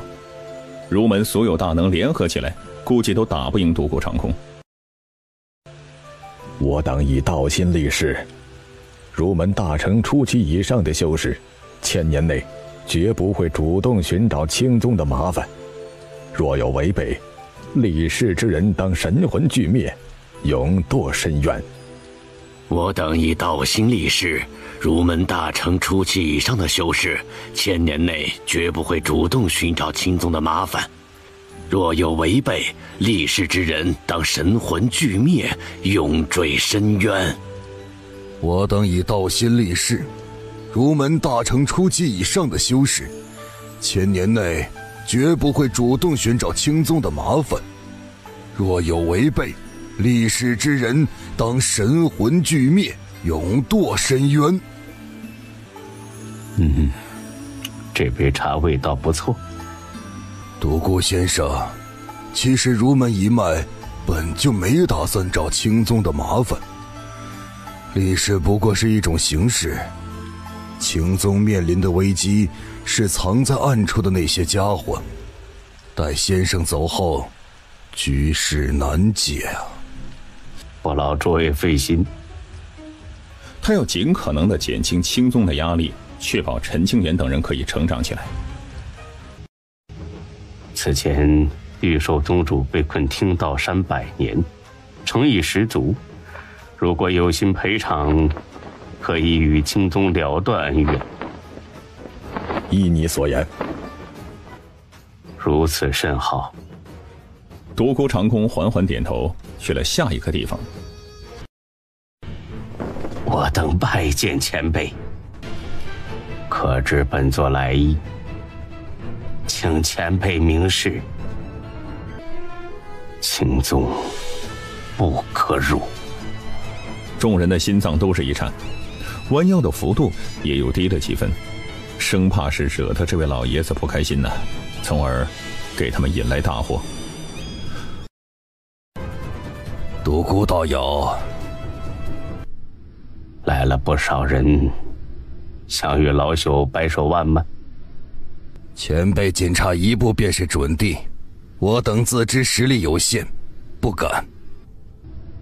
集结了一大帮人，有何来意？我等知晓前辈的顾虑，特来声明一件事情。前辈为了天下苍生而牺牲，担心青宗会遭遇不公，我们保证绝不会主动侵犯青宗，以道心立誓。说着，众人立誓，因天道法则降临，在场的数十位顶尖强者，肯定只是其中的一部分人。以退为进，不简单呢。有意思。前辈还有其他吩咐吗？诸位诚意十足，老朽没别的要求了。玉虚山成为了历史，我等惶恐，因而欲与前辈煮茶座谈，直到前辈去往魔渊。众人当真是怕了，不敢转身离开，他们担忧被独孤长空逐个击破。好，那咱们就坐下来喝杯茶。敢问前辈，您是怎么走到神桥8步之境？世间万物皆有其道，莫要过于执着。停下脚步，看看四周的风景，可能会发现不一样的东西。谨记。众人则是似懂非懂，暗暗记在心里。尔等。瞬间，紫衣老者等人肃然起敬，屏息凝神，不敢漏听一个字。尔等可曾去过魔渊之地？没有。魔渊那种鬼地方，谁没事的想去溜达呀？而且经历了这么多年，各宗连魔渊的具体位置都不清楚了，很难寻到地方。看都不看一眼，真不怕魔渊之祸出现吗？你们这群家伙确实很坏，一切以自身利益为重，总觉得天塌下来有别人顶着，事不关己。话说回来，尔等的宗门还没蠢到无可救药的地步，没将魔渊的具体方位透露出去，不然这个天下早就乱了。世上有不少潜伏着的魔修，自然是很想让魔渊爆发，他们想让世界化为魔土。这无数年来，魔道修士打探着魔渊的位置，欲要倾尽全部之力让封印动摇。我们没帮上青宗的忙，总不能添乱啊。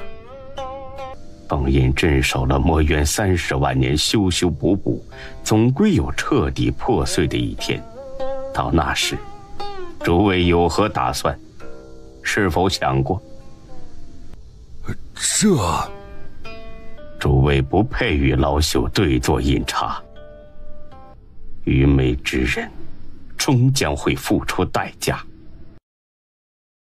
但愿孤独长空不会与我等鱼死网破，不然很多宗门都得倒霉。你怎么在这里？弟等候兄长多时。老者是灵鹤门的老圣主，也是独孤长空的生死兄弟。回去吧。今日能和兄弟相见，独孤长空的心里甚安，语气平和。愿与兄长共赴魔渊。你去了，改变不了什么。仅凭独孤长空一人，足以稳固封印，拖延魔渊爆发的时间了。我知道。何必呢？我也老了，活不了多久。若能与兄长葬于一处，乃人生幸事。兄长，走吧。在这残酷的修行界，能遇上这么一个生死相交的知己，何其有幸啊！更大的暴风雨就要来了。想要成为顶尖古宗，底蕴要足，镇宗之物要有，并且还需要有大能坐镇。师弟，想什么呢？青宗往后的路可不好走了。莫要担心，这些事儿，老爷子离开时已经安排好了。哦，师兄能否细说？你到时就知道了。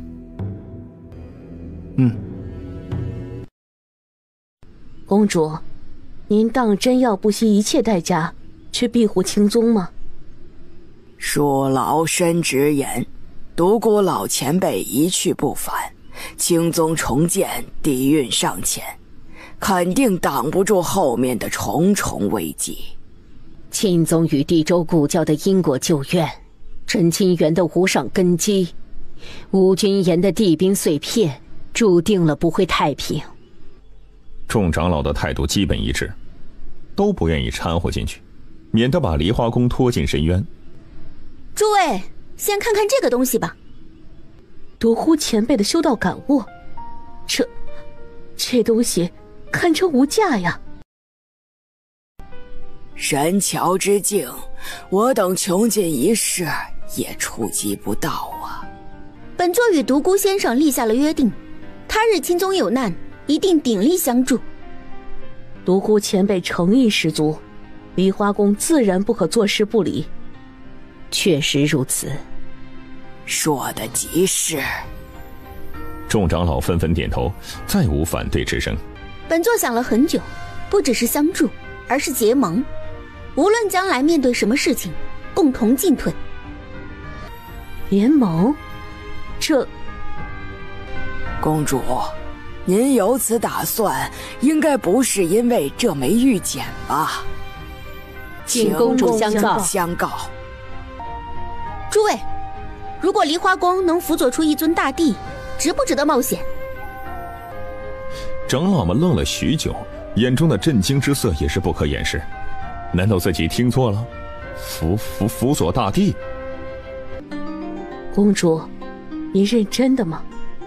本座从不开玩笑。您看好陈清源还是吴君言呢？一个拥有无上根基，一个身怀地兵碎片，皆非凡人。公主，前道已断，世间不可有大帝。这一世与以往不同，太尉地宫从深渊而来，100万年前的旧土遗迹显现，皆预兆着一个全新时代的到来。神桥虽断，但不是没有修复的可能性。公主，咱们要是赌赢了，未来的天下必有梨花宫一席之地，至少繁华10万年。可是如果赌输了的话，梨花宫怕是要付出惨痛的代价，其中的利弊，您真的考虑清楚了吗？诸位，不是本座想压住，而是不得不如此。新的时代必有危机，梨花宫虽稳坐难于守卫，但局面不会一直不变。本座有一种预感，乱世将至，纵使是神桥，也很难获得住一方安宁。乱世将至，乱世必有妖孽。你们觉得梨花宫的当代弟子之中，谁可横压同辈？即便是梨花宫的圣女，也仅仅只能算是顶尖妖孽，还达不到同辈无敌的层次。公主带领梨花宫走到了今日的位置，我等愿听公主的吩咐。安排一下，近期便赶往青宗，商谈联盟之事。是。大帝，辅佐一位大帝登基，如此荒谬之事，我真是敢想啊。这一世真要是出了一尊大帝，世间格局必会改变，重新洗牌。赌赢了，梨花宫便是辅帝之宗，繁华无尽，八方来朝。东土佛门，贫僧相信住持的选择，愿听调遣。青宗于天下人有大恩，天道遮掩，功德不显。有朝一日迷雾散尽，功德降下，青宗必可一跃入九修。佛门若能与青宗结下深厚的友谊，便可推广佛法，传到万界，济世救民。贫僧附议。东土佛门无条件地站在青宗这一边，倾尽全力庇护青宗，如有必要，在场所有高僧皆可牺牲，只要让青宗渡过难关，他日佛门宣扬道法将再无阻碍，发展信徒，传播佛道。那坐镇东土，烦请3位禅师前往地州开教。是。3大禅师皆是半步神桥之境，3人合力，绝对可以与初入神桥大能抗衡。佛子随行，多多历练。弟子遵命。青宗莫名有一丝熟悉的味道。算了，不去多想了，这种奇怪的事情碰到很多了。啊，这口鼎该怎么驾驭呢？小师弟，怎么回事啊？哎，不知道啊。此鼎曾是玉虚山的镇宗之宝，莫不是想为玉虚山报仇？应该不会。这口上古黑鼎来历不详，安全起见，还是用布下大阵先将其封印起来吧。不急，让我先看看。陈清源则是凝视黑鼎，那一丝怪异的熟悉感又再次袭来了。他在示好，是我感觉错了吗？师兄，解开禁制。危险呐，你确定要尝试吗？目前看来黑鼎确实没有暴动，可是这也不排除是黑鼎的假意。放心吧。那好。能听懂我说的话吗？黑鼎前后摇晃了几下，好像是在点头。以后跟着我混，如何呀？停下。与此同时，陈清源感受到了黑鼎的善意，这黑鼎就悬浮于空中一动不动。就这也不难驾驭嘛，不就是几句话的事情嘛。真要跟我混，那你就老实点，以后得听我的话。要是你答应，那就点一下，别一直晃，打坏了家里的东西可不好。在说这话的时候，陈清源心里多少是有点没底，生怕黑鼎突然反悔，一道威压就把自己掀翻了。你这体型太大了，能变小点吗？这也可以啊。还是大了，不方便携带。短短几个呼吸，如同一座小山般的黑鼎就直接变成巴掌大小，飘到了陈清源面前。难道我真的是天选之子？不是吧？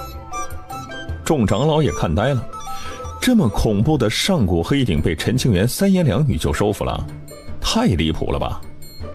师兄，此鼎以后便交给我吧。可以。由于黑鼎受损严重，灵智十不存一，他只知道一点，跟着陈清源肯定没错。刚才发生了什么呀？清源天赋异禀，气运非凡，纵然是上古圣兵也愿相随。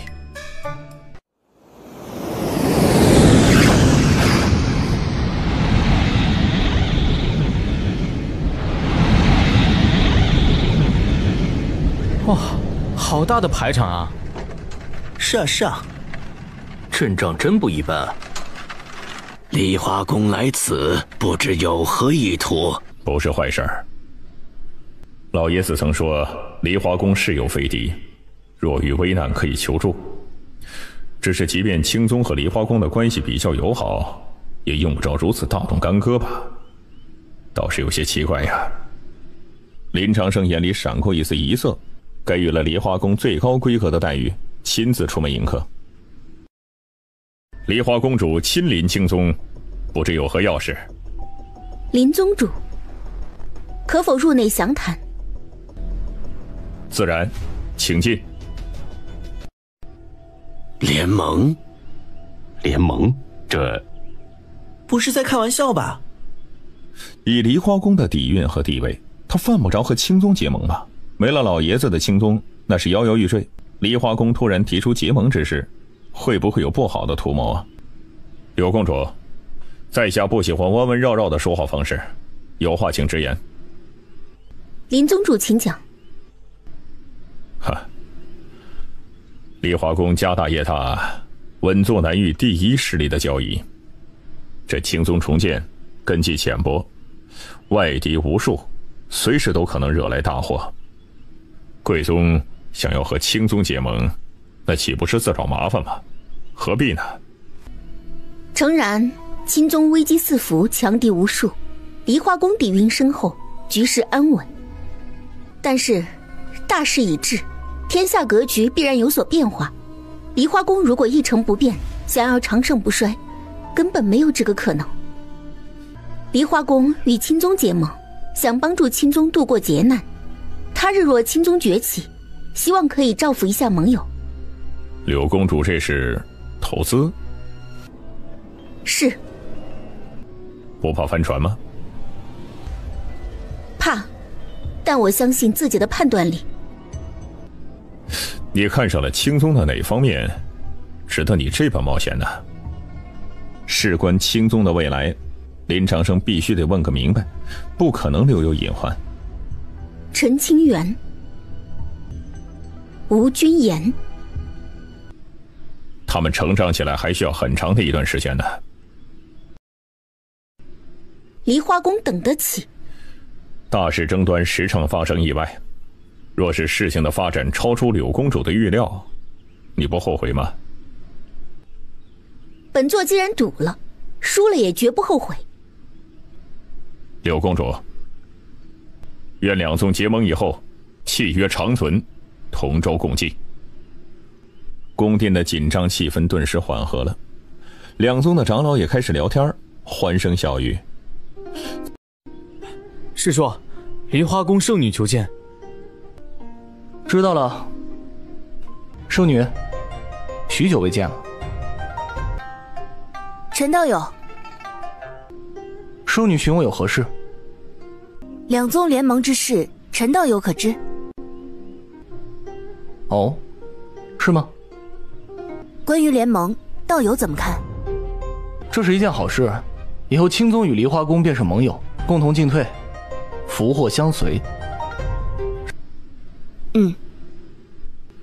来之前，梨花宫高层和王书童说了一件事儿：若是两宗可以联姻，那么盟友的关系将会更为牢固。梨花宫就希望圣女能和陈庆元多多接触，看看能否培养出感情。丫头，似他那样的万古妖孽，纵观历史的长河，也没有第二人。如果你能与他结为道侣，对你不是坏事。陈清源表面上看起来很随和，心里却始终有一道屏障，将所有人拒之于外。圣女，若是成了倒还好，若是不成，一定要及时收手，莫要动了真心，不然受伤的只会是你呀。尝试一下即可，不行则退，保持距离，不要深陷泥潭。圣女，陈道友，旧土之事可曾听说？听说了，距离青宗不远。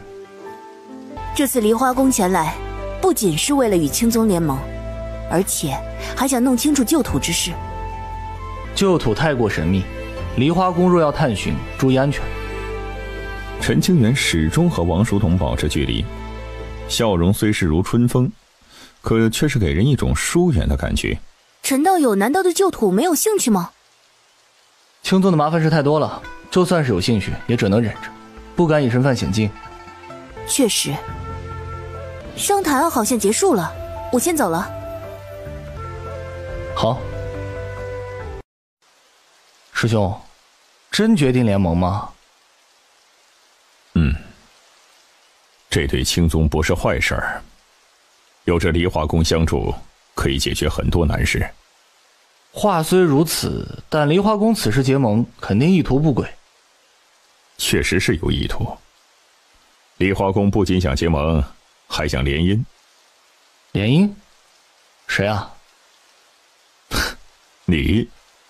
梨花宫联盟的目的就是看上你了，赌你可以度过大事之劫，登临顶峰，届时与有荣焉。你没答应吧？自己竟然是联姻的主角？哼，这可吓得陈清源脸色大变。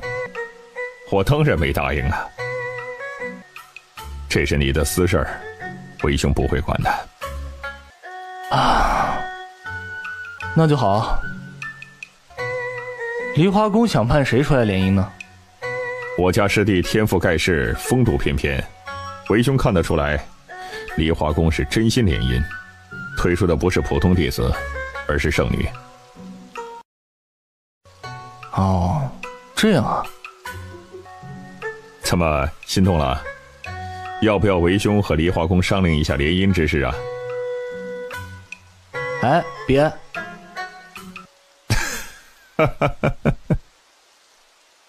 联姻之事万不能答应，我没有心思寻找道侣。你放心好了，这是你的人生大事，为兄可不会替你做主。两宗联盟还有很多流程要走呢，为兄去办正事了。让师兄费心了。你要站在这里多久？进来喝杯水吧。给你，要不要？要。你来找我，却什么话也不讲，不知你是何意？对不起。没关系。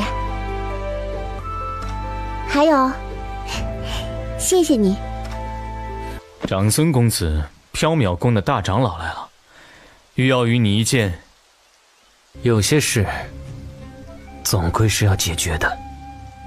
长孙枫叶决定回去。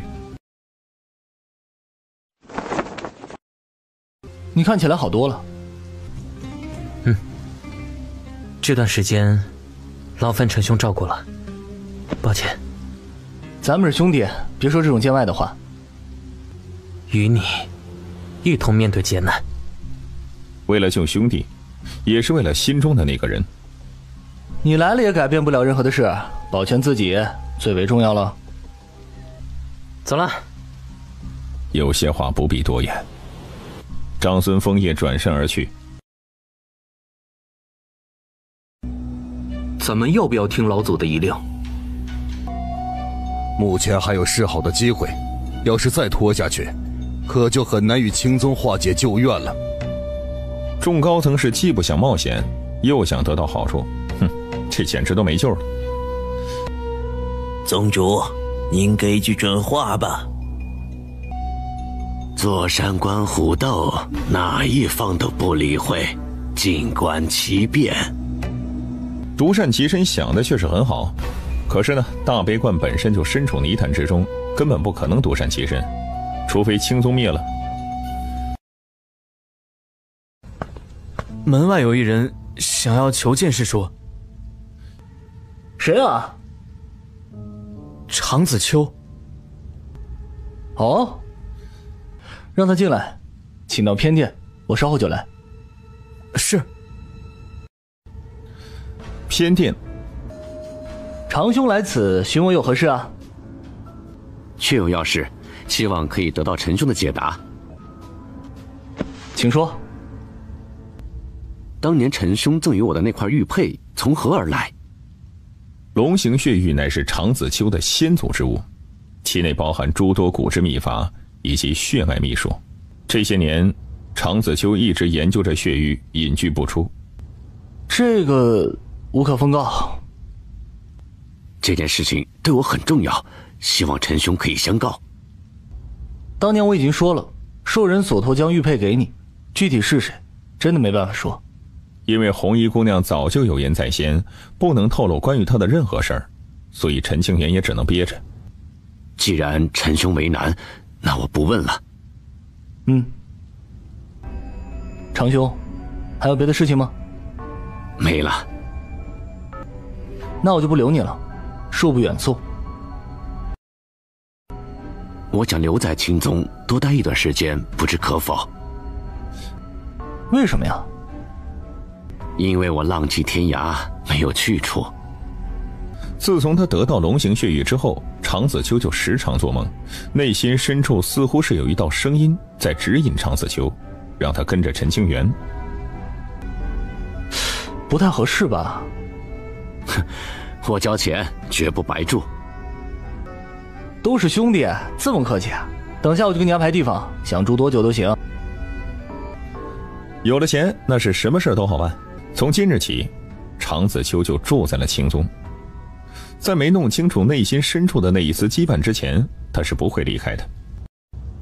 该死，这群死秃驴！大老远从东土跑过来凑热闹，真是混蛋。据说佛门的3位禅师全部来到了地州，咱们要是与佛门硬碰硬，怕是讨不到什么好处，只能放弃玉虚山的传承之地，争取其他的资源吧。佛门高手如云，底蕴深厚，寻常的一流势力哪敢得罪啊？诸位高僧，此举不妥吧？有何不妥？佛门占据了东土之地，传道万余，信徒无数，如今来到了地州，难不成还想侵占各方宗门的利益吗？佛门并无此意，只想传播佛法。抱歉，帝都没有佛门的位置，还请收手。此乃无主之地，诸位施主有什么资格阻止贫僧？这里曾是玉虚山的根基，虽说现在沦为了无主地，但也不是地州之外的势力可以染指。可笑！还请诸位高僧好好斟酌，莫要一意孤行。3月以后我等再来，若是佛门不肯让步，休怪我等不讲情面了。说完这句话之后，众强者转身离去，井然有序。怎么办？回去再说。来者不善，不可轻视。转身离去，赶往了青宗。此事，诸位施主有何看法？明面上是冲着佛门来的，实际上怕是想以此为借口来对付青宗。哦，可否详说？众所周知，佛门与青宗交好，暂留于青宗做客。地州的各方势力想要对付青宗，明着来肯定不行，容易遭到世人唾弃。毕竟想要长久的发展，各宗还是要点脸面的，不能趁着老爷子刚刚镇压了魔渊的这段时间动手。可是那些家伙又不愿意给青宗崛起的时间，越早动手越好，迟则生变。如此，他们需要一个对付青宗的正当理由，师出有名，佛门便是突破点。佛门若是要在地州传道，必会影响众多势力的利益，以此为借口，联合群雄阻拦佛门。我估计那些势力肯定会前来青宗，逼走佛门。青宗若不管不问，肯定与佛门生出了间隙，以后少了一大助力。若与佛门共同进退，正中某些人的下怀，有了对青宗下狠手的理由，无论青宗怎么选择，都是不利之举啊。陈清源简要地说了一下自己的看法。听着这番言论，不明情况的长老恍然大悟，直言那些贼人是实在可恶啊！这是一手阳谋，吃定了青宗啊！除非佛门放弃传道，断了那些家伙出手的理由。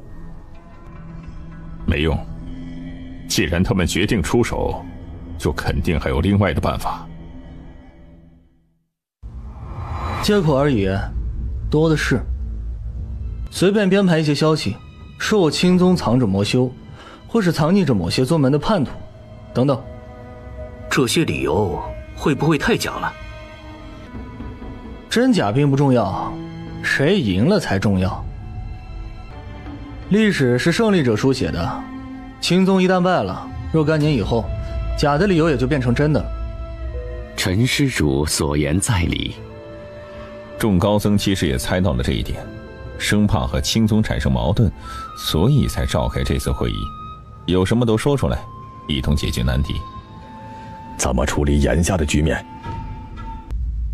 为了青宗的安全问题，佛门愿意让步，不给那些贼人出手的借口。不管怎么样，佛门不能成为导火索，从而影响和青宗的友好关系。不必。师弟，你打算怎么做啊？这一战迟早是要爆发的，躲不掉的。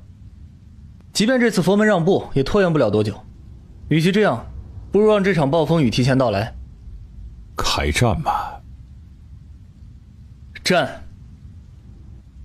青宗重建根基尚浅，怎么战？届时自有办法。依靠外力终究不能解决所有问题。梨花宫、佛门、道医学宫等等都不可能真的倾尽一切赌上全部。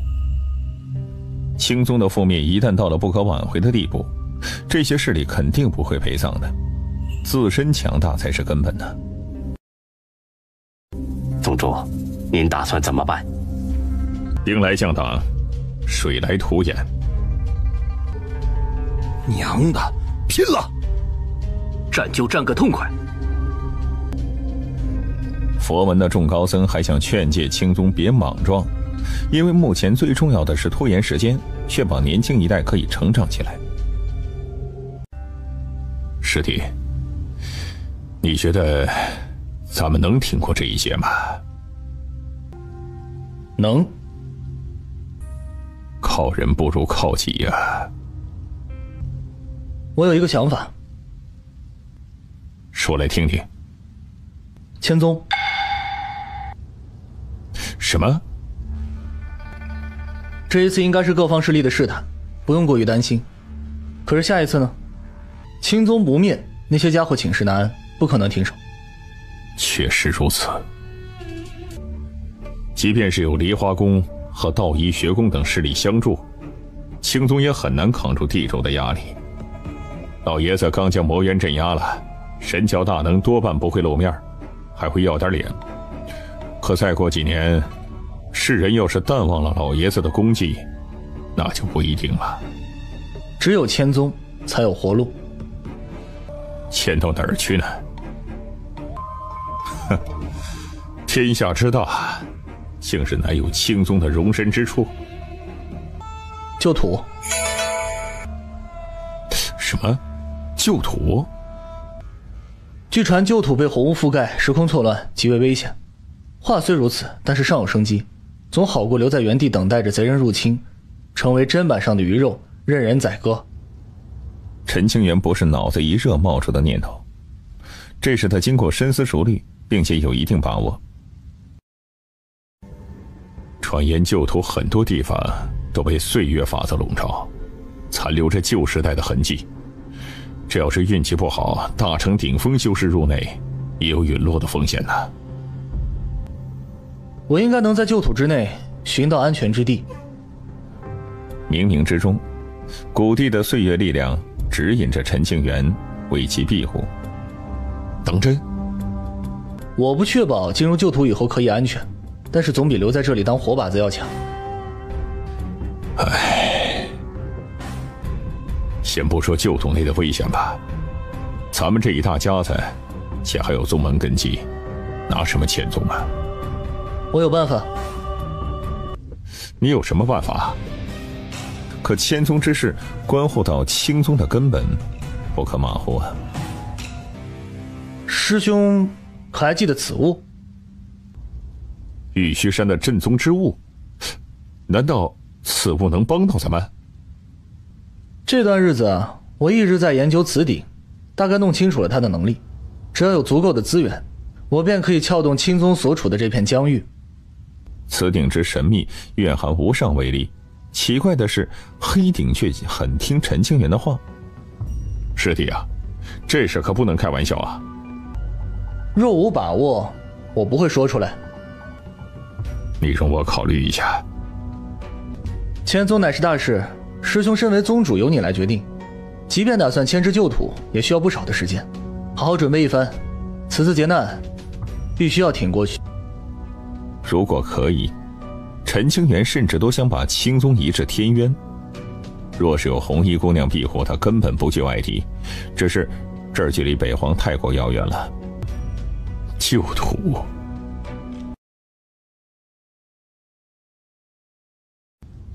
缥缈宫，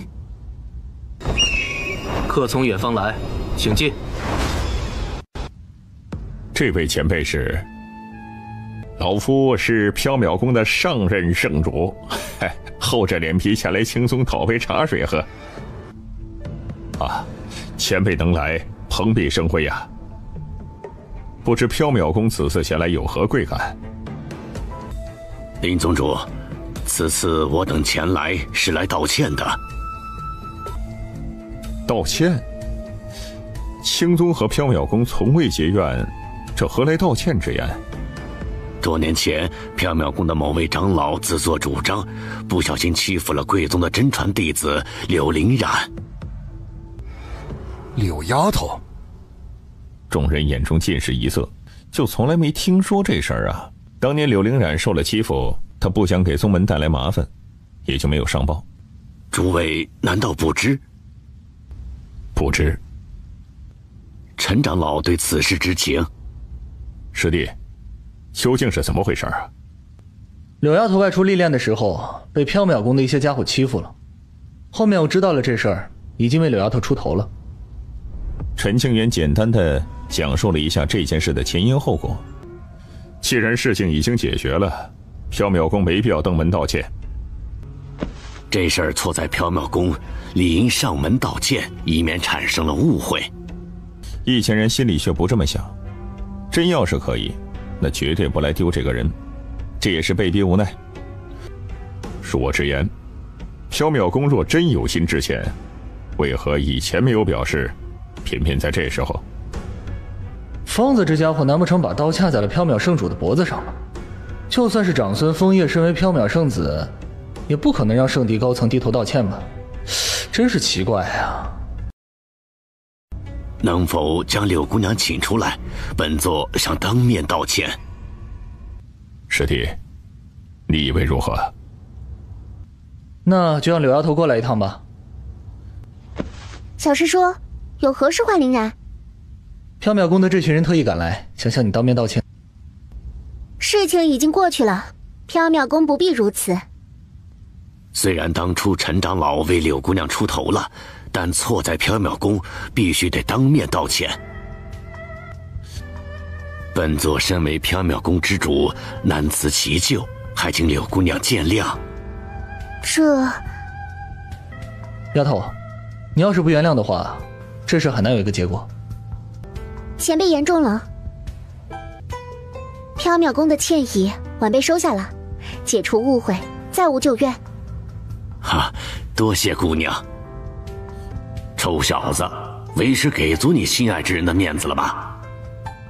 嗨，很少听说师父向徒弟低头认错的。哎，你小子要是有能耐继承先祖之志，老夫也能向你低头。关键是你有这资格吗？您老说的对，我低头道歉还不行吗？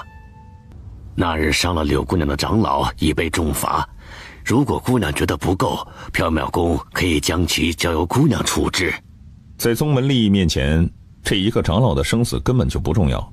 没办法，这是长孙枫叶的要求啊，那得尽可能的满足。缥缈宫诚意十足，不必了。姑娘心善。宗主，可还有事吩咐弟子？没了，你先退下吧。是。这种场合，柳灵染不太喜欢。青宗四面皆敌，局面堪忧啊。是，缥缈宫不想被牵扯进来的话，还是赶紧离开比较合适。老夫这个人呢，比较喜欢冒险，愿助青宗一臂之力。前辈这句话是什么意思？缥缈宫人员众多，不可赌上一切。不过，若是青宗不嫌弃的话，老夫愿留在青宗做客。前辈莫不是在开玩笑？老夫认真的。实话实说啊，青宗的局面确实很糟糕，就算是有多方势力相助，也很难看到希望。但是老夫不信这个邪，愿下赌注，倾尽个人之力，以求青宗度过危机，重现繁华之景。赌输了可是会丢掉性命啊！一条命而已嘛，无关紧要。当年要不是独孤老头手下留情，这条命早没了。前辈若是真心和青宗为友，青宗感激不尽。就这样，老圣主留在了青宗做客。老程，发呆呢？别傻坐着了，要不要跟我去别的地方走走啊？不去。还生气呢？没有。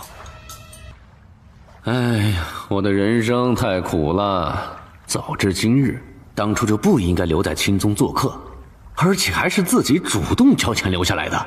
哎呀，真后悔呀！我还是那句话，要不你直接加入青宗得了，咱们以后就是异父异母的亲兄弟，多好啊！你既然想跟我当兄弟，是不是得将之前的住宿费还给我呀？兄弟之间岂能被利益蒙蔽了双眼？咱不要在意以前的那些小事情，要将目光放得长远一些，展望未来嘛。我乃一介散修，身上本就没多少灵石，上次给你的乃是过半的家底，最近修炼又消耗了不少。只要你成为了青宗之人，每月都有一定的灵石补给。怎么样，要不要考虑一下呀？哼，陈清源，你真抠门。什么叫抠门啊？我这是勤俭持家。喝了几口酒水，常子秋心情愉悦了很多。喝了我的酒，以后就是我青宗的人了。下个月是外门弟子的求教之日，你记得出门去看看，指点一下晚辈。唉，早知今日，何必当初啊！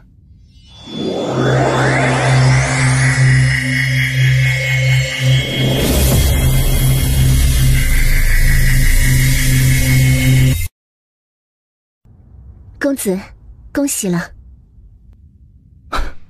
小心罢了。放眼当世，公子足以可以横扫合体境的修士。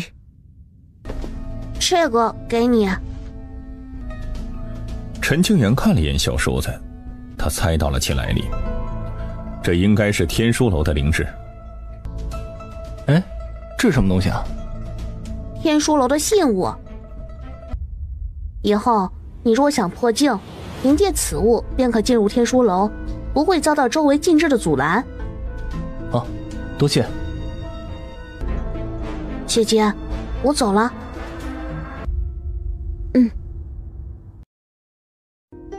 师兄，青宗附近的疆域我已经亲自探索过了，有什么东西全部都标注在了地图之上。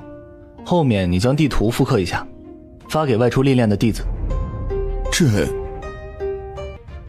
小师弟啊，难为你了。啊，没事儿。事情办完了，我留在宗门内也无用。师兄，我决定离开旧土，去外面看看。外面很危险，你想清楚了吗？他有着易容术，也可以使用玉镯进行遮掩气息，只要不近距离碰到神桥境界存在，是绝对不会暴露身份的。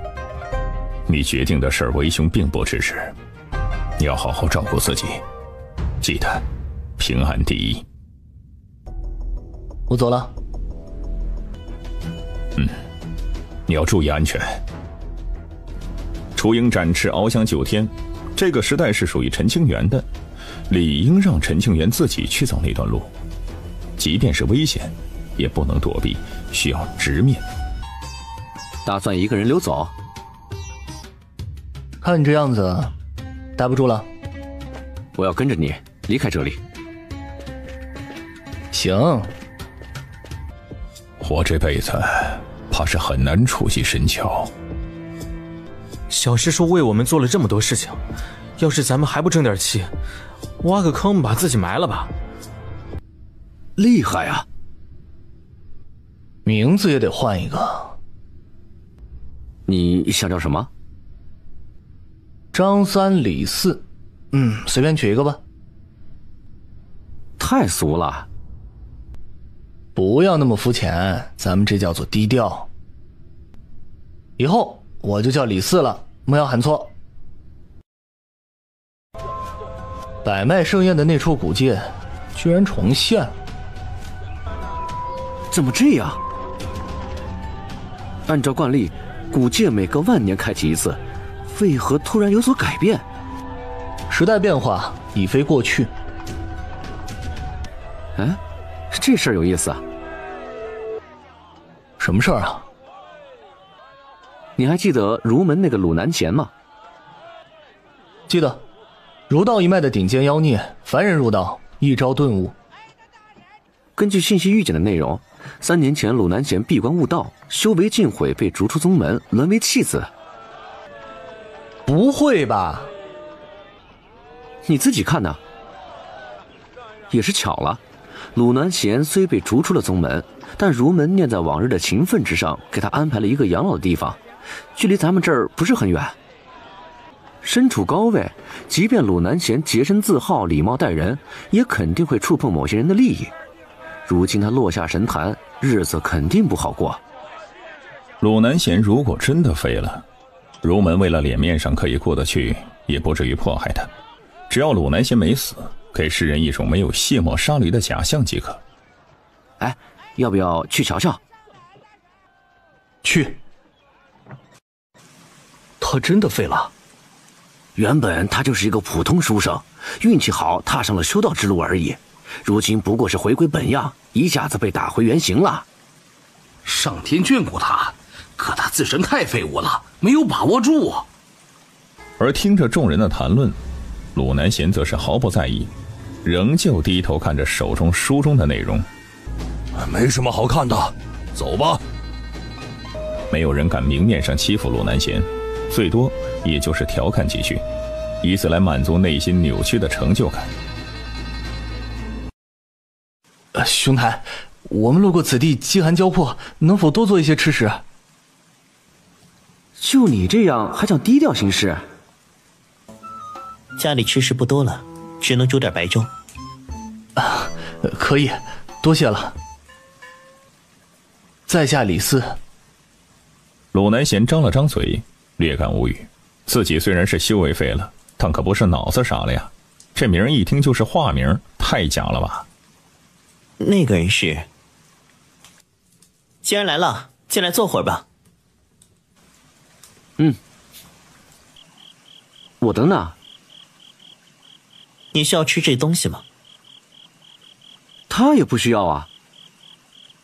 他向我讨要吃食了，不好不给。他要你就给啊？不行吗？好吧，终究是我没有人格魅力，还是闭嘴比较合适。兄台，你这院子里种着这么多的菜，不给我炒一盘吗？光喝粥，有点没味道。过分了啊！常子秋的眉头一挑，觉得陈清源这种行为简直是有些该死啊！这是不是故意气自己？别人鲁南贤都已经如此落魄了，竟然还要抢他的食物啊！真不是人。将就一下吧。行。两位远道而来，所为何事？听说兄台被儒门遗弃了，我等过来看个热闹。直说。热闹看够了，也该离开了。天色已晚，让我们留住一宿吧。不合适吧？相逢即是缘分呢。好吧。听到这话，鲁南贤就不好拒绝了。卢兄，你曾经乃是儒门天骄，怎么一夜之间落到这般田地？命数吧。是人为，还是意外？鲁南贤则是沉默不答，显然这件事并不是个意外。看来鲁兄触碰了某些人的利益啊。儒门虽然看似是风平浪静，但其内派系是有很多的，谁也不想让鲁南贤成为当代领袖。后来鲁南贤更是妄图篡改儒门祖训，为万灵开智，欲要教化天下。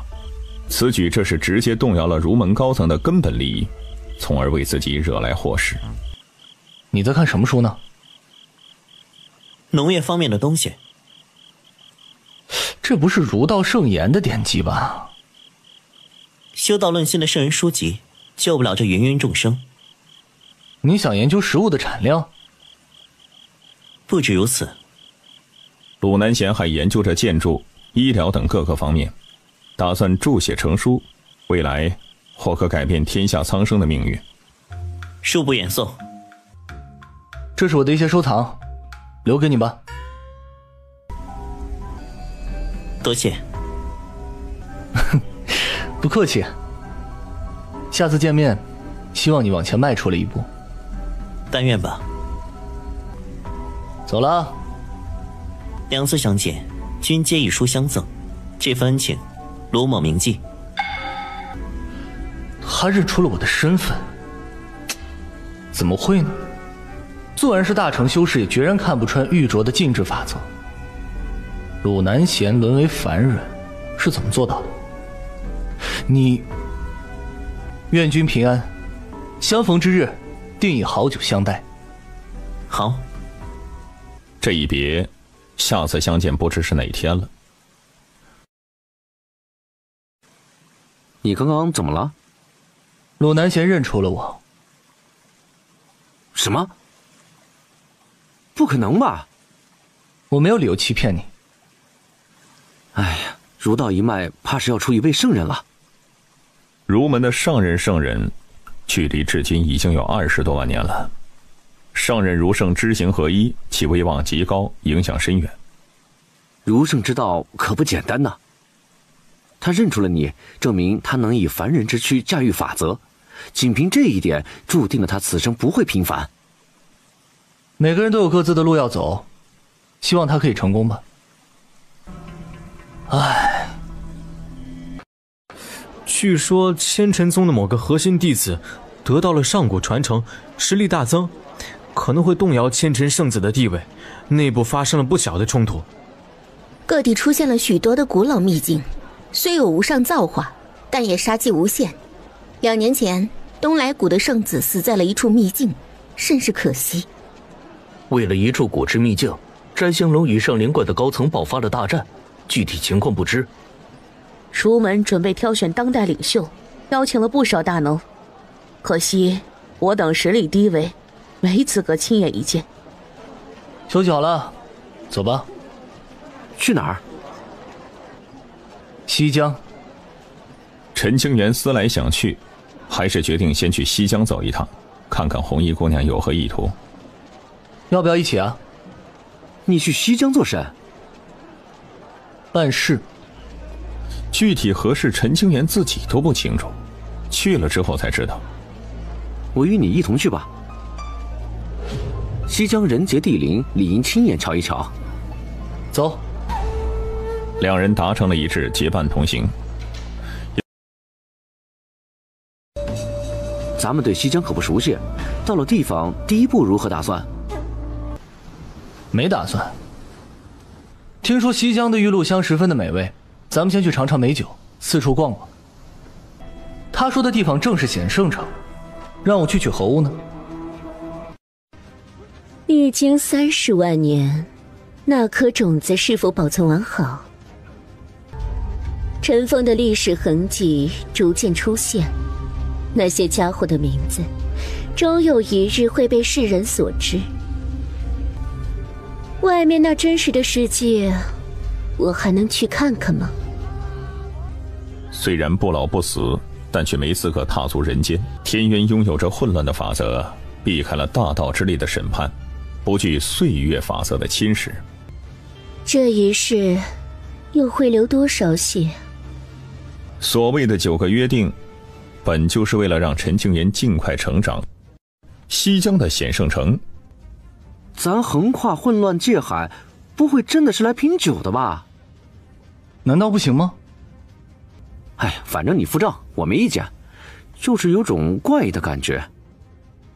来都来了，当然要好好享受一下了。这酒确实不错，等下多买点，以后带回去啊，给老黑尝一尝，还有林副院长，那个老头很喜欢喝酒。饮了酒，也该办正事了。这谁家的地盘呢？显圣城是西江主脉圣地的疆域范围，傅东柳身为主脉圣子，名下的修行洞府多达上百。居然是他的领地。此地禁制十分复杂，不可强闯，必须得想一个好点的办法。长兄，你别用这种眼神看着我啊，怪瘆人呐！这让常子秋心中咯噔一下，感觉很不妙。你以前不是很喜欢与同辈论道吗？傅东柳身为西疆有名的妖孽，正好能成为你的对手。说具体点儿。你与傅东柳打一架，套套近乎，熟了以后，看能否将这处洞府买下来，灵石我出。你以为傅东柳蠢呐？咱们的目的性这么明确，他肯定不会答应。这我知道，直接和他摊牌。怎么摊牌啊？你就说自己意外得到了一份藏宝图，位于洞府之内，可以与之分享。不会是真的吧？假的，前几日刚制作出来的。若是假的，到时候怎么收场？只要咱们混进去了，一切好办。陈清源进入了洞府，就可以得到玉镯指引，寻到红衣姑娘所说的那个东西。陈清源可不能闹出太大动静，也就只能出此下策了。如果傅东柳不答应呢？若他不答应，再想其他的办法喽。你这么想进去，难道里面真的有宝藏？不人之物。行，这个忙我帮了。从现在开始，我便是你的侍从。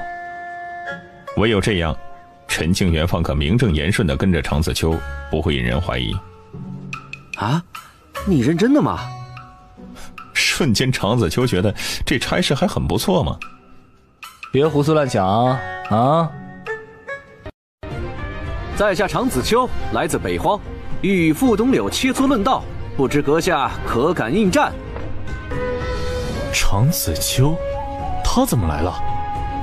北荒和西疆相距甚远，两人以前真就没什么交集，他不至于说跨越界海赶来邀战吧。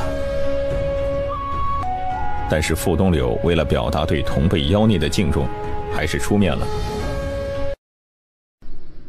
常道友欲与在下切磋，是何缘故？想知道？打赢了我便告诉你。好。这里施展不开，换个地方。行。傅东柳也根本不怕遭遇埋伏。再说了，以常子秋这样的妖孽，应该不屑于做小人之举。坐下来聊一聊，等下再打如何？行。道友，我这人不擅长撒谎，与你直言吧。请说。听闻显圣城东侧的别院洞府乃是傅道友之物，今日来此，一是为了与道友切磋，二是想要买下那处洞府。哦，常道友身为北荒之人，不常驻于西疆，买下这处洞府有何作用？缘分吧。希望常道友可以割爱，在下感激不尽。道友确实不擅长撒谎，一句缘分，让我怎么相信你呢？常子秋身为北荒天骄，没太大可能扎根于西疆这个陌生地方，买下洞府绝对不可能是用来居住的，这一定是另有深意。唉，父兄慧眼，确实瞒不过你。其实在下得到了一个藏宝图，一路寻来，最终发现宝藏之地位于父兄名下的一处洞府，这才动了买下洞府的心思。藏宝图，如果父兄愿意让我进入洞府探寻，愿与父兄共享。是何宝物？我也不知，试试看吧。父兄应该知道，我乃一介散修，背后无人，想要获取资源和造化难度极高，偶得一份藏宝图，自然想碰碰运气。修道之路艰难，以道友的天赋和实力，天下势力皆可加入，为何还要自行修炼呢？自由自在，习惯了，不愿被约束。也是。傅东柳感同身受，别看他在西疆地位极高，其实很多事情他没办法做主的，是需要听从长辈的命令。父兄，我的提议你觉得如何？虽然那处洞府我极少居住，但价值不菲。若卖给长兄，而长兄寻不到宝物，岂不是很为难？所以看在你我惺惺相惜的份上，便与你一同进去瞧瞧，看能否寻到机缘。傅东柳思考了一下，决定给长子秋面子，卖他一人情。多谢父兄。探宝之后，你我必要痛快一战。一定。于是，这一行3人就前往了显圣城那处洞府。父兄，洞府内没有珍贵之物吧？没有。那就好。小李，你去其他地方找找，看有没有异常之处。是。咱们分头行动吧。可以。倒要看看你有何意图。1个时辰过后，陈清源来到了目的地。哎，老常，吸引傅东柳的注意力，别让他关注我。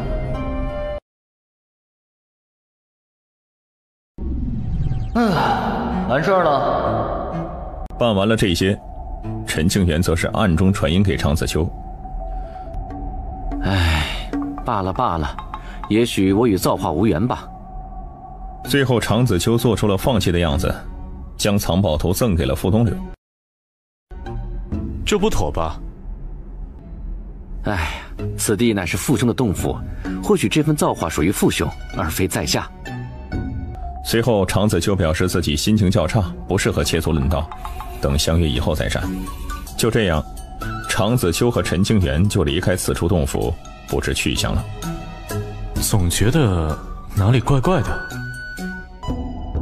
难道是我多想了？此地真要有什么宝贝，早被圣地的高层取走了，哪会留到现在？也许是相信长子秋的为人，也许是闲来无事，寻找着不对劲儿的地方。那是其意识融入到玄妙空间之内，身体也莫名地披上了一层道法玄衣。前不久陈清源取走了那颗种子，就触发了另外的一个禁制，那就是道尊的传承法。数月以后，真的是惊天造化！若非长兄，我岂非有这般造化？这藏宝图可能是一把钥匙，打开了传承之地的大门。长兄如果慢走一点的话，造化必属于他。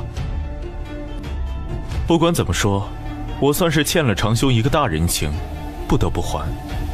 我真混蛋，居然还怀疑长兄的为人。若他不将藏宝图留下，我肯定得不到古老强者的传承。下次见面，一定要拿出最好的美酒招待长兄，不可有丝毫的怠慢。道尊传承30万年前那段尘封的历史痕迹。傅东柳的记忆中多了一些零碎的画面，他了解到了30万年前的一些东西，甚是震惊。长兄的大恩大德，傅某一生不敢忘记。从今往后，你便是傅某的亲兄弟，只要你一句话，赴汤蹈火，在所不辞。你要怎么感谢我啊？请你喝酒啊。抠门。兄弟之间不要谈利益，这次你帮我，下次我帮你，互帮互助嘛。切！红衣姑娘让我寻到这块石头，有何深意呢？算了，不去想这些了，以后自有答案。赶紧走，别耽误时间。若等傅东柳察觉到了不对劲的地方，咱们想走就来不及了。近几年不能来西江，要是被围攻可就麻烦了。我要跟着你东奔西跑，真是遭罪。你自己要跟着的，怪我喽。怪你不行吗？行。哎，别愣着了，跟上。哦。糊弄了西江的当代第一天骄，两人心中都有鬼，生怕被查出什么，还是赶紧脚底抹油先溜吧。公子，我有一事好奇。说。公子怀里的那个镯子是何来历？一位姑娘所赠。那位姑娘肯定不凡。确实不凡。公子前不久得到那块石头有些奇特，石头内好像藏着什么东西，有一丝禁忌的痕迹，很危险。如果不妥善处理，容易被那块石头牵连。应该不会有事。公子自己拿主意即可。数日后，哟呵，回来了。没意思。你是没零食了吧？胡说。要是我请你去玩，去不去啊？陈兄，这不像你的风格啊，太大方了。你要是不舒服，可以自费。是你说要请客的啊，我可没零食给你。看你这守财奴的样子，就你怀里的那份家底，我可不稀罕。切！这顿酒喝了几个时辰，陈清源本想回去歇息，那个神秘的古河突然有了一丝法则波动。那人就在附近，我还有要事要处理，你先走吧。好，注意安全。果然有一丝波动。主上的法则禁止。哎，小静姑娘，你这话是何意？这个盒子留着主上的一丝气息。这是太微大帝的东西，这……看来公子真的与主上有缘呢。可能吧。然后他按照古河上面法则波动的指示，陈清源确定了有缘人的方向，就在附近。在山谷内的某个位置，一个身着深色衣服的男子盘坐于地，闭眼修行。是他，黄兄。至于说这黄星眼是何人，他是一个原本不能修炼的废物，十足的废人，不可引其入体。当年陈清源游历南域，隐藏了身份，与黄星眼是有过一段缘分的。你是何人？差点就忘记了，我易了容。这转念一想，哎呀，赶忙变成了当初和黄星眼相见的样子。九兄，黄兄，你怎么能修炼了？说来奇怪啊，当日和九兄分别之后，某一天就突然开了窍，灵气竟是自主入体。虽然这修行之路十分艰难，但也让我看到了一个全新世界，甘愿吃苦。哦，莫名其妙就能修炼了？估计是托了九兄的福，误打误撞成功了。我什么都没做啊。随后他询问了黄星眼具体可以修炼的时间。陈清源低眉深思，九兄，你怎么了？这家伙不会与太微大帝有着什么联系吧？没事儿。看你这样子好像是有心事。不瞒皇兄，确实是有心事啊。给你。这是何物啊？给我做甚？奉长辈之令，将这个东西交给有缘人。经过我的判断，皇兄便是那个有缘人。说出这话的时候，陈清源心里其实还是有几分疑惑的。上次碰到黄星眼，为何盒子没有一丝反应呢？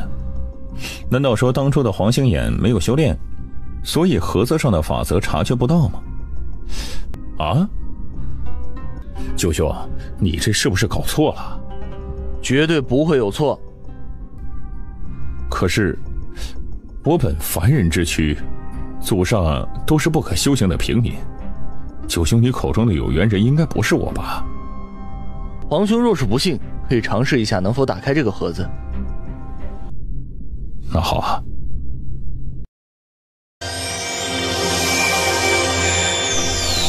果然，真的是他。臭小子，刚从旧土出来，便闹出这么大的风波，真是一刻也不消停啊！院长，这不能怪我啊，纯属意外，而且这是您老人家的原因。哼，我的原因，你倒是会推卸责任。这家伙就是您说的有缘人。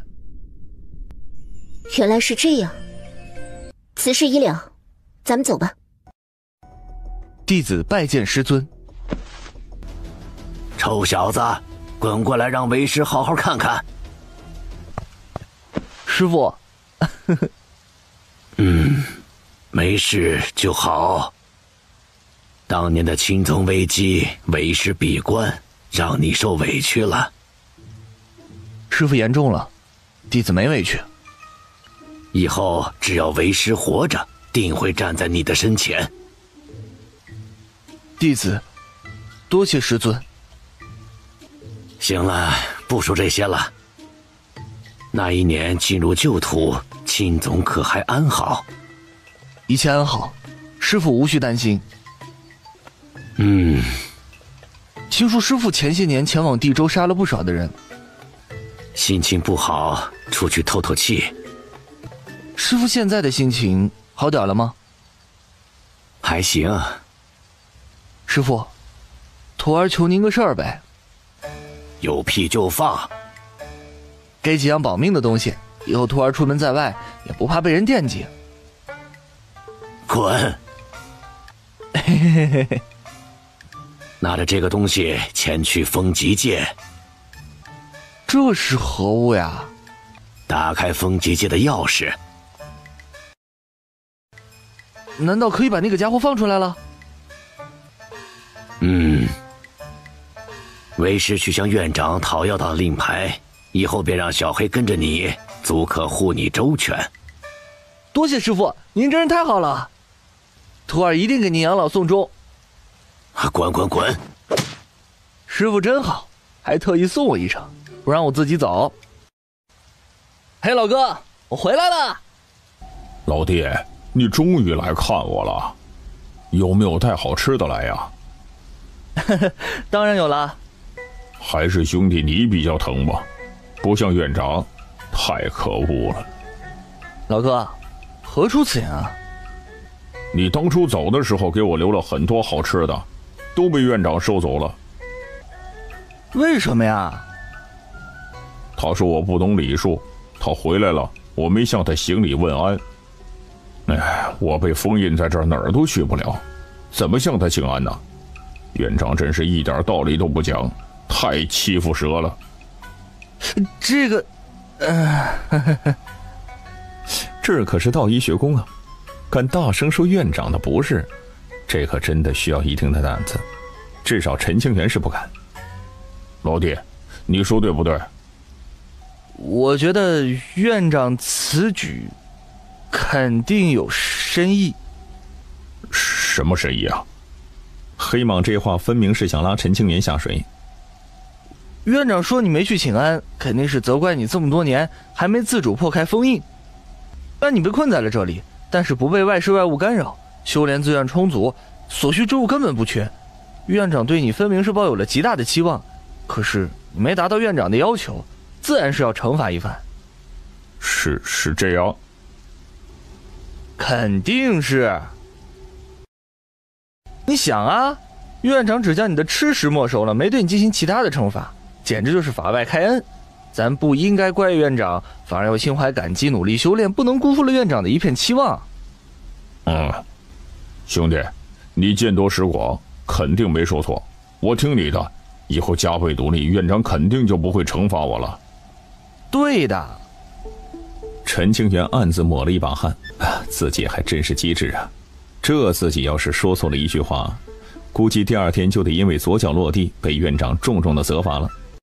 小黑，真是太单纯了，让小黑跟着清源，一来可以护道，二来可以增加见识，以后啊不容易被骗。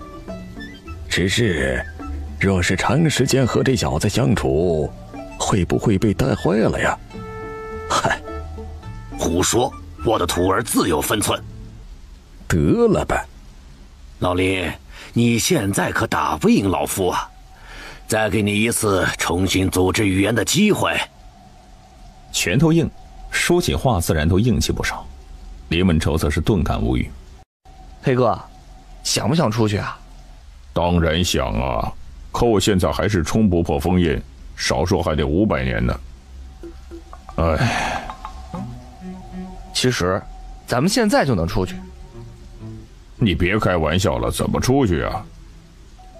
你看，这是打开结界的钥匙。你哪儿来的？莫不是从院长那儿偷来的？不对呀，你这样子给你机会偷你也偷不到。院长给的，让你以后跟着我，保护我的安全。只要能出去，这些都不是问题。这一下子黑蟒兴高采烈的连忙答应了，他生怕院长反悔。黑哥，虽然咱们是兄弟，但是咱们约法3章，以后我们出门历练，没有我的允许，绝不能擅作主张，尤其是不能惹是生非。好，哥哥一定听你的话。他出去的迫切之意都已经刻在脑门上了，一刻也不愿意待在这小世界里。老哥，淡定一些。你不懂，要是你被关了数千年，就知道自由的味道多清晰了。院长，你的天赋纵观历史的长河，难觅第2。根基虽好，但至今没有真正达到天赋的极限。3丹圣品，亘古未有。你要走的道路充满了未知，没法借鉴前人的经验，需要自己摸索。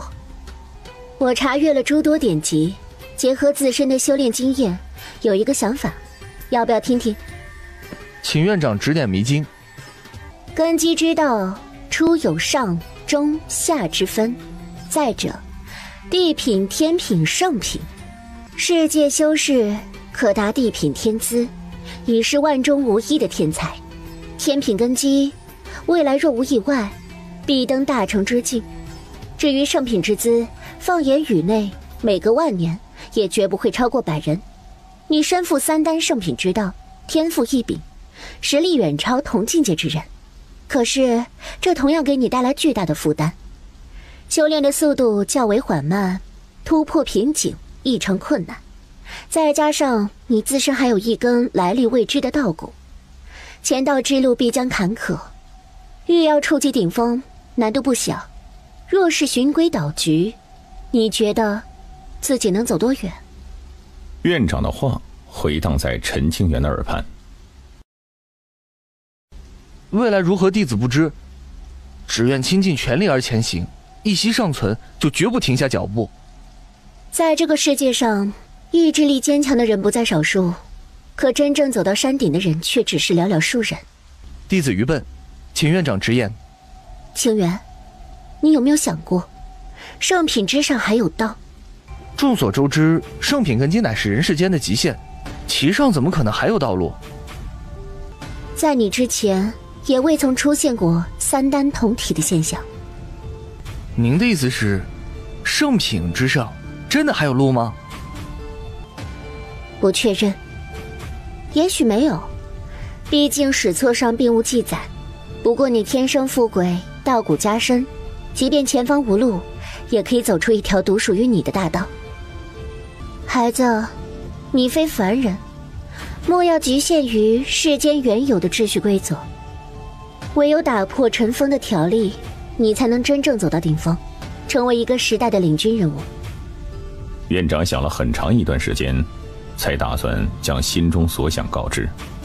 打破既定的规则，这可谓是九死一生，充满了未知。弟子该如何去做？我也不知，如何做看你自己。圣品之上的道路，若要往前踏出那一步，该怎么做呢？哎，不知道老弟何时出去，真愁啊。陈清源，你小子真能惹事啊！他居然把我忘了，让我独自留在南域，真是一个不折不扣的混蛋。下次见面，扒了他的皮。长兄，我终于寻到你了。能在此处碰到父兄，真是有缘呐。听到这句话之后，常子秋顿时心感不妙。他感觉当初糊弄傅东柳的事肯定是露馅了。上次长兄留下的藏宝图，让傅某获益，较为惭愧。为了表示谢意，傅某想请长兄痛饮一番，以尽地主之谊。获益？是我听错了吗？还是此乃傅东柳的缓兵之计，让我放下戒心，寻到合适的机会对我出手？当日长兄苦寻宝地而不得，却被傅某夺了造化，当真不是傅某暗地里捣乱，而是缘分所致。啊？常子秋是越听越迷茫，不知所言，一脸的疑色。咱们寻个地方，一边饮酒一边详谈，如何？好。长兄为何不饮酒？是嫌弃这酒水不合口味吗？酒水极好，只是在下不知父兄的意图，暂时没有喝酒的兴致。不瞒长兄，自你走那一日后，于是傅东柳开始讲述起自己获取机缘的过程。道尊的来历隐瞒了，只说是得到了一位古老强者的传承。父兄，你莫不是在诓骗我？父母有何理由来欺骗长兄？而且那幅藏宝图是长兄千辛万苦所得，不然也不会跑到西疆来寻宝。他也没有敢反驳。所谓藏宝图其实就是陈清源用特殊手法绘制的，但问题是傅东柳就这样莫名其妙的得到了古老传承，这可就太离谱太凑巧了吧。这是父母的一些心意，还请长兄收下。不必客气。还请长兄收下，这样父母的心里会好受一些。那我就厚颜收下了。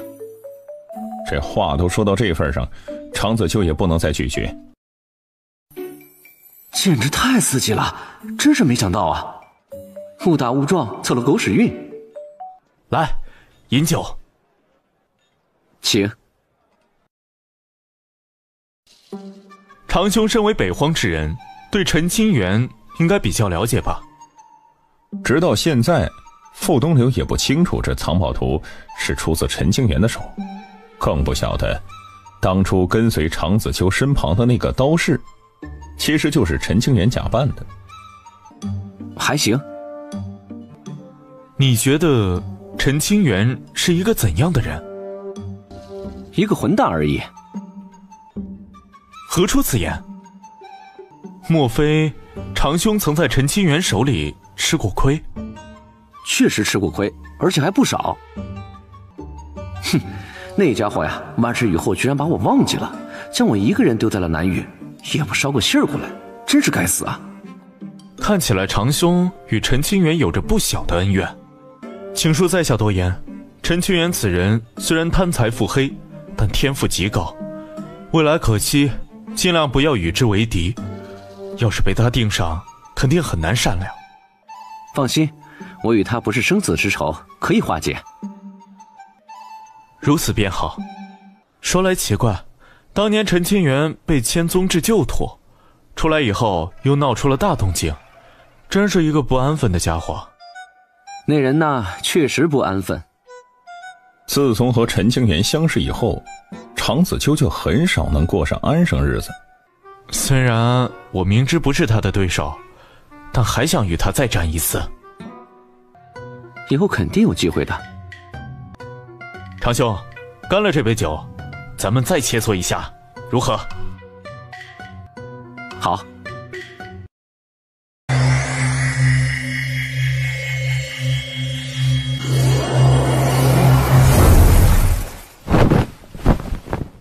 院长，怎么了？没事。难道近期的天地异变不是陈清源引起来的吗？可是这段时间大道法则对道医学宫的压迫感十分真切，绝无虚假，真奇怪。你成功了吗？应该算吧。什么叫应该？以他的见识，竟是看不出任何一丝端倪。唯一可以肯定的是，陈清源绝对没有失败，他真的走出了一条全新的修道之路。这从未见过。对外千万不要说起这件事情，无论是谁。是。师尊呢？能说吗？不能。虽说你现在没被大道注意，但我可以肯定，你触及了大道之外的东西，引起了不小风波。此事不可外泄，对谁都不可提起。弟子知道了。先在家里待一段时间，如果身体没有异常的感觉，去留随你。好。你小子老实说话，这几年闭关有何得失？师父，不是弟子不愿相告，而是院长下了命令，对外不可提及。要是您老不信的话，可以去问院长。您放心，弟子的身体十分的健康，应该没有坏事。行吧。弟子打算出去走走，易容乔装，低调行事。弟子明白。你明白个屁！每次让你低调一点儿，你恨不得把天捅出一个大窟窿。为徒弟擦屁股，于真然虽然是不嫌麻烦，也肯定会积极去办，但他只害怕有一天陈清源闹出更大的乱子。让小黑陪着你出门，一定要看住他了，不可让他乱跑。有他为你护道，当时的老东西不出面，没谁可以伤到你。是，弟子一定看好黑哥。你小子别把他带坏了。弟子涉世未深，求坏了黑哥的纯净之心啊。说起胡话，陈清源可谓是眼不眨心不跳，一本正经。哎，师父还有什么好交代的吗？没了。你要是不想为师早早的作画，就少惹点事情，让为师多过几天安生日子。您老放心，弟子肯定不会主动惹事。行了，你可以滚蛋了。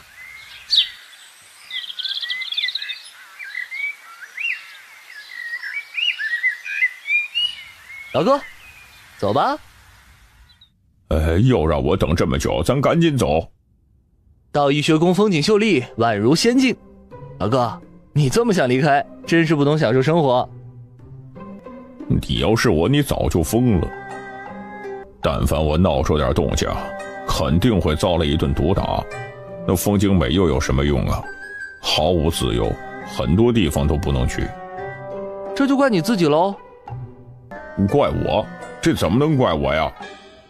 倘若老哥的实力足可纵横天下，区道一学宫怎能困得住你？你这话好像还有点意思。所以说，咱们要是想自由自在，实力不可缺少。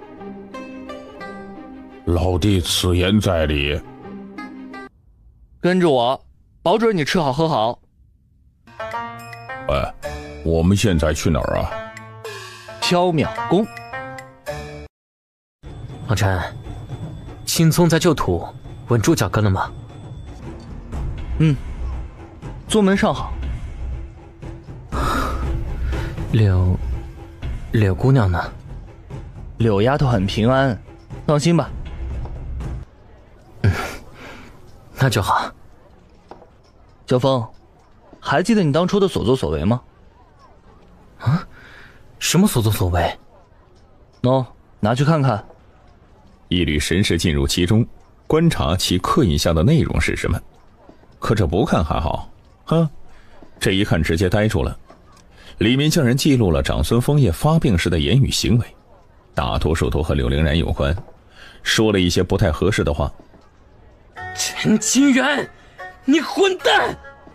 我可没偷偷摸摸的记录，都是当着你的面。你仔细回想一下，应该有印象的。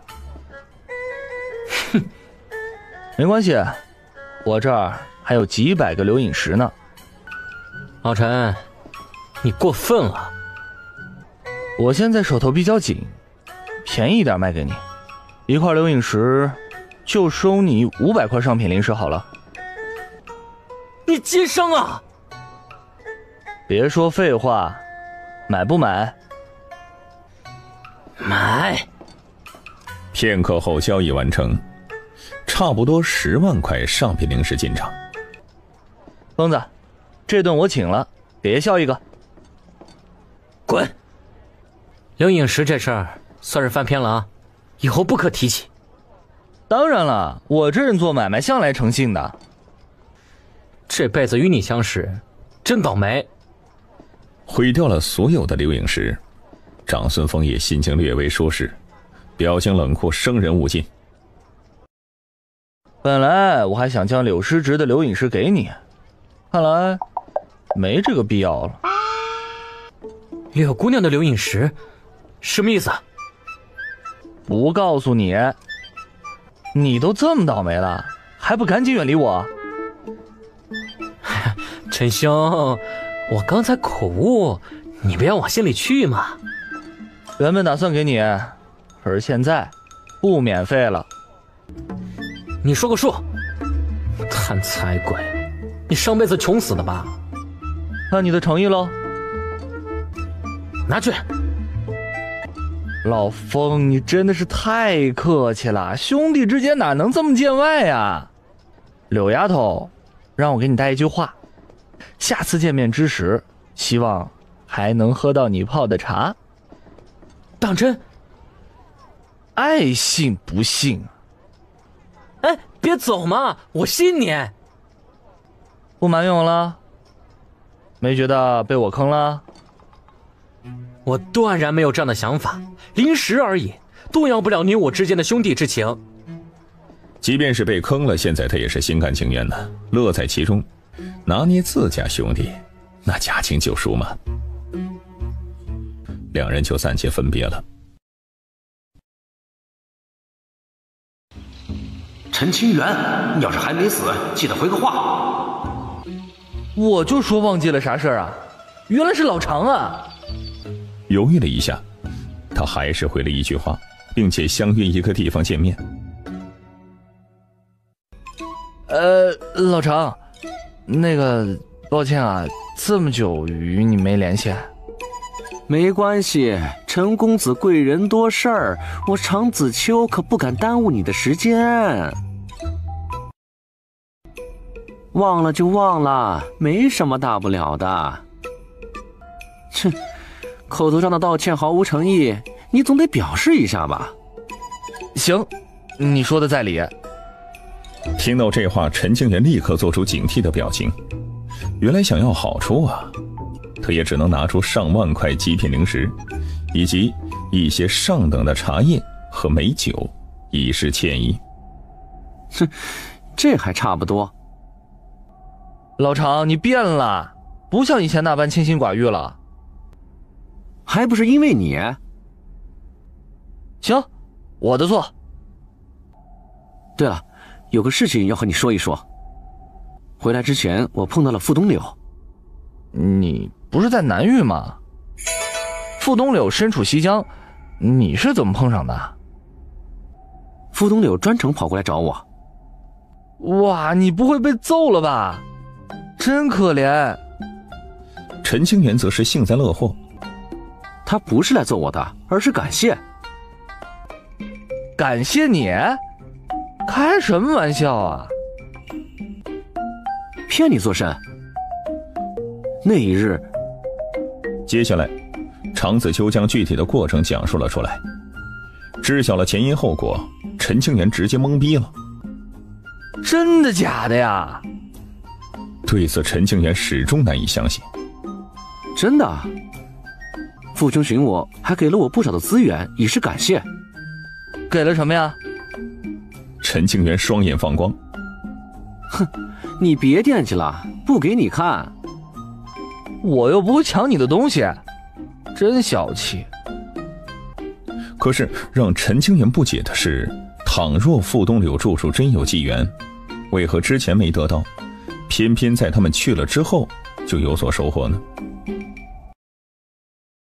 臭小子，赶紧滚回来！难道家里出什么事儿了？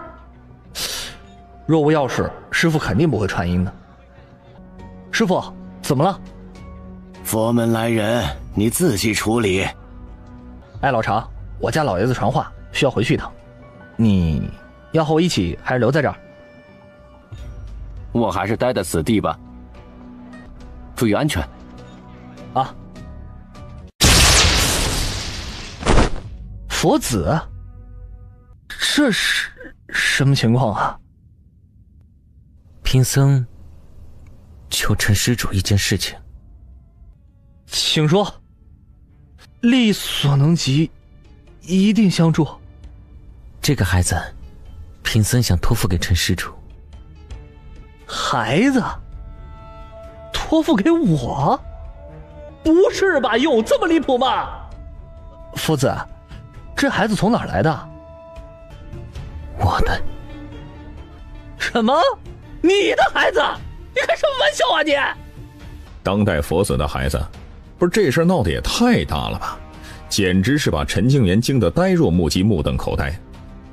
佛子的孩子，佛子的孩子，佛子怎么会有孩子呢？和谁有的？而且当时女子谁能入得了佛子之眼呢？拜托了。佛子将怀中的婴儿递给陈清源，注视着襁褓中的婴儿，陈清源身体颤了数下，小心翼翼地把其抱在怀里。佛子，究竟是怎么回事啊？佛子很想回答，可又不知该怎么开口，索性闭嘴不谈，眼睛多了一分杂质，失去了以前的那份纯净。女娃？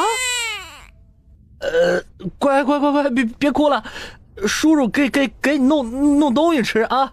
哎呦，他一个童男之躯，哪会照顾刚出生半年左右的小女娃呀？贼老天哪，为什么要这么折磨我呀？舒长老，哎，有没有最好的瘦奶啊？陈师侄，你这是……你千万别说出去啊！孩子，小陈子，你出门一趟连孩子都整出来了。由于过于惊讶的缘故，都不换师侄了。陈清源也是有苦难言。不是我的，哎呀，回来的路上捡来的。真的假的？哎呦，咱别说这个了，能先搞来一些适合这孩子的瘦奶吗？有，等着。很快，舒长老拿着瘦奶过来。哎呦，这娃娃真可爱呀！小陈子，他母亲是谁啊？为何不带回来呀？我不知道，你问我，我问谁去啊？长老，这件事还请您不要透露出去啊！放心，放眼整个学宫，就本座的嘴巴最严了。哎，多谢长老啊！老方，我告诉你一个惊天大秘密，千万不能说出去啊！小陈子有孩子了，我亲眼所见的，甚是可爱，与小陈子长得很像。什么？这事儿别说出去啊，一定要保密。哎呀，知道了。片刻后，舒长老的朋友又学了另外一个不知情的高层，添油加醋。陈小子有女儿了，千真万确。啥？陈清源的道理是谁啊？女儿怎么搞出来的？小陈子可以呀。陈小混蛋突然有了道侣和孩子，咱们学宫的很多女弟子怕是要黯然神伤了呀。短短半个时辰，道医学宫的高层除了闭关不出的老东西外，基本上都知情了。要不了多久，陈清源肯定也会在心里诅咒舒长老。这就是您老说的嘴巴严。师傅，到底什么情况啊？一言难尽啊。具体情况为师也不清楚，你去东土佛门一趟，应该可以弄个明白。这个孩子怎么办呢？佛子拜托给你的事情，当然是你负责了。不是吧？你要是狠心，也可将孩子丢了，不管不顾。那怎么能行啊？他即便这孩子和佛子无关，陈清源也不可能随意丢弃啊，他必须得妥善安置。佛子专程来找你，那你就养着呗。啊，不是，我一个男人，我怎么养孩子呀？除了你，别人养不了。师尊，哎呀，哇，这话何意啊？为师观摩佛子眉心泛黑，定是佛心有损。佛子身上的修为波动，乃是渡劫之境。他破了纯阳之身，佛心有缺，居然道根稳固，并未渡劫失败，真是世间罕见呢。佛子不仅破身，而且还诞下子嗣。此事一旦通了出去，整个佛门都将陷入巨大漩涡之中。另外，这孩子的身上有一丝非比寻常的气息，其母亲的来历定然复杂。这孩子的母亲来历非凡，父亲是佛门之子，因果巨大，有早夭之相，唯有跟着你，他才能活下去。早夭之相，因是佛门的老和尚出的主意。若你想弄清缘由，就去佛门一趟吧。师傅，您算得出这孩子的母亲是谁吗？因果复杂，难以推测。这叫什么事儿啊？你要是弄清了事情的前因后果，记得回来告诉为师一声。为师也很好奇啊，究竟是谁能让佛子动了凡心，连孩子都整出来了？陈庆元现在都焦头烂额了，这当师傅的还要在伤口撒盐，这不禁让陈庆元很是烦躁。提醒你一句啊，对外千万不要提及他是佛子的孩子，不然佛门必将动荡。诞下孩子的佛子，面对悠悠众口就没有资格接任佛门之主的位置。若干年后，那老和尚作画，佛门即将后继无人，佛门必会分崩离析，东土也定然会大乱。我知道了。若不想这女娃夭折，便悉心照料。于琛然当然明白佛门的意图，这是想借用陈清源的复杂因果，改变小女娃的命数。哎呀，我得去东土一趟，不然心里堵得慌。陈清源害怕自己魔怔了，定要弄个明白，图个心安。最主要的原因还是很好奇佛子的八卦。这莫名其妙身边多了一个孩子，真是意外啊！狼牙世子，算我一漏，我算是见识到了。哎呀，头疼啊！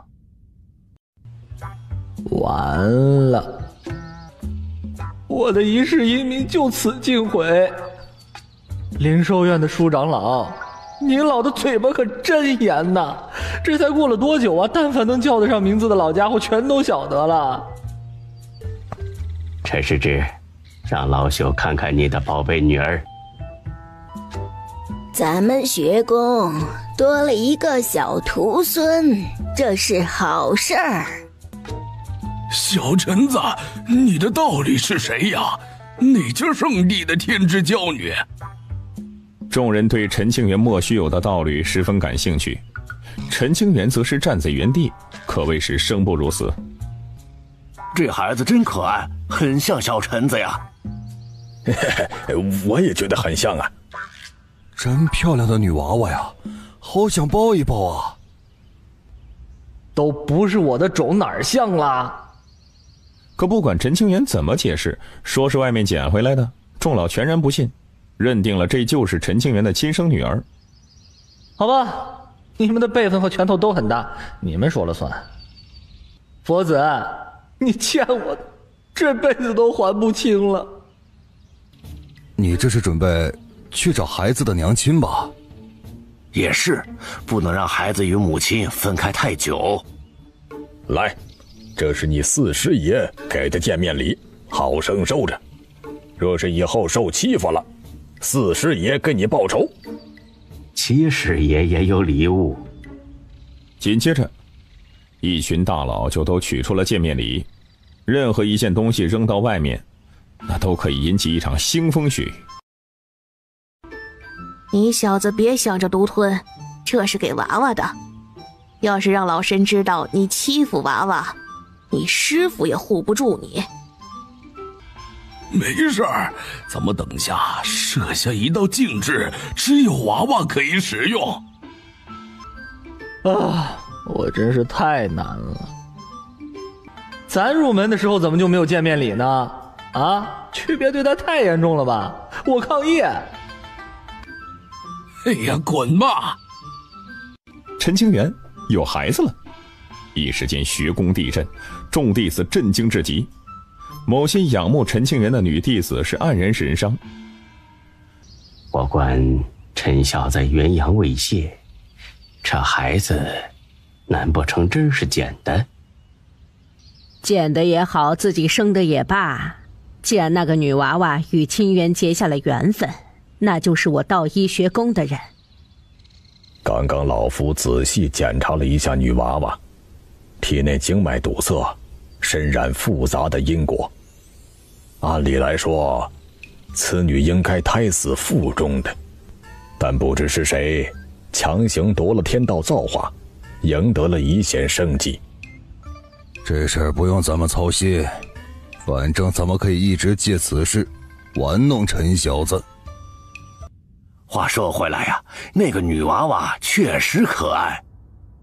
众老回味着女娃娃可爱的样子，下次陈庆元回来一定得继续调侃，这种机会可十分难得呀。与此同时，远离了道医学宫的陈庆元踏上了前往东土佛门的道路。哎，丫头，忘记问你了，你叫什么呀？佛子破戒，佛心不稳，不会一步走错堕入魔道吧？老弟，你打算怎么处理啊？难道真要养这小孩？先去佛门一趟，弄清楚情况再说吧。哎，这娃娃跟粉瓷一样，真好看。老哥，你长得太丑了，你吓到他了你。老黑觉得有些自尊心有损，缩了缩脑袋，可又没法反驳。陈施主，老衲等候多时。晚辈见过大师。老衲带路，走吧。前辈，坐吧。老和尚，您德高望重，总得给我一个解释吧。3年前，道臣先有感悟，即将入道渡劫。接下来，这老和尚就开始讲述此事的因果关系。陈清源则是竖起耳朵听着八卦，把每个字儿都刻在了内心深处，不可能遗忘。太梦幻了吧！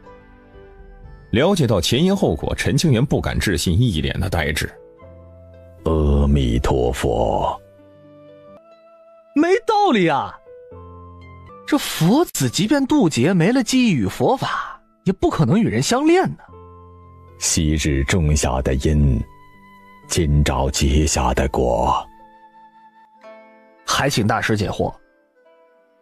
约莫300年前，道臣出门历练，救了一个小女孩。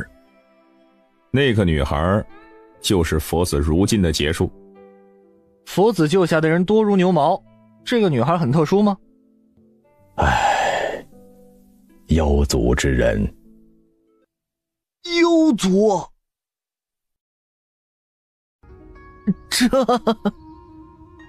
那个女孩乃是幽族七公主，少时流落在外，被道臣所救。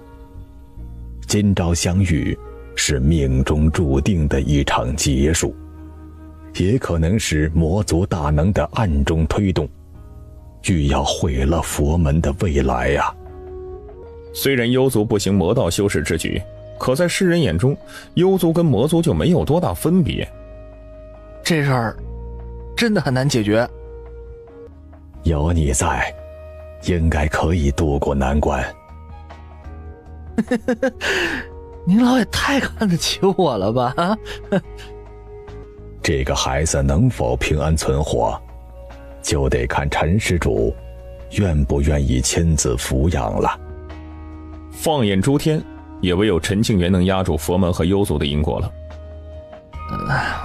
我尽力而为。有劳陈施主了。不用客气。晚辈还有一事疑惑，敢问佛子现在何处？道臣之心已乱，若长留于天地之间，必生魔念。因而他孤身踏进镇魔塔，情况未知。老和尚口中的镇魔塔位于东土的一处天险之地，一个深渊之内。这里立着一座由佛门无数高僧打造而成的镇魔塔，凡是魔道修士一旦被擒获之后，便会关入塔中，利用佛法慢慢净化魔心。这是他的劫数，躲不过去的。愿他可以尽快恢复吧。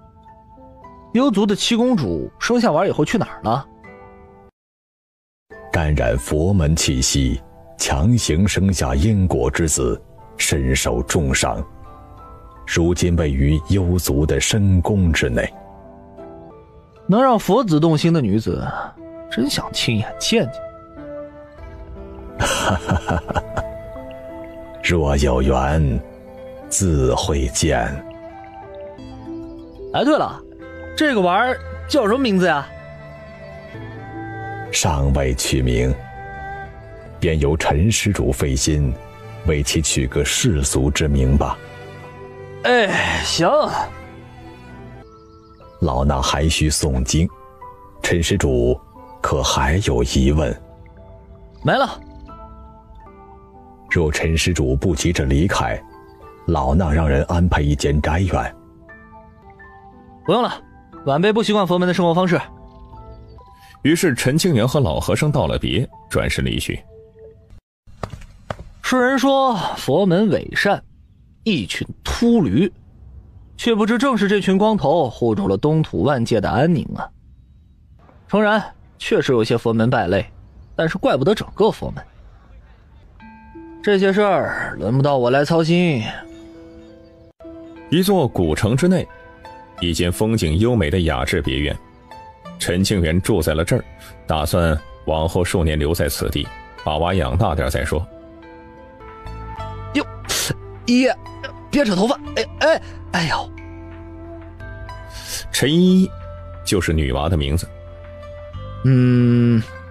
该启蒙了。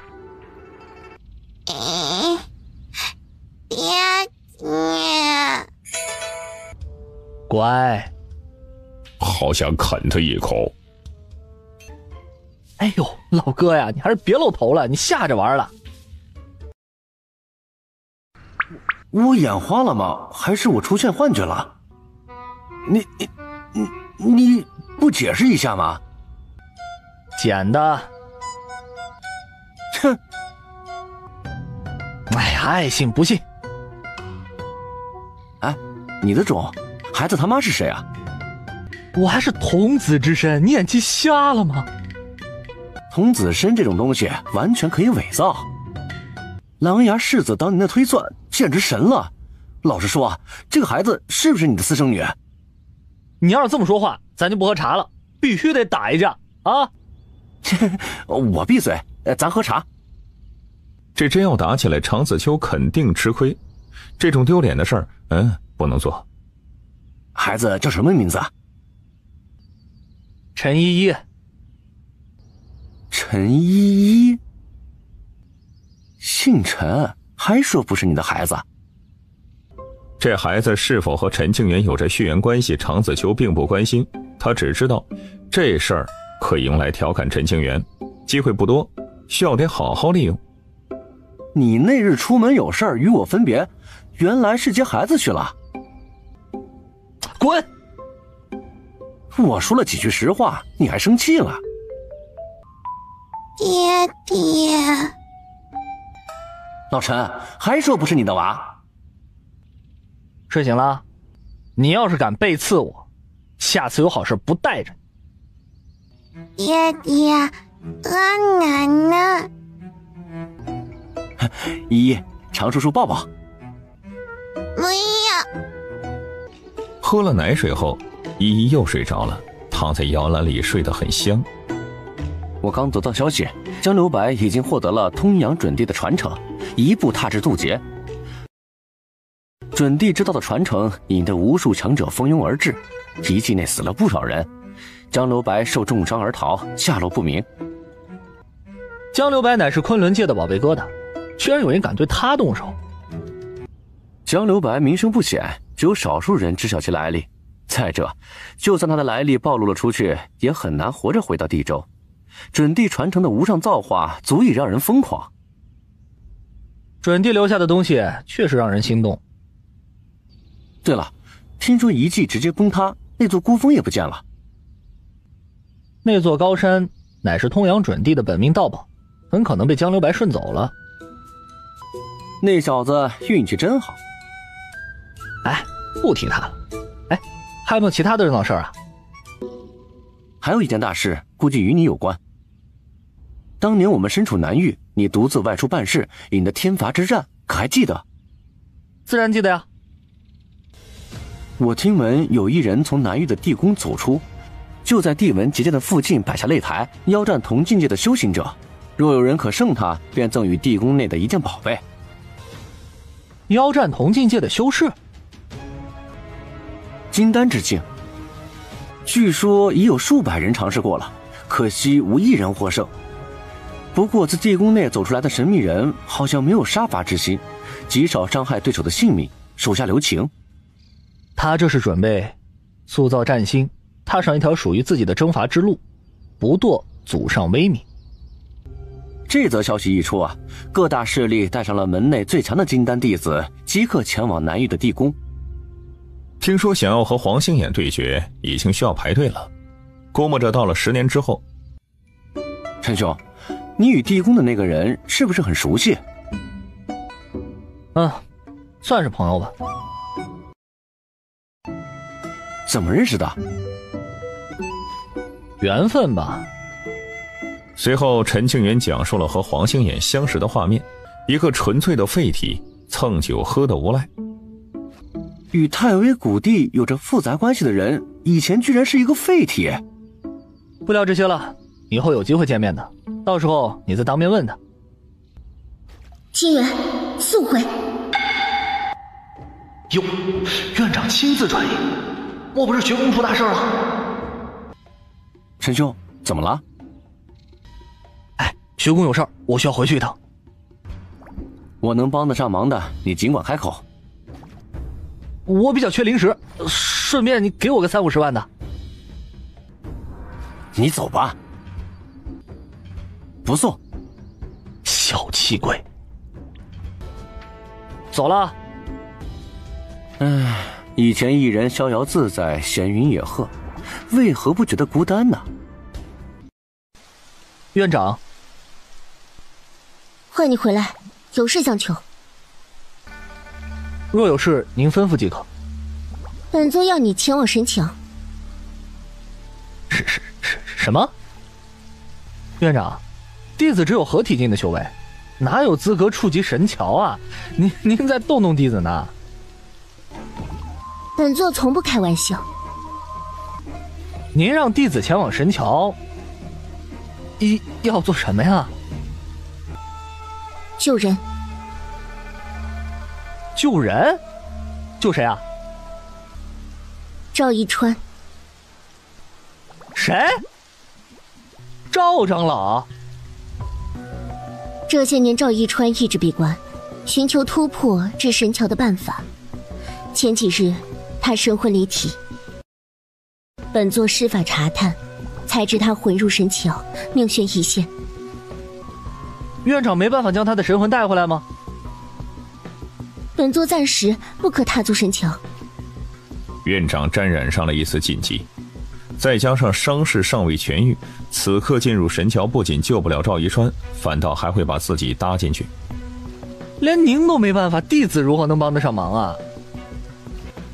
你可以，你乃千宗之人，因果复杂，本座给你护身之法，可保你短时间内在神桥无恙。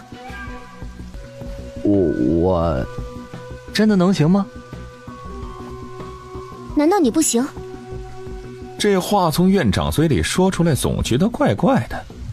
陈清源尬了一下。若是院长认为弟子可以帮得上忙，弟子愿意一试。尽快将赵一川的神魂带回来，不可久留。行。嘿嘿，院长，孩子可能要劳烦您照顾一下了。哎，依依听话，留在这儿玩一会儿。好。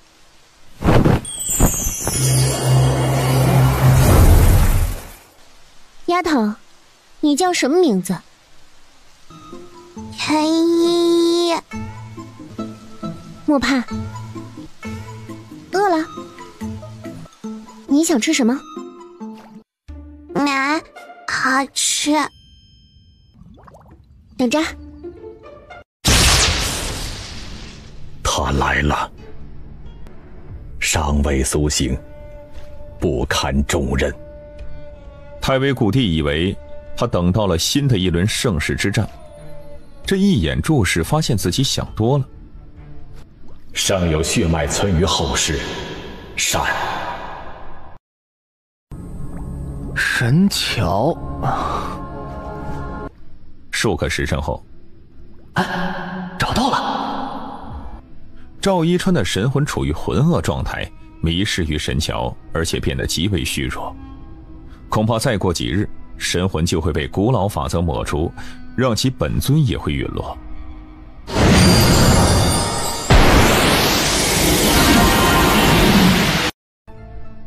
这也太顺利了，该回去了。世子，大征之事已至，我也该出门走走了。你要出门？外面的世界如此精彩，我想亲眼看看。当代佛子竟然与幽族之人诞下结晶，呵呵，有趣，甚是有趣。世子，此事需要长老团的点头。去通报吧。世子，你要出门？有何事要办？我等可以帮忙，无需世子亲自处理。繁华之事，若不亲自体验，往来人间。老朽相随，庇护世子安然无恙。不必。若有长辈相随，少了几分趣味，以我之能趋吉避凶，不会出现意外。众位长老不用担心。侍女总得陪同吧？世子金贵，需要有人照顾。可世子出山，风起云涌。这一日，定会被琅琊山庄记录在册。暗流涌动的大征之事，将会因琅琊世子的入局而变得更为有趣。日入棋局，是成为棋子，还是棋手呢？世子，我们去哪里？北荒。听说古界之内出现了一尊准帝的陵墓。岂有准帝之墓？应该是一尊上古时期的顶尖大能。准帝之墓罢了，对我没有什么吸引力。准帝之墓的造化竟然没有吸引力，哼，这可真太装了。而两个侍女则是一脸平淡，觉得很正常。这场雨越下越大了。长道慢行。琅琊少虎入世了。当年只想与琅琊山庄结下一段善缘，不料救了一个可以改变大事格局的妖孽。传闻南宫歌之能已远超琅琊阁的众位老祖。若是让琅琊世子出手，说不定可以改变依依的命数。这些日子，院长偷偷检查过依依的身体，命数夭折，苍天不容。因为当年老和尚出手强行让依依降世，使出浩瀚佛威，只能让依依多活3年。他入世便意味着会干涉世间因果，不再像以前那样避世不理。姐姐，我们要去哪里呀？家里太闷了，出去玩会儿。半个月后，晚辈南宫歌见过前辈。胡西多礼，请坐。多谢前辈。前辈相询，有何吩咐？你应该知道我的来意。若晚辈推测无误，应该是为了那个孩子。你有什么办法解决？与聪明人打交道不必过于费神。虽然幽族明面上与魔族无关，但终究有着千丝万缕的关系。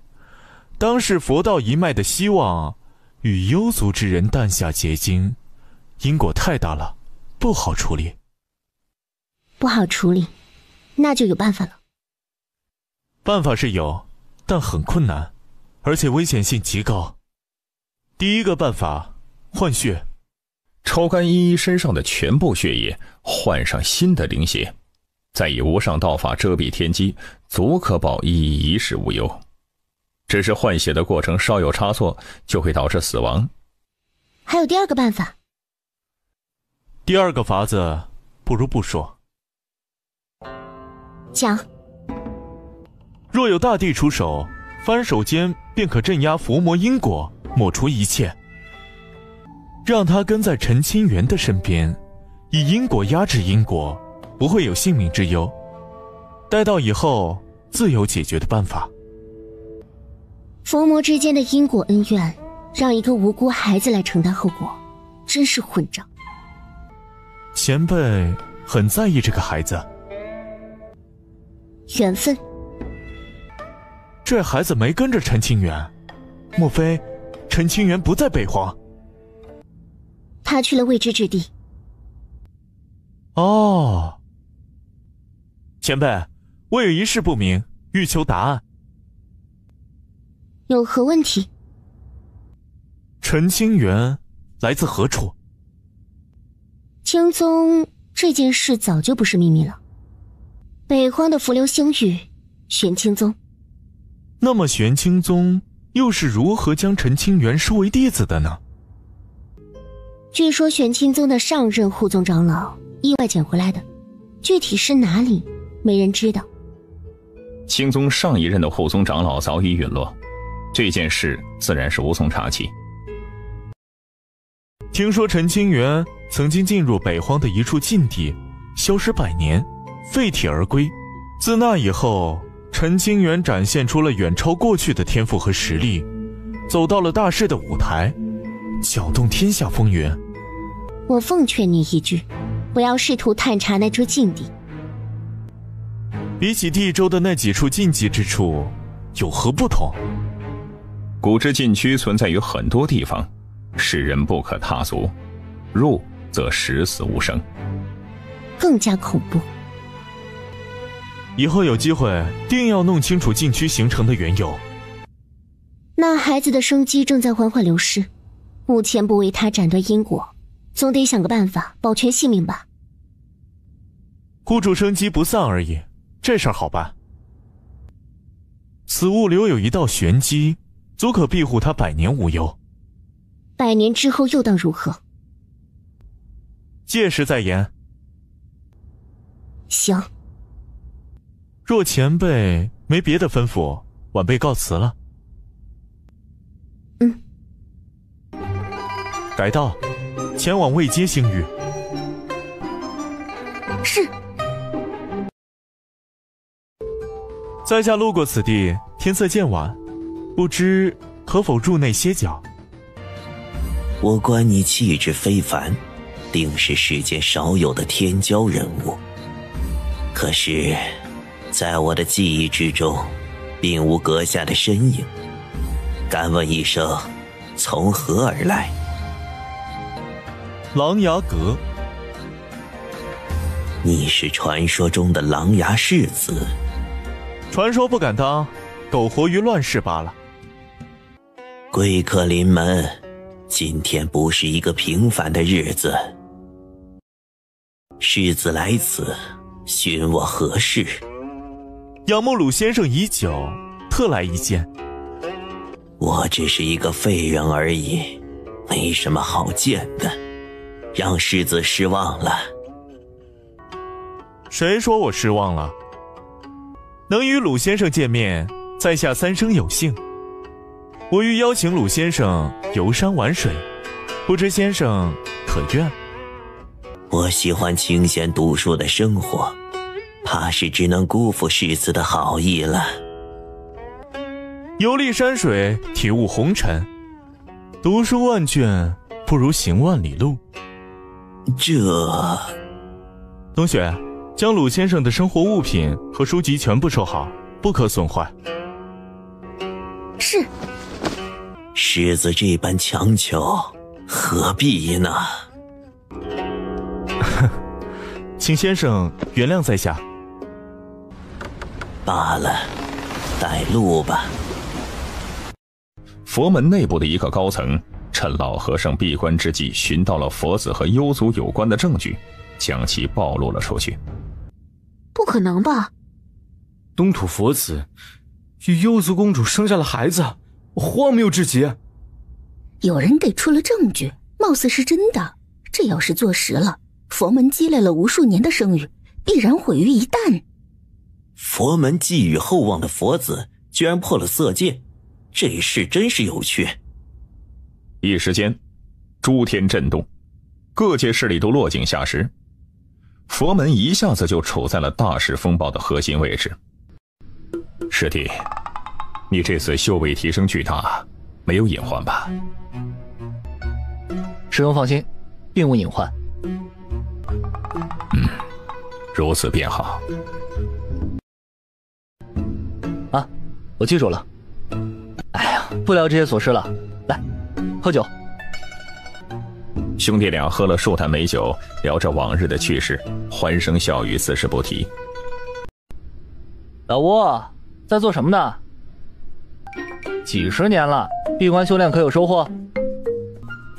还行。哎呀，跟你喝几杯茶，明儿我就走了。我也去。哦，你身怀一块地兵碎片，出去以后很容易被人惦记。大征之时，岂能躲藏于角落？话虽如此，但是青宗的长辈会同意吗？陈兄啊，你莫不是忘了一件事情？按照辈分，我才是青宗最大的。算起来还真是，大部分长老都得需要称呼吴君言为师叔，某些长老更是得唤其为师祖。换个话题，你以后出去有什么方向？我欲前往东土。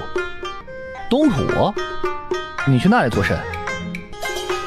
还记得当年的百脉盛宴吗？我得了一本古经，乃是太微大帝所留。古书上写着一句话：如果有缘，可往东土。哦，原来如此呀。外面可有变化？乱世降临，遗迹秘境接连出现，死的人也越来越多了。陈清源将外界情况道出，太微帝血，后世子孙尚存人间。你认识太微大帝的后辈？认识。他大致讲了一下和太微后辈相识的过程。这也能相遇，真是有缘啊。因为黄心眼那小子，我差点交代在南域，还好梨花公主出面，不然小命不保。好人不长命啊，你肯定能活很久，用不着担心。既然决定了，那就出发吧。陈清源还有重任在身，他打算赶紧回道医学宫去交差。订魂珠一日搁在身上，他就一日难以心神放松。我去打个招呼。说完，吴君言踏着清晨的烟波，留下了一道让人痴醉如梦的背影。小师叔，我也要跟着你。我没意见，诸位长老同意吗？由他去吧。宗主同意，众长老也不好再劝阻，也只能是嘱咐柳凌然一定要注意自身安全。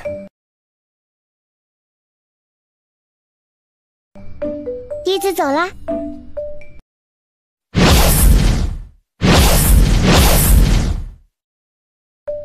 跟着我。小师叔，那个长孙枫叶很平安，不用担心。哦。丫头，你跟着我，不可擅自行动。是，师叔。老吴啊，你是直接去往东土，还是与我一同前往道义学宫啊？东土，你得记得掩盖自身的气息，不要招摇。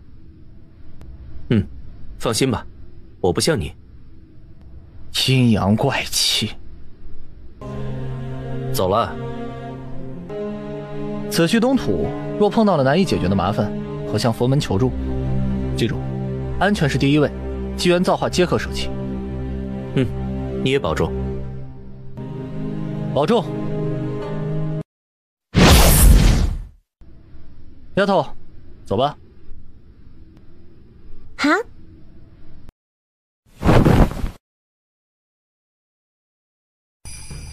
小师叔，我能进去吗？自然可以，有我在，不必担心。弟子回来了。那一日镇府法则大变，你去了何处？旧土。旧主，相隔如此之远，不可思议。我也不知道情况，突然就抵达了旧土。罢了，不说这些了。赵一川的神魂带回来了吗？给。院长，依依呢？你还记得依丫头呢？这段时间劳烦院长照顾依依了。依丫头刚吃了东西，待在客房睡觉。这玩意儿是真能吃，隔2个时辰就要吃东西。为何她的身体没有任何的变化呀？夭折之相，活着变异不易。除非斩断她身上的因果，不然永远也长不大。而且她的心智不曾改变，依旧停留在10年前。估计也是感觉到屋内有人，依依没了睡意。她缓缓睁开眼睛，坐起身子，看到了站在床边的陈清源。依依，爹爹回来了。抱歉啊，因为一些事情耽搁了。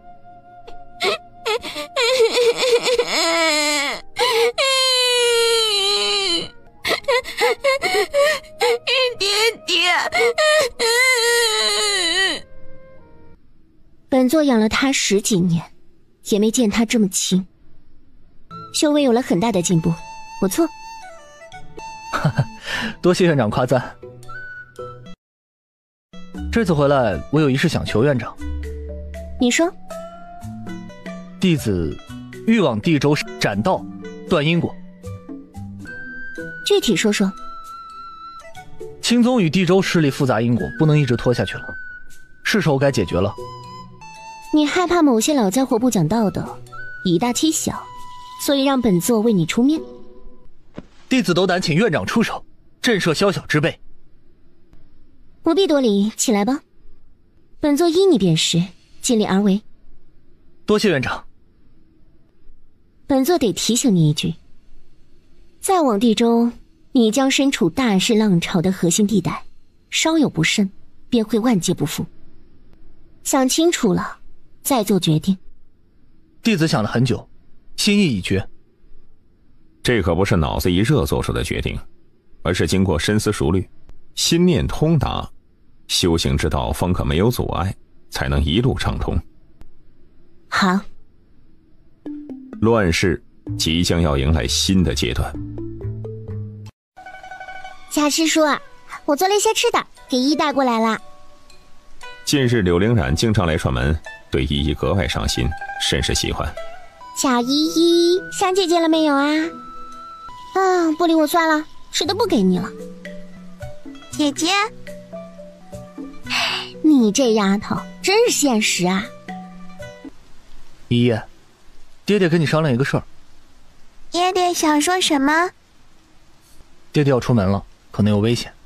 依依想留在家里跟一群爷爷奶奶生活，还是与爹爹外出呢？这一次踏入地州的区域，短时间内很难能回来。陈清源不愿意让依依身陷险境，要跟着爹爹。好。爷爷给你准备的衣服好看吗？好看。丫头，这几枚玉佩一定要随身携带，睡觉也不能摘下来，哪怕是你爹爹也不要给他。好难看，一定要戴在身上吗？依依最听话的，放在荷包里收起来。好吧。一枚玉符可挡大乘级修士全力的攻击，庇护携带者1个时辰无忧。老爷子们，要不将这些东西给我？哼，你不配。此话一出，引得众老纷纷附和，意见是出奇的一致。爹爹，你不高兴吗？没有，爹爹很开心的。以前拜入道一学宫的时候，可没见过这些老爷子这么慷慨呀。哦，爷爷们、奶奶们，依依走了，下次再回来看你们。丫头真乖。希望不会被陈清源带坏了。一想到可爱的娃儿变成清源的性格，真是糟心啊！咱们给了这么多东西，依依应该不会出意外。有着诸多至宝护体，就算陈清源死了，依依也肯定是安然无恙。哎，老常，常长老。哼，又消失了10多年，见你一面可不容易啊。这丫头怎么没点变化呀？沾染因果，依依的身体和心智定格住了。伤我的兵器有着特殊的法则，没得到及时的治疗，已经无法挽回了。就当是一个教训，坚定道心。跟我回道一学宫，肯定有办法治好。不必了。你认真的？行，这件事我不劝你了。哎，不过伤我兄弟，这仇不能不报。以后我自己报仇。你报你的仇，我报我的仇。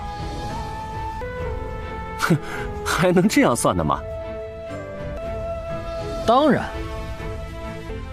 你乃青宗的客卿长老，那便是打我青宗的脸面。你是我陈清源的知己好友，兄弟受苦岂能不予理会？算起来，这仇需要多报几次，方可了结。前段时间，常子秋遭遇了暗杀，其主谋正是长胜道门的真传弟子，那人名叫舒旭阳，曾经是个普通的修士，后因天地大变得到了机缘，一跃成了北荒新晋的妖孽。一个运气比较不错的小丑，拜了一次便心生梦魇，还使用这种下三滥的伎俩，真是上不了台面。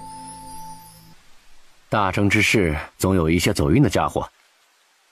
若是正面对敌，再来10个舒旭阳，也不一定能胜过常子秋。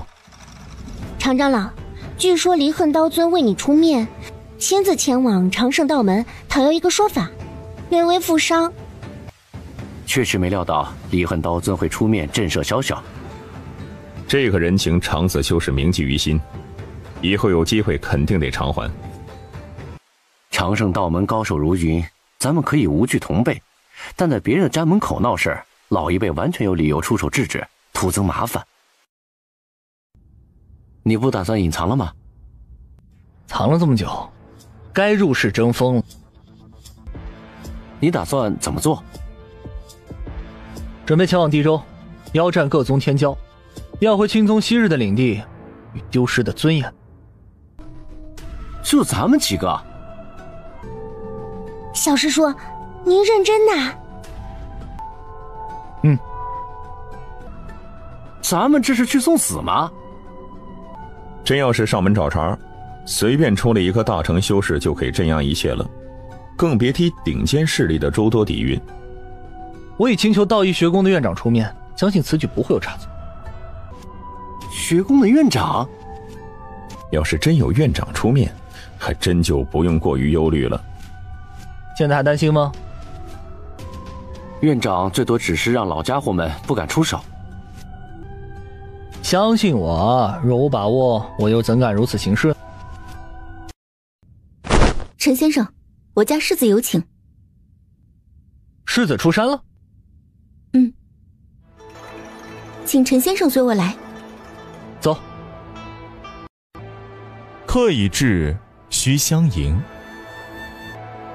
陈道友，又见面了。世子，茶已泡好了，请进。以南宫哥的能耐，早就已经推算出陈庆元等人要途经此地，特地早到了几日等候于此。茶香扑鼻，隐隐促使着天地灵气涌入体内。这一缕茶香竟是可以比得上100日的苦修。道茶，如此珍贵的茶叶，世子还真是舍得呀。招待贵客，理应如此。哈哈，谢了。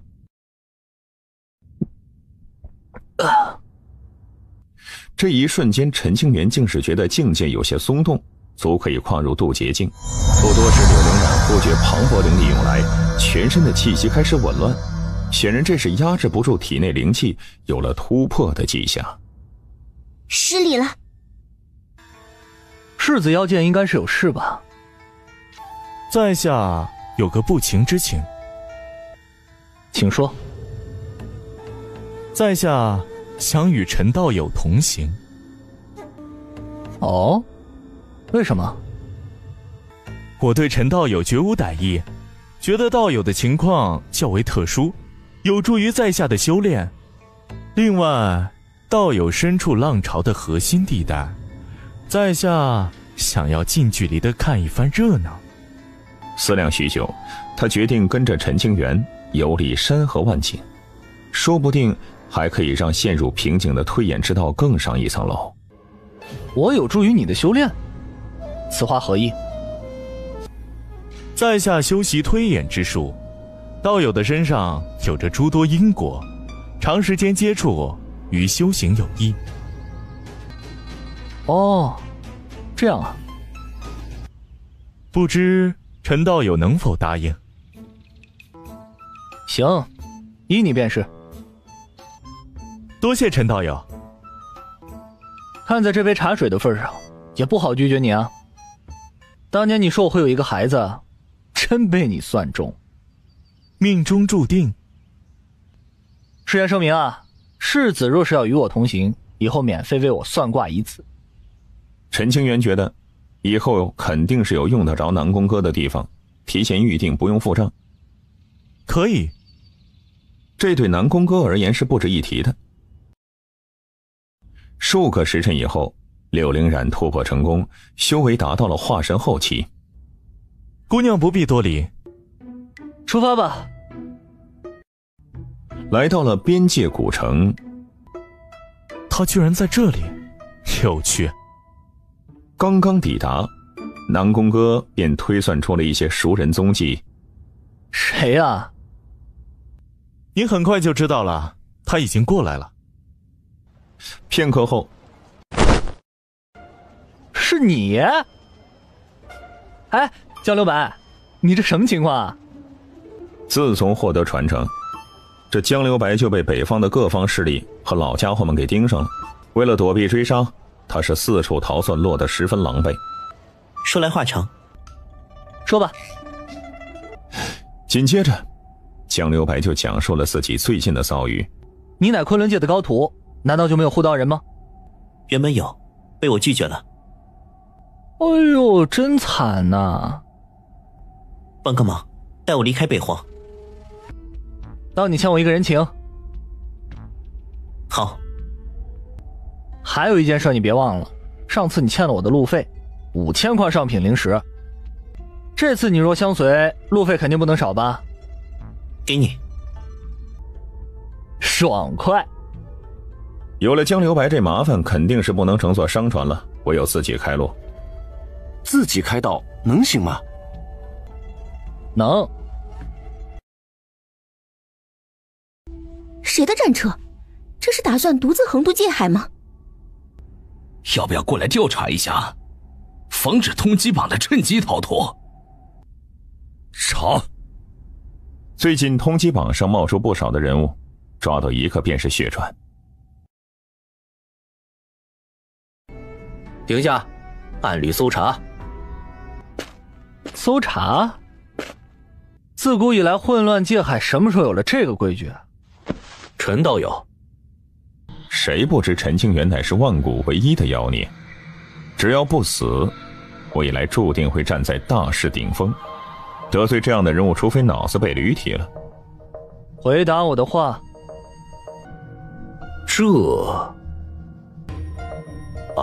近期有盗贼作乱，为了保证大部分修士的安全才出此下策的。若有惊扰到陈道友的地方，还请见谅啊。哼，盗贼作乱，你以为我这么好糊弄吗？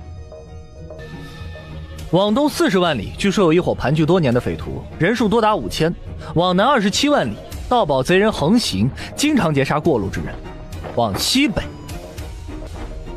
这些盗匪的消息想必很多人都知情，甚至有人受到过迫害。诸位既然打着惩处盗匪的名义，为何没有半分行动，偏偏要来挡住我的去路？莫非想要劫杀于我？万不敢对陈道友生出歹心呐。一旦被陈庆元扣上帽子，那估摸着小命不保了。大势力的恩怨争锋，小人物是绝技不想参与进去。这么多横渡界海的盗宝车船，你们不去拦截，唯独挡了我的路，很难让我不多想。抱歉。按照消息内的陈清源的脾性，从须弥戒指里拿出上万块极品灵石，双手奉上，解除误会。我等的过错，还请陈道友不要计较，一点心意请收下。既是误会，那别算了。多谢陈道友的理解。白白损失上万块极品灵石，这相当于1/3的价点，肉疼啊！看在你们不容易的份上，要不要进来检查一下？这个又想探查，又怕得罪陈清源。哎，事先声明，如若没找出你们口中的盗匪，需要给予我一定的赔偿。有着狼牙世子坐镇，肯定有办法压制江流白的本源气息。也正因如此，陈清源才有恃无恐，毫不担忧。不了，陈道友人品高尚，肯定不会与盗匪为伍的。我等失礼了，告辞。为了不赔钱，连人品高尚都说出来了，这就叫什么？睁眼睛说瞎话。此去路途遥远，估计要月余。这个娃娃莫不是佛子之女？灵性十足，可体内经脉堵塞，全身透着死相。若非有大能出手，怕是活不到今日。不聊这些，咱们还是谈谈陈道友的后续打算。我的打算？这有什么好聊的呀？陈道友莫非忘了，以后在下与你同行，总得知道接下来该去往何处吧？此去地州，只为讨债。麻烦来了。但凡敢在混乱界海讨生意的家伙，那可没有什么善茬啊，都是高手众多，实力强劲。原来是最近名声大噪的陈清源，没想到咱们逮到一条大鱼了呀！交出过路费，便可平安离去。陈清源轻轻摇头，拒绝的很是干脆。我以为你背景深厚，我等便不敢伤你。在这混乱界海，谁来了都没有用。趁我现在心情好，滚蛋！有种啊！众盗匪已经探查过了，战车内绝对没有高手的气息波动。也正是这样，他们才敢来施压，毅然不惧。老哥，休息这么多年，出来干活了？一道黑光从衣袖闪出，老黑身体抖动几下，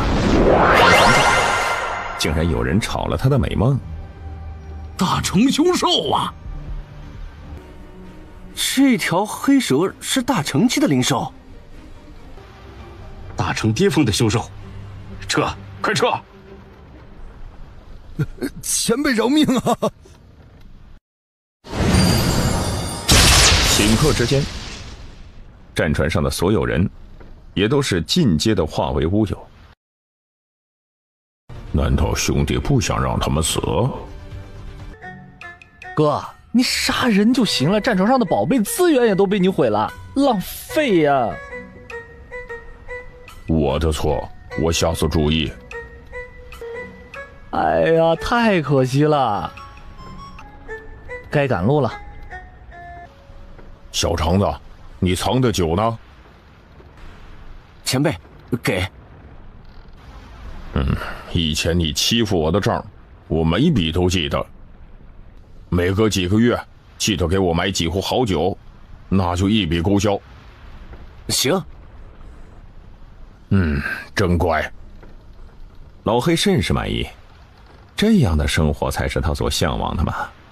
如果可以，他这辈子都不想回道医学宫了。爹爹。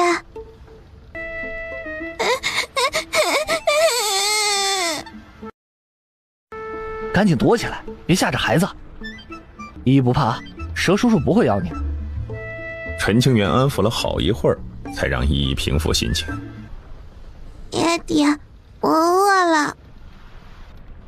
奇怪的相处方式，貌似这个丫头才是真正不能得罪的人。1个多月以后，多谢相助，以后若有机会，必定偿还此次恩情。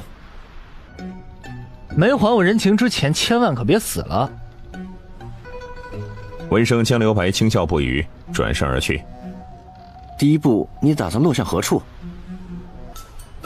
玄冰门。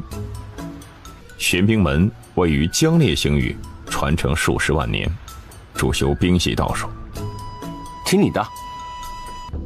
走，出发。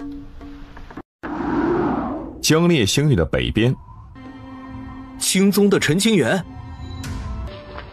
这家伙过来干什么？估计来者不善呐。玄冰门与青宗虽有旧怨，但也只是祖上掠夺资源。据青宗古籍记载，玄冰门祖上杀了青宗上百人，不然怎么可能把冰原地带收入囊中？陈道友今日来我玄冰门，有何意图？素闻玄冰门天骄众多，今日来此，只为与同境界之人论道。世人皆知，陈道友以合体修为，于北荒长盛道门之地力败渡劫尊者，方圆万古，也很难寻到同境界的对手。玄冰门的合体修士，无人能与陈道友抗衡，请回吧。玄冰门这是怕了吗？守身长老沉默不言。16万年前，玄冰门大举进犯冰原地带，杀了青宗过百人。那个时候，玄冰门害怕吗？老夫获见玄冰门的大长老。刚才陈道友所言之事，确实是玄冰门祖上所为。大势争锋，资源抢夺，难免有所伤亡。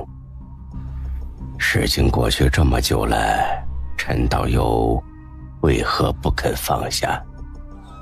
哼，人性自私，抢夺资源乃是常事。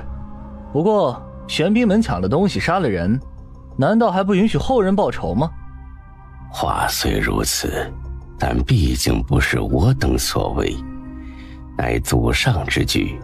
陈道友若愿以和平的方式解决此事，玄冰门一定尽力配合。资源之地，能者居之，没什么好说的。他要做的事，那就是为青宗讨回一公道，为死去的祖上先贤出口气，就这么简单。至于阁下的一句祖上之举，便想轻易抹除这段过往，未免可笑。难道玄冰门的后世子孙没受到祖上余荫吗？受了恩惠却又不愿意承担相应的责任，世上哪有这样的道理？所以陈道友想做什么？百类腰战玄冰门渡劫6境以下的全部修士，百战之局，恩怨自解。今日登门，腰战玄冰门的中流砥柱，百战之局生死无论。以此法，为青宗那些先贤送行。好，便依陈道友。我若有一举落败，青宗与玄冰门的旧怨一笔勾销。若百战皆胜，玄冰门当如何处理？百战皆胜，你这么有把握吗？事在人为吗？你若真的全胜，想要什么？玄冰门府库1/4的资源。数十万年的积累，莫说1/4了，就算是1/10，都可以砸死一大片的一流势力。陈道友莫不是在开玩笑？我敢以合体修为挑战贵宗的上百位渡劫尊者，贵宗却不敢赌上一部分资源，真让人失望。等着，此子太过狂妄，必须将其镇压。他的性命不可取，但可以给予一些教训。口出狂言，跟所有我宗1/4的资源抵御，坚决不能答应。本座承认他乃万古妖孽，世上难觅第二人，可想以合体之身战胜上百位渡劫尊者，这过于荒谬，绝无成功的可能性。真要深究，其实陈清源很客气了。30万年前，这里曾是荒芜之地，灵气并不充裕。青宗将大量的灵脉迁移至此，耗费诸多心血建立聚灵之阵，日积月累，化为冰原，成了世上最为丰富的资源地带之一啊！冰原地带曾经是青宗一手开发出来的，最开始的打算是要在这儿建立一道玄关，抵御魔渊之势。宗主，你怎么看？祖上之错，后世子孙理应负责。答应陈清源的提议。另外，他若真能百战而胜，玄冰门愿再给予1/4的资源，希望可以结个善缘。宗主，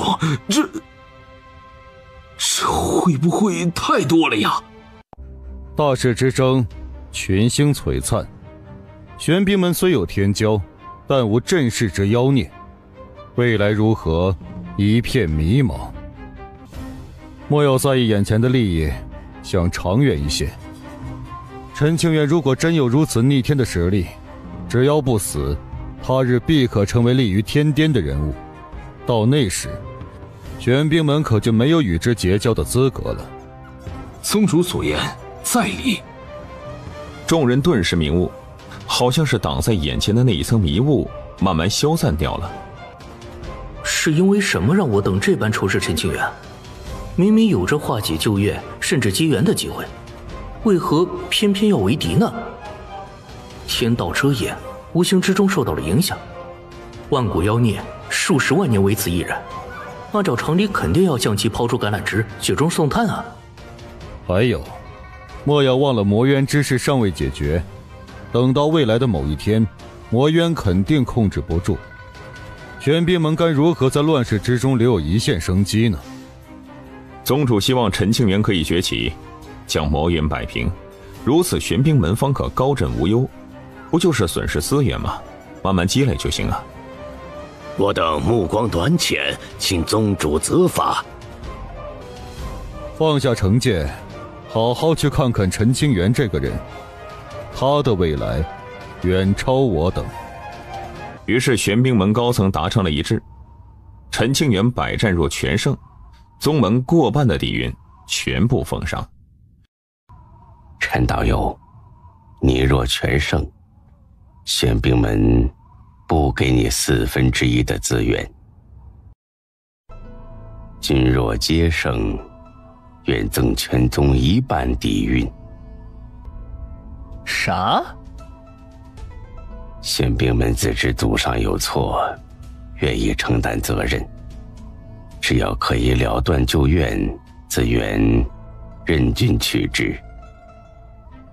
玄冰门没开玩笑？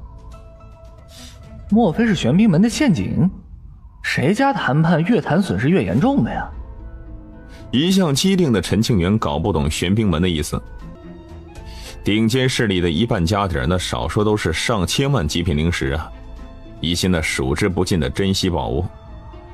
道友天赋盖世，玄冰门不愿与道友结缘。只要道友有能力，承诺的资源肯定双手奉上。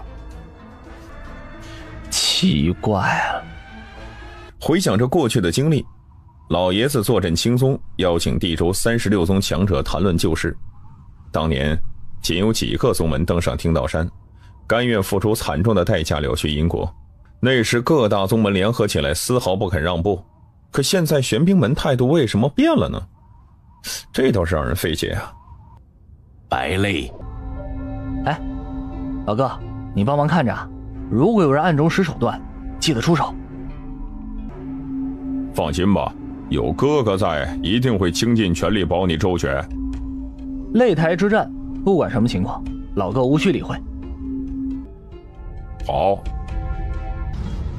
大成期的凶手，大成修士世上并不多见，有着大成凶兽陪同护道，不愧是陈清源呐，背景真雄厚。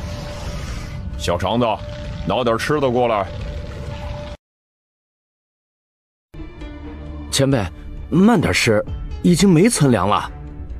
你不知道去买吗？但对此长子秋则是无奈的一笑，也没有反驳。谁叫自己以前犯了错呢？不小心得罪人家了。谁来一战？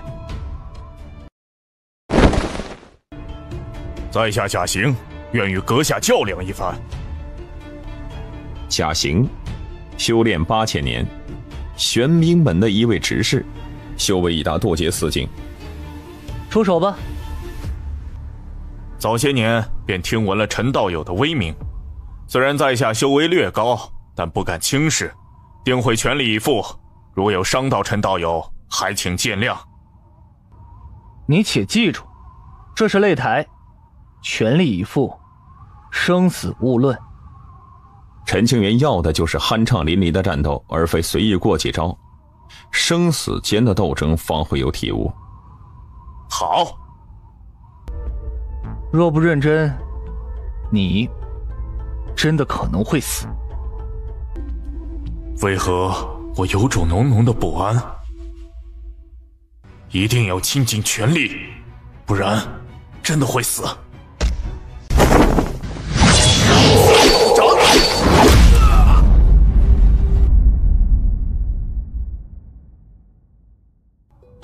我败了。贾行输了，被鲜血浸泡的眼睛看着正颤抖的双手，视野较为模糊，他心服口服。这一剑叫什么？微虚。怎么会输的？贾行的实力可不弱呀，怎会？刚才贾执事若不施展全力，恐怕已经死了呀。此子妖孽也。真正的妖孽，无视了天道秩序的禁锢，修为上的禁忌鸿沟，根本拦不住陈清源。与他同辈，何其不幸呢？他的身上有着禁忌痕迹，确实非比寻常。下一个。我是来打架的，不是来嬉皮笑脸。战若起，说了百战再谈，那就不可能停下。一开始霍简真不觉得陈清源有着百战皆胜的能耐，因为太过荒谬啊，任谁都不相信。此刻霍简改变了想法。谁敢出战？那些修为处于渡劫中期的执事长老纷纷沉默了。这一战可真的是有性命危险，若是侥幸赢了，那也没有任何的名声，毕竟是依靠修为优势，可若败了，很可能就会落得和贾行一样的下场。难道要让本座点名吗？正当玄冰门上下处于尴尬的气氛时，偌大的玄冰门，莫非门中之人皆是孬种？我辈修士何惧一战？今日连合体境的陈清源都不敢一战，他日怎能破劫入大城？多年以后，尔等皆要成为玄冰门的擎天支柱，怎能怯战？弟子愿往。董清羽，你刚刚踏入渡劫中期，实力连假形都比不上，此战若上，不怕死吗？